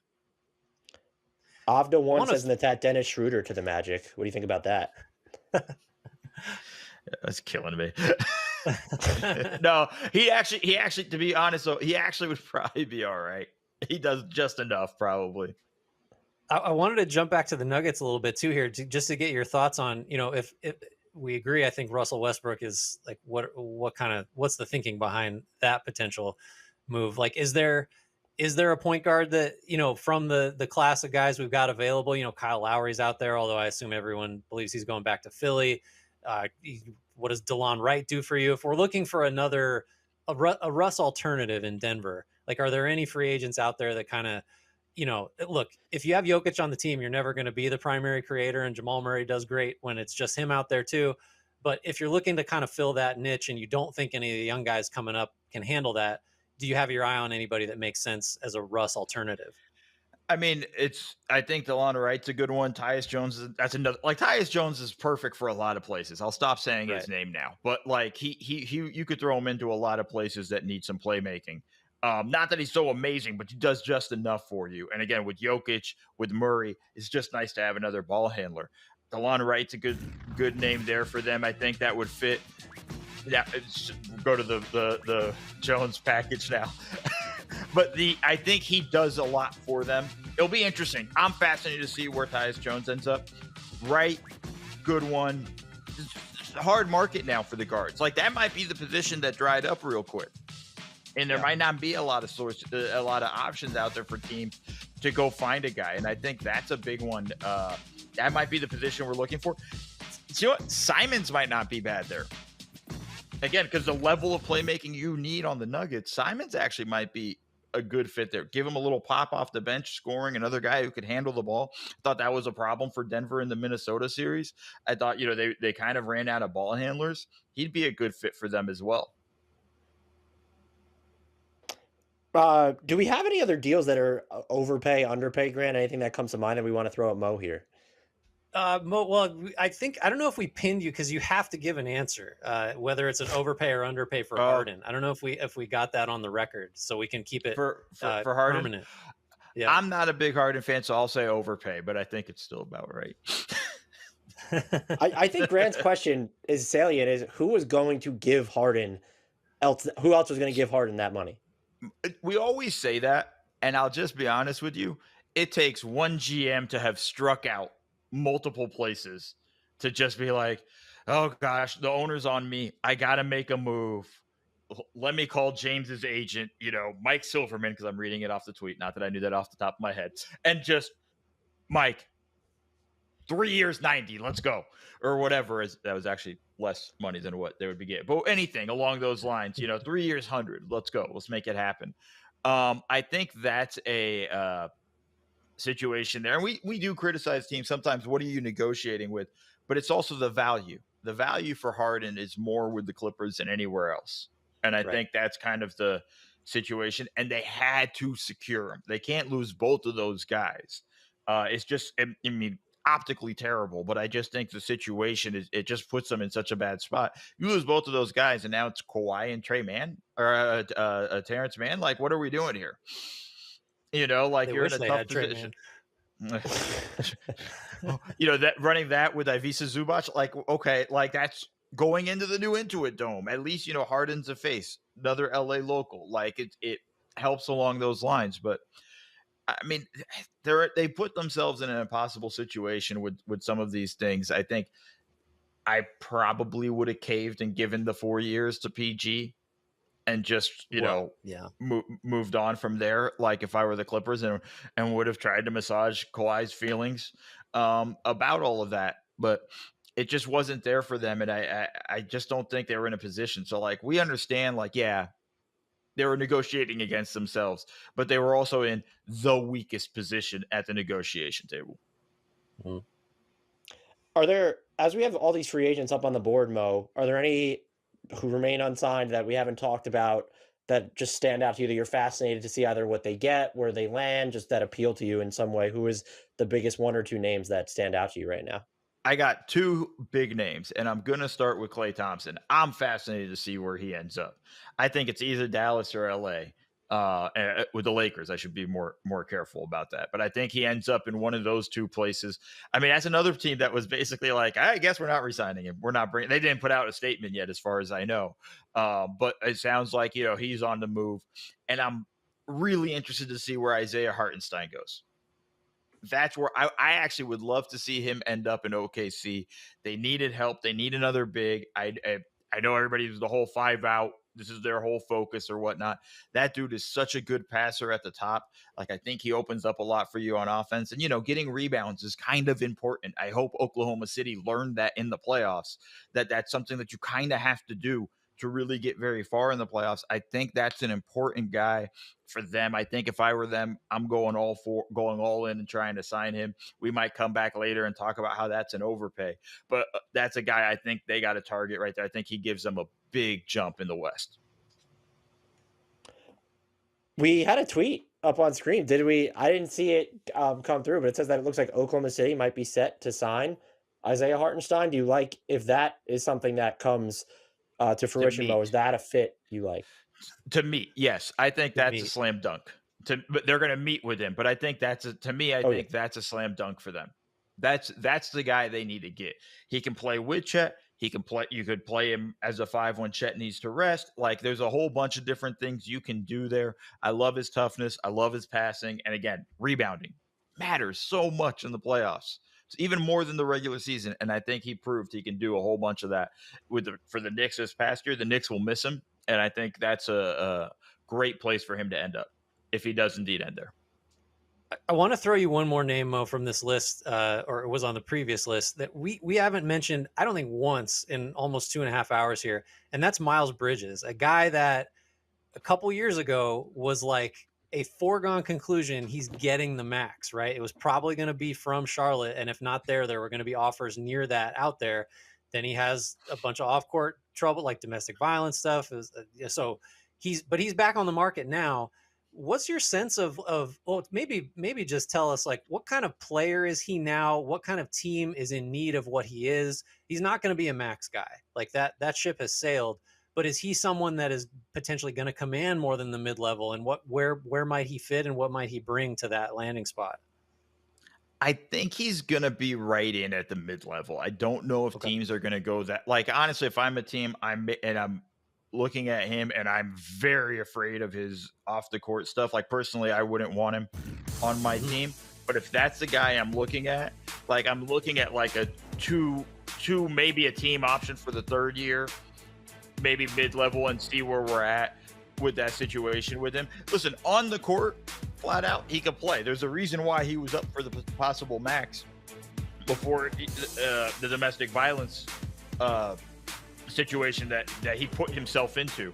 I think is very talented. I think he was great for ball.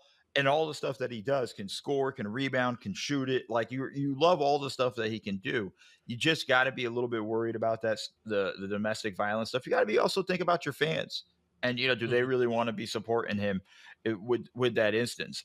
I would be very wary of it. I'll be surprised if he gets more than the mid-level. Yeah, and look, you mentioned it, Mo, before. Cap space, it'll dry up, and it is. If we assume, we can't pencil it in, but if we assume Paul George is going to the Sixers, Orlando's used a bunch of cap space, and he doesn't really make sense there. So you have Detroit, and then his own team in Charlotte could technically have some cap space, or just re-sign him with the intention of trading him later. He doesn't have unless it's going to be a sign and trade. It doesn't feel like there's a team out there that's just going to come in and try to actually give him like money, like flat out. It's going to have to be more complicated if he's going to leave Charlotte. Yeah, and that's going to be the situation that they got to figure out with his agent. I actually probably didn't really think about it, but yeah, I could see Charlotte re-signing him and just saying, "Hey, we'll find you a home at the deadline, and that'll be your best chance." But I would expect him to get a short-term deal, 2 maximum 3 years. But I would expect him to get a short-term deal. Yeah, you do wonder. I mean, you said it, Dan. We still got OKC still got its money. Orlando's got a chunk of it. Utah's got a chunk of it. Nobody has any idea what Utah's going to do. They're involved with everybody. But a lot of those names we had on the list there that are still out there, your DeRozans and everybody else, Bridges, like Hartenstein, I guess we should throw in. It's getting down to is it bargain time already to where we're talking? I think it might surprise a lot of people that we're saying, Klay Thompson, Bridges, these guys are mid-level guys. Is it now the situation where say Charlotte goes that route with Bridges, uses some of its money on him, then that's another team we could check off the list, and more and more of these higher end guys are looking at mid levels. Is that maybe happening sooner than we expected? It's kind of the way it goes every year, right? Like the big names get taken off the board. Again, we kind of have a feeling where Paul George is going to end up, but I think you're in a weird situation where okay, the cap space teams have made the moves, the big guys have made their moves. Now you're the big free agents, and now we need to figure out where we've settled, and now can we move from there? I don't know.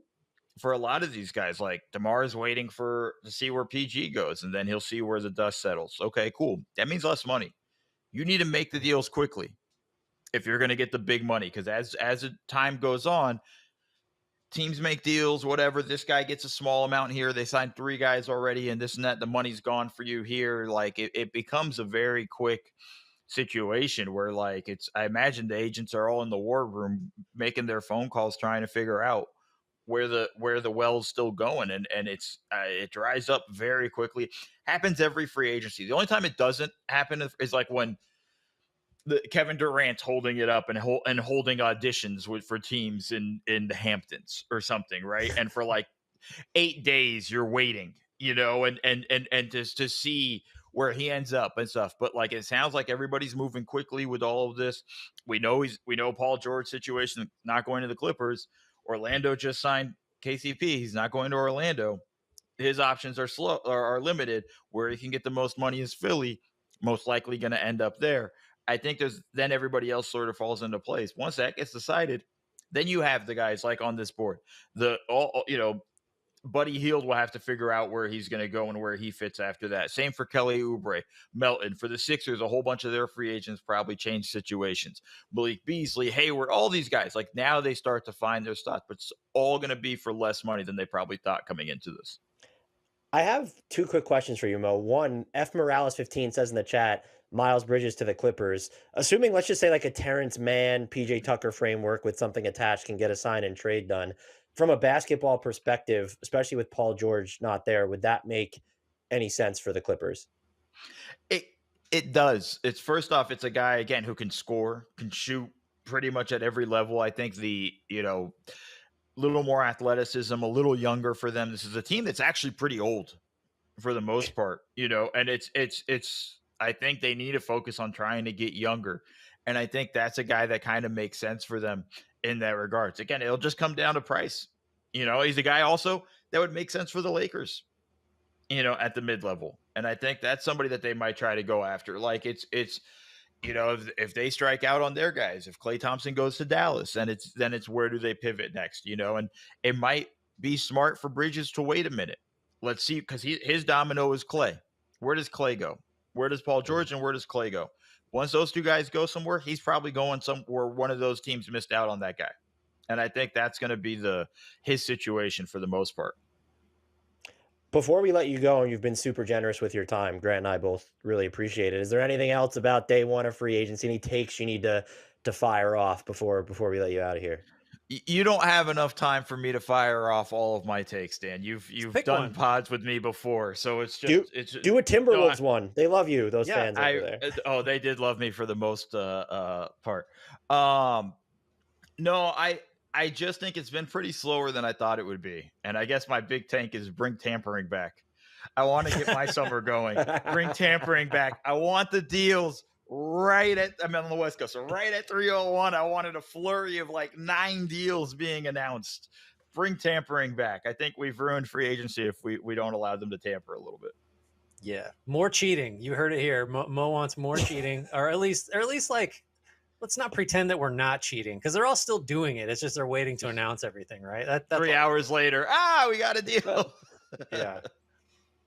Hey Mo, thanks a lot. Really appreciate it. We will. I hope that it's more exciting for you going forward, and we hope that for all of us that have been through day one of just waiting for Paul George. That's what day one is so far. Waiting for Paul George. It's gonna happen at like midnight, East Coast time or something like that. I'm gonna be in the middle of the new Game of Thrones show or something, and I'll be like, I got to get to my laptop.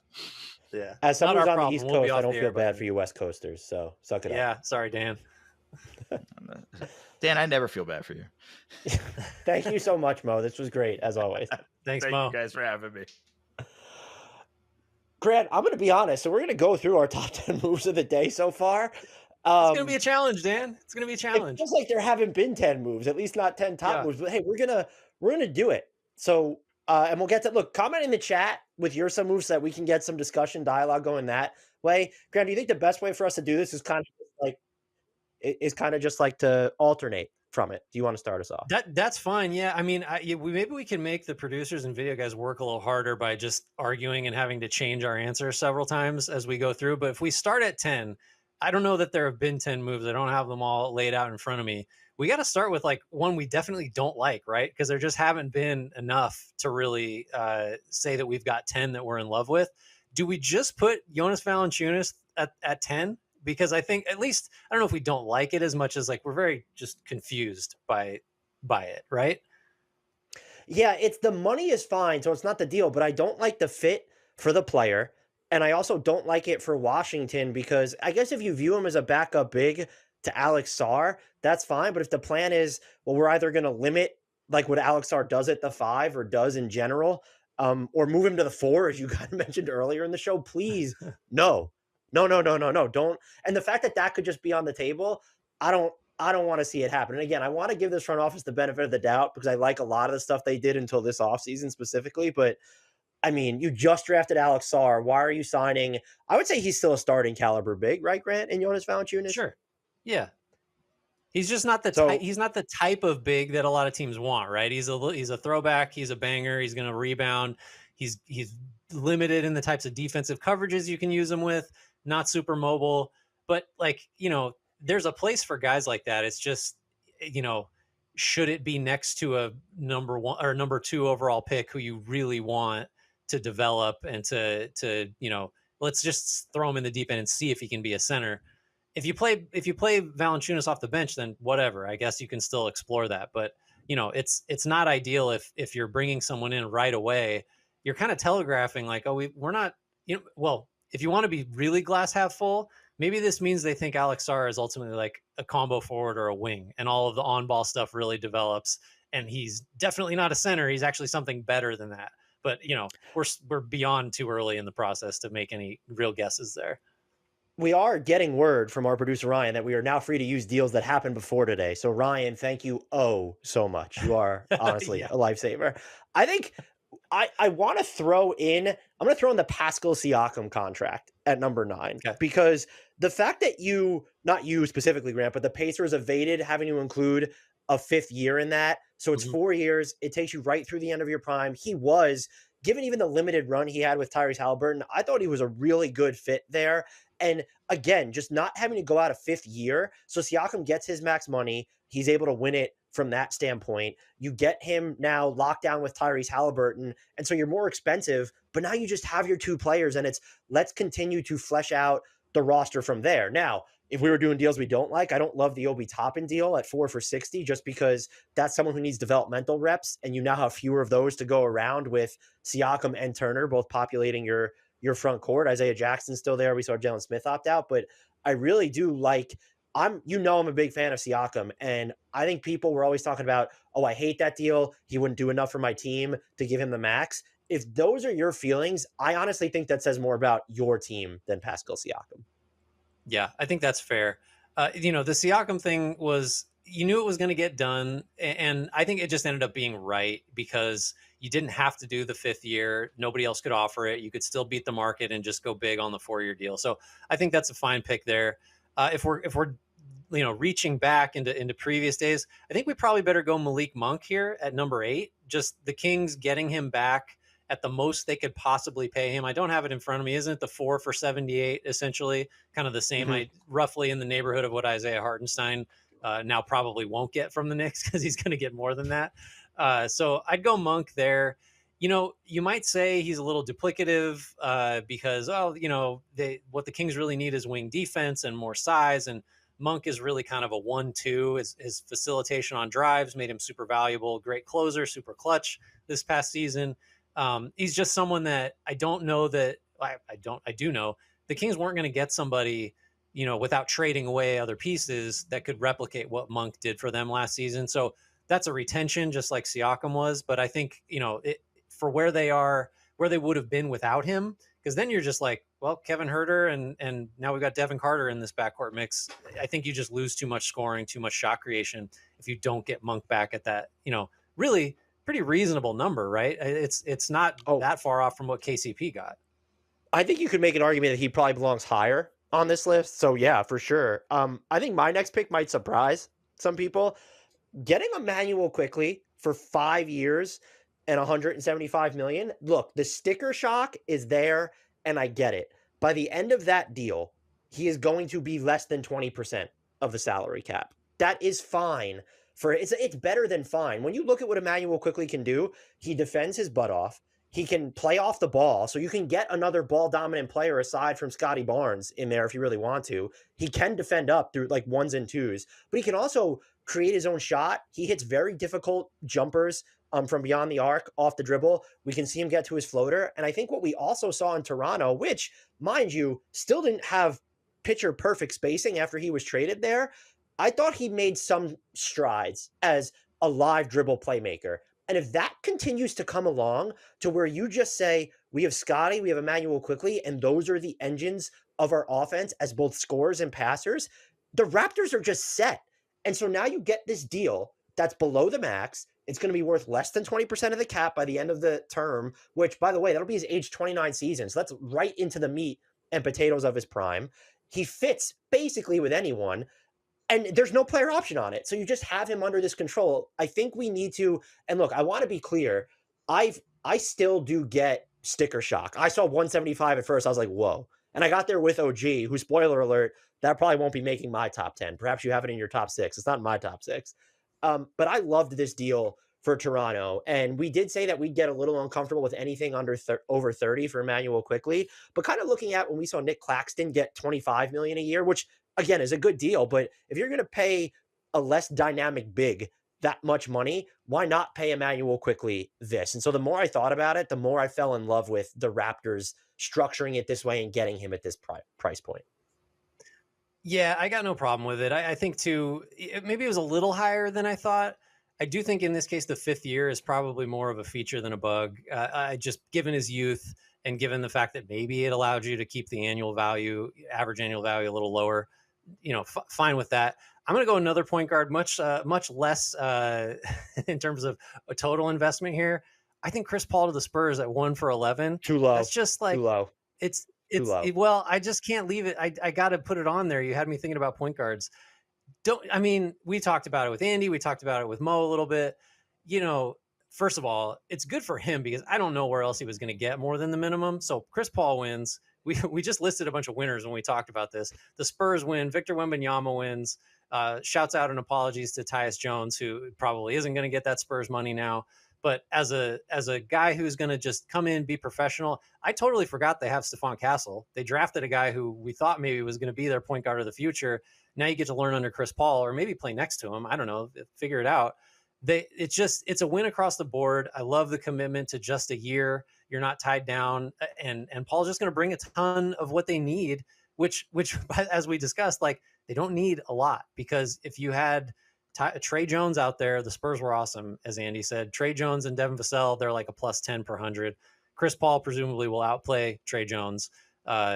And just who knows how good the Spurs are going to be now, assuming he stays healthy, assuming we don't have a massive age-related decline, and he just kind of gradually slows down. Just a huge win there for San Antonio. Him mentoring Castle could be huge. So shout out to Todd B in the chat for pointing that out. And then as Dante Keller 225 said, Wemby and CP3 going to be fire. I mean, yeah, that is just, I would guess I'm going to set the over under on their net rating together at like 7, and I'll smash the over on it. Like Wemby just might be one of the 10 best players in the league by next year. I am mad you put him at 6 though. That felt too low. And it forces me to go with, I can't believe I'm going to do this, Patrick Williams at 5 years and $90 million. Again, let's frame it. Percentage of the salary cap, less than 10%, Grant, by the end of this contract. And I framed it this way. This contract, there's a chance it could look awful. It could look like one of the steals of the decade. And I'm a firm believer that there will be no in-between. And so I like making that bet as a team in the Bulls where I don't necessarily understand where they're going, but you couldn't just let him leave for nothing in restricted free agency. That was never an option. So make the bet on someone who has shown defensive promise. He has shot the ball from 3 on low to modest volume relatively well. So there's a plug and play aspect on offense. We've seen him be able to get to the mid-range off the dribble on offense. I honestly think this is the classic case of a player where, if we're ranking these deals, what if we just said, like, he doesn't finish this in Chicago? That's going to make you like this deal even more, isn't it, Grant? I can tell by your face right now. So there's a chance they're going to end up moving him. If you get to a team that could develop him within better spacing, I think we look back on this, and it's even if he doesn't become some type of on-ball weapon offensively, the way you can move him around defensively and then just having, if he can up that three-point shot, I really like the gamble here. And again, I recognize there's some bust potential, but like, this is the archetype that teams want, is can you hit threes and defend relatively well? And Patrick Williams, health problems in mind, he does those things, and he's young enough to where it's, okay, next year's his age 23 season. He could get better, and maybe it needs to be outside Chicago, but if I had to pick one right now, and I guess I am by putting him here, if we fast forward like 2 or 3 years, we're going to look back on this moment as like either the Bulls did something incredible or they did something stupid by trading him to the team that developed him properly. Yeah, it's one of those. I love you're embracing the risk here, because the downside risk is enormous. And like, maybe that's not fair to Williams because it just has been injuries in a lot of, basically, I don't know. He's played 4 years and 2 of them have been kind of just wrecked by different injuries. I think the upside is massive. It's just, there's the potential that he becomes the type of guy that we may talk about here in a minute, because I'm going to nominate him if you aren't. Not comparing him, but like a really good multi-position defensive combo forward that if you can just get enough corner threes to go, what player type's more valuable than that other than like a number one, creator on offense? That's just, it's what the league wants. So to get him for, 90 million over 4, risky, but the upside and downside, huge variance. So I'm into it from your perspective. If you're not going to nominate him, no, I'm going to leave him on the board. I'm going to go Nick Claxton here for 100 before I nominate the person you've already said you're not going to. Claxton is, we've dogged on Valanciunas for being like a throwback in kind of the bad ways at the center position. Nick Claxton doesn't have the stretch, but he has the shot blocking, rim protection. He's super mobile, was in the conversation, fringes of it for Defensive Player of the Year a couple years ago, down year last season, as was the case for basically everybody in Brooklyn. Again, sticker shock is very much there when you see a 9-figure deal for Nick Claxton coming off, not having done a whole lot this past season for a bad team. But this is just, I think this is probably under the going rate. And, we've been wrong in the past about Jared Allen. We apologize to him on every edition of our podcast for thinking he got overpaid. This kind of feels like a chance for us to make amends and just embrace the fact that, your stretchy mobile centers that can go up and catch lobs and defend. This is what it costs. Inflation is what it is. Claxton's getting an average of 25. Allen got 20. It feels right to me. And again, we should probably bring this up with any contract signed that we think is good. He's tradable at that number, right? I think that's maybe like, trying to insulate yourself from this being a bad take. But I do think that you would have plenty of teams that look at Claxton at that pay rate, that length of contract, given his age, and say like, yeah, we will give up assets to get that. So as an insurance policy, thinking about it that way, I think is helpful too. Right. And I think there's more to his offense as well. I think he probably needs a little bit more, but we've seen some like driving stuff from him on the ball. I don't want that to be the crux of his game, but so I definitely agree with you there. I'm going to put him here, even though it's an uncomfortable number. And I know you were going to just nominate him. We have to go with OG just by virtue of like, when you're thinking top moves, you have to think of the most impactful contract signed right now. And like, we can't include Paul George. And so who's the other signing that could be as impactful as this to their team other than OG at 5 years and 212.5? There's maybe James Harden, maybe Pascal Siakam, but that's kind of it. That's it. I mean, if you want to throw KCP in Orlando, which I have a feeling is going to probably appear at the tippy top of this list, but the money it's a lot for someone who is not dynamic on the ball, who has his health issues. But when you look at the team that we just saw win the title, what were they stockpiled with, Grant? Just all these hyper versatile, either bigger guards or just wing players. OG Anunoby is one of the very few players in the league who can capably defend any position. And we might get to a point when you kind of let's look at the Knicks roster and think about it, the value this way. The money's the money. We know it'll be a lower percentage of the cap than it is right now. The sticker shock is still there, but he might either force Tom Thibodeau, especially if Isaiah Hartenstein leaves, to play Anunoby at the 5, because just look at all the smaller players on that team, or we finally see Julius Randle play more 5. And do you know why that can work now? Because you have Mikal Bridges and OG Anunoby. And also, I think, do you know what made this deal a little bit bigger of a win for the Knicks? You made the Mikal Bridges trade. You went all in. 5 first-round picks and a pick swap plus Bojan Bogdanovic. You needed to get, he had all the leverage there to still get him for less than the max overall, and at a number where, if you want to, you can still, if you have to stay under the first apron, you're still one salary dump or cut away from being able to offer Hartenstein his quote-unquote early bird max. I think that was better business than not overall for the Knicks. Even again, if the number is just, you look at him, what he does offensively and his availability, it is a little spotty, but I think just the defensive value he provides and knowing what you're going to need from him on offense anyway, which worst case scenario, he's your 4th option.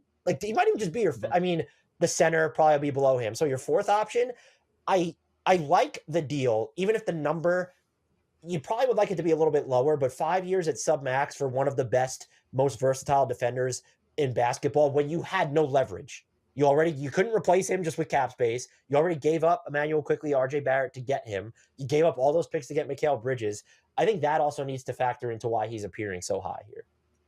I think too, what distinguishes him from a lot of these other pick selections we have on here, I guess Siakam would fall into this bucket a little bit too, but with Anunoby and the Knicks, you have proof of concept, because when he was healthy on that team, they were phenomenal, right? In the regular season, they went on an incredible run. It felt like he couldn't miss a 3. Jalen Brunson was cooking. It just all worked, right? OG gave them exactly what they thought and then some. And so then, to some extent, that's true of Siakam too, right? It's just the Pacers saw what he added. Say what you want about their path through the playoffs, but they advanced way farther than I think anybody realistically expected. Siakam had a huge hand in that.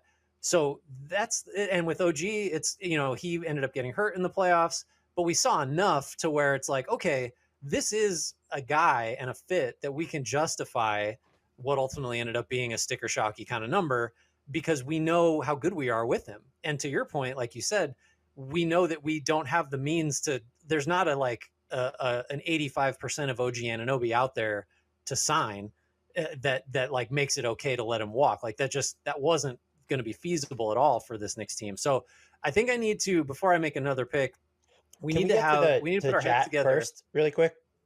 What's that? We have LMB. I just want to respond because they're not wrong. Oh, yeah, LMB_4_ OG getting 200 million is wild. And the number, no. I'm sure that even got you, Grant, but let's frame it in percentages. By the end of this deal, it's going to be about 23% of the salary cap. That's the equivalent of just paying Chris Middleton next season. And like, that's, to me, if you're going to view it in those terms, I think that's perfectly fine. And given all he does, I really do think that this deal, I don't know if we look back at it as a bargain, but one, relative to the field of what we have to choose from in general, but two, just in terms of the impact he could bring to a team that is, you laid it out perfectly. How good the Knicks were with him before you had Mikal Bridges and while Julius Randle was injured. That's like, you can't just throw that away. Well, and like, just think about, we got the cap figures for both this year and the estimates going forward.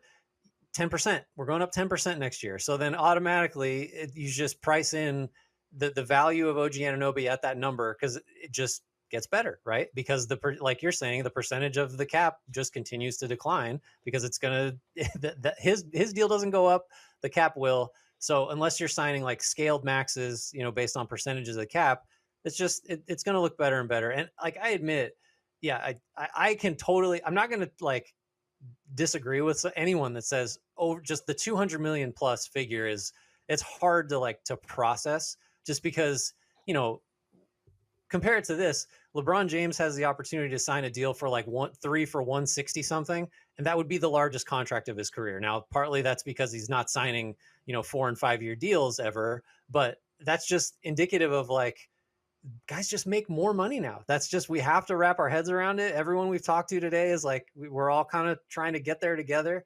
40 million a year for OG is just what it costs if you want to have OG Anunoby. And believe me, there were, plenty of other teams out there. Who knows what the Sixers would have done, right? Maybe they get in there and mess it up. Maybe, there's always going to be a team that's willing to go nuts there. So before we got 2 spots left, are we allowed, Dan, do you think, to include extensions? Because if we are, then we have 2 guys that need to fit, plus a certain player that signed for a lot less than that. And then we need to bump somebody out if we're going to do extensions. So we got 2 rookie scales that we need to acknowledge. Ryan says, yes, you could include extensions. So go ahead and include them. I'm assuming at the expense of Jonas Valanciunas. Yeah, sorry, Jonas. I never wanted you there anyway. And sorry to everybody, whoever's got to reorder this board. So I'm going to throw, well, here's the question. The 2 rookie scale extensions I'm talking about. Maybe we should just hash this out. Of Scotty Barnes and Cade Cunningham, which do you like? Which do you think should rank lower? Maybe that's the way to go. Should rank lower? It's probably just Cade's because he's proven less. I know as of now, we don't know whether he has the language that could make it a $270 million deal or whatever it is. Scotty Barnes does. But here's the thing about when that happens. If they make an all-NBA team or win MVP, you're totally okay with paying them the extra money. So I told you this before. Scotty Barnes was my most improved player pick before he didn't meet the game's criteria. We saw more from him as a jump shooter, better passer. I thought Darko Rajakovic put him in better positions to succeed defensively by defending more like-sized players. So I think he needs to rank higher. Where would you put? Do you agree with that? And then where do we stick these deals, these max deals for max extensions for, like, is Cade, do you like his deal better than, he's probably 9 or 10, right? Cade? Is Cade, what, 9 or 10 for Cade? I'm thinking, like, well, the ranking, is he better? Go ahead. Sorry. No, I was going to say it's kind of apples and oranges to compare these rookie scale extensions to these other free agent deals, right? It's just like a different, although we got Quickly on there, I guess. All these kind of different.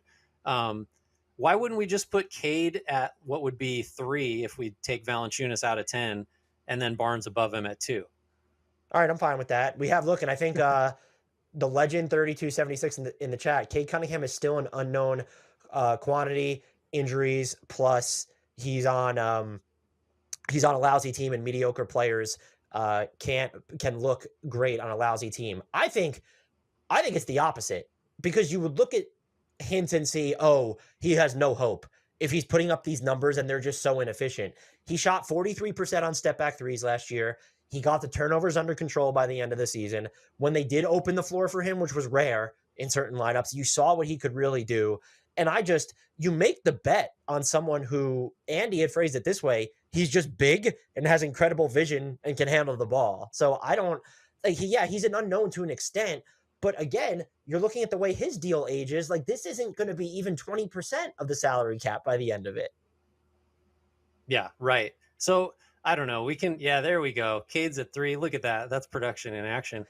So then would you like to just speak on number 2, since I kind of commandeered both of the rookie scale guys? Does he have a case for number 1? I mean, I kind of feel like we know who number 1 was going to be before we started thinking about extensions.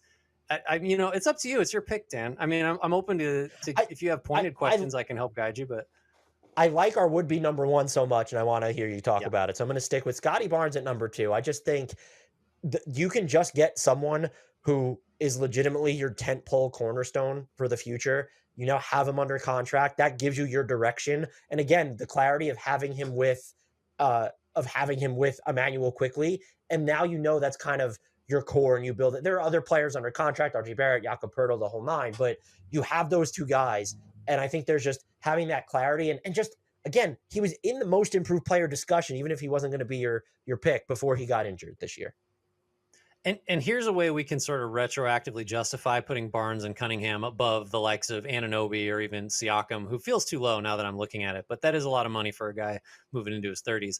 With both Barnes and Cunningham, you can say, look, this in a way that you don't necessarily get with like your Claxtons, your Williams, your Chris Pauls, certainly your Quickleys. It's like you're establishing what the core of this team is going to be. You're locking that in. Now, look, anybody can get traded, but it's like that is a valuable thing to have, especially as a young team like, say, Detroit. It's like there's no more doubt. It's not like, well, for a minute there, it's like, what if it's going to be Ivy's team or what? Who knows? Like, it's not. We're just solidifying. We're laying out what the future sort of path is for this team. So Cade Cunningham's it. Scotty Barnes is it. How do we build around those guys? What signings do we need to make? What trades do we need? Who do we draft to fit?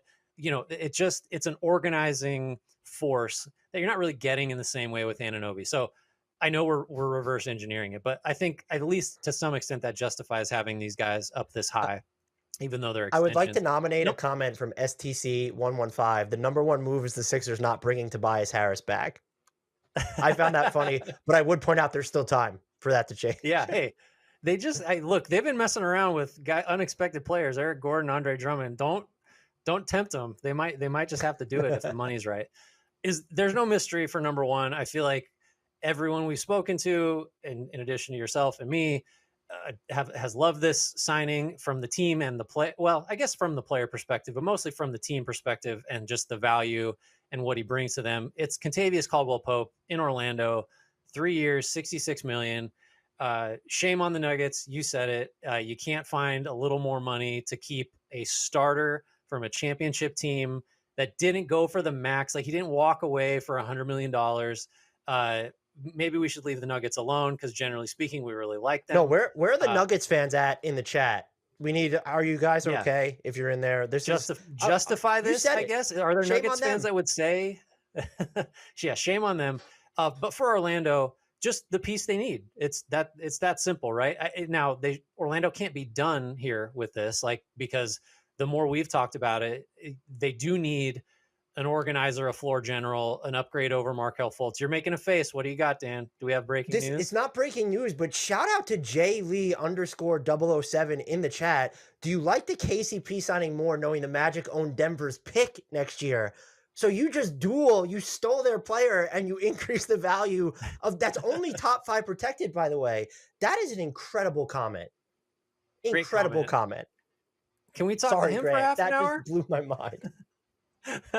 No, that validates number 1, right? It's a double win for Orlando. That's just like KCP is going to shoot it. He's going to defend. He's not going to need the ball. He's going to help Jalen Suggs form. I don't know. We're not doing backcourt defense rankings, but we got to talk about Suggs and KCP at the top of that list if we are.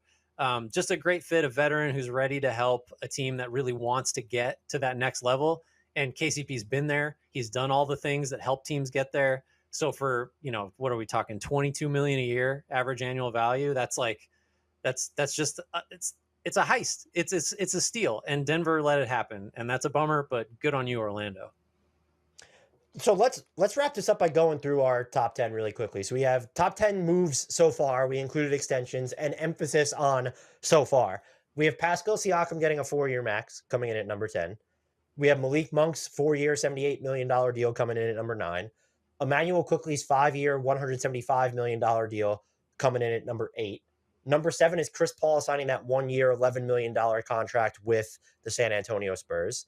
Number 6 is Patrick Williams re-signing with the Bulls, 5 years, $90 million. We both kind of like the gamble on the upside there. Grant, do you want to take us through the final 5? Sure. We got Nick Claxton at number 5. We got 4 years and $100 million.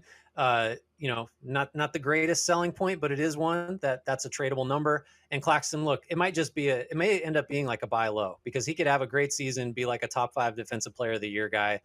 For a bad Brooklyn team, that's a tall order, but not out of the question, and not superstar money. OG Anunoby, that 5 for $212 comes in at number 4. We talked about it. Just Knicks couldn't let him go. He's too valuable. He's exactly the type of piece you need to have if you want to mess around with Boston at all. And to team with Mikal Bridges, that's just a brutally good defensive pair of forwards there.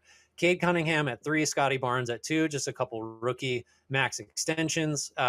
Again, the value there is just you're setting your team up, you're clarifying your direction. That's always important for young teams. So good on the Pistons and the Raptors there. Last and most, definitely not least, Kentavious Caldwell-Pope, number 1, 3 for $66 to Orlando. Everybody's favorite deal of the first day of free agency. Yours, mine, everybody's. Who wins more games next season, the Nuggets or the Magic? I mean, let's not get ridiculous, right? It's still the Magic, Denver, isn't it? Right? Well, look, we do have. I'll de-emphasize breaking, but Mason Plumlee has signed with the Phoenix Suns. What do you make of that? Hey. It's going to be. They only have minimums to offer, so it's a minimum contract. Yeah, no, right. We don't ever have to ask what the year. Well, maybe the years, but what the dollars were. When you lose Drew Eubanks, man, you got to replace him with another veteran center that's not that exciting, right? We get a Plumlee package. I guarantee you he reverse dunks. Oh, man.